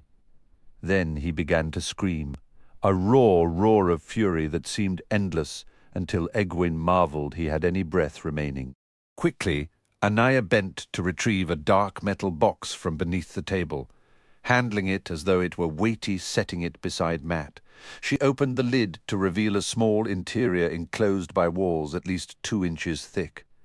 Anaya reached for a pair of kitchen tongs and carefully seized the floating dagger as if it were a venomous serpent. Matt's scream grew desperate. The ruby blazed, flashing a violent blood red. The Aes Sedai thrust the dagger into the box and snapped the lid shut, releasing an audible sigh as it sealed. "A foul thing," she stated. The instant the dagger was concealed, Matt's shriek ceased, and he collapsed as if his bones had turned to liquid. A moment later, the glow enveloping the Aes Sedai and the table vanished. "Done." The Armelin said hoarsely, as if she had been the one screaming, "It is finished." Several Aes Sedai visibly slumped, and sweat gleamed on more than one brow. Anaya drew a plain linen handkerchief from her sleeve and openly wiped her face. The cool-eyed white sister dabbed almost furtively at her cheeks with a piece of Lugard lace. "Fascinating," Verin remarked, "that the old blood could run so powerfully in anyone now." She and Seraphel put their heads together, speaking softly but with animated gestures. "Is he healed?" Nynaeve asked. "Will he live?" Matt lay as if asleep, yet his face retained that sunken, gaunt look. Egwene had never heard of a healing that didn't mend everything completely, unless merely severing him from the dagger consumed all the power they had summoned. "Light, Brendus," the Armelin said. "Will you ensure he is returned to his room?" "As you command, Mother," the cool-eyed woman replied, her curtsy as detached as her demeanour. When she departed to fetch bearers, several other Aes Sedai left as well, including Anaya. Verin and Seraphel followed, still conversing in tones too low for Egwene to catch. "Is Matt all right?" Nynaeve demanded. Sheriam raised her eyebrows. The Armelin's seat turned toward them. "He is as well as can be expected," she said coldly. "Only time will tell. Carrying an object tainted by Shadar Logoth for so long, who can predict its lasting effect? Perhaps none. Perhaps a great deal. We shall see. The connection to the dagger had been severed. Now he required rest, and as much nourishment as they could manage. He should survive. Mother? What was he shouting? Elaine inquired, then quickly appended, "If I may ask." He was commanding troops. The Armelin studied the young man on the table with a thoughtful expression. He hadn't stirred since falling, but Egwene noted his breathing appeared steadier, the rhythm of his chest more even. In a conflict fought 2 millennia past, I would guess. The old blood stirs once more. "It wasn't only about a battle," Nynaeve said. "I heard him speak of Aes Sedai. That was no military engagement. Mother," she added, after a slight pause. For a moment the Merlin seemed to weigh her words, perhaps deciding what to reveal. "For a time," she said at last, "I believe the past and present merged. He was there on that field, and he was here in this room, and he recognized who we were. He demanded we set him free." She hesitated briefly. "I am a free man, Aes Sedai." "I am no Aes Sedai meat." Those were his words. Lean gave a loud, disapproving sniff, and several other Aes Sedai muttered their irritation under their breath. "But Mother," Egwene ventured, "he couldn't have meant it the way it sounds." "Manetheren was allied with Tar Valon." "Manetheren was an ally, child," the Armelin replied. "But who can truly know a man's heart? Not even the man himself, I suspect. A man is the simplest creature to guide onto a path, and the most difficult to keep upon it, even when he believes it is his own choice." "Mother," Sheriam interjected, "the hour is late. The kitchen staff will be waiting for these novices." "Mother," Egwene asked, her voice tight with worry, "could we not remain with Mat? If there's still a chance he might not recover." The Armelin's gaze was steady, her face unreadable. "You have duties to attend, child." It wasn't pot scrubbing she referred to. Egwene was certain of that. "Yes, Mother." She curtsied, her skirts whispering against Nynaeve's and Elaine's as they did the same. One last glance at Mat's motionless form, and then she followed Sheriam from the room. Mat's eyes opened gradually, fixing on a white plaster ceiling adorned with an intricate border of gilded leaves. The feather mattress beneath him was luxuriously soft. Someplace wealthy, then, someplace with resources. But his mind was a hollow space, devoid of location or recent events, and missing a great deal more besides.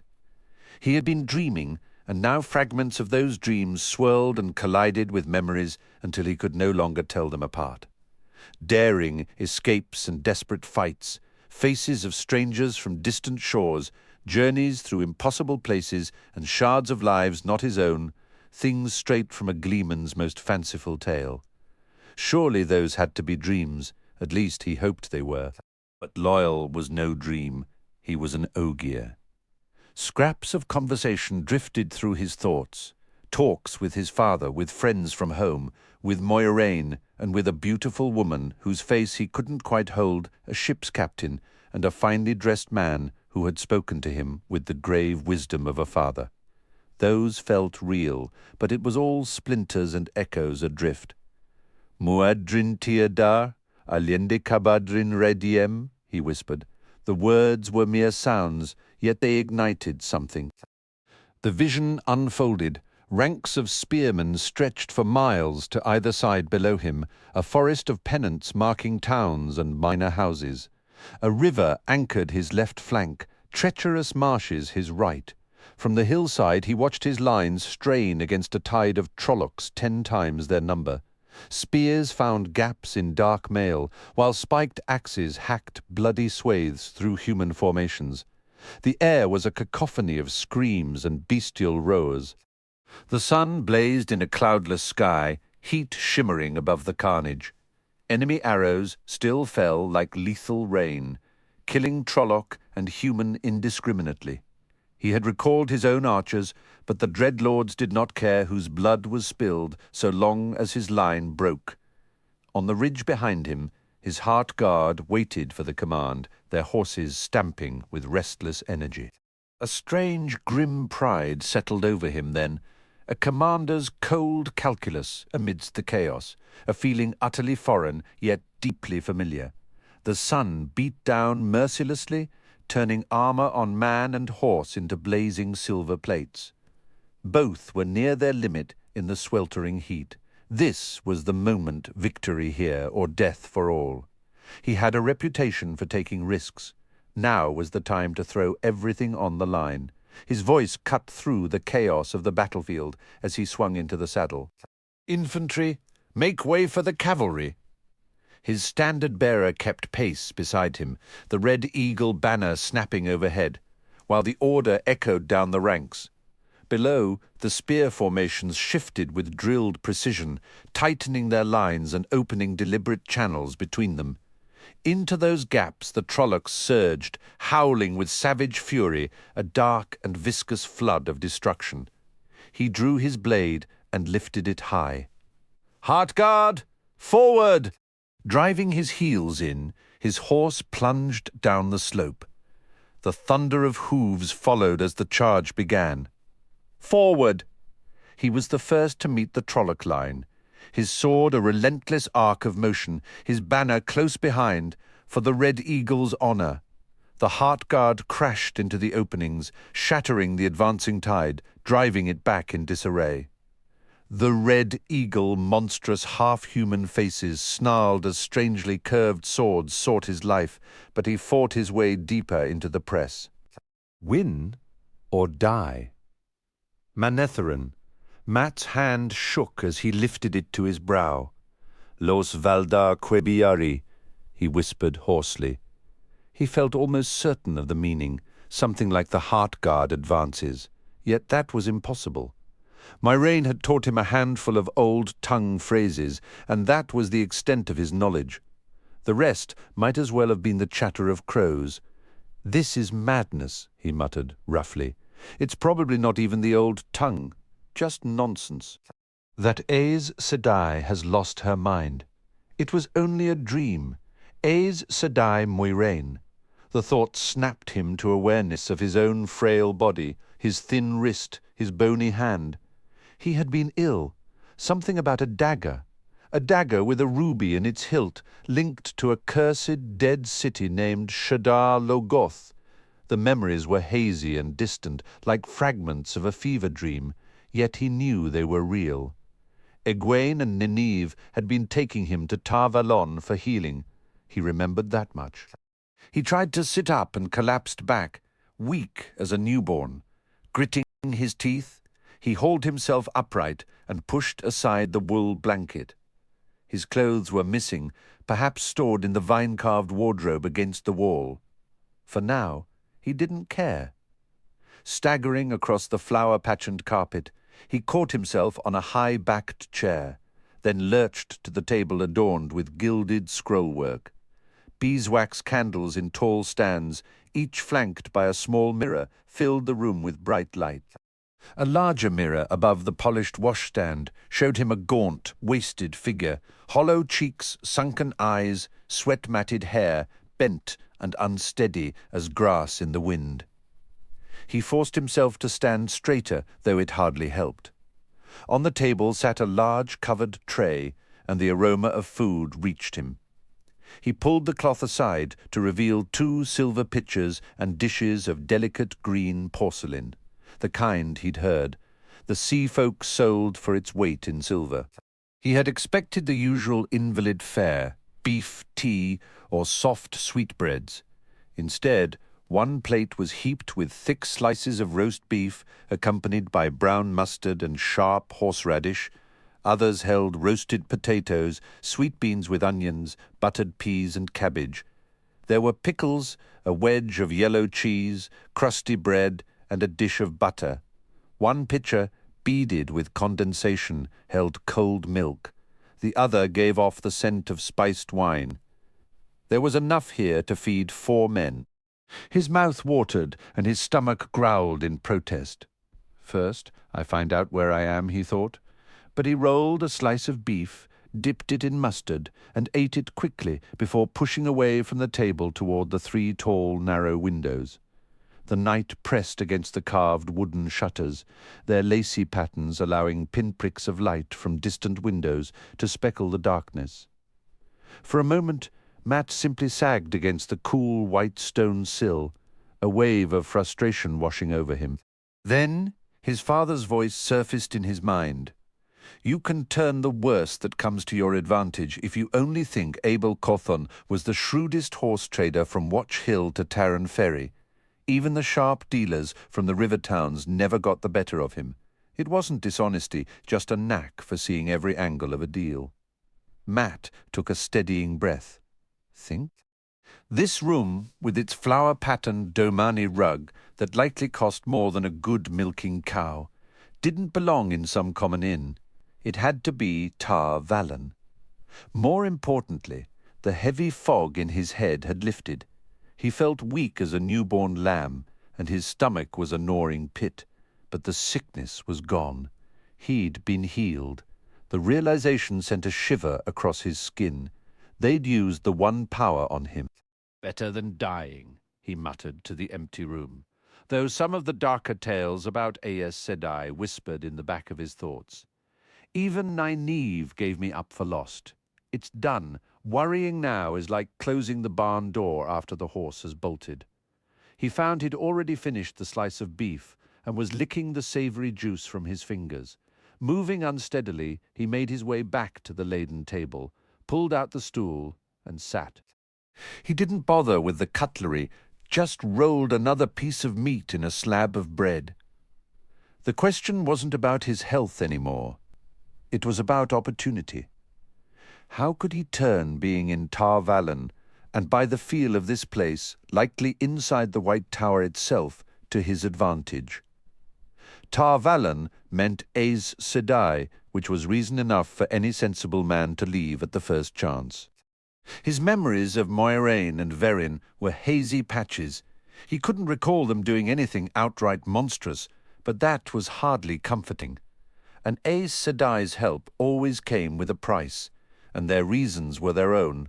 They never lie, he mumbled around, a mouthful of buttery potato before swallowing. But the truth they tell you isn't always the truth you think you're hearing. That's the thing to remember. You can't be sure of them even when you're looking right at them. It was a grim, unsettling thought. He shoveled in a forkful of peas.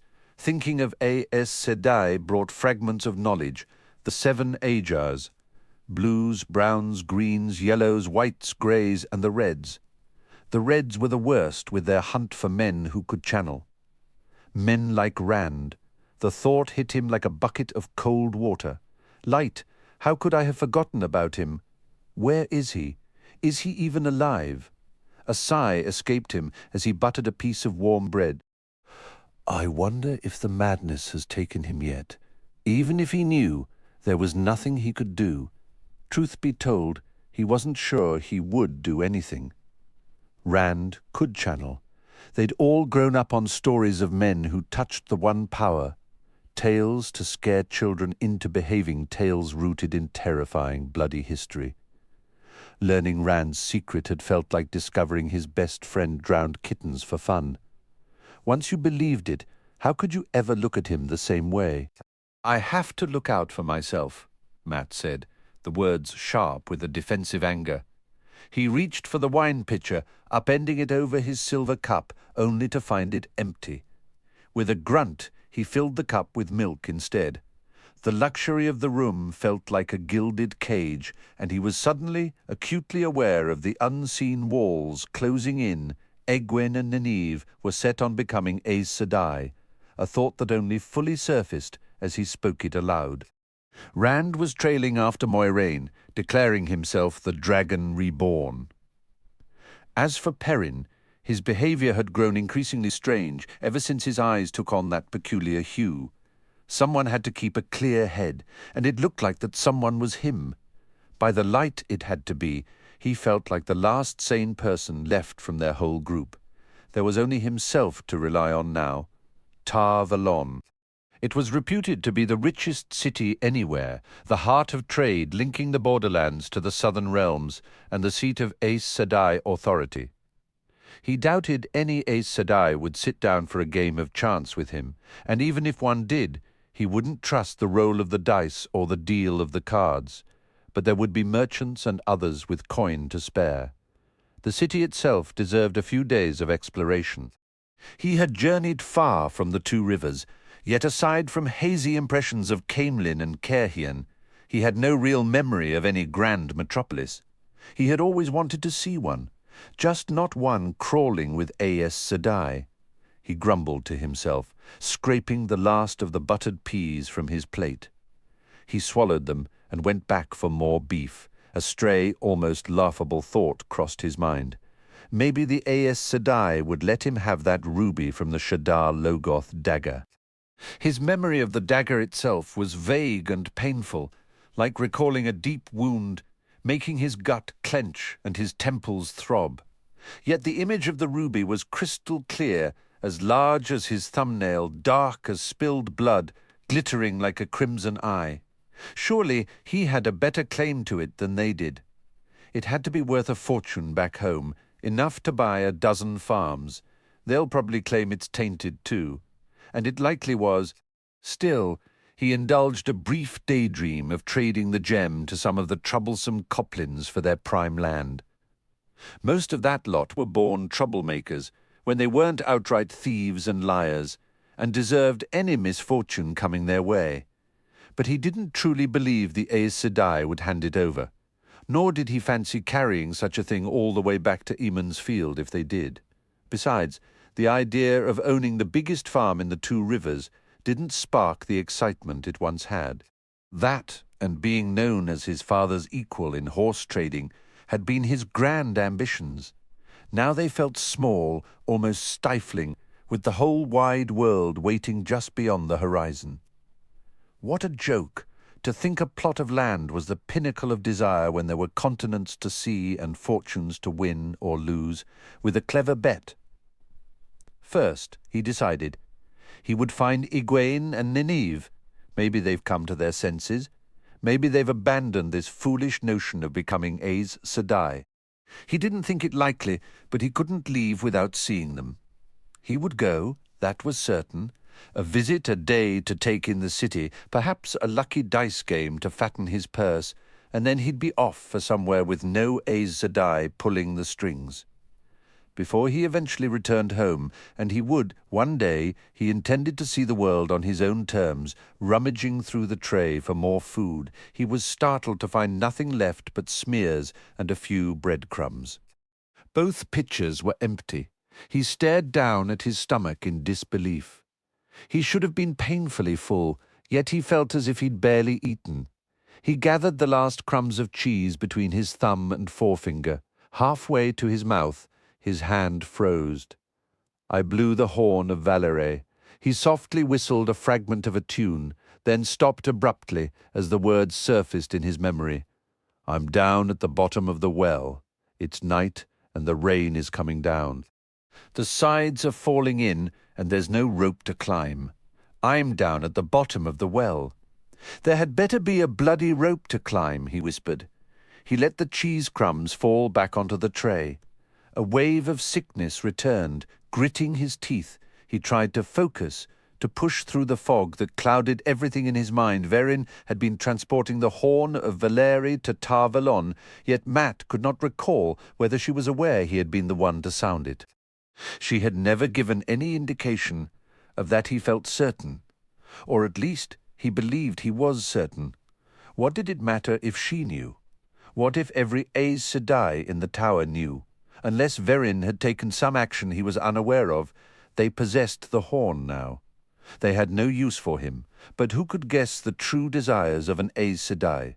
If they ask, he muttered darkly, I'll swear I never laid a finger on it. If they already know, well, I'll face that if it happens. Light burn me. They can't want anything from me. It's impossible. A gentle rap at the door startled him to his feet. His body swaying with the effort, instinct screaming at him to flee. but there was nowhere to go, and he doubted he could manage more than a few stumbling steps anyway. The door swung inward. The woman who entered was clad entirely in white silk adorned with silver. She closed the door and leaned against it. Her gaze, the deepest, darkest eyes Matt had ever seen, studying him intently. Her beauty was so arresting he nearly forgot to breathe. Night-black hair was held by a delicate silver circlet, and she possessed a stillness more graceful than most women in motion. A faint, nagging sense of familiarity brushed his mind, but he dismissed it. No man could ever forget a woman like her. "You might be tolerable once you've regained your weight," she remarked, her tone coolly appraising. "But for now, perhaps you could find something to wear." For a heartbeat, Matt simply stared. Then the realization he was standing there completely unclothed crashed over him. His face flamed scarlet. He stumbled to the bed, yanked the blanket around himself like a cloak, and half collapsed onto the mattress edge. "I beg your pardon. I wasn't expecting He dragged in a sharp breath, trying to muster some dignity. "I apologize for your finding me in this state." The heat in his cheeks felt permanent. For a fleeting moment he desperately wished for Rand, whatever he had become, or even Perrin, to be there.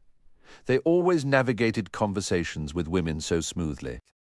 Girls used to gaze at Rand, even knowing he was all but promised to Egwene, and they found Perrin's deliberate manner gentle and appealing. No matter how hard Matt tried, he invariably ended up looking a fool in front of women, just as he had now. "I would not have visited you so informally, Matt," she said, gliding with swan-like grace to the small table, "except that I was here in the White Tower." She smiled faintly, as if the name privately amused her. "I had other business, but I wished to see all of you." Matt's face flushed anew, and he tightened the blanket around him, though she did not seem to be mocking him. "You are hungry. That is to be expected, given their methods. Ensure you eat everything they bring. You will be astonished how swiftly your strength returns." "Forgive me," Matt ventured cautiously, "but do I know you? No offense intended. Only you seem somewhat familiar." She watched him until he began to fidget. A woman of her bearing would surely expect to be remembered. "You may have seen me," she said at last. "Somewhere. You may call me Celine." Her head tilted slightly, as if awaiting recognition. The name tugged at the frayed edges of his memory. He felt he should know it, but could not place it. "Are you an Aes Sedai, Celine?" No. The word was soft, yet carried surprising force. Finally able to look beyond her beauty, he studied her. She was nearly as tall as he was, slender, and he suspected from her controlled movements, quite strong. Her age was difficult to gauge, perhaps a few years older, or maybe a decade, but her skin was flawless. Her necklace of polished pale stones and woven silver matched her wide belt. She wore no great serpent ring. The lack should not have surprised him. No Aes Sedai would ever outright deny being one, yet it did. There was an aura about her, a profound self-assurance and a certainty in her own power that rivaled any queen's, and something more besides that he instinctively associated with Aes Sedai. It left him more unsettled than if she had simply announced she was one. "You're not a beginner, are you?" he recalled, hearing that novices wore white, but he couldn't picture her that way. She made Elaine seem timid by comparison. Elaine, the name surfaced in his mind again. "Far from it," Celine replied, her mouth twisting wryly. "Let's just say I'm someone whose goals align with yours. These Aes Sedai intend to use you, but you'll probably enjoy most of it, I imagine, and you'll accept it. There's no need to persuade you to chase after glory." "Use me?" the thought echoed back. He'd had it before, but about Rand, that the Aes Sedai meant to use Rand, not him. "They've got no bloody use for me. Light they can't have. What are you talking about?" "I'm nobody special. I'm no use to anyone but myself. What kind of glory are you even talking about? I knew that would catch your attention. You, more than anyone. Her smile left him dizzy. He ran a hand through his hair, and the blanket slipped. He grabbed it just before it fell. Hold on, they aren't interested in me. What about me being the one to sound the horn? I'm just a farmer. Maybe they think I'm connected to Rand somehow. No, Verin said. He wasn't sure what Verin or Moiraine had actually said, but he doubted most Aes Sedai knew anything about Rand. He wanted to keep it that way, at least until he was far away from here. Just a simple countryman. All I want is to see a bit of the world and then go back to my father's farm. What does she mean by glory? Selene shook her head as if she'd heard his unspoken question. You're more important than you realize, certainly more than these so-called Aes Sedai understand. You can have glory if you're wise enough not to trust them. You certainly don't seem to trust them yourself. So-called, a suspicion formed, but he couldn't bring himself to voice it. It wasn't the sort of thing you just accused someone of. A dark friend. Selene said mockingly. She sounded amused, not offended. She sounded utterly dismissive. One of those pitiful followers of Balsamon who think he'll grant them immortality and power. I follow no one. There is one man I could stand beside, but I do not follow. Matt laughed nervously. Of course not. Blood and ashes. A dark friend wouldn't call herself that. She probably has a poisoned knife if she is one. A hazy memory flickered. A woman dressed like nobility. A dark friend with a lethal dagger in her slender hand. That wasn't what I meant at all. You look like a queen. That's what I meant. Are you a lady? Matt, you need to learn to trust me. Yes, I'll use you too. You're too suspicious, especially since carrying that dagger for me to deny it. But my use will bring you wealth, power, and glory.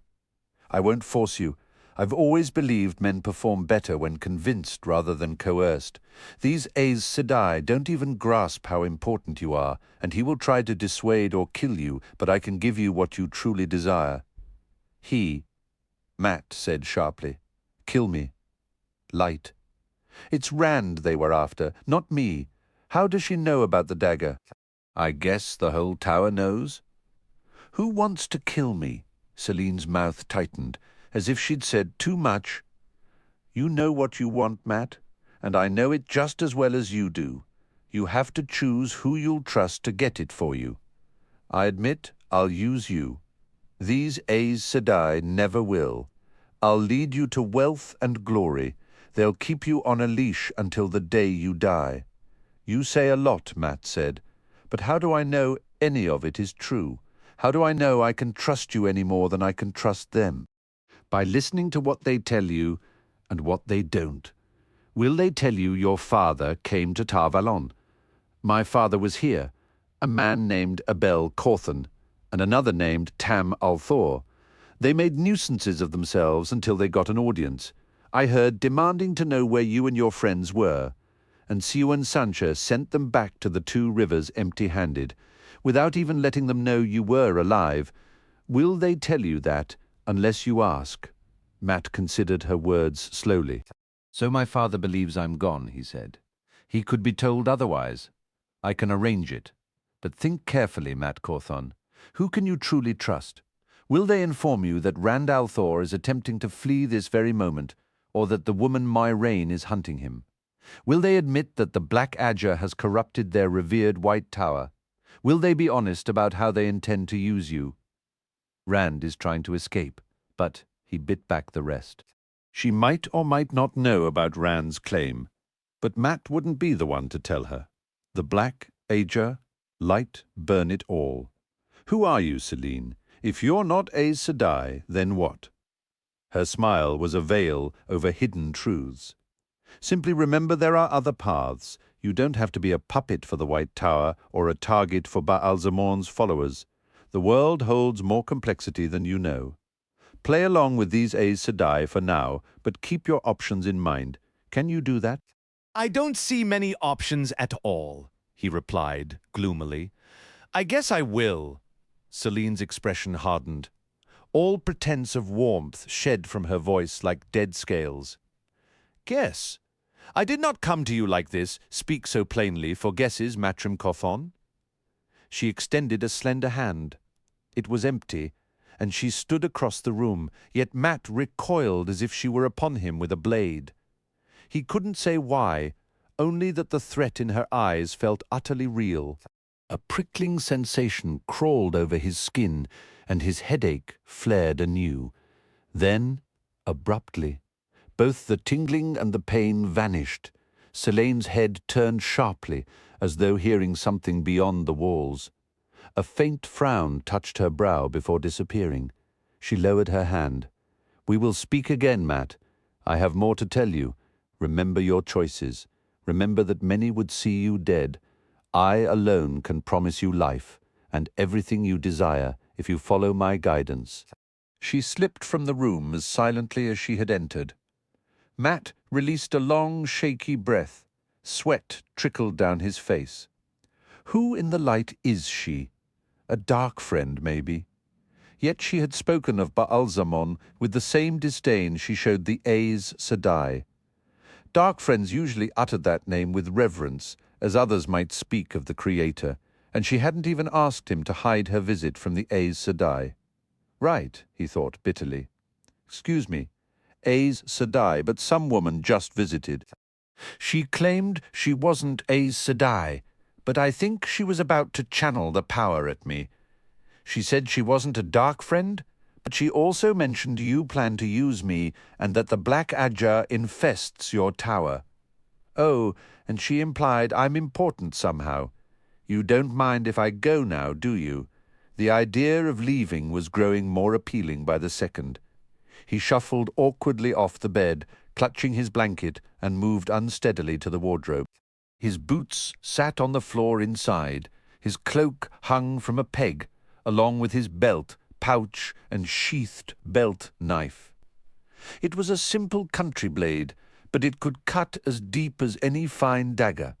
His other clothes, 2 sturdy wool coats, 3 pairs of breeches, several linen shirts and small clothes, had been cleaned and neatly folded on the shelves lining one side. He felt the pouch on the belt. Empty. Its contents were jumbled on a shelf with the rest from his pockets. He pushed aside a red hawk's feather, a smooth striped stone he'd liked for its colours, his razor and his bone-handled pocket-knife, finally freeing his wash-leather purse from a tangle of spare bowstring. He tugged it open. His memory, unfortunately, had been accurate. 2 silver marks and a handful of copper, he muttered. I won't get far on that once. It would have seemed a fortune, but that was before he'd left Eamon's field. He bent to peer deeper into the shelf. Where are they? He felt a sudden, sharp fear that the Aes Sedai might have discarded his things, much like his mother would have done if she'd ever discovered them. Where could they be, then? Relief washed over him, tucked away in the very back. Behind his tinderbox and the ball of twine he used for setting snares, he found his 2 leather dice cups. They gave a familiar rattle as he lifted them out, and he quickly pried off the snug round caps.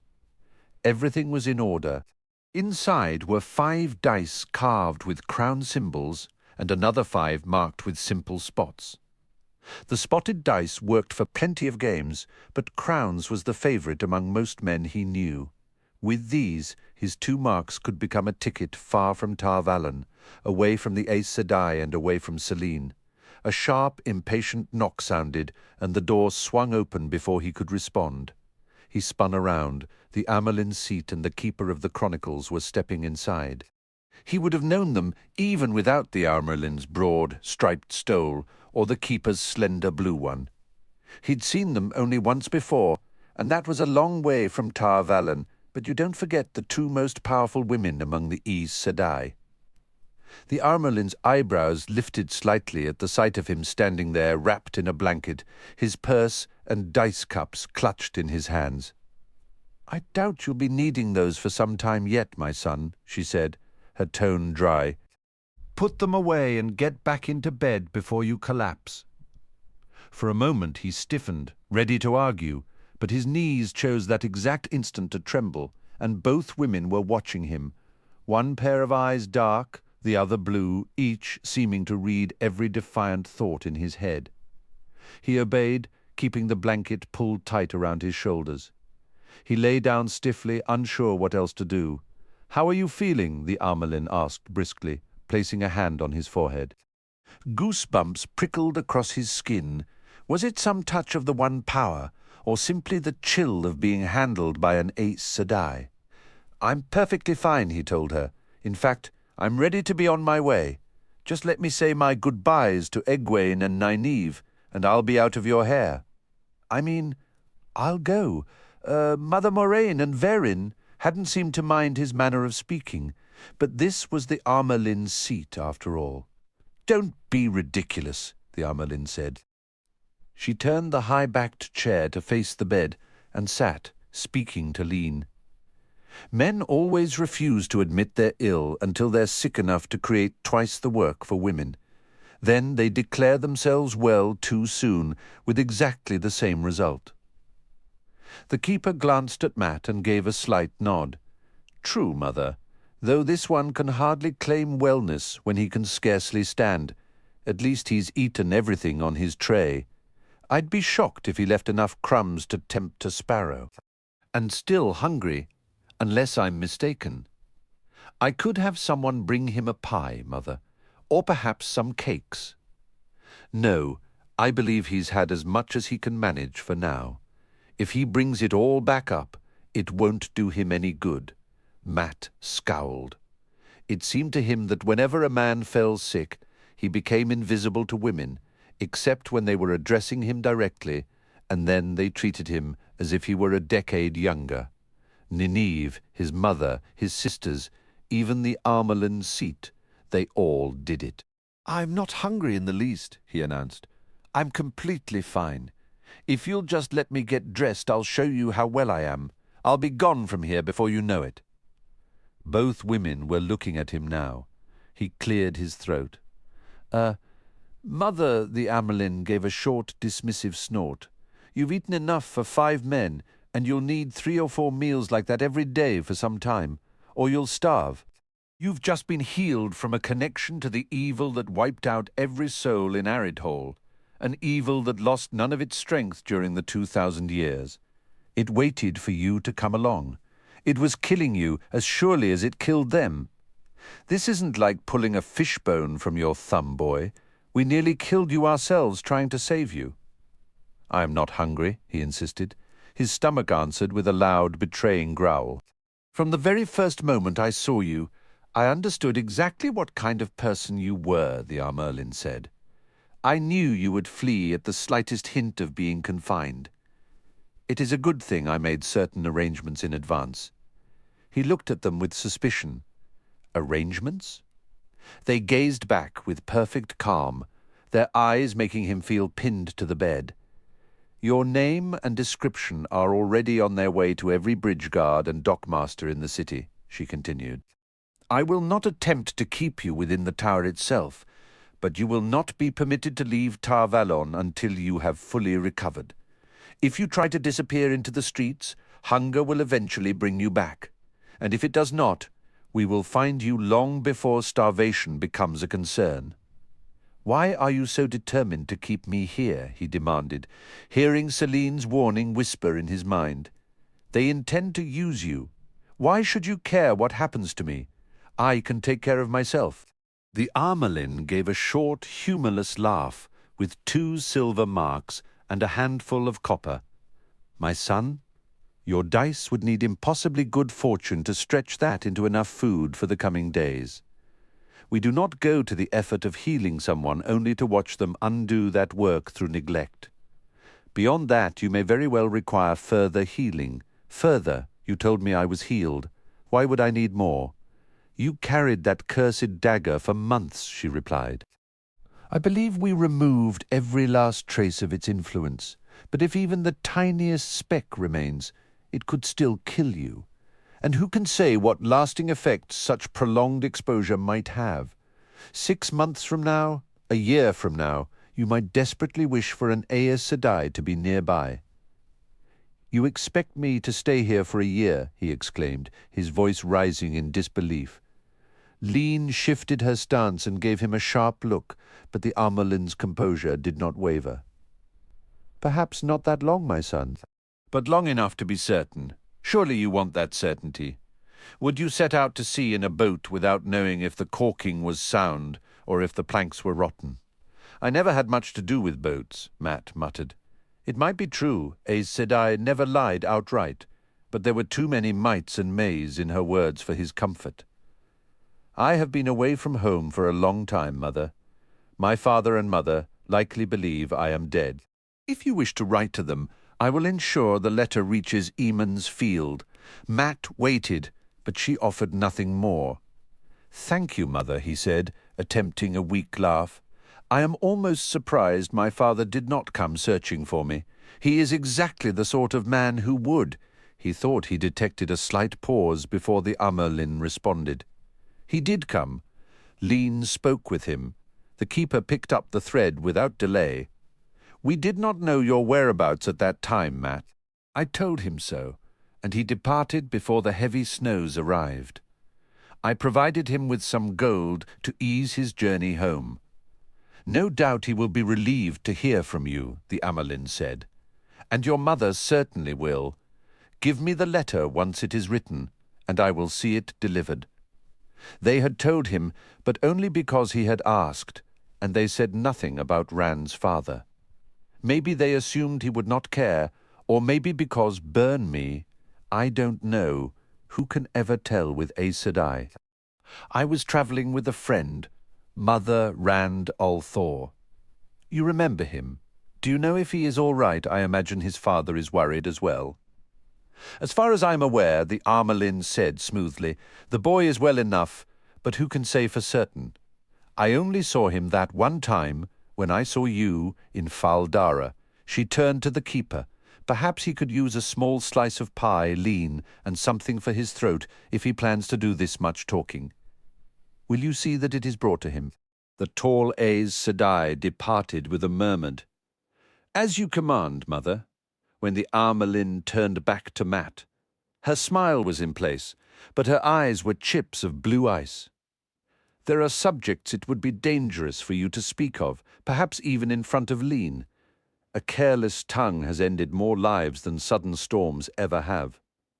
Dangerous, Mother? His mouth went dry, but he fought the urge to wet his lips. Light. How much did she truly understand about Rand? If only Moiraine wasn't so secretive. Mother, I don't know anything that could cause trouble. Honestly, I can barely recall half of what I've seen. Do you remember the horn? Which horn would that be, Mother? She rose and towered over him so swiftly he barely registered the movement. Play games with me, boy, and I'll have you crying for your mother. Neither of us has time for that. Now, do you remember? Gripping the blanket tightly, he had to swallow hard before he could speak. I remember, Mother. She seemed to ease slightly, and Matt shifted uneasily. It felt like he'd just been spared from the executioner's block. Good? That's very good, Matt. She settled back into her chair, her gaze fixed on him. Are you aware you are linked to the horn?